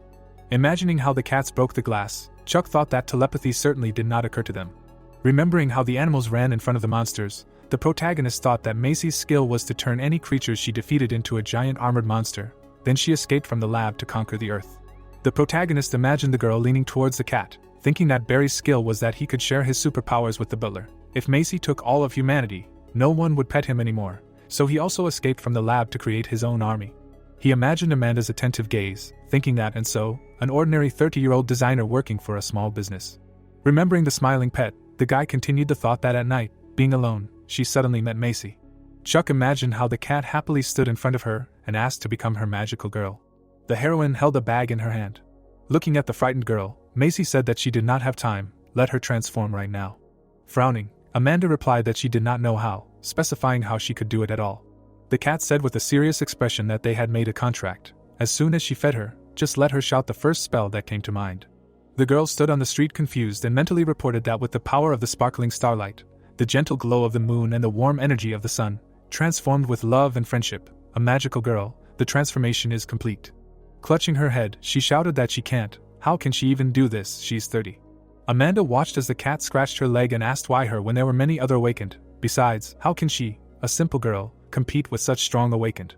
Macy sat in her arms and answered that she would be transferred to the Sabable agency. It is under the Korean Awakened Association. The annual salary is 150 million won, and the girl began to chant the spell. The protagonist imagined her body flying into the air. A suit appeared on the girl. Cat ears appeared on her head. Raising her hands like a cat, Amanda said that the transformation of the magical girl was complete. Dumbfounded, she thought that her self-hatred was at its maximum. The girl grabbed her head, repeating that she should think about the annual salary of 150 million won. Macy sat in her arms and said that she just needed to catch that big armored rat behind her. The monster was standing in the middle of the street. The girl looked up in fear and asked how she should catch it, and the cat replied that she didn't have to worry, she had helpers. The two ladies ran forward with a smile.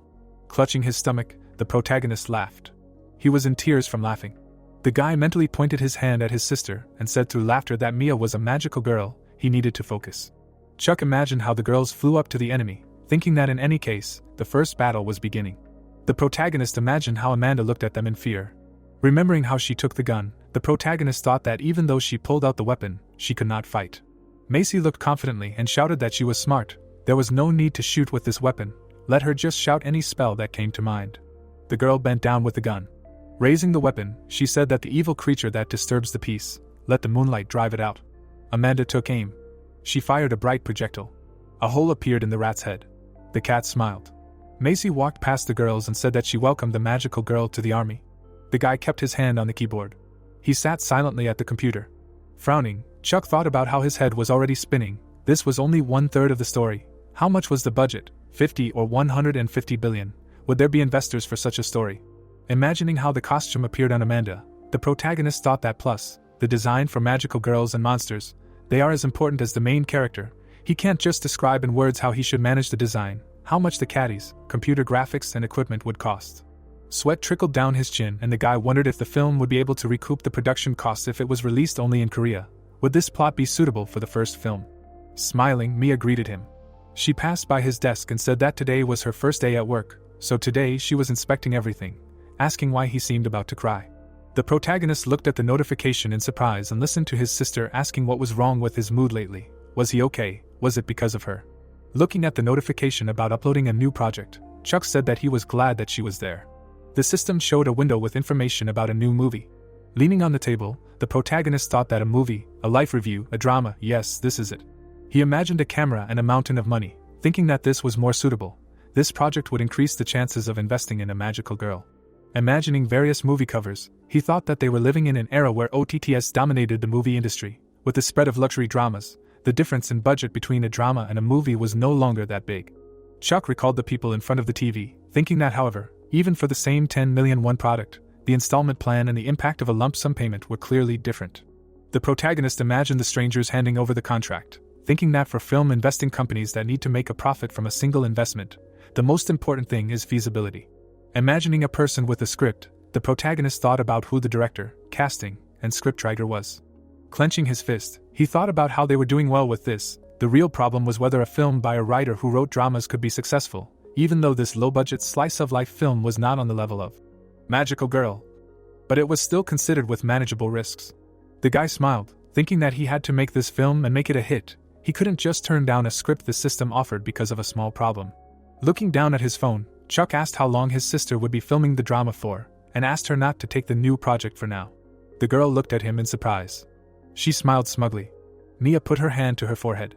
Touching his cheek, his sister asked if he really thought he could afford to work with her, even though they were blood relatives. The protagonist grinned and thought about how she would be a magical girl in the next project, and that he shouldn't stop because there would be several films. The protagonist stretched out his arms and said that he had finished everything he needed, so he would go first. Smiling, Mia called the director. Bella was holding a sheet of paper and greeting the guys. She looked at him sweetly and asked if it was her first time here. The girl put her hand to her cheek and replied that that was why she was here looking around, asking if she could see her office. Mia happily ran ahead. Standing in front of the guy, the woman asked if he had just arrived, if he already had an idea for a film. Chuck glanced at the information screen and thought about how it was almost time for lunch, whether he should ask her to join him. The place the system had chosen should be good. Bella smiled and responded to the writer. The protagonist put his hand on her neck and said that he had found a good restaurant, asking if she wanted to have lunch with him later. She grabbed the necklace and asked why not. The plot moves us to a food alley near Tempest, where a dot from the system was glowing. The protagonist looked at the sign of a restaurant with kimchi stew. The guys were standing in front of the entrance. The woman raised an eyebrow, thinking that apparently he really wanted to have lunch together. The guy smiled, thinking that if he knew that there would only be kimchi, he would have gone alone. He sat in front of the waiter, thinking that after all, this was a good restaurant.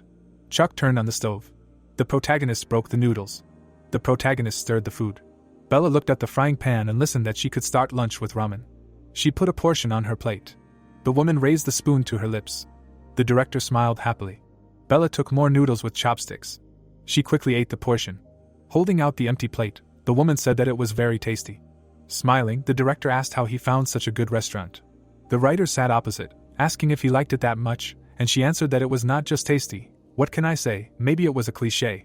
The main character chewed the food, wondering if it had always been so expressive. For him it was a little too much. Bella, with tears in her eyes, said that the taste was like the food her mother cooked for her. The taste was just as bright, delicate, and familiar. She remembered how 10 years ago she would enter the apartment and say that she was home.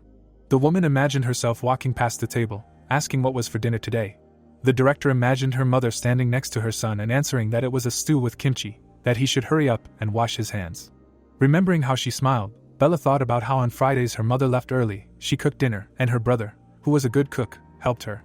She imagined sitting at the table with her family, thinking that although her father was always busy and often missed dinner, sometimes they were lucky and the whole family gathered at the same table. She loved those times and wanted such moments to never end.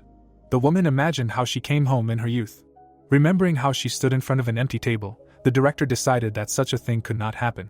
Bella imagined how she looked sadly into the distance. Imagining her mother and brother with food, she thought about how her mother died early, and her brother went to study abroad. This happened when she was 23.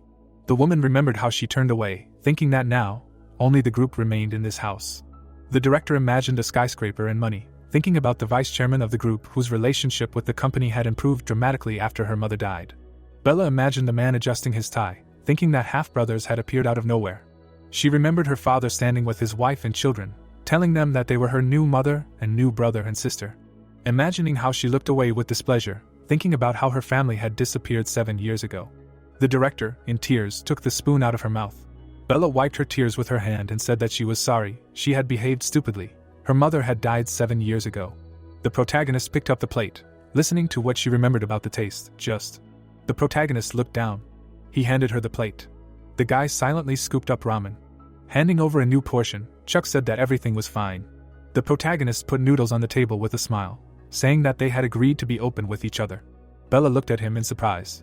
Tears were streaming down her cheeks. The guys ate ramen in silence. The woman thanked him, raising her chopsticks to her lips. The plot moves us to the next day, when the protagonist held a menu and asked for one stew. He was sitting in the same place in the restaurant. The guy threw his head back.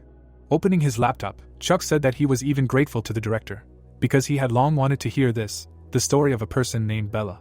Pressing the keyboard, the protagonist thought about what he had been thinking about while writing the script for this film, hoping that this film would help the director cheer up. It seemed that this story was also moving in the same direction. Wiping away her tears, the girl said that she was sorry for behaving so stupidly. Her mother had died 7 years ago, but remembering this taste, The hero looked at her silently. He raised his eyebrows. The protagonist smirked and said that it was okay, they had agreed to be open with each other. Chuck looked away and said that it was just stew, to which the waiter responded approvingly. The hero was sitting at a table. He raised his head up. Looking straight ahead, the protagonist said that he was even more grateful, since he had wanted to hear this for a long time, the story of a person named Bella. A view of the building opened up. The hero was sitting at a table. Looking at him, the guy asked that his skills had improved significantly. The protagonist smirked and said that it was true, then thank you. Holding the drawing in his hands, he added that he could now draw magical girls and armed monsters, right? To which the guy replied that he had not. Holding the drawing up, Chuck asked that his skills had not improved much in 1 month. Yes, he said that, although, looking at the first drawing, a sloppy drawing appeared. Putting his hand to his face, the hero said that there were more differences now, and would he get what he needed if he updated the system? Maybe something that would help him convey his ideas to the designer. He opened his eyes wide and thought that the notification, "It's time to write." A month has passed, this time it was Jeonju. He raised his head up and asked again. A view of the city opened up. A mark near the restaurant appeared. Chuck was sitting at the table. Looking to the side, he thought that he would see what he had for today, he heard, which was surprising. Standing near the table, the girl said that here is the jeonggukjang that he asked for, to which the man thanked her. The thought appeared that a foreigner, he came to try Korean food. The man grinned. The thought arose that, but why does he look so familiar? He looks like someone famous. The hero looked to the side, and the man asked what it is like. There were dishes on the table. The protagonist raised his eyebrows and thought, well, yeah, Korean food can be confusing to foreigners. Suddenly, his eyes widened in surprise. The man started pouring sauce. Chuck's eyes widened in surprise. The man raised his spoon to his mouth, and was told that it was vegetables from hell in sauce. Frowning, the protagonist yelled that it was not. They looked at each other. The protagonist raised his hands and said that he should wait a second. Looking straight ahead, he added that he knew how to eat it. The man extended his hand and said, okay, then he wanted to know his know-how. The sauce was poured into the food, and it was heard that first, he needed to pour the sauce here, he didn't know, and then, this jeonggukjang. Standing in front of him, Chuck said that but he was inside bibimbap, to which the man replied, damn, this weird soup inside bibimbap, to which he added that he should trust him. The dish appeared, it was heard that, and at the end the most important thing is to mix them, let him use chopsticks so that the rice does not get mushy, to which the man replied that chopsticks. Sitting in front of the man, the hero said that now he can eat. The man stuck the spoon in his mouth. He suddenly froze. The man opened his eyes wide and thought that wait, this taste, the intense spiciness of the Korean pepper sauce, and the fatty yolk that complements it, and the taste of jeonggukjang that perfectly unites this masterpiece, before he finished savoring the sauce. The man, looking straight, thought that the crispy vegetables brought a beautiful harmony, otherwise the dish would be too monotonous. But the real star was something else, it was the rice. The people bowed, the thought appeared that all these layers were united thanks to the rice. His nose and tongue met the aroma of sesame oil. Smiling, the man said that he had never tried anything like this before, thank you very much, to which the hero replied that you are welcome, and then thought, stop, this man, now he remembered. He looked straight ahead, it was said that this man, the master of masters Christopher. Sitting in front of him, the protagonist said that it was an honor for him to help a maestro like him, to which Christopher asked that he was also from this industry, said that it was nice to meet you. Looking straight ahead, Chuck said that if he did not mind, they could do it. No, they could subscribe to each other on Instagram. Raising his phone, the man replied that he was in his debt, so it would be better to exchange numbers. Stretching his hands forward, Christopher asked that by the way, he was from Seoul, to which the hero replied that yes, that's right. Looking straight ahead, the man said that he would be staying in Seoul next, so let him help him there. Grinning, the protagonist said that if he came, he would definitely take him to the best restaurant. The meat was grilled. Chuck clinked glasses with the man. The meat was taken from the coals, it was said that the two had already become drinking buddies. Christopher grinned and said that this was what surprised him most about Korea. From what he had seen, kimchi, it was something like a pickle. The dish seemed, it was heard that you can make a stew with it, and also add it to jeonggukjang. Looking straight at him, the man said that now, you can even cook it on the grill with shashlik. He can't believe that he is making a film about an interesting food culture. He is curious when production will begin. The hero grinned and said that in fact, the cast has already been formed, but the final script is not yet completed, and after that he needs to find a production team and investors. The man holding a shot glass in his hands asked what was unusual about casting first. It was always like that, to which the protagonist replied that the actors he wanted to cast were happy to join, that's all. Christopher closed his eyes and said that I understand, asked what to think about the lead role while writing, yes, to which Chuck thought that this time the lead character was his little sister, and the man said that he had fun watching it. Looking away, the hero asked what it was, and he meant the one that came out on Disney. Images of people appeared, it was heard that yes, a Korean horror streamer, he heard that he got into the top 20 almost immediately after the release. Holding a shot glass in his hands, the man said that because of him he paid for the first subscription in OTT, and I must admit, it was fun, asked what Lucas, and this guy knows his goals, yes. Putting it on the table, he added that in any case, he sincerely supports his writing style, everything will be fine with him. Looking straight ahead, the hero heard that he was not just saying this, let him call him when he was ready for the premiere. He looked at him in surprise and asked if he really was serious, from the States to Korea just for the premiere. Sitting at the table, Christopher asked if distance was a problem for a good job and a good friend, to which the protagonist replied that no, absolutely not, this film, he would shoot it, and he would contact him first. The girl was sitting at the table. There were scripts on the table, and she asked that a month and a half had passed. Bella put her hand to her face and said that a year was not enough for a script for one film, and he, in such a time, wrote 2 more and of good quality. To be honest, his speed no longer surprised her. But, frowning, she added that magical girls are not crazy, he wants her to look for investors for this, he is not serious, yes. Bella lowered her head down. Gritting her teeth, she asked why, in general, it sounds so damn interesting. The view of the building opened up. The man smirked and said that it was a story about an ordinary office worker who became a magical girl after a cat escaped from a lab. To which the hero replied that she fights against giant armed monsters to protect the Earth and ends up meeting an evil cat who wants to conquer the planet. Christopher raised his hand. Looking straight ahead, the girl said that even if it was not that impossible, even if it could be annoying, and then thought that to be precise, what would provide investment in the magical girl would not be her, but a lonely Korean gourmet. The books appeared. The thought occurred to him that judging by the list of actors, directors and production staff that the writer sent along with the script, this was the perfect budget for the initial investment in Chuck's films. If he succeeded, it would be better to attract investment for the next big project. He just had to keep up with the wave that this gourmet would create. Holding the folder in her hands, Bella said that the plus was what he wrote after they ate kimchi stew. It was a little awkward. She had a feeling that this project would make a big splash. She put the books on the table. The girl looked away. She heard that she was thinking it was worth a try. It was said that potential investors had already been selected. The guy grinned and said that she was so beautiful today. It was said that firstly, this is a company with which they have built a strong relationship thanks to cider advertising. A view of the building opened up. The man raised his eyebrows. The thought appeared that the one who is still deeply happy to invest in Chuck's projects.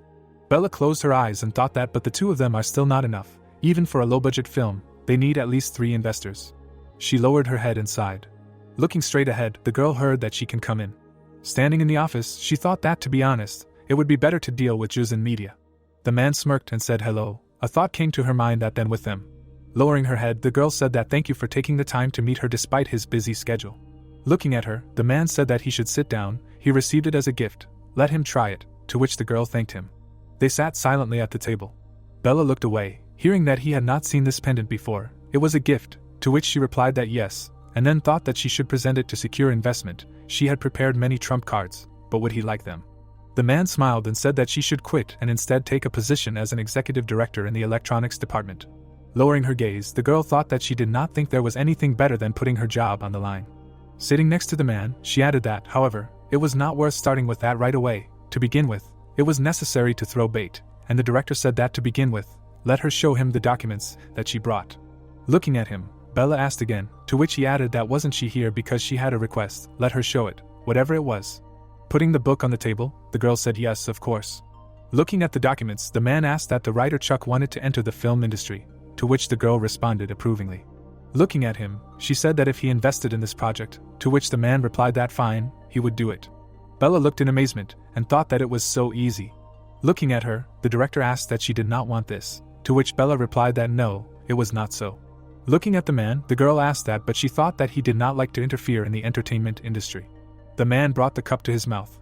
A bright light was shining from the window. The thought came to mind that the success of the writer Chuck would be the success of Tempest as long as he was a part of it, and who owned Tempest.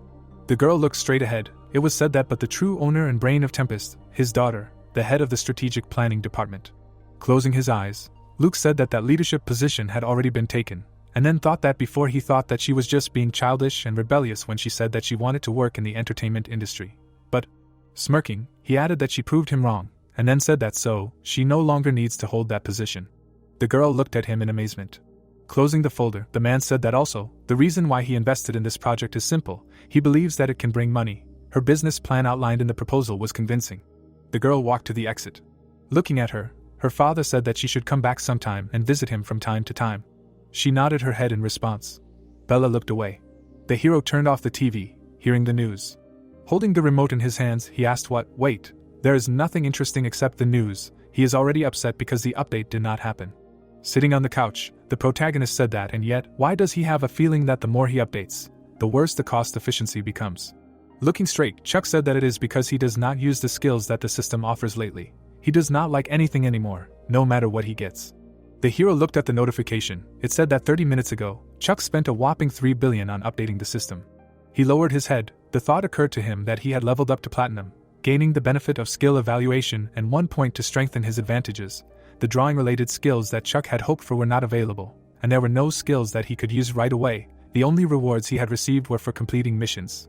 The hero looked away and thought that these were all the skills, but there was nothing here that could be used for this project. Not that he did not want to use them, but even if he did, nothing was available to him. Sitting on the couch, he said that the world may be at peace, but his heart, no, his memory kept coming to his mind. But why can't he control it? Turning his head, the protagonist said that the memory that only appeared when he came to a specific place, it kept popping up. His eyes widened, he thought that right, memories. Chuck abruptly opened the door. Sitting at the computer, the girl said that he scared her. Looking straight ahead, she added that he should wait. She thought he said he wouldn't come to work today, and then asked what it was. The hero was measuring surfaces, and the girl asked, seriously, what was he doing? She stood up abruptly. Leaning on the table, the girl asked, seriously, what? Taking a step forward, she added that he should wait. What did it all mean? The hero looked down. His eyes widened. Kneeling, the protagonist thought that yes, a memory that kept coming to his mind. Painting with a brush on the canvas, he added that he just needed to draw a line along this memory. The girl looked at him in amazement and thought, didn't he just go to art school a month ago? Raising her hand, she added that besides, he said that he dropped out in the middle of his studies because he realized that he lacked the skills. But this, he can really do something like that. No composition, not even a sketch. Chuck was drawing. An idea occurred to him that it was like a printer, from left to right. He grinned. An idea about printing occurred. The actors were standing on the set. It was heard that the filming was over. Great job. Everyone was great. They did a good job. The man took off his mask and sighed. He grinned, hearing that he did a good job, to which he replied that he did too. The man lowered his head, hearing that they would see each other at the afterparty, to which he said that apparently he would no longer be a superhero, he wanted to try something new. Holding the phone in his hands, he added that he had a feeling that he would be able to shoot something interesting with this author, just such a premonition. Grinning, the actor said that he did not need a break, he would ask Angela to agree on a meeting right now. People in the hall were being photographed. They were smiling for the photo. Suddenly, people looked in amazement. It was heard that it was Brittany. The girl waved her hand. Amanda smirked, looking straight ahead. The guy closed his eyes. The girl looked away. People were watching the journalists. The men were looking forward. It sounded like Tempest really put a lot of effort into this. Yes, they had to. The #1 screenwriter in the drama industry wants to break into the film industry. The guy smirked and said that everyone had high expectations, but he wondered how long the hype around him would last, to which the man replied that he really came. The man smirked. It sounded like the director was Christopher. Angela closed her eyes. It was said that the manager of the Asian branch of Disney was also said. He was not on the list. The guys looked in amazement. A thought came to mind. How could they invite him? The man frowned and thought that these were the VIPs the manager was talking about, those who would be able to assess both the artistic value of the film and its commercial potential. Their reaction would determine the success of the film, how much they believed in the writer Chuck. The guy smirked and said that they were well aware of Chuck's reputation in the drama industry. Sitting at the table, he added that this was the film industry, success was never guaranteed, and she had cast Mia, who had recently moved up from supporting roles to leading roles, and the director himself was still a rookie. Looking straight at her, the guy said that even with a small budget and the quality of the script, of course, those were important factors, but they also had to consider how the theaters might react, perhaps to have a better impact on the audience. They should create a buzz early and book as many screens as possible for a short period. Bella looked at him and said that they just needed something that would definitely attract a crowd and convince the theaters. Yes, the thought arose that all at once, no chance. Putting the papers on the table, the girl said that they were planning to invite VIP guests and hold special events at the premiere. She grinned and added that she should give them more time to view these materials, and then thought that they were preparing a big project, and this was only the first step. The goal was 10 million viewers. People were standing in the hall. Announcements about premieres were heard. Looking straight ahead, the man thought at the table, what for? The girl grinned, hearing that premieres were usually organized differently, but this was so in the style of writer Chuck, to which she replied that she was so interested to know how writer Chuck approaches work in such a short format. Sitting on a chair, they heard that then they would begin the screening. The girl stood in the middle of the kitchen. She looked straight ahead. Mia held a photo frame in her hands. A clock appeared on the wall. The girl opened the refrigerator. Looking at the food, she thought that her mother was gone. These old containers of side dishes were all that was left of her. Mia lowered her head down. Closing her eyes, she said that they would soon spoil, and then thought that there were times when she missed them to the extreme, and she tried to hold on to this food, enjoying it little by little. She could not even bring herself to eat them, they seemed too precious. But now, she had to throw them away. The girl opened her eyes wide and asked what, but how could she throw them away? Sitting on the floor, she thought what if there was still something left? A bag of food appeared. She unfolded it. The girl looked down and thought about that sour smell. Meat appeared. The thought appeared that she wanted to eat the kimchi stew that her mother made. She turned on the stove. It was said that usually, you have to fry the meat and kimchi, stirring before adding the broth to stew the kimchi. Mia poured out the water. It occurred to her that but her mother did not fry it, but boiled it. The dish appeared. It was said that, and the reason for this was that they did not have time to make it so delicious. The woman stood at the stove. It occurred to her that if she was tired after work, and she still had to cook dinner for her daughter, who had just returned home from school, then she just made a stew, where you just throw everything together and boil. The woman looked away and turned. She smirked and said that the meat was ready. Mia turned around, hearing that they were going to have dinner. Holding the spices in her hands, she thought about what was in such meat. The girl added seasoning. It was said that you can feel the unique bitterness of kimchi, rich and yet soft meat, so at the end, Mom added 1 dried anchovy the size of a coin to the broth. Bella pushed the cart. They walked forward. It was heard that so at the end, Mom added 1 dried anchovy the size of a coin to the broth. They entered the hall. It was said that, and some sugar. Smirking, the girl thought that no matter how much she watched it, it was so similar to her mother's recipe.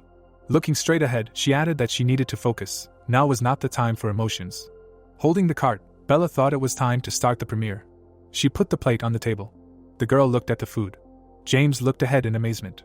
Mia smirked. It was said that to live this together with the main character, dishes that carried the taste of kimchi and her longing, delicious. A view of the building opened up. The girl walked forward. She approached the trash cans. Mia held the containers in her hands. She began to throw out the food. A view of the building opened up. The girl was sitting next to it. She closed her eyes and said that she felt much better now. Angela opened her eyes in amazement and thought that every mother in the world has a dish that symbolizes her. Putting her hand to her face, she added that even if they are symbolized by one dish, each mother has her own unique way of cooking it, and this distinguishes them from each other, just like there are thousands of recipes for one dish. For example, ratatouille, from 1,000 mothers, it is a Korean dish with Korean roots, but its history is understandable to everyone in the world. Frowning, the man said, "Oh shit."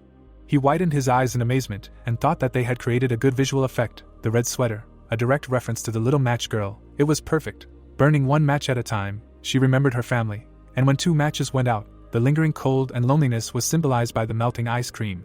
Putting his hands to his face, Christopher thought that he was a much more talented writer than he thought. He really wanted to work with him.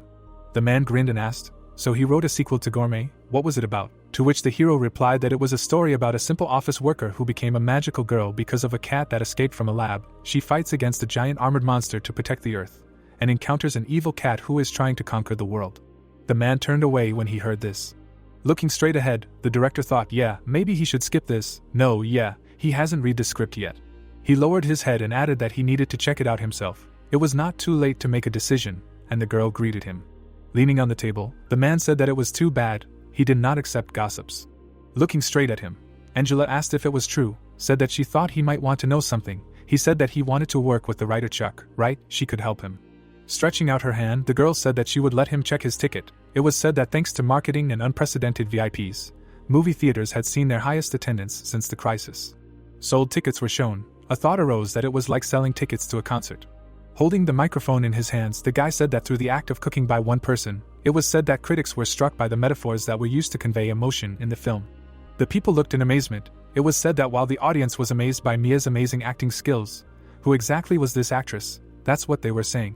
The people sat in the audience. It seemed that only the actors who had appeared in Chuck's dramas before were not surprised. Everyone thought that they thought Chuck would let them down. The guy smiled. It was said that he must have written a script that was perfect for Mia. After all, that's the writer's specialty. The view of the building opened up. Angela looked up and smirked. Turning around, she asked that wasn't it wonderful, said that thanks to this gossip girl he had joined, he would be able to meet Chuck so easily, to which the man replied that he would still be able to do it, even without her. Let him not get it all wrong. They united them so that Chuck would not worry. Bella lowered her head, saying that they must have come a long way, to which the girl exclaimed. Looking away, she added that she thanked them again for coming to the screening and helping them promote the film, to which Angela replied that she was glad to see a good project before everyone else. It also gave her a chance to start a business with new partners. Looking away, Christopher thought that she was a businesswoman, and then asked where the writer Chuck was. The girl smirked and replied that he was here in his studio. The door opened slightly, and it was heard that he had been working constantly since the filming of The Lonely Korean Gourmet began. People looked in amazement. The hero turned his head. Dresses appeared on mannequins. Paper was lying on the floor. People froze in surprise. Chuck smirked and asked why they were here. Looking at him, the girl asked what was all this, to which he replied that it was a concept, a visualization of the design and a storyboard of his next project, and the man asked what the hell was going on. Looking at the paintings, he thought that this was some kind of exhibition, but moreover, how can he create such designs? Because he is a simple writer, this is pure envy. With wide eyes, Christopher added that he can turn ideas and concepts that appear in his head into a finished film, the desire not to allow even 1% of error. Grinning, Bella said that she wanted to hold a meeting in the director's office, but to which the hero replied that it seemed that the director liked his work. Looking at the girl, Angela said that then, they will hold a meeting here, if she allows, to which Bella replied that of course, then, they will sit at the table. Standing in the middle of the room, the man asked that this is the script of a magical girl, to which the protagonist replied that yes, he can read it. The man looked at the script. He opened his eyes in amazement, and thought that this is not an ordinary story with battles. Looking at the paintings, Christopher added that the concept that he saw earlier. The girl smiled. It was said that yes, on the one hand funny and cheerful. The monster appeared, the thought appeared that on the other, dark and gloomy. Now, having read the script, he understands. The pet, looking at the girl, said that in addition, she is such a simple person, became awakened. After acceptance she will be transferred to a division of the Korean Awakening Association and will be able to receive an annual salary of 150 million won. To which the girl replied that with the flickering power of starlight, the gentle glow of the moonlight, the warm energy of the sun and the power of love and friendship, transforms, it was said that the absurd path of the hero is chosen for a very realistic reason, money. The girl opened her eyes wide. Suddenly she was transformed. The girl lowered her head down. She looked at her hands. It was said that, however, as soon as she realized the weight of her duty, she realized that her momentary choice could be a matter of life and death for other people. The man looked away, wondering if one person would be enough, and wondering what kind of hero she should become. Looking at the script, the man thought that it dealt with the same issues as the movie he directed, Flying Night, but from a completely different perspective. He frowned and added that it would definitely be a very interesting project. Sitting at the table, the girl said that she knew he worked quickly, but she didn't think he was already working on his next project. Smirking, she added that in fact, today, in addition to the agreement for the rights to Korean Lonely Foodie, she wanted to discuss co-producing the next project with him. Looking at her, the hero asked again, to which Angela replied that yes, they were in a position where they really needed his help. Turning her head, she added that she wasn't sure if he knew, but their Disney play was in the middle of a storm right now. The guy looked at the monitors. Photos appeared. It was said that the proposal Nate submitted to HQ was rejected. He looked straight ahead. It occurred to him that HQ usually trusted each branch with plans to localize projects. But a photo of a girl appeared. It was said that it seemed that this time it was different. A dossier appeared. It was thought that the Japanese star writer Emily, or in other words, she is the Japanese equivalent of the writer Chuck. The girl smirked. It was said that of course, it would be rude to address her like that, considering that she started her work earlier, all her works, be it dramas or movies. The guy lowered his head and thought that they never failed. Looking straight ahead, he added that he knew HQ had been watching her for the past 2 years, and that was the reason for that. Companies appeared. It was thought that besides, HQ's position in Korea is strong. Animals appeared. It was said that this country attracts worldwide popularity with a low budget. The eggs were lying on the hay. The monitor came up. The thought occurred to him that the business was probably already going well, and the idea of completely changing the structure of the business because of one author seemed too burdensome, and since they had already invested in Emily. Putting his hand to his face, Nate thought that with their production capabilities and the partnership with Emily, it could work. Okay, he'll try. The girl smirked and thought that Netflix thought she would lose. Sitting in front of the hero, she said that she wasn't asking him to postpone the production of the magical toy, but to let them help him.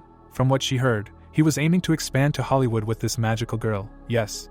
Looking at her, the hero replied that yes, he was thinking about a simultaneous release, to which Angela asked what then. What did he think would be the most difficult part of his plan? Looking at her, Bella replied that contacting distributors and securing theaters. Grinning, the girl said of course, asked that she didn't think that Disney play could have connections in Hollywood. Bella looked at him in amazement, and wondered that this was a wonderful offer, but would the writer agree? She looked at the hero. The protagonist looked away. Looking straight ahead, the girl said that for the new project they would only need to focus on the script. Grinning, she added that they would take care of everything from the production team to the cast. They would even handle the distribution of the magical girl. Raising her finger up, Angela said that, and one more thing. The man put his hand on the table. Suddenly he took off his mask and cap. Chuck looked at him in amazement and thought that Robert, why him? A notification appeared. The thought arose that, and why the system again?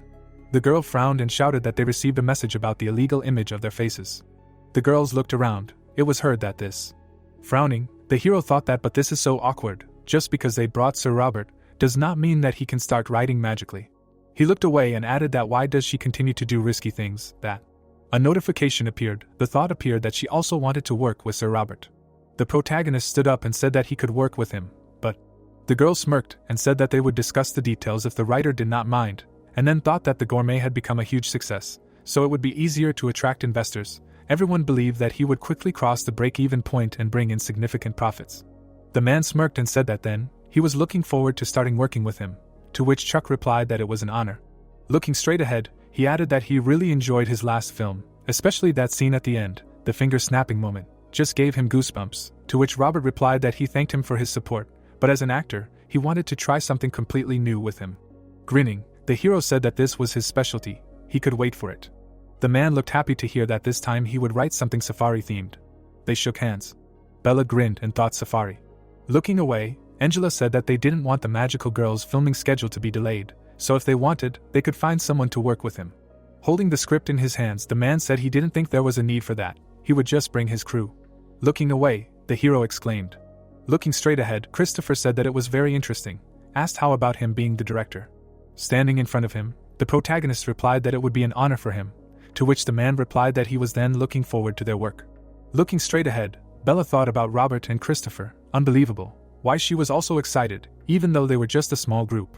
The hero closed his eyes, and she added that he must be even more excited. Yes, she always felt it, but now she was convinced of how amazing a person he was, and she was grateful for it. Sitting at the table, the girl thought about how they couldn't just go on a safari, they needed content to justify the high costs of production.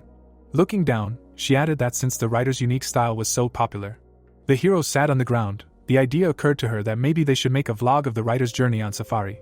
They could raise funds if they uploaded it to NeoTube Premium or Disney. Looking straight ahead, the girl said yes, let him come in. Standing at the door, the girl said that she had urgent information about tax processing. Bella looked at her and said of course, what happened, to which she said that she found suspicious spending while processing writer Chuck's taxes, so. The girl looked at him in amazement, and asked what suspicious spending. Her eyes widened when she heard that he withdrew 3 billion won at once. It went through a virtual account, so she didn't know how to prove it. Looking straight ahead, the girl said that if they knew the exact use of the money, they could reduce the tax. Last time, they couldn't apply any tax reduction measures after withdrawing 500 million and 100 million, all because it was a virtual account. The thought came that 3 billion, at once. Holding the papers in her hands, she added that there is information related to this, to which Bella thought that even a conglomerate doesn't do this.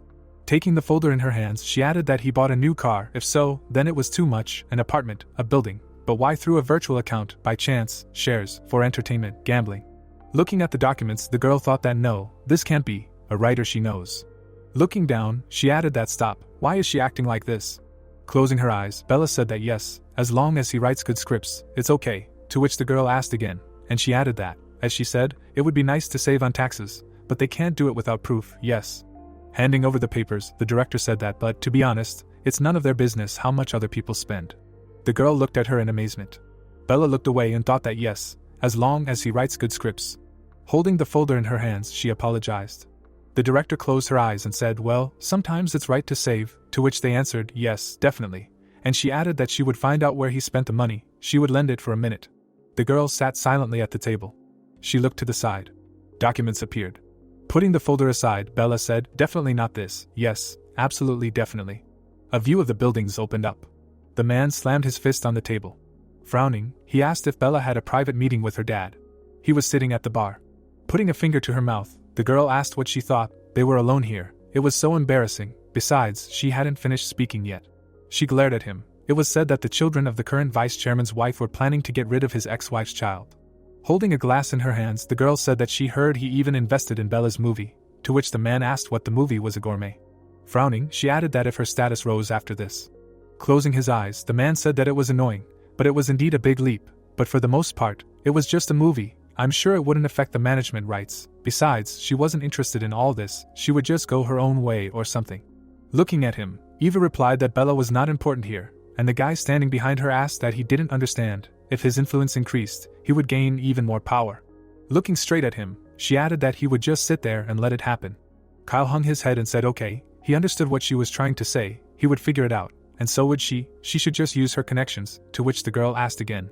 Holding a glass in his hands, the man said that Bella was Bella, but she had a trump card in the form of the writer Chuck. Tempest was popular thanks to him, that meant.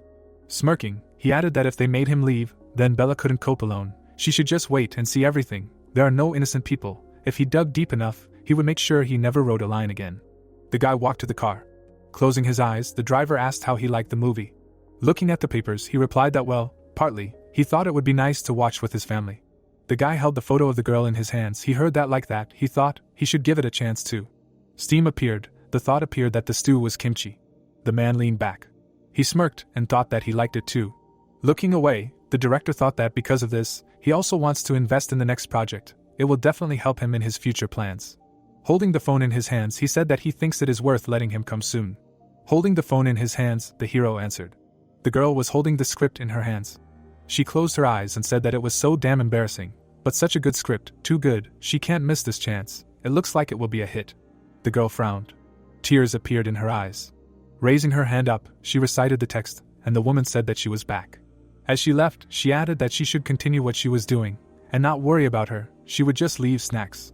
People were standing at the airport. It was said that in the process of writing, a film crew joined the shooting of Chuck's film. The goal is to film Chuck's writing journey and create an entertainment program for advertising purposes. The girl looked at the documents. Looking at her, the guy said that the plane was ready, to which Bella replied that the film crew seemed to be ready too. Walking straight ahead, she added that they would then proceed to land. Mount Kilimanjaro appeared. The plane was flying over the safari. The hero looked away. Sitting in front of him, Bella asked what he thought. Did this place look good? Yes, to which the protagonist replied that well, it was a large place, so it was more difficult for him to determine where it would be better to start writing. It seemed like a safari. It was heard that it would be more difficult for them if they could not rent a plane. Turning his head, the protagonist said that for sure, it was not easy to find a place where he would immediately have inspiration. In any case, thank you, he thought they would quickly find the right place. The girl grinned, looking at him. She opened her eyes wide, thinking that he had filmed 3 billion at once. It was heard that he had found it. Bella frowned and asked what was where, to which Chuck replied that it was over there. A glow appeared. It was heard that it was a buffalo, or not, in any case, there was some animal there. A cow, similar to her, but what was it anyway? To which the hero replied that he should give the coordinates. The car was parked in the middle of a safari. The protagonist closed his eyes. A view of the safari opened up. The girl turned her head. Chuck grinned and said that it was a giraffe. The giraffe stood still. Looking at them, the hero said that he should stop, to which the girl asked that but it was still a long way to that place. He closed his eyes and replied that but when else would they be able to see a giraffe in the wild? A cheetah appeared. Monkeys looked at them. Elephants and buffaloes walked across the field. An elephant hit the hero with its trunk. The girl looked down and laughed. The cars were parked near the glow. Getting out of the car, the protagonist said that he thought they had arrived, to which Bella asked that it was great, then they would prepare for filming. Chuck was sitting on the roof of the car. Looking straight ahead, the girl asked what he thought, a great landscape, yes, to which the guy replied that yes, it was turning out well. Jaden opened his eyes wide and said that it was so fascinating. Looking at the hero, he added that in his opinion, this was a very ineffective way of writing, and to be honest, he did not understand it, but in the end it resolved all his doubts. Maybe that is why the writer now looks like a martial artist who has just achieved enlightenment. The hero sat still. It was heard that either a Superman, immortal. Bella opened her eyes wide and asked what it was like. Putting his hands on his hips, the guy said that this is how it looks from his point of view. The protagonist was sitting on the car. Looking straight ahead, he said that she said that only a couple of people would stay, to which Bella replied that it would be her and Jaden. She could sit down for a minute. She sat next to him. Looking away, the girl asked why he needed a phone, to which Chuck replied that it was a live broadcast on NeoTube, he could not abandon the channel. He turned off the sound, hearing that she could talk to him about something important, to which he responded approvingly. Looking at the girl, the hero asked what happened, said that it was just that even when she smiled, he still noticed her frowning face, as if she was worried about something. It was due to the fact that she wanted to discuss. The girl remained silent in response. Smirking, Bella asked what all this was. Just think, the day had come when the writer began to worry about her, to which the protagonist asked again. How could he not think about it? He had just plucked up the courage to ask. Looking at him, the girl said that he was a very good person. Chuck looked at her in amazement and thanked her. Sitting next to him, Bella said that she wanted to ask him something, not because she doubted him or anything, rather, she wanted to help him. Recently, he spent a huge amount of money, 3 billion. Looking straight at him, she added that she could ask where he spent it. The hero looked at her in confusion. His eyes widened. Looking at her, the protagonist said that he writes scripts thanks to the virtual system, so he transferred 3 billion won to the virtual account to update it, to which the girl replied that I understand. Raising his finger, Chuck said what about it? He froze and thought that he didn't know either. The girl looked at him. The thought came that he should explain everything properly. Yes, it would have happened anyway. No, he definitely couldn't. What should he do? But let her just look at those eyes. What should he say? He didn't want the director. Looking straight ahead, the hero thought about how disappointed she was in him. The director trusted him all this time because of the system. He smirked and added that it must be yes. The girl looked at him. Lowering his head, the protagonist thought that it was sad. After all, he didn't know if this was normal, and then said that he should apologize. He couldn't tell her this. Sitting on the car, he added that he couldn't say that he didn't worry every time he spent large sums of money. Where did this money go? Who would use it? What if some criminal organization used it? Frowning, Chuck thought that, however, the most important thing is that this skill is not a deception. He tries to make the most of what he is good at, and uses it effectively. Looking at the girl, the hero thought that if there was an urgent need to update the system, she would do it, and then said that he should trust him and let it all be attributed to taxes. Putting her hand to her face, Bella said that if this is the case, then at least let him clarify this, asked that he did not use the money for anything illegal or bad, right? Grinning, the hero replied that he had no intention of spending money on this. If she trusted him, he would work harder and try harder. He closed his eyes, hearing that she trusted him, but he thought he misunderstood her last sentence. Closing the laptop, Bella said that if trusting him meant getting a high-quality script, then she was not here to ask for it. Standing in front of him, the girl asked that they would see each other again.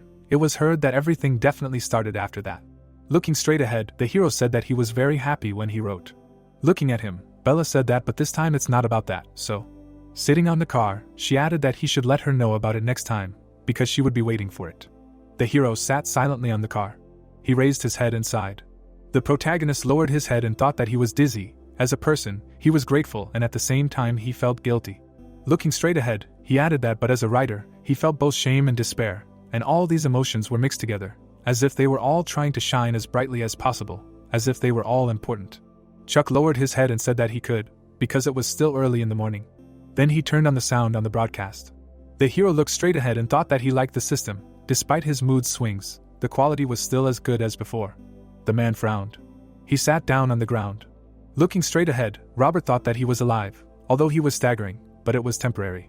The plane was shot down. It was said that this film. The man was flying down. He heard that the plane was damaged. Let him eject. The thought arose that it began with Robert getting stuck on Mount Kilimanjaro due to an incomprehensible breakdown of the plane. Looking to the side, the man thought that, judging by the relief, he thought he was halfway to the mountain. First, he needed to look for supplies and inspect the valley. Suddenly he looked in amazement. The beast was standing next to him. He abruptly grabbed his helmet. The man fell to the ground. Robert grabbed the gun. The cheetah looked at him furiously. The man opened his eyes in fear. The beasts were walking next to him. The girl was standing behind the beast. Looking straight ahead, she asked who he was. The video stopped. Looking at the laptop, the hero said, "What is this? The face looks so familiar. Who is it?" Putting his hand to his face, he added that he thinks he knows, but... The girl grinned. The protagonist looked in amazement. Angela's image appeared. It was heard that this girl, wasn't it Angela, only with long hair. The man was sitting on the ground. Standing next to him, Chuck said that this couldn't be, even if it really was her, he could use the actor change card, so... Pressing the button, he thought he'd first see what the plot was. Putting his hand on the ground, Robert thought things were bad. Judging by the marks on her face, she was a cannibal. They eat the brains of defeated enemies, and use the skulls as trophies, and then said that he should wait. He was not an enemy. Raising his hands up, the man said that he just wanted to find survival supplies so he could leave, so... The girl smiled, looking at him. Robert looked in amazement. Suddenly, the animals jumped on him. Angela laughed, closing her eyes. The animals hugged the man. Standing in front of him, the girl said that it seemed like these guys liked him. She knew where his things fell. Smirking, she added that he should follow her. She would show him the way.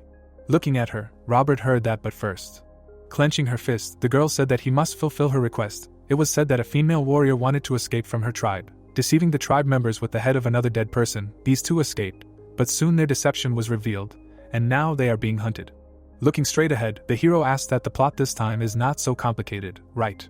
Putting his hand to his face, he added that only actors can have a hard time filming in such conditions, and the crew too, since it is important to make everything as realistic as possible. The animals began to tickle him, and the protagonist said that it tickles. Stop, why are they licking him? Sitting at the laptop, Chuck asked what they lick.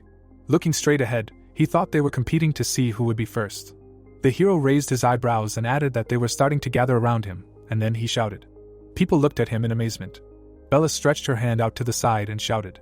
There was a beast in front of her. The girl closed the door. Looking straight ahead, Jaden asked if he was on the roof of the van. Yes, to which Bella replied that yes, he had been there all night. Frowning, she shouted for him to quickly contact the guide, to which the guy responded approvingly. Holding the phone in his hands, he said they would leave at the sound of the shot. There was a shotgun in the trunk. Turning around, the girl told him to open the window, to which he said good. Holding the shotgun in her hands, Bella said that he should be patient a little longer. She loaded a bullet. The girl aimed the shotgun. The beasts were standing in front of the car. They licked the hero. Suddenly they started running. The hero got off the car. It was heard that he was fine, not injured anywhere. Hugging the girl, the protagonist replied that he thought he was going to die. Thank you, to which Bella replied that she was glad he was safe. The girl looked away in surprise. Frowning, Chuck asked why he was still here. The beast held the animal with its teeth. Little kittens appeared. The hero looked surprised and asked what it was, a stray cat. Stretching his hands forward, he added that he wanted him to raise them because he can't, yes, and then thought that a black and white cat, and this heart sound. Cats appeared, many notifications appeared. The protagonist held the kittens in his hands. Looking away, he said that he thought he found actors for a magical girl. The guy held out his hand and said that he had brought a script from one of Korea's best writers. And Chuck thought it would be difficult, he seemed so cynical. I wonder if he could play the role. Smiling, the guy said that he would tame him, and the hero wondered what it was it acting or was it real? How good that he refused. It was impossible to cooperate because of the concept of the villain. A view of the building opened up, and a voice was heard saying that he should come in. The guy lowered his head and said that he wanted to report to him regarding the matter he had spoken about earlier. The man grinned and asked if he was serious. Already? Sitting at the table, he added that he should say what it was, to which the guy replied that according to Tempest's HR department, it was discovered that the writer Chuck. Frowning, the employee said that he had recently spent a colossal sum of 3 billion won on unknown purposes. Kyle picked up the folder. Looking straight ahead, he said that it was necessary to extract the maximum benefit from this. Let him spread this information, no matter through pseudo-media, journalists or any other way, let him just spread rumors. Standing in front of him, the guy asked that but even without any additional information, just 3 billion won, no more, no less, to which Kyle replied that it was none of their business, the matter would snowball, it would grow on its own, one way or another, with the help of other people. The animals stood near the car. They licked the hero. Suddenly they began to run away. The protagonist climbed down, it was heard that he was fine, not injured. Hugging the girl, he said that he thought he would die, thank you, to which Bella replied that she was glad that he was safe. She looked away in amazement. Chuck looked surprised and asked why he was still here. The beast was holding kittens. Small kittens appeared. The hero was holding them in his arms. Looking away, he said what he thought, he found actors for the magical girl. Frowning, Bella asked how he was going to take them home. Looking at her, the protagonist asked again. The girl's eyes lit up and she said how he would report this, how he would fill out quarantine forms. He knew that the kittens needed to be fed every 2 hours. The kitten would have to be transported in a carrier in the cargo compartment of the plane. Since he would give it milk, he probably wanted to take a private jet since he now made so much money, right? It was so easy to rent a plane from Africa to South Korea, after all. His business was just to say one word. Frowning, she added that they should definitely take them with them. Kittens could be transported by air from 8 weeks. They could ask the manager to find a professional company. The hero held the kittens in his arms. Looking at them, he said that yes, that's what they would do. People were standing at the airport. Bella was talking to a man. Holding the phone in her hands, she said that yes, he had finished writing the script and the film was also finished. They were getting ready to board the plane. She was looking straight ahead. Suddenly, the girl looked away in amazement. The protagonist turned around abruptly. Grinning, he said that it was a relief, the local guide had a cat, so it would be easy for him to keep an eye on her, and she apologized. The girl pursed her lips. Looking straight ahead, she said that the news that he had spent 3 billion was leaked because of this. Standing in front of the hero, Bella added that there were rumors that he had embezzled the company's money and was involved in illegal gambling. A lot of news appeared. They stood in front of each other in silence. The protagonist's eyes widened in amazement. Looking straight ahead, he thought that, out of nowhere. But how? His hands began to shake, and the thought came to him that stop, first of all, he didn't know what to do. Chuck's eyes widened, and he thought that he himself didn't know where those 3 billion won had gone. Bella, standing in front of him, told him to pull himself together, that everything was fine, and that he shouldn't worry so much. Frowning, she added that she would take care of it. People were standing at the international airport of Korea. They were suddenly photographed. Looking straight ahead, the girl said that they should behave calmly. She widened her eyes and wondered if this was just a rumor. Walking straight, Bella added that she thought there would be 1 or 2 people here, but even Dispatch came here because of a simple rumor. Standing next to her, the guy said that he should say it. The hero lowered his head, listening to the fact that they would not answer questions. Speculative articles would be subject to lawsuits. Frowning, the guy said no, he should just say a few words to them. Looking at the hero, he added that how did he come up with the idea to donate such a large amount of 3 billion won. A view of the building opened up. People were sitting at the table. Closing his eyes, the man asked what was so, is it really that they can't find it? Raising his hand, the guy replied that yes, that's right, they won't be able to find anything since it's a virtual account. Lowering his head, the man asked that however, they didn't seem to want to reveal their identity. So should they find out? To which the girl replied that 3 billion won was a lot, they couldn't just accept it. That's right, they needed to figure out what kind of money it was. Looking straight ahead, she added that this virtual account was the same as last time, a random studio system, right? Looking at the documents, the man said that yes, they donated a large amount last year too. At the beginning of the year it was 10 million, 100 million in the middle of the year, and 500 million at the end of the year, a total of 3.61 billion won. He put the paper on the table. Sitting at the table, the employee said that in the past 2 years, there have been 2 such cases. The guy looked away, hearing that as the boss said, this person may be terribly rich, but the man was pushing a cart behind him, and it was heard that if it was money saved from collecting waste paper and selling bungapang. Putting his hands to his head, the man said that he was an old man who only knew how to use a virtual account. Looking straight ahead, he added that he would not be able to avoid huge taxes. Leaning on the table, the employee shouted that they could not let this happen either, no matter how much they needed a sponsor. Let them immediately discuss with the public relations department and quickly find this person, to which he was told that he thought they had found him. Looking to the side, he asked how it was. Holding the phone in his hands, the guy said that this was one of the most popular articles, including Dispatch. Looking at the article, he added that there was news that the writer Chuck spent 3 billion won at once. The man stretched out his hand and replied that it was fine, let them send the transfer details to this writer's agency immediately, and once it was confirmed, let them spread it to the media to put an end to the rumors. The protagonist looked ahead in amazement. Standing in the crowd, he heard that there was some reason why he donated 3.6 billion won. Was there a special motive? How could he make such an important decision? Looking at him, Bella thought that he didn't know what it was like to be famous. The protagonist smirked and thought that the donations it was said that despite Chuck not knowing the details, and because it was for a good cause, the writer held a question and answer session with the reporters. The cars were parked in the parking lot. It was heard that how it happened. Sitting in the car, Bella said that the transaction sent to UNICEF matched theirs, the donation. Apparently it was true, yes, good work, of course. The girl lowered her head. They sat in the car in silence. Bella looked at the hero. Suddenly she started laughing, to which he asked what was wrong. Closing her eyes, the girl said that he could have told her about it. Looking at her, the protagonist replied that well, that's how it all happened. Grinning, the girl thought that it was a relief. It turns out she understood Chuck correctly. Looking straight ahead, she added that no, maybe even better. The car was parked. She heard that he would like to stop by the pet store on the way, right? They need to buy everything for their actors, and there is a good Chinese restaurant nearby. Let him treat him. Looking at the TV, the girl heard that Chuck, a screenwriter from South Korea, donated 3 billion won. The world is watching this event. Suddenly she rushed forward. The man was holding a glass in his hands. Standing in the middle of the office, he was drinking. Looking straight ahead, Kyle asked that it couldn't be a donation. 3 billion. Was he crazy?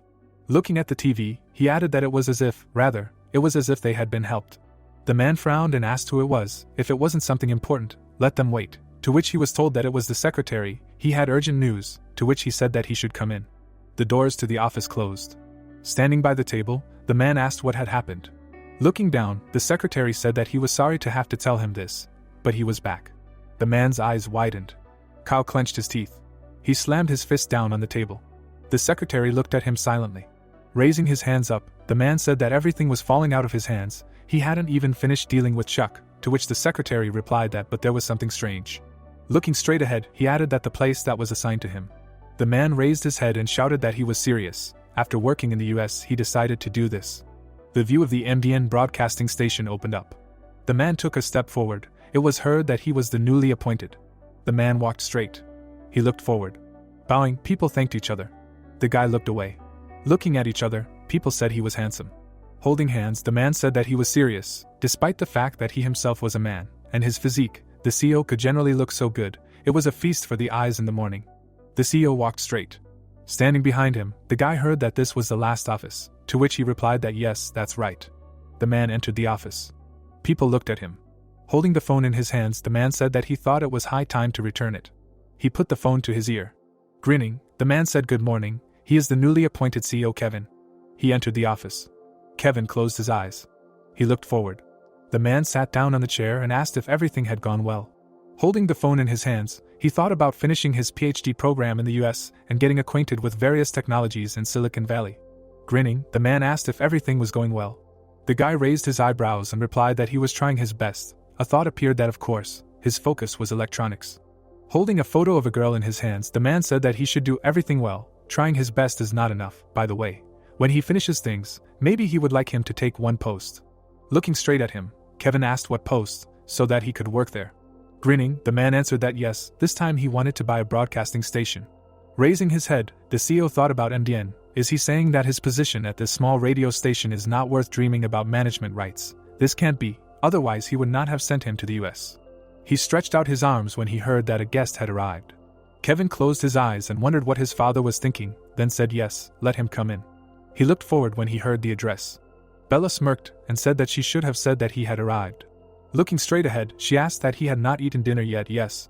Standing by the table, the girl asked that so he finished his work in the US, to which the guy replied that he had not quite. His father had urgently called him here. Looking straight ahead, Bella asked that something had happened. Kevin closed his eyes and said that he thought he would leave again soon, that was his nature. Lowering her head, the girl said that she had not interfered in this matter at all, so she was sorry that she had left him to fight alone. Smirking, the guy replied that it was okay, this battle was his responsibility, she should do what she liked, let him forget about it, he would rather hear about her. He looked displeased, listening about the writer. Looking at him, Bella said that especially that time, he was going on a safari to write a script for Robert. It's funny because he went on a safari, but suddenly found a cat, and said that he would be the actor in the next film, and he secretly donated a huge amount of money, because his dream is to be an angel without wings, to which the guy thought that why more than 80% of the conversation is about Chuck. Frowning, he asked that she could not be. The girl looked at him in bewilderment. The hero looked at the box. It was said that he was preparing to live alone, because he took a cat. Carrying the boxes into the apartment, the protagonist thought that who was talking about him. Bella smirked and said that anyway, she was so distracted by the writer lately, but thanks to his antics, they had cornered the drama market in just 1 year. Kevin frowned and thought that he should see what he looked like sometime. He looked surprised to hear that they had even reached 10 million in box office receipts. With this, they could break into Hollywood. Standing in front of the secretary, Kyle said that it meant that in the end, his father was not on Kevin's side. But why did he buy MDN? Buying a radio station meant that he would be able to influence the content that it broadcasted. He wanted to provide a representative for Bella through MDN. The man looked at him silently. Frowning, he added that but MDN was too small to be a viable representative. Everyone knew this, so no one tried to do anything, and buying a radio station of significant size would be too expensive, and a station bought cheaply. Looking straight, the guy thought that he would not be able to fully fulfill his role. The view of the building opened up. The image of the hero appeared, the thought that but what if there was a way to expand MDN? What if there was a monster that could conquer the industry in just a year? Bella smirked, the thought that but what if it was someone she knew? Now he understood what his father was thinking. The guy put the spoon on the table. Looking straight ahead, he wondered that he understood that Bella did not want to be part of this game. He heard that he could find out about Chuck's future writing plans. A bright light came from the window. The man put his mug on the table. Kyle crouched in front of the table. Turning around, he said that he should find out about Chuck's current plans, from current projects to directors and actors for future works. Looking straight ahead, Kevin thought that he could not allow this. He did not want to drag him into it, but, frowning, he said that he really wanted to meet Chuck sometime. Looking straight ahead, Kyle thought that the key to this battle was Chuck, and then said that they had to destroy everything, that no one had him. Closing his eyes, the hero thought that they were talking too much about him. The plane was flying in the sky. The man was sitting at a table in a cafe. He smirked when he heard that for what reason he had come all the way from Korea here. Looking straight ahead, Kyle replied that he wanted to meet him. Sitting in front of the director, he turned. Ted looked surprised and asked that they were busy people, right? Let's get down to business right away. It was said that Ted, a Hollywood star, a former student of director Christopher, his outstanding work is a romantic fantasy how to get your ex-boyfriend back. Sitting in front of him, Kyle said that as he said on the phone, he would like to order the project, to which the guy asked, so why is the Korean company making such a request? Smiling, the man replied that it was because he respected his style, maybe because he was trained by director Christopher, his style was unique. Ted frowned and asked what he was doing on purpose. Looking away, he said that such a proposal was not even worth listening to. He was leaving. He did not work with people who agreed with director Christopher's outdated philosophy. Looking straight ahead, the man said that director Christopher was working with a Korean writer Chuck, and he wanted him to fail more than anyone else. The guy turned around when he heard this. Closing his eyes, Kyle said that his condition was simple. He would release his work on the same day as Chuck, to which Ted replied that it would take a long time to start working on the script, and he asked that he knew a Japanese writer Emily. I think she already wrote something. The guy frowned and said that he would make a decision after reviewing the script, and would handle the investment and distribution in the US, but he would need help finding Korean investors. The man looked at him and said that it sounded good, don't worry about it, writer Emily would be arriving in the US soon. As he left, he added that for other necessary support, he could contact the company listed in the contract, then that would be it. Moving forward, Kyle asked that the money be transferred to a fictitious company, and that they use it to attract investors. He frowned and added that they should treat writer Emily like royalty, make her one of their people, and make her create a project for MDN. The position of spokesperson is not something he will strive for, he is going to get her. The girl looked straight ahead. She was holding the luggage in her hands. The guy was sitting at the table. Looking at the papers, he thought that the script was very good. The girl put the briefcase on the table. There was a lot of money in it. Frowning, the guy asked who she was. Smirking, the girl replied that she was on his side. Ted looked at her in amazement when he heard that it was laundered money. Let him use it. Feel free to use whatever means necessary. Looking straight at him, the girl added that Chuck's movie would definitely fail. The guy looked at her in amazement. It was said that Ted was the top director in Hollywood. His strength was in something amazing. Amazingly, it was not in directing films. In fact, when it came to directing, he was like a cut-down version of director Christopher. Ted smirked and said that he would not refuse the money. The thought arose that the reason he became the best writer in the United States was his exceptional political skills, allowing him to monopolize the best scripts in the industry. Frowning, he thought, well, this is getting interesting. It was said that this was the reason all of his competitors' projects failed before they were finished filming. Watching the TV, the girl heard that by spending a whopping 3 billion won at once, he received a lot of attention because of it. Suddenly, she rushed forward. The plane was flying in the sky. The office appeared. The girl looked at the people. The guy looked at her in surprise and asked what this girl was, and the employee added that wasn't she from Disney. Looking away, the man said that he should check if he had missed any reservations in the schedule. No, then why? The girl smirked. It was heard that why was Miss Angela here? She looked straight ahead. Standing at the information desk, the girl asked why she came without a reservation. She exclaimed in surprise when she heard that no, she was not Angela. Looking straight ahead, the girl said that her name was Ella. She came to meet Chuck. The employee froze in amazement. The people entered the office. Looking away, Bella asked what they would do with those who leaked Chuck's tax documents, to which the guy replied that they would be fired, and then lawsuits would follow. Putting her hand to her face, she added that fine, from now on she would be in touch with the legal department. He said to turn a blind eye to it, but in fact it was a big problem, the person behind all this. Ella looked at the girl. Shelves in the office appeared. Bella was holding documents in her hands. Looking down, she said that Ella? Standing in front of her, the girl answered that for sure, she was not Angela, but Ella, to which Bella replied that she should calm down. If you think about it, Miss Angela has the same last name. Smirking, Ella replied that yes, she was her older sister. Looking straight ahead, the girl replied that I see, then she was not surprised, and then asked why she wanted to meet the writer Chuck. The girl clenched her fist and said that she wanted to act in the movie that Chuck was writing. Bella looked at her in confusion and replied that, well, yeah. Looking at the papers, the hero asked if all the names listed there were already approved for the roles, to which the man replied that while he was on safari, he met a couple of people. He thought it would be better if he made the final decision. The protagonist looked down and thought that he had been so busy with other projects that he could not concentrate on the casting. But everything worked out. Holding the papers in his hands, he added that he would not even have to do anything else. The man extended his hand forward, hearing that thanks for the help, also thanks for consulting with him about the supporting cast, to which he replied that he knew what he was writing, with the roles in mind, and for him it was important. The more he reads the script, the more he feels the effort he put into this work. Looking straight ahead, Chuck heard that this was why he hoped he could also take on the role of assistant director, to which he asked that he was an assistant director. Looking away, Christopher said that yes, the camera work and emotional undertones were carefully written into every line of the script. As the translator of this script, and he as a native speaker, he would like him to help him make sure he interpreted everything correctly. Looking at the documents, the hero said that he was not sure he could handle it. He looked away in amazement at being told that he was sure he could do it, and he asked that she was here. Looking straight ahead, Bella replied that yes, she had something to tell him, and Ella shouted that she had found him. Looking at the girl, the protagonist asked what Miss Angela was, to which she replied that no, her name was Ella. She smirked and said that she had come to meet him because she wanted to star in his movie. The protagonist looked at her in amazement. He frowned and thought, no, what is this? Let her explain. Bella smirked and thought that this was a strange situation, since this was Chuck's sphere. Putting his hand forward, Christopher thought that their faces were absolutely similar. They were twins, but unlike the others, she had such a romantic nature, and then asked that she was an actress. He could see her photo. Putting his hand to his face, Christopher asked what she was, seriously. Looking at the papers, the protagonist said that according to the story, she had played several small roles and was still an aspiring actress. To which the man replied that good, then they would try to take her for this role, they had a free spot left.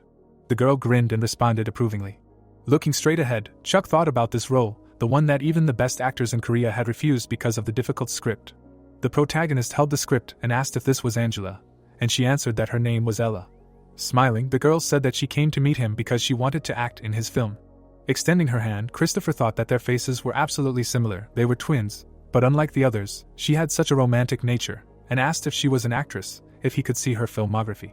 Watching her give the portfolio to the guy, the man clarified whether she was serious. The protagonist picked up the paper and said that according to the story, she had played a few small roles and was still an aspiring actress, and the director said that they would try to cast her for this role then, they had a vacancy left. Smiling, Ella said that she agreed. The guy was taken aback, thinking that this was the role that even the best actors in Korea had turned down due to the difficult script. Imagining 3 actresses, Chuck thought about how magical girls are the embodiment of light. The protagonist imagined a smirking man, thinking that the villain was a creature of darkness. The protagonist remembered a cat, thinking that this villain was a mad scientist who was trying to revive dinosaurs through genetic modification. Imagining how the monster threw its head back, he wondered if it was caused by Macy's ability to create monsters. The guy imagined a man with syringes in his hands, thinking that this is a villain among villains, enjoying sadistic behavior towards experimental subjects, a charming antagonist who suppresses magical girls with his intellect. In other words, it should be a complex, perverted, attractive, intelligent, and carefully thought-out performance. The girl looked at the script and read without emotion, "That pain is the price of progress. He is so happy when he sees you suffer, that's work." Taken aback, the guys thought that she really is a bad actress. Christopher looked at her in surprise, thinking that it was strange. Usually such bold romantics are good at acting. Chuck looked at her in confusion, thinking that it was strange, but the system showed that she was acting well. The protagonist remembered how Ella smiled and said to follow her, "She will show you the way." The protagonist looked at her in surprise. Imagining the smiling guy with the knife, he thought that maybe she just wasn't suited for the role. It was like the last time he saw Rick appear in the web drama. Imagining the actor lifting his glasses, Chuck decided that he needed to see how well she acted. The girl looked at the script and read that it was too bad, but yes, death was too valuable data. Now that she had come to his lab, her fate was in his hands. Welcome. Looking at the system notifications, the protagonist thought that this is what they were checking. The protagonist looked at the window with the suitability for the role, thinking that the potential was higher for the villain role in Magical Girl. But why was the suitability low? Was there a reason for this? Looking at the system message, he wondered how about a primitive tribe character, then she wouldn't have to speak Korean. Crossing his arms, Christopher said that unfortunately, her acting skills were not good enough for them to work together. The guy picked up the sheet and asked her to try to play it in English. Ella thanked him with a serious expression. She grinned and started reading the script. The girl looked at them with madness and said that pain was the price of progress. The actress threw the sheet back. Ella clasped her hands together and said that it was very nice to see her suffer, that way they would definitely succeed. The script fell to the floor. The girl stood in the middle of the guys. The director hugged the guy by the neck and said that it was a jackpot, and the writer replied that she should play the role in English. Bella stood next to the actress and said that she couldn't let her go, that she would deal with the contract. Smiling, the protagonist said that 2 copies had to be prepared, that she would also play the lead role in Men vs. Wildlife. Ella clasped her hands with delight and replied that of course she could handle it. The man put the paper on the table and said that they had cast the actors, and as for choosing the location and building the sets, they needed to show it to him. Looking at the actress, Christopher said that in such big projects, confidentiality is important, so they can't show it to everyone. Looking at the crying girl, Bella said that they will focus on writing the contract. The protagonist looked at the script, listening to them say that they could show it to him. Turning around, the man said that he thought he could show it to the assistant director. He hadn't received a definite answer yet. The director patted the protagonist on the shoulder and said that he was just kidding. Of course, he would show him everything. The sun was shining on the car. The guy was sitting in the car, asking if there was a full script, except for the 3 magical girls. How could the casting for the magical girl have happened based on a draft? Sitting behind the wheel, Christopher said that there were currently 2 objects in progress, one for the real script and one for the fake one. Turning around, Chuck asked what the fake script was, who wrote it. The man sat next to him, answering that it was better than starting from scratch after the leak. Didn't he realize his situation? Smiling, he said that in any case, yes, the fake script would be used until the shooting stage. Saving the budget meant properly distributing the money in the right places. Only the right location could improve the actor's performance. Imagining a huge rat on the street, Christopher said that, for example, the battle scenes in the city would be shot in 3 months in the suburbs with little traffic control. They were in touch with the local authorities. He imagined the monster flying over the girl and said that for the action scenes in the oat field, he was preparing to buy land and plant the seeds. The man remembered how people walked down the street.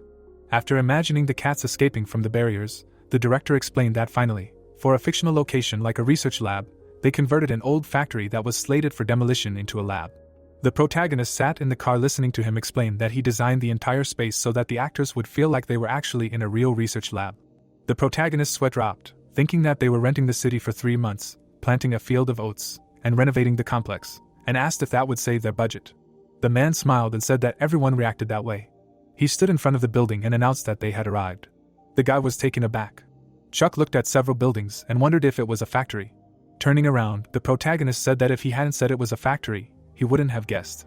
Christopher raised his hand and said that the quality was good because they only needed to decorate the exterior. The work was going fast. Besides, it was going to be torn down anyway. They rented it cheaply before the demolition. The site rent cost 5 million won a day, and if they used the site, they needed to use CGI for the building's exterior, which also cost money. The protagonist looked at him in shock. The man smiled and said that the difference between an actor who acts as if he is really in a research lab and an actor who feels like it is all just a set, it is a big difference that cannot be put into money. The guy looked at him in surprise. Chuck closed his eyes and said that he understood everything now and thought that it was all thanks to the system, but he also did his best to write the script. Imagining Bella next to the explosion, the protagonist listened to what he did quickly, although his department head did not agree with it. The protagonist smiled and asked if it was true. How did he convince her? Christopher imagined the woman smirking and saying that she only realized it after learning about the projected sales volumes of the oats they grow, which ultimately feeds them with romance. Raising a finger, he said that he told you so. The man walked in front of the guy and said that the interior inside was even more romantic. They would see everything soon. The guys entered the building. Holding out his hand, the director said that these were devices that would give cats superpowers. Chuck looked ahead and replied that he was thinking about it. The protagonist looked down. Turning around, Christopher said that there shouldn't be anyone here. He must have misheard. He smiled and said that they would look around here and leave. The protagonist looked away in surprise, saying that this was such a big place. The guy walked behind his companion. The guys were taken aback. They entered a room doused with gasoline. The liquid was dripping down the table. Chuck touched the puddle with his finger. Raising his hand, the protagonist asked if it was gasoline. The protagonist rushed forward and shouted that he was in the next room. Opening the door, he asked who was there. The stranger and his ally were holding a lighter. The man picked up the canister. The criminal threw the lighter on the floor. A fire broke out from it. The guy covered himself with his hand, screaming. Frowning, Christopher shouted that there was a fire, and that they had to deal with the fire first. Chuck stood in front of the fire extinguishers, thinking that they had all been destroyed by the criminals. A stream flew out of the fire hydrant. The guys were sitting near the fire truck. Reaching out for the water, the director said that he was grateful. Bella and the man ran out of the car, calling for the writer. Grabbing the guy by the shoulders, she asked if he was okay and if he was hurt. Kevin looked away, thinking that this man was a writer. The woman was wiping the protagonist's cheek. The CEO swept her off her feet in delight, asking if he was the writer Chuck. The protagonist looked at him sadly, saying that it was true. Could he ask for an introduction? Turning around, Bella said that it was the CEO of MDN, one of their investors. Kevin asked with a serious expression if there had been any similar incidents before or if there was anyone who could hold a grudge against him. The protagonist looked confused and said that he did not know. He was surprised himself. Leaning over, the man said that he understood him. Standing next to him, Christopher said that he was sorry. Because he showed him this after they invested in them, it seemed that there was a leak, but they would track it down and do everything possible to prevent it from happening again. Turning away, the investor said that he would take care of external threats. There was something that stood out. He was sorry. Chuck looked at him in surprise and asked why. The protagonist looked down. The protagonist walked down a dark street. He touched the door. The guy walked into the room. Chuck was standing in the house where he started living alone this time. The writer sat down next to the bed. Picking up the phone, the protagonist told the director that it was him. The protagonist held the phone to his ear, thinking that he wondered who it could be, why they were causing them so much trouble. He didn't know. Looking up at the ceiling, he said that he had thought it all over. The guy leaned his elbow on his knee, thinking that he couldn't let them ruin the work. Sweating, Chuck thought that the more they interfered, the harder he would work, and said that he would help as an assistant director. Remembering the stranger with a lighter, the protagonist thought about the fact that security information was publicly released. The sabotage occurred as soon as it became available to the public. Since this information was disclosed to a small number of people, the investigation network is small. The protagonist stood in front of the system screens, thinking that the culprits should also know everything. Imagining the flame from the lighter, he thought that the next move would be fast. They should prepare for the worst. The guy imagined himself standing under falling leaves, thinking that, for example, a script leak. Imagining 3 actresses, Chuck thought that if this is true, then the next target would be magical girls. Their script is already ready. The protagonist stood in front of the screen, saying that these skills were activated for actors, but maybe they can also be used for ordinary people who are in front of him. The protagonist looked at the window with information about abilities. Clicking on the screen, he said that right, it's time to use points to improve skills. Many notifications popped up saying that you need to spend 1 point to improve your characteristics. The system said that the waiting time for all skills was reset. A window appeared with information that in the preliminary investigation he can understand the intentions of the actor playing and check the suitability for the role. Looking up at the notification, the guy said that the skills are just super. With them he will be able to find the offenders. Chuck stared at his phone and said that he would have to ask the magical girls to come an hour early tomorrow to avoid the usual commute time. The story moves to the next day where the protagonist stood in the crowd. Holding out his hand, the protagonist thought that he was in trouble. Why was no one there? Isn't that what they do on the way to work to hide how much they want to cry? He looked at the time on his phone and said that the magical girl's arrival time was approaching. Looking down, the guy thought that there was really no guarantee that the intruders would come today and said that he would be nearby so nothing bad would happen. Chuck looked in surprise at the message that a new project had been found and was about to launch. The protagonist stood among the symbols, wondering what it was. A window popped up with information about the minority persecutor. The protagonist looked away in surprise. Screens appeared above the people in the crowd. Looking at the man, he read that the actor was 60% suitable for the role of a hard-working office worker. Above the happy girl, the system announced that she had just finished work and was heading home.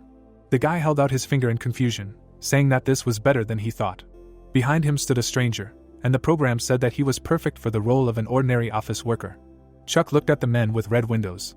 The protagonist ran through the people. The protagonist stood behind them. He frowned. The strangers got on motorcycles. Gritting his teeth, the guy thought that it was them. Looking at the cars, Chuck thought that there were 3 vans in front of the company. These must be magical girls. This was his mistake. He tried to take care of 3 at once, and everything became too obvious. The writer watched the men in helmets, thinking that they must have been watching the actors, not knowing when they would appear. The protagonist ran to the vans and shouted for no one to get out and get back in the car. The criminal looked away. The protagonist anxiously brought the phone to his ear. Amanda put her hands behind her head and asked why she was so tired after only an hour she would go. The girl got out of the car with a yawn, asking what was going on. Was the filming location on fire? Standing between the actresses, she asked what it was. Were they here too? Driving up to them, the man listened as the girl said that the writer told them to delete all electronic files and come an hour earlier. Amanda looked at the guys in fear. The stranger extended his hand. He snatched the actress's bag. The protagonist took the backpack off his shoulder. The protagonist swung at the robber. The guy hit the man on the head. The rival looked at the bag in surprise. Chuck hit him on the helmet with all his might. The writer ran away from the motorcycle. Meanwhile, bringing the phone to his ear, Ted said that it meant one was caught, asking if they had escaped. The man looked at her with an evil look and said that he would give them money to start the next operation. The protagonist jumped back with the bag in his hands. The robber screamed as he fell to the ground. Amanda looked worried, listening to them ask her if she was okay, if there were any injuries. The protagonist held the criminal, asking if she had deleted all the script files from her phone, tablet, and other devices.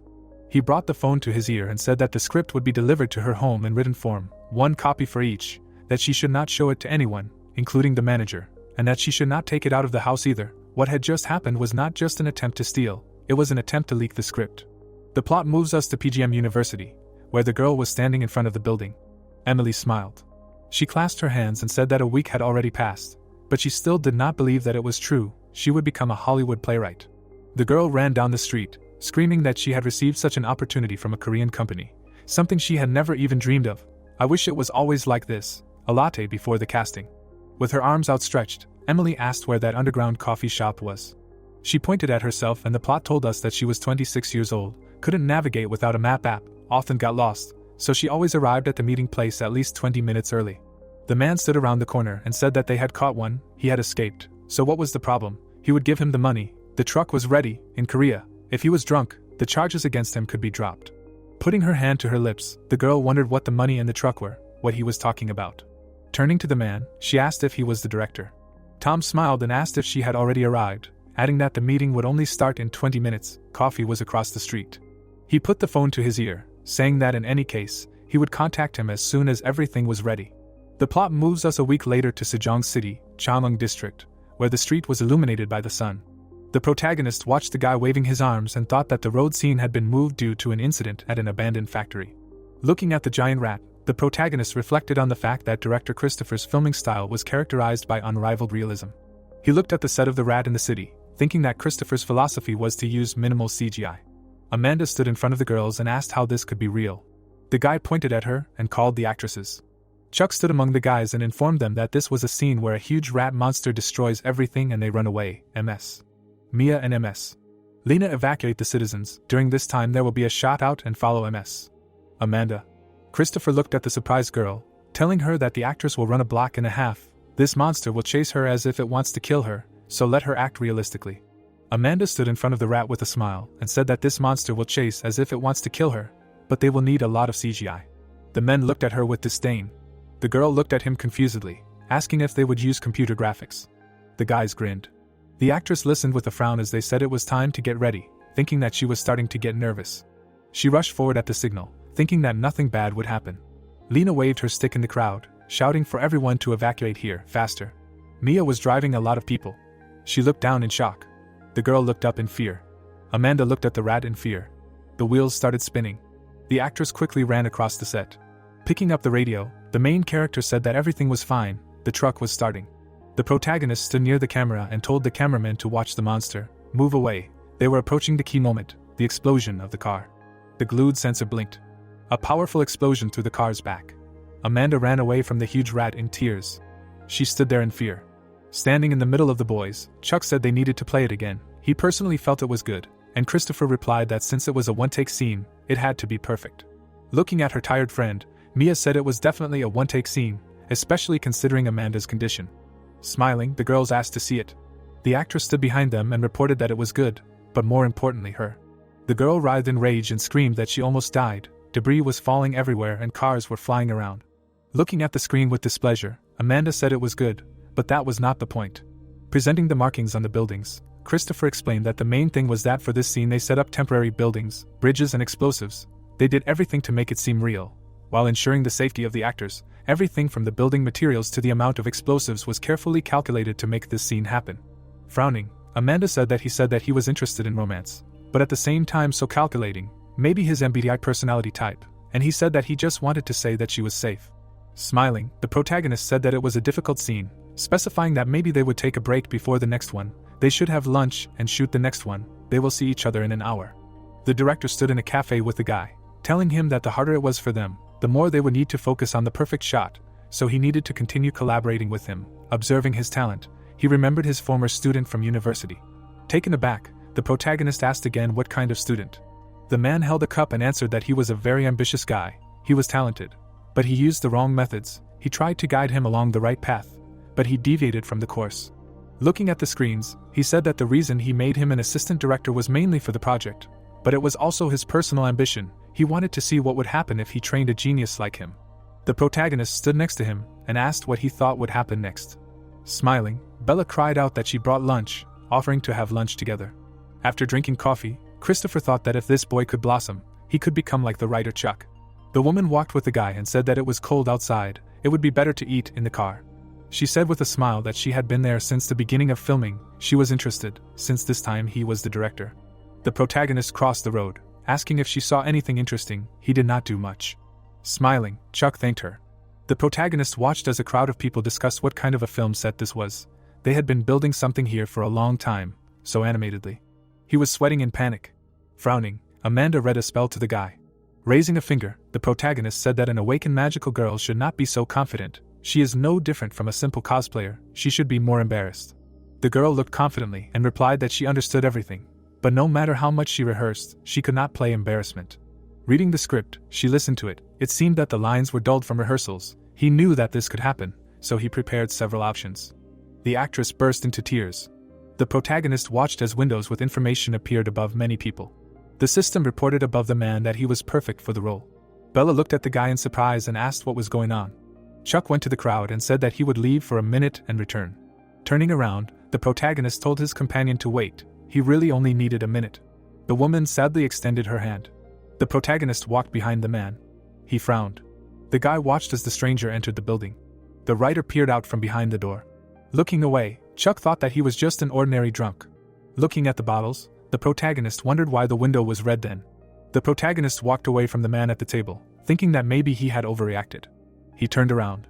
The stranger was getting out of the car and the system reported that it was impossible to determine the intentions of this actor. The guy looked at him in fear. Notifications glowed above the two men at the table. Bella looked at the running screenwriter, asking if he was okay. What happened? Chuck looked at her worriedly. Grabbing his shoulder, the woman said that she would not understand if he did not tell her what happened. Looking up, the main character thought about seeing a drunk in someone's parked truck. Judging by the red signal of the system, something was definitely going to happen. The protagonist ran ahead, shouting that it was urgent, he would explain later. The director extended her hand after him. She was holding a bag. Meanwhile, Christopher pointed his hand forward and said that it was time to start filming. He brought the phone to his ear and said that right, let them wait, he would try to call the scriptwriter. The man stood in front of the actresses and asked if something had happened. The car stopped at the curb. The guy was looking out from behind the wheel. Remembering how the man was drinking alcohol, Chuck thought about him being drunk, a truck and a red window. Looking down, the main character thought that, apart from the red window, the scene was basically quite ordinary, nothing strange. The protagonist rested his head on his hand, thinking that the system was warning, something was going to happen soon. Grabbing the steering wheel, he thought that the stranger, the soju, the truck, wasn't it obvious where this was going to lead? The guy slapped his hand, deciding that he needed to stop this.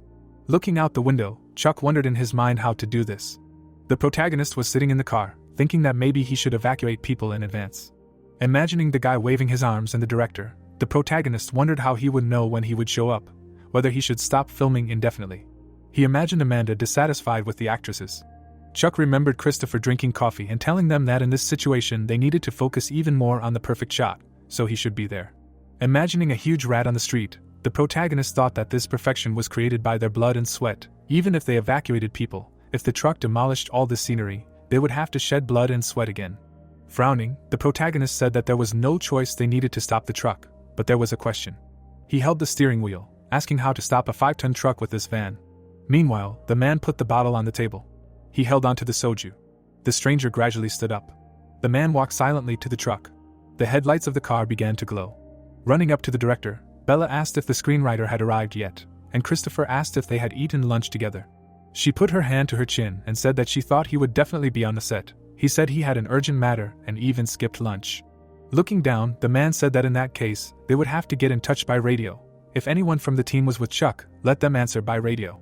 The guy imagined a parked van and said that he had to find the biggest car on the set, and went towards the cordoned area. Bella pointed her finger forward and shouted that they had found the scriptwriter. She anxiously knocked on the car window, asking what he was doing there. Christopher stood near the van and said that it was not responding, specifying what was happening. The radio was in his pocket, and it was reporting an alarm, an emergency. The guys were taken aback when they heard that at the intersection a truck had broken through the cordon and invaded the set. The main character looked in surprise. The truck was driving forward. Bella turned around in fear. The car was flying quickly along the road. A crowd of people stood on the road and listened to the truck moving towards the set. It had broken through the cordon and was heading towards the filming location. Picking up the radio, Christopher said that he was here. All crew members immediately leave the road. He stood near the car and transmitted over the radio that they needed to drop all equipment and quickly get off the road. Bella held the phone in fear. She remembered the guy running away, screaming for her to wait. He really only needed a minute. The woman imagined him running and saying it was urgent. He would explain later. Lowering the phone, the director asked in fear if this was really an urgent matter, and wondered what he said about finding the biggest car on the set and walking towards the cordoned area. The car sped past her. The van flew out in front of the truck. Bella held out her hand in fear. The protagonist's car blocked the path of the criminals. The truck crashed into the van. There was a roar from the collision.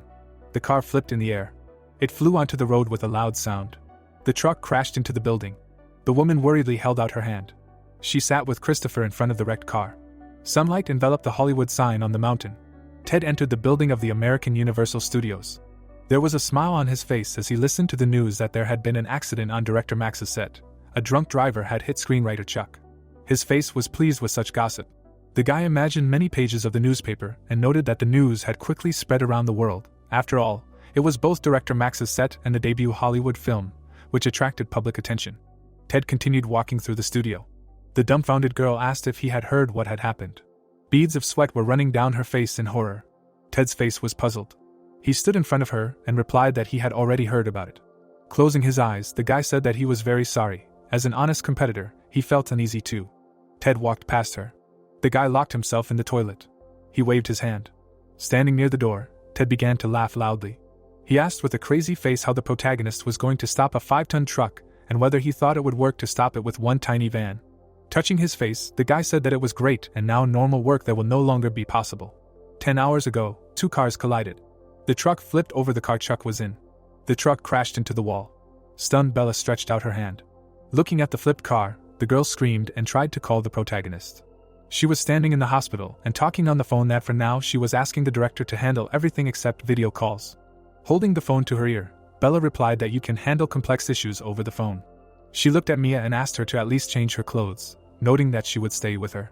Mia covered her face with her hands and said that she would go when her parents came. Bella looked at him silently. Chuck's parents ran to them. They surrounded Mia and asked if she was okay. Mia was sitting on a bench and saying that the protagonist was currently undergoing surgery. Bella had brought him to the hospital. Bella stood in front of them and said that she was the head of the Tempest Strategic Planning Department. The protagonist's tearful mother asked if he was okay. The girl looked at her silently. Remembering the accident, she said that everything would be fine. The operating room doors opened and we were told that the surgery had lasted 8 hours. The doctor stood in front of the boys and asked if they were his guardians. He said with an exhausted look that the surgery had been successful, but he had received a strong blow to the head, and due to intracranial hemorrhage, cerebral edema had developed. The stunned parents listened to him say that, until the intracranial pressure dropped, it could take up to a week or more to wake up. Chuck's pulse was visible on the screen. He was unconscious. There was an oxygen mask on his face. Bella took his hand. She was standing in front of the screenwriter. The main character's mother smiled and thanked her for saving their son. She had not rested for 10 hours. Now they would be with him themselves. Bella calmly asked to stay, because he was dear to her and she wanted to be with him. An even bigger smile appeared on the mother's face. She hugged Bella and asked her not to apologize, because they were grateful to her. A week later, the guys were standing over Chuck, who had not woken up. The parents left the hospital, because they could not leave their small company for more than a week. 2 days later, colleagues visited the protagonist. Bella was left alone with Chuck, because Mia had to return to filming. She introduced many guys and noted that a lot of time had passed. Many people came and went. Bella continued to sit over him and emphasized that the main character had not woken up. She opened her mouth wide and asked if it was true that he would wake up. The girl held his hand. She smiled with a tear-stained face and said that she believed in him. Chuck continued to lie unconscious. Bella raised her head and noted that he had gotten more than she deserved. She remembered the first meeting with the main character. Many memories with Chuck appeared in her imagination, and she noted that over the past 2 years, thanks to him, she had been happy. Bella continued to examine his face. A blush of embarrassment appeared on her face. The girl lowered her gaze. She sat and held his hand. Gently touching Chuck's face, Bella came to the conclusion that she loved this man. She was surprised. Horror appeared on her face, because she realized that this was reckless. Lowering her head, the girl reasoned that if she loved him even a little less, if she believed in him even a little less, she would test his every idea and demand approval, and then, maybe, she would be able to prevent that accident. Bella laid her head on his stomach. The girl slept on him. She woke up and said that she dozed off. The dumbfounded protagonist looked at her. 10 minutes ago, his finger began to move. He opened his eyes. Looking at the ceiling, the protagonist mentally asked where he was. Dumbfounded, Chuck remembered the set and added that he could not move. His gaze fell on Bella. She was sleeping on him. Putting his head on the pillow, the protagonist began to reason that he was in the hospital and did not know what happened to the set and whether the manager saved him. Dumbfounded, Bella looked at him, while Chuck asked how much time had passed and how long she had been taking care of him. The joyful girl asked how he felt, whether he saw her well and whether he recognized her. Smiling, the protagonist answered that she was the manager.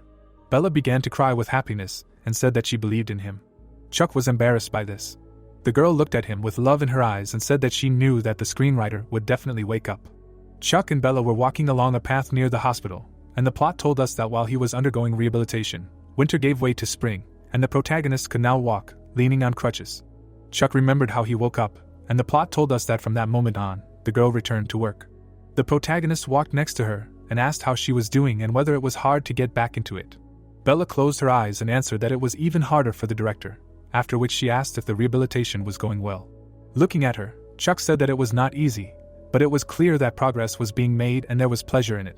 He adjusted his cap and said that wearing it was a little tiring because of the hole in his head. Bella slapped him on the back of the head. They silently looked at the flowering trees. Looking away, the protagonist turned to her. The girl was surprised by this. Embarrassed, Chuck lowered his head. Bella was shocked. Stopping, the protagonist asked how things were going on the set. The girl was irritated by such a question. She started walking ahead and said that everything was great, after which she clarified whether there was only one scriptwriter on such a huge shoot. Bella turned around. She closed her eyes and said that at first everything was not going well at all, even with other assistant directors. But when Rachel came to visit him, she took everything into her own hands as the main assistant. The girl imagined Rachel and said that she has long been famous for understanding his scripts better than anyone else. Director Max said that if he has her, the work goes. A building in the middle of the forest appeared in her imagination, and she told that the filming in Korea was already completed. Mitya left for the USA. Instead of an abandoned plant, they rented an old laboratory near Pittsburgh, and an entire villain's base was built near New Mexico. Ella raised her whip and screamed that the fools had crawled into their own graves. Christopher held the loudspeaker in front of him and screamed that filming was starting. The cats began to jump. Bella introduced the cats and said that they had grown well and were actively participating in the filming. Turning around, the girl noted that first she was with them, now the director. Smiling, Bella emphasized the fact that she had named them after the title of the film. Stunned, Chuck thought about the fact that he wanted to name them Zoni and Romy in honor of Bella. He introduced the cats and noted that their names were strange. He asked with a satisfied look if the cats were suffering from stress because of the new location or filming. Holding her chin, Bella suggested that everything was fine because they grew up among people and lions. She walked ahead and declared that they loved everyone. Raising her head, she summed up that this is the current situation on the set. The puzzled protagonist said that he understood everything. His eyes began to shine. The upset girl asked if he wanted to go there. Chuck stopped and answered that he did. Bella asked sadly about his rehabilitation. The protagonist stood in front of her and answered that he would do it while working. Bella looked at him and thought that she did not want him to leave. He asked her with a sad face not to leave, but to undergo rehabilitation there and spend this time with her. Chuck looked at her eyes. The sad girl noted that even good places make you want to go together. She clenched her hand into a fist and said that if he left, he would not be able to return to Korea for a long time. Smiling, Chuck asked her to trust him at least once, noting that he would return safe and sound. Covering her face with her hand, Bella replied that she believed in him. She was irritated. The furious girl turned around and mentally screamed that she hadn't meant that when she asked if he was okay. The main character calmly asked for forgiveness. Bella was taken aback by this. She watched him go and agreed that he could go there. The girl walked down the hallway and reasoned that Chuck put his creativity above all else. That was his creative nature. The sounds of her heels could be heard in the hallway. She knocked on the door and told the director that she had arrived. Opening the door, Bella came to the conclusion that her role was to help the main character with this. The guys were sitting in front of her. Bella looked at the girl. Emily's face was calm. Sitting opposite, the guy said that, judging by MS. Emily's words, all the puzzles fit together perfectly. Holding out his hand, Kevin said that he had always suspected that Kyle was the ringleader and had been tracking his shady money, and he had found out that the money from Kyle's shell company had gone to Univision. He had a mental picture of a huge building. Someone was shining a flashlight on a pile of money while Kevin was saying that Univision had invested it in a movie directed by Ted. The camera was on top of the pile of money, and Kevin added that the hastily filmed project, the premiere date coinciding with their movie, all of this was very suspicious. But based on these financial trails alone, they could not confirm that Ted was the culprit, and what's more, this money was marked and could not be used for illegal purposes. Kevin held the flashlight in his hands. Looking at the bag of money, he noted that the real culprit had received other money, already laundered and not connected to the company. This was money that had not passed through the organization, completely clean. It did not belong to Kyle. The suspicious girl took the black suitcase. There were bills in the suitcase, and Kevin added that the real owner of these funds was Eva, Kyle's younger sister. The girl had a smile on her face. Kevin presented the tickets and told that their tickets to the USA were on the same date. The flight times were different, probably to avoid surveillance. Kyle frowned. Folding his arms, Kevin added that it could also be an uncoordinated double investment. Eva walked past the guys, and Kevin thought that he could not understand whether Kyle was smart or stupid. The guy imagined Eva in dark glasses and emphasized that the fact of creating a competing project was not critical. But Ted knew nothing about the entertainment industry and thought he could beat Chuck fairly. Holding her chin, Bella said that this meant that they did not know who Eva was dating. She imagined Kyle and Eva standing in front of Ted. His face was calm. Emily shone a flashlight on them. The girl handed over the phone, saying that she had stolen it with call records, and that it had already been formatted. Kevin smiled and said that they would try to recover the data. Emily turned her attention to Bella, who had turned to her. The girl, with a serious face, said that it had not been an easy decision, for which they thanked her, noting that they were now competing not only for the film, but also on streaming platforms. Bella was taken aback by the words that this story was not about competition at all. Sitting next to her, Emily said that there should be nothing on her work, either artistic, nor commercial, nor any other superstructure, after which she clarified what they were going to do with Ted. Frowning, Kevin remained silent. He closed his eyes. The guy with shining eyes said that he would not do anything. Sitting on the couch, Emily asked again. She, with a puzzled look, said that she did not understand this. Looking at her, Kevin said that everything was exactly as she had heard. The dumbfounded girl said that this would not work. They needed to act. They needed to blame Ted and replace the director, and postpone the premiere. Confused, Kevin wondered who benefited from this. He imagined himself trapping birds and reasoned that Ted and Eve could be destroyed. But the most important Kyle could not be reached. The investment through a shell company was too small to attract him. Two birds were caught in the trap. while the guy thought that these two were already on the hook. Watching The Last Bird, Kevin emphasized the fact that in order to catch the real enemy, you need to fight with a film. He wrapped the rope around his hand. The third bird approached the trap, and Kevin said that Kyle invested in a competing film to go against him, and his cronies were hindering them in every way, putting spokes in their wheels at every stage. But despite everything, their film was released without problems. The bird reached for the food, and the guy said that at the moment when both films were released at the same time. Kevin pulled the rope. The basket covered the birds. His face was serious. An image of the main character appeared in his imagination, and Kevin added that they, despite all the machinations, would not be able to defeat them. He would win and take a position higher than Kyle. If this is the main character, then he will win by a huge margin. Kevin frowned. Emily looked at him with a frightened look. She imagined the graphs and came to the conclusion that the guy was sure that Chuck would win. Frames from the film appeared in her imagination and added that it sounded quite logical. The total number of views of the two competing films is now about the same. The girl was holding a gun in her hands. She looked at the graphs and emphasized the fact that if both platforms have the same number of views, it means that she lost to the main character. She looked at the Netflix logo and added that Disney will be on par, if not higher.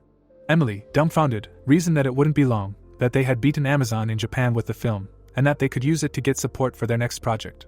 She clenched her fist and declared that she would turn the game around again. Emily closed her eyes and said that she understood him and would go. Kevin looked at her and asked if she was back in the US, after which the girl suggested that Ted was looking for her like crazy. The guy calmly said that Ted wouldn't do anything, he was sure of it, no political moves from today. Kevin folded his arms and asked her to work hard. Turning around, the girl replied that he would regret it and that she would try. Kyle looked at his sister. He was standing near the table. The furious guy asked to tell him what Eva would do now, if she was going to do anything. He held the phone in front of him and asked why they had to turn a fight where losing was acceptable into a fight where losing was the end. Ted held the phone to his ear in the editing room. He put his hands on the table. Holding his head, Ted, dumbfounded, asked why no one was answering him. He moved toward the chair and thought that all attempts at sabotage had been ineffective. The phone had also been stolen. He lowered his head and emphasized that this was the first time this had happened to him. He added with a frightened look that usually everyone was out of the game by this point. Chuck ran after him. Ted imagined an accident and added that the location had burned down, and he had been hit by a truck. Ted lowered his head and asked if he had stopped resisting. The protagonist arrived on the set. Mia was happy to see him. The protagonist waved and exclaimed that they hadn't seen each other for a long time. Ted, holding his head, said that they had to postpone it, even if it violated the terms of the contract. If they ran into the protagonist, they would definitely lose. They had to change the premiere date. He raised his head. The girl, looking serious, said that this could not be allowed. Angela came up to him and asked with whose permission he was changing the release date. The scared guy replied that he himself decided the release date of his film. She did not care. Enraged, Angela said that she oversaw the distribution of his competitor. She threw the documents, saying that this was a trace of his machinations and a statement of claim. Ted began to read the claim. Angela stood in front of him and asked if he was scared. The girl, looking crazy, tore up the documents and noted that he should not be scared. She had already told the management not to file an official complaint against him yet. Ted listened to her attentively. Angela looked him in the eye and emphasized the fact that her business partner wanted his film to come out, but she wanted him to go away. She whispered in his ear that she would then use all the evidence and take both civil and criminal action against him, and then clarified how she could sit idly by after he had caused chaos on the set where her sister was. She added with a demonic expression that Ted could release the film as planned, lose to Chuck, and then frantically count whether it had at least broken even or not. Ted was left alone in the room. His hands began to shake, and the plot told him that he had been quiet since that day. Thanks to the information from Angela, provided by Ted, they managed to clean out the spy on the set. The cat jumped to the main character. Rachel raised her hand and asked to check the setting before filming. The guys' faces were happy. Bella was sorting through the documents, and we were told that while Chuck was filming, she was up to her ears in work. The plane was flying in the sky. The girl shook the guy's hand, while we were told that in order to break into Hollywood, she worked with Angela and Disney Films, flew to the USA and simultaneously did distribution and PR in Korea. She looked at the blue sky. Night fell and Bella called the protagonist. Chuck's filming day began while he was talking to the girl. Bella held the papers in front of her. Christopher and the protagonist were looking at the screen. The girls were filming. Ella was kneeling in the final scene. Rachel did the final clap. After 4 months of filming, the protagonist returned to the airport. Bella, puzzled, called him. The protagonist waved to her with a smile on his face. Bella threw herself into his arms. Chuck was surprised by this. The girls walked past them with smiles on their faces.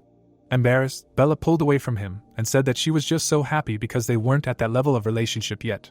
The protagonist grabbed her by the shoulders. Chuck hugged her. He buried his face in her shoulder and suggested that they just be like that. They looked into each other's eyes. The next evening, Bella was sitting at her laptop. She noticed a knock and said that he could come over. The protagonist came to her office. Looking at him, the girl said that he had just finished filming and needed to go and rest a bit. Sitting down opposite her, Chuck said that they would go to dinner together after work. She asked with a displeased look why the protagonist had sat there. The angry girl said that she didn't want anyone to find out about them and that someone might come in. Stunned, Chuck asked if she thought anyone might think they were kissing. Bella slammed her hand on the table and screamed that it would be even worse. The guy was walking down the hallway. He approached the girl's office. His gaze fell on the guys hugging. The guy silently watched them. His face was displeased. The guys paid attention to him. They began to scream in fear. The protagonist stood up from his chair and greeted Kevin. Looking at Bella, Chuck remembered how she said that someone could suddenly come in. The puzzled girl said that the director was in her room and she could take him to him. Kevin with a stone face replied that this was not necessary. His face was serious. Looking at Chuck, Kevin reasoned that they were already dating, although he just wanted to look at Bella. Now he should find out what was between them and did not yet know if the main character was worthy of his sister. Kevin whispered in her ear that he did not tell his uncle that he came. Today he only wanted to see her. The puzzled protagonist watched them. He frowned from misunderstanding this situation. An embittered Chuck wondered if Bella and Kevin had always been so close. Looking down, the protagonist remembered that they had been together at the fire in the abandoned building. He watched Kevin and wondered how Bella would set boundaries with the investor, even if she could clearly separate personal and work.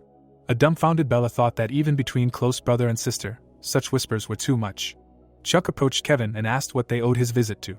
The guy, looking pleased, said that he was grateful to him for not touching director Ted back then and wanted to express his gratitude, at the same time discussing the possibility of a business meeting. Grinning, the protagonist said that it would be great if it worked out, but it was too late. Standing opposite, the protagonist suggested rescheduling the meeting for another day. Frowning, Chuck said that he had dinner with Bella. The puzzled girl wondered what was wrong with the protagonist again. She was taken aback by Kevin's words that this was a good moment. Looking at Chuck, he asked if he could treat them both to dinner. The protagonist frowned at this. He hugged Bella and asked where they were going. The meat was grilling. Sitting between Kevin and Bella, the protagonist thought that he had definitely taken the seat first. The guy put the bottle on the table. With a smile on his face, he asked how Chuck felt about alcohol. The protagonist held out a shot glass and replied that he wouldn't mind a drink. Bella watched him in surprise. She remembered a drunk Chuck. Frowning, she wondered what her beloved was doing. They clinked glasses. There was a smile on the guys' faces as they drank one glass after another. The protagonist poured him a drink, saying that it was excellent wine, and Kevin replied that he didn't drink bad alcohol at all and with a degree weaker than a certain one too. Filling another glass, the guy asked if they drank this one in one gulp. Chuck looked at the pouring drink with a satisfied look and replied that he was not one to shirk. Kevin put a new bottle on the table. The number of bottles gradually increased while they discussed work issues. Bella calmly ate meat. Looking at the empty bottles, Kevin wondered if it turned out that they were practically brothers now. He hugged the main character, who said that he would call him brother. He, with a red face, said that a little more and he would start to be jealous of him for Bella, because they were suspiciously close. The indignant girl wondered if he said this to her brother. He stretched out his hand to stop Bella and said that he was closer to her. Chuck removed the guy's hand from his shoulder and ordered him to stop hitting on her. Bella was shocked by what he heard. Displeased, Kevin asked why the main character cares if Bella is his sister. The protagonist closed his eyes and cried out that Bella was his girlfriend. Bella blushed with shame. They looked at each other. Kevin asked seriously if that was true. His face became approving. Chuck suddenly fell onto the table. The protagonist woke up on the couch. Holding his head, the protagonist asked what happened yesterday. He saw a message from Kevin on his phone, asking him to come down. Kevin met him and told him that this was his house. Bella was standing at the stove and asked if he was already up. Smiling, she asked him to come in, because he needed a hangover cure. Chuck imagined himself rewinding the events. A picture of a drunk Kevin saying that this was his sister appeared in his memories. The dumbfounded protagonist wondered if they were related. Holding his head, the protagonist asked what happened yesterday. Sitting on the bed, he added that where is he heard that he woke up, let him come down.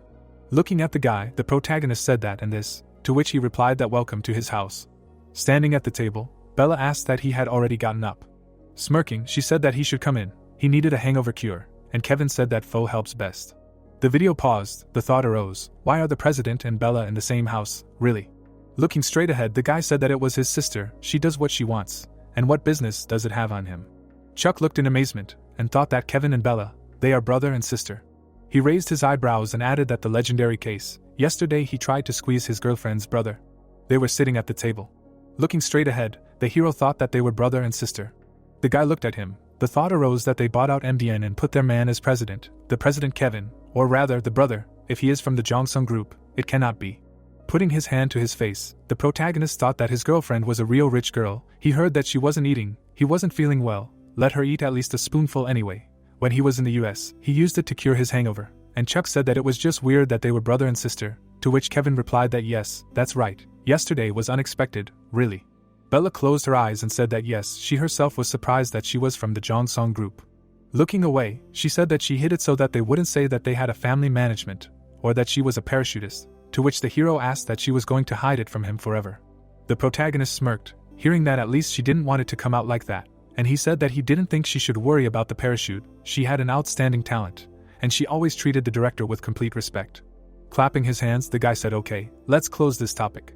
Looking away, he added that he should quickly finish eating and go to the TV studio to draw up a contract. Since the filming of the movie was already finished, he can start working right away. Chuck frowned and wondered what kind of conversation this was. Stretching his hand forward, he asked what the work was for MDN, to which Kevin said that he did not remember. He himself said that he would bring a lot of celebrities for a cameo. Looking straight ahead, the hero wondered what kind of drinking party last night was. Exactly, he remembered. The video rewound. The guy hugged the hero. Smirking, Kevin said that's why now, they're almost like brothers, right? Closing his eyes, the protagonist replied that he was happy to have such a reliable elder. He would do anything for him, to which he asked what and to what extent he was ready. Raising his hand up, Chuck said that he would put his bone in MDN, to which the guy replied that there was no need to hide there, let him just drive them one piece. He smiled, hearing an approving answer.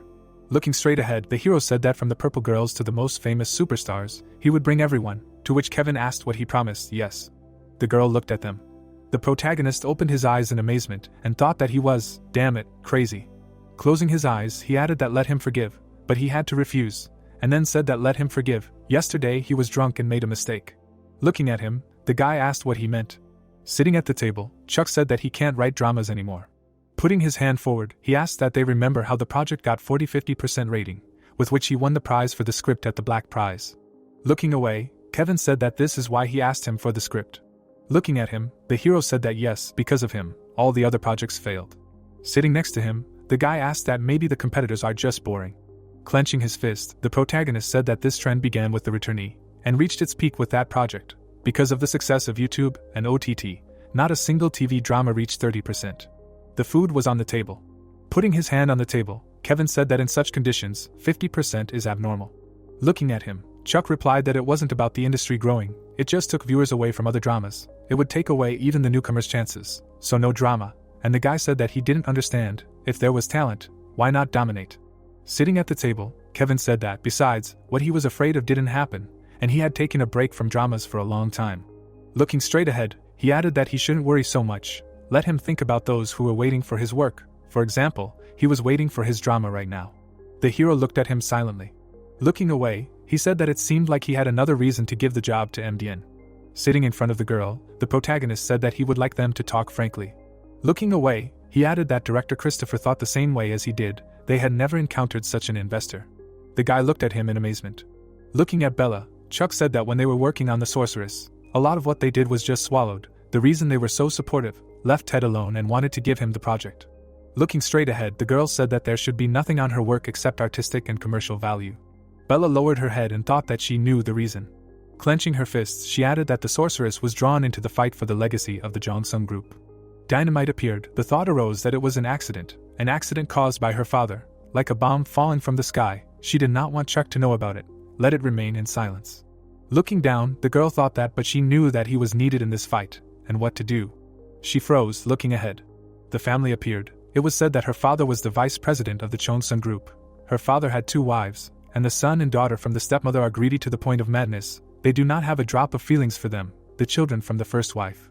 It would be good if everything was limited to this. They are sure that all the property of the father belongs only to them. The guy straightened his tie. The thought arose that this is precisely why her brother. Money was flying around him. It was said that he got involved in the fight for the right to inherit the management. The guy was lying on the money. The thought arose that in order to protect her, he chose the path of destroying the children of the current wife. The girl stood still. It was said that instead of her, the one who ran away to show business, just to not participate in this war. Bella frowned and thought that, but now the battlefield has moved here, and now they want to destroy her with Chuck. Looking straight ahead, the girl said that she likes show business. There is light here. The guy looked away, hearing that she ran away to hide from her relatives. Looking at her, the hero heard that in the Jongsong family, every word and action is a strategy for the sake of inheritance. She is tired of this life, where everything is thought out to get closer to money. The girl, looking straight, said that there are people in the world who lie for the sake of their dirty greed. Actors appeared. It was heard that there are also those who pretend to give hope, emotions and joy to others. The protagonist looked in amazement, hearing that even if they themselves are in pain, they continue to do it for the sake of happiness of others, actors, directors, scriptwriters. How bright they are. Putting her hand to her chest, Bella said that she just wanted to be the one who will help him shine, and continues to do so, but those who do not need this light came here. The girl looked straight. It was said that she told Chuck everything. She raised her eyebrows, the thought that the sorceress had become a battlefield for the inheritance of Jongsong. Chuck looked at her. It was said that Kyle and Eva were behind Ted, and that Kevin had a plan to put them down, and that without drama, this plan was impossible for him. The girl frowned and said that her work should have nothing but artistic and commercial value. Sitting in front of the hero, Bella thought that, but if it came to the point that she should ask him to put another meaning into his work. Looking straight ahead, she added that let it be her. Frowning, the hero replied that now he understood. Sitting at the table, he said that in order to end this war, after the success of the sorceress, he must make a new drama and make MDN the best of all cable channels. The girl looked at him silently. Looking down, the protagonist said that he would do it. The guy looked at him happily. Shaking his hand, Kevin said that thank him very much for this decision. Thank you very much, to which Chuck replied that but he has one condition. Bella smirked, hearing that let him say whatever he wants, he will fulfill everything.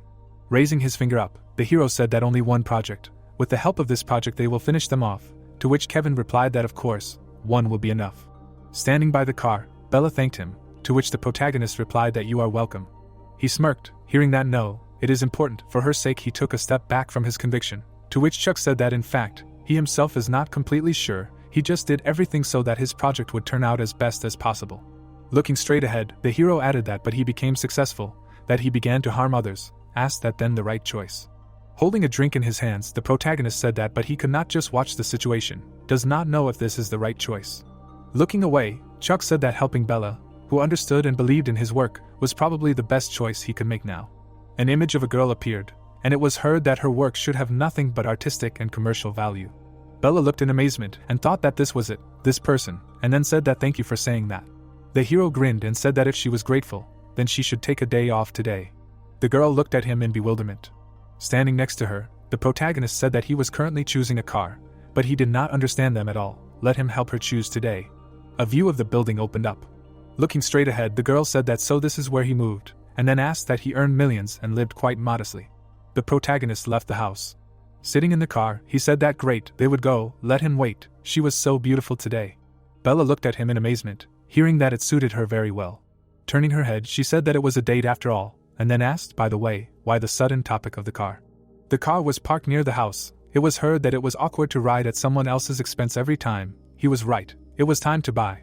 But there was no parking here. There was one behind the building. It was still somehow inconvenient. A car dealership appeared. It was heard that he had already found something. The guy nodded his head. Looking at the hero, Bella thought that she was going to buy a Korean car. The protagonist got into the car. The thought appeared that she had doubts. Looking straight ahead, the girl thought that he spent generously on charity, but was stingy on himself. Sitting behind the wheel, she said that he could easily afford a Genesis. Chuck grinned and replied that as long as she drove, and then thought that he needed to save up 15 billion won. Bella looked at him and said that he just hadn't felt the real thrill of driving yet. She stepped on the gas and told him to hold on tight. The car rushed forward, and it sounded like these were the kind of things you should spend money on. The car stopped near the building. Bella closed her eyes and said that he could use a softer car.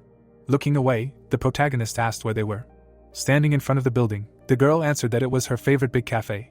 Because they had taken a day off, they needed to have a good time. Smiling, she added that she couldn't wait for the full route. The protagonist looked at the food in amazement. The car was driving along the road. They were hugging. The girl handed the food to the protagonist. They were standing on the balcony.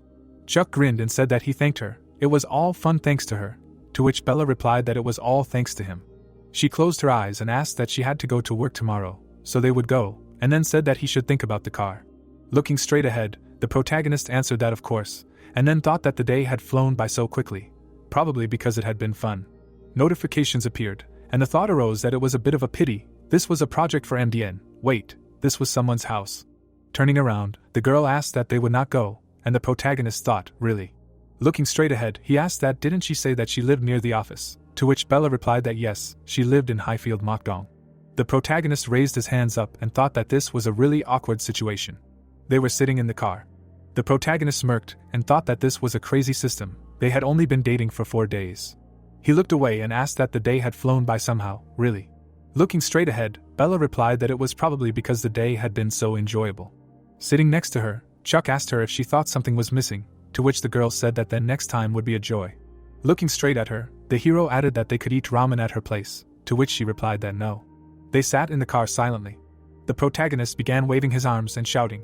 Frowning, Bella said, "What the hell, they've only been dating for a short time, and he's already heading home. Next time, then he'll invite her officially." Chuck continued waving his arms. Gritting her teeth, the girl thought that it was romantic, tiresomely annoying. The apartment needed to be cleaned. It seemed that he had even broken his principles for the girl's sake. Let him at least give her ramen. A residential complex appeared. Entering the apartment, Bella thought that if he started to build up, he would kill her, and then said that she should wait here for a minute, to which the hero responded approvingly.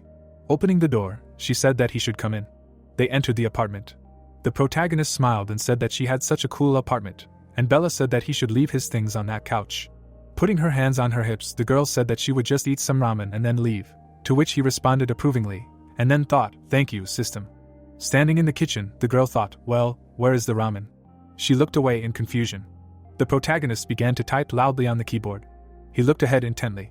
Bella grinned, looking at him. She took out ramen. The girl opened the refrigerator. Chuck was sitting on the floor. Standing next to him, the girl asked if this was a new project. Yes. She was holding a dish in her hands. Grinning, Bella asked how the work was going. How was it going? Looking at her, the hero responded approvingly. Looking straight ahead, he asked when she had time, to which the girl replied that just feeding ramen and driving away was somehow not good. The dish appeared. It was heard that she added a little of what was at home. Sitting on the floor, the girl said that he should eat slowly. Grinning, the hero replied that thank you, with pleasure. He looked in amazement. Looking straight ahead, the protagonist thought that it was delicious, damn delicious. Looking at the food, Chuck thought that he had come to the girl's house and what to do. Bella looked at him. The thought occurred to her that she should write a script. Grinning, the girl thought that here he was, Chuck, whom she loved. She fell asleep on his shoulder. Sitting on a chair, the guy said that yes, he had already gotten used to his new job. He looked in amazement, and asked that Bella's boyfriend wanted to invite screenwriter Chuck to the next family meeting. A view of the building opened up. Closing his eyes, the man asked what did he come with? Looking at him, Kevin said that Bella did not want to participate in the fight for the inheritance, why the battlefield was moved to Tempest. The man frowned and asked if he was serious. He came for such nonsense. Looking at him, the guy replied that how could he call it nonsense? It sounded like he was saying that in order to keep the peace, they needed to prepare for war. Looking away, the director said that he knew that, if they did not fight, they would get nothing. Sitting at the table, he added that he knew how greedy Kyle was, to which the guy replied that yes, he knew. Kevin frowned when he heard that if they lost, Kyle would take everything from them. Shouldn't he be grateful that he created more favorable conditions for them? Looking away, the father said that his help ended there. They were both his children, and the one who was worthy should rule. He closed his eyes and added that he should do it with Bella. She has abilities. She is no longer a child who needs to be protected. The guy turned his head. The man grabbed the girl. It was her that, by the way, it was Bella. Grinning, the director said that he thought that she would run after handsome men in show business. But her new boyfriend is just great. Kevin grinned, hearing that what's new with him, to which he replied that there is nothing yet, and the man said that the youngest will still overtake them all. Let her try. The guy looked away. Holding the phone in his hands, he said that he should excuse him. It is his grandfather calling, to which the man replied that he should answer. Sitting on a chair, Kevin said that yes, he has already gotten used to the new job. He opened his eyes in surprise and asked what Bella's boyfriend is. She wants to invite screenwriter Chuck to the next family meeting. Putting his hand to his face, the guy asked what among the grandchildren. Of course, yes, they will see each other in a month. Kevin looked at him in amazement and asked what he said. The man laughed, hearing that they did not tell anyone. How did he find out? To which he replied that after all, he still had an excellent network. It was not for nothing that he was the chairman. Sitting at the table, he added that he should study this. If he only studied technology in the US, this was a mistake. Grinning, Kevin thought that good luck to Chuck. Standing in front of the hero, Bella said that well, yes, it is normal to spend such money on a car. He closed the car. It was heard that he should wait, if this is her grandfather. Looking to the side, the protagonist asked that this is the founder of the Chongsung Group, the chairman. The man clenched his fist. It was said that in a country destroyed by the Korean War, a man who created Chongsang from scratch, from grain exports to high-tech products. The statue appeared, and the thought arose that the legendary figure who laid the foundation of the South Korean economy, after transferring all powers to the vice president, he went on vacation to Jeju and since then has not shown himself to anyone. With his eyes wide open, the hero thought that he would never have thought that he would meet such a legend. The girl closed her eyes and said that she had strange feelings. She always drives herself, and now she is being driven, asked why he is shaking so much. The protagonist opened his eyes in fear, and it was heard that he should not say that this is his first trip. Frowning, he replied that before a meeting with the chairman, how can he not shake, to which Bella asked that so that's what's the matter. Stretching her hand to the side, the girl said that he should not worry too much. This is not an official meeting of parents. Her grandfather is known as a charismatic leader. The man was standing in the meadow. It was heard that but in fact he is very kind, he will definitely welcome him warmly. Grinning, the hero said that if Bella says so, he hopes that everything is really so. Closing her eyes, the girl said that they rarely go to Jeju, they just rest. The protagonist looked at her and replied that fine, that's what they will do. The car abruptly rushed forward. The plane was flying in the sky. It was said that but Bella did not know yet. A statue appeared. The thought arose that her grandfather, who was already over 90. The man took a step forward. He looked straight ahead. It was heard that the chairman was entering. The people stood at attention. They put their feet next to each other. The man looked to the side. It was said that his good health concealed a hidden meaning. Frowning, he asked that he had prepared the requested materials, to which he was answered that yes, here. A view of the mansion opened up. Vincent took the papers in his hand. Looking to the side, he asked what he had asked to prepare. Looking at him, the secretary answered that information about Chuck and his reputation. Frowning, Vincent said okay, he knew all this very well himself, and then asked that he was sure that there was nothing unusual there. Standing in front of him, the guy answered that yes, everything is clear. The man clapped his hands. The chairman stood in the middle of the room. It was heard that they were getting ready to meet the guests. The man clenched his fist. It was said that any grandfather dreams of marrying off his granddaughter as soon as possible. But Bella did not know that the strong Vincent was ready to wait. Looking down, the chairman thought that a good reputation was not everything. He frowned and added that he would not want Bella to repeat the fate of his son, a sudden rise without a reason. There must be some kind of catch. He wanted Bella to meet a worthy man, talk to him himself and make a decision. The car stopped near the mansion. The hero and Bella got out of the car. Surprised, his eyes widened, he said how cool it was here. Standing at the entrance, the girl turned to her uncle. Holding glasses in his hands, the man said that thank you for coming from far away, let him give the car to the parking attendant, and they themselves follow him. Bella looked at him, and asked how he was doing, to which he replied that he was fine, and she, to which the protagonist thought that when she was called miss, it somehow distanced her. Lowering his head, he added that now he really felt like he was dating the heiress of a chable. Chuck looked at the girl in amazement. Walking to the house, the man said that he would take them to the living room. Looking to the side, the hero thought that the open terrace, how huge, damn, he suddenly got nervous again. He grinned, looking straight ahead. The protagonist grabbed his head, seeing the notification. Looking at him, the girl asked what he was coming, to which Chuck responded approvingly. The mansion appeared. It was heard that this way. Stretching his hand to the side, the man said that Chairman Vincent went out for a while, let them wait here, then he would leave them. Frowning, the hero thought that while he was not there, now. The girl looked at him in bewilderment. Looking straight ahead, Bella asked what he was doing. The protagonist grinned and replied that inspiration had suddenly struck. The girl froze. Looking straight ahead, she thought it was strange. Memories appeared. The thought arose that this was exactly the image of the writer she loved, but why did she feel tired? Frowning, Bella thought that such was the weight of her man that she needed to accept. Grinning, she asked where that Chuck had disappeared to, who was shaking with excitement. Closing his eyes, the hero replied that inspiration does not come on schedule. It is even scary, you need to act. Looking at the laptop, he added that because inspiration, once gone, will never return. The man looked in amazement, and thought that he was trying so hard to create the effect of surprise. Vincent put his hand to his face and added that they were going to notice him at all. Their eyes lit up. The thought arose that they were looking at something there that they did not even feel his presence. The chairman lowered his head. The hero was sitting at the laptop. The thought occurred to him that it was a script. Frowning, Vincent thought that he must love his job to come here with it. Closing his eyes, he cleared his throat, and the protagonist turned to him. Looking away, Chuck heard that, in her opinion, he had become even stronger, to which the man replied that of course, he needed to be with her for a long time. The thought occurred to him that he had heard about her family in passing, but the atmosphere here was so warm. By the way, the chairman looked impressive. Smirking, Bella turned to the hero. Looking at him, she said that he should say hello. This was her grandfather. This was her boyfriend and a screenwriter from their company. Bowing, the hero said that he was glad to meet him. He was Chuck, Bella's boyfriend. Shaking his hand, the man said that yes, he had heard a lot about him. He was Bella's grandfather, to which the protagonist replied that he asked for his blessing. Sitting at the table, Vincent asked what he had written there earlier, to which Chuck replied that it was a sitcom script that would be released on MDN. Frowning, the man replied that yes, both his son and grandson had all invested in his project, and asked if he could take a look. Handing over the folder, the hero said that of course. The man took the script in his hands. Looking down, he thought that it was so good that everyone was so willing to invest. A view of the mansion opened up. The man was sitting on the couch. The thought appeared that in a guest house in Seoul. The girl stretched and yawned. She closed her eyes. The guy looked at her. It was said that very different people. The actors looked forward. The thought appeared that for various reasons they lived together, as one family. The people were sitting in the living room.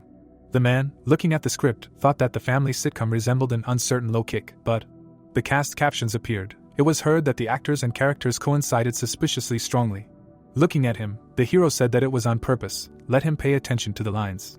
Vincent looked down and thought that it was on purpose, he said. The actors appeared. It was said that the characters here almost completely coincided with the actors. Mia was an aspiring actress. Ron was a fitness trainer. The characters looked forward. The thought arose that Sammy was an idol trainee of the group. Rick was an aspiring actor. Molly was an idol trainee of the group, except for the actor Mike. The guy grinned. It was said that he was the son of the guest house owner. The man looked at the script. It was said that he became an actor because of his father, so the connection between them is most likely significant. But the role of the guest house owner is still free. It remains to be seen. Vincent held the script in his hands. The thought arose that what would happen if the actors were too similar to their characters. People were sitting at the table. The man took food. Mia looked away and said it was delicious. The guy grinned when he heard that they had probably been to the supermarket, to which he replied that he was glad to hear it. It was from the new side dish shop. Closing his eyes, the guy added that it was kajanghibmat or something. The girl looked down and asked again. Raising his finger up, Mike said that it was definitely that. Looking straight ahead, he said that, in general, he met the writer there. The guy widened his eyes when he heard the question. Mia grinned and said that it was not kajanghibmat, but kajanghmachip. Let him repeat after her. Then she closed her eyes. The man looked at her in surprise and thought that this was a scene. Looking at the girl, the guy asked why she was crying. Vincent frowned and thought that this was definitely a scene from that reality show. Leafing through the script, he added that all these lines were happening right now. Looking away, the guy said that he actually doesn't eat raw food, let him eat it, to which Ron replied that it was a great protein, he just wasn't in a good place. The girl raised her hand up. Mia stuck out her tongue. It occurred to him that the chemistry between the actors was the same as in a YouTube show. He already understood what he was watching, absolute drama. People were sitting at the table. It occurred to him that there was something behind the scenes that doesn't happen in regular dramas. Here he would see it. The man was sitting at the table. He grinned. It was said that the lively lines, the noisy atmosphere, the strangely harmonious combination, looked very decent. Vincent closed the script. The hero grinned, looking at him. Stretching his hand forward, the man asked that it was awkward to ask, but was there anything else, to which the protagonist replied that there was something on the laptop, and he added that it was okay, let him give at least this. The mansion appeared. It was said that Chairman Vincent read Chuck's script until dinner. A chair appeared. A man was sitting at the table. A question was heard about the empty seat next to the main one. The waiters were standing near the table. They were heard saying that this seat is for a special guest. Who is it? Looking to the side. The girl said that he was what? This is Bella's boyfriend, the uncle's niece, to which the guy asked that this meeting was for her sake. Putting his hand to his face, the guy said that they were saying that Bella's boyfriend is not simple, he is a genius, he showers millions in donations. Kevin looked to the side. He frowned. Kyle and Eva were sitting at the table. The guy grinned. It seemed that his face was already completely distorted. The door opened slightly. The man was walking forward. The people at the table suddenly jumped up and greeted each other. Smiling, the hero thought that the general had arrived.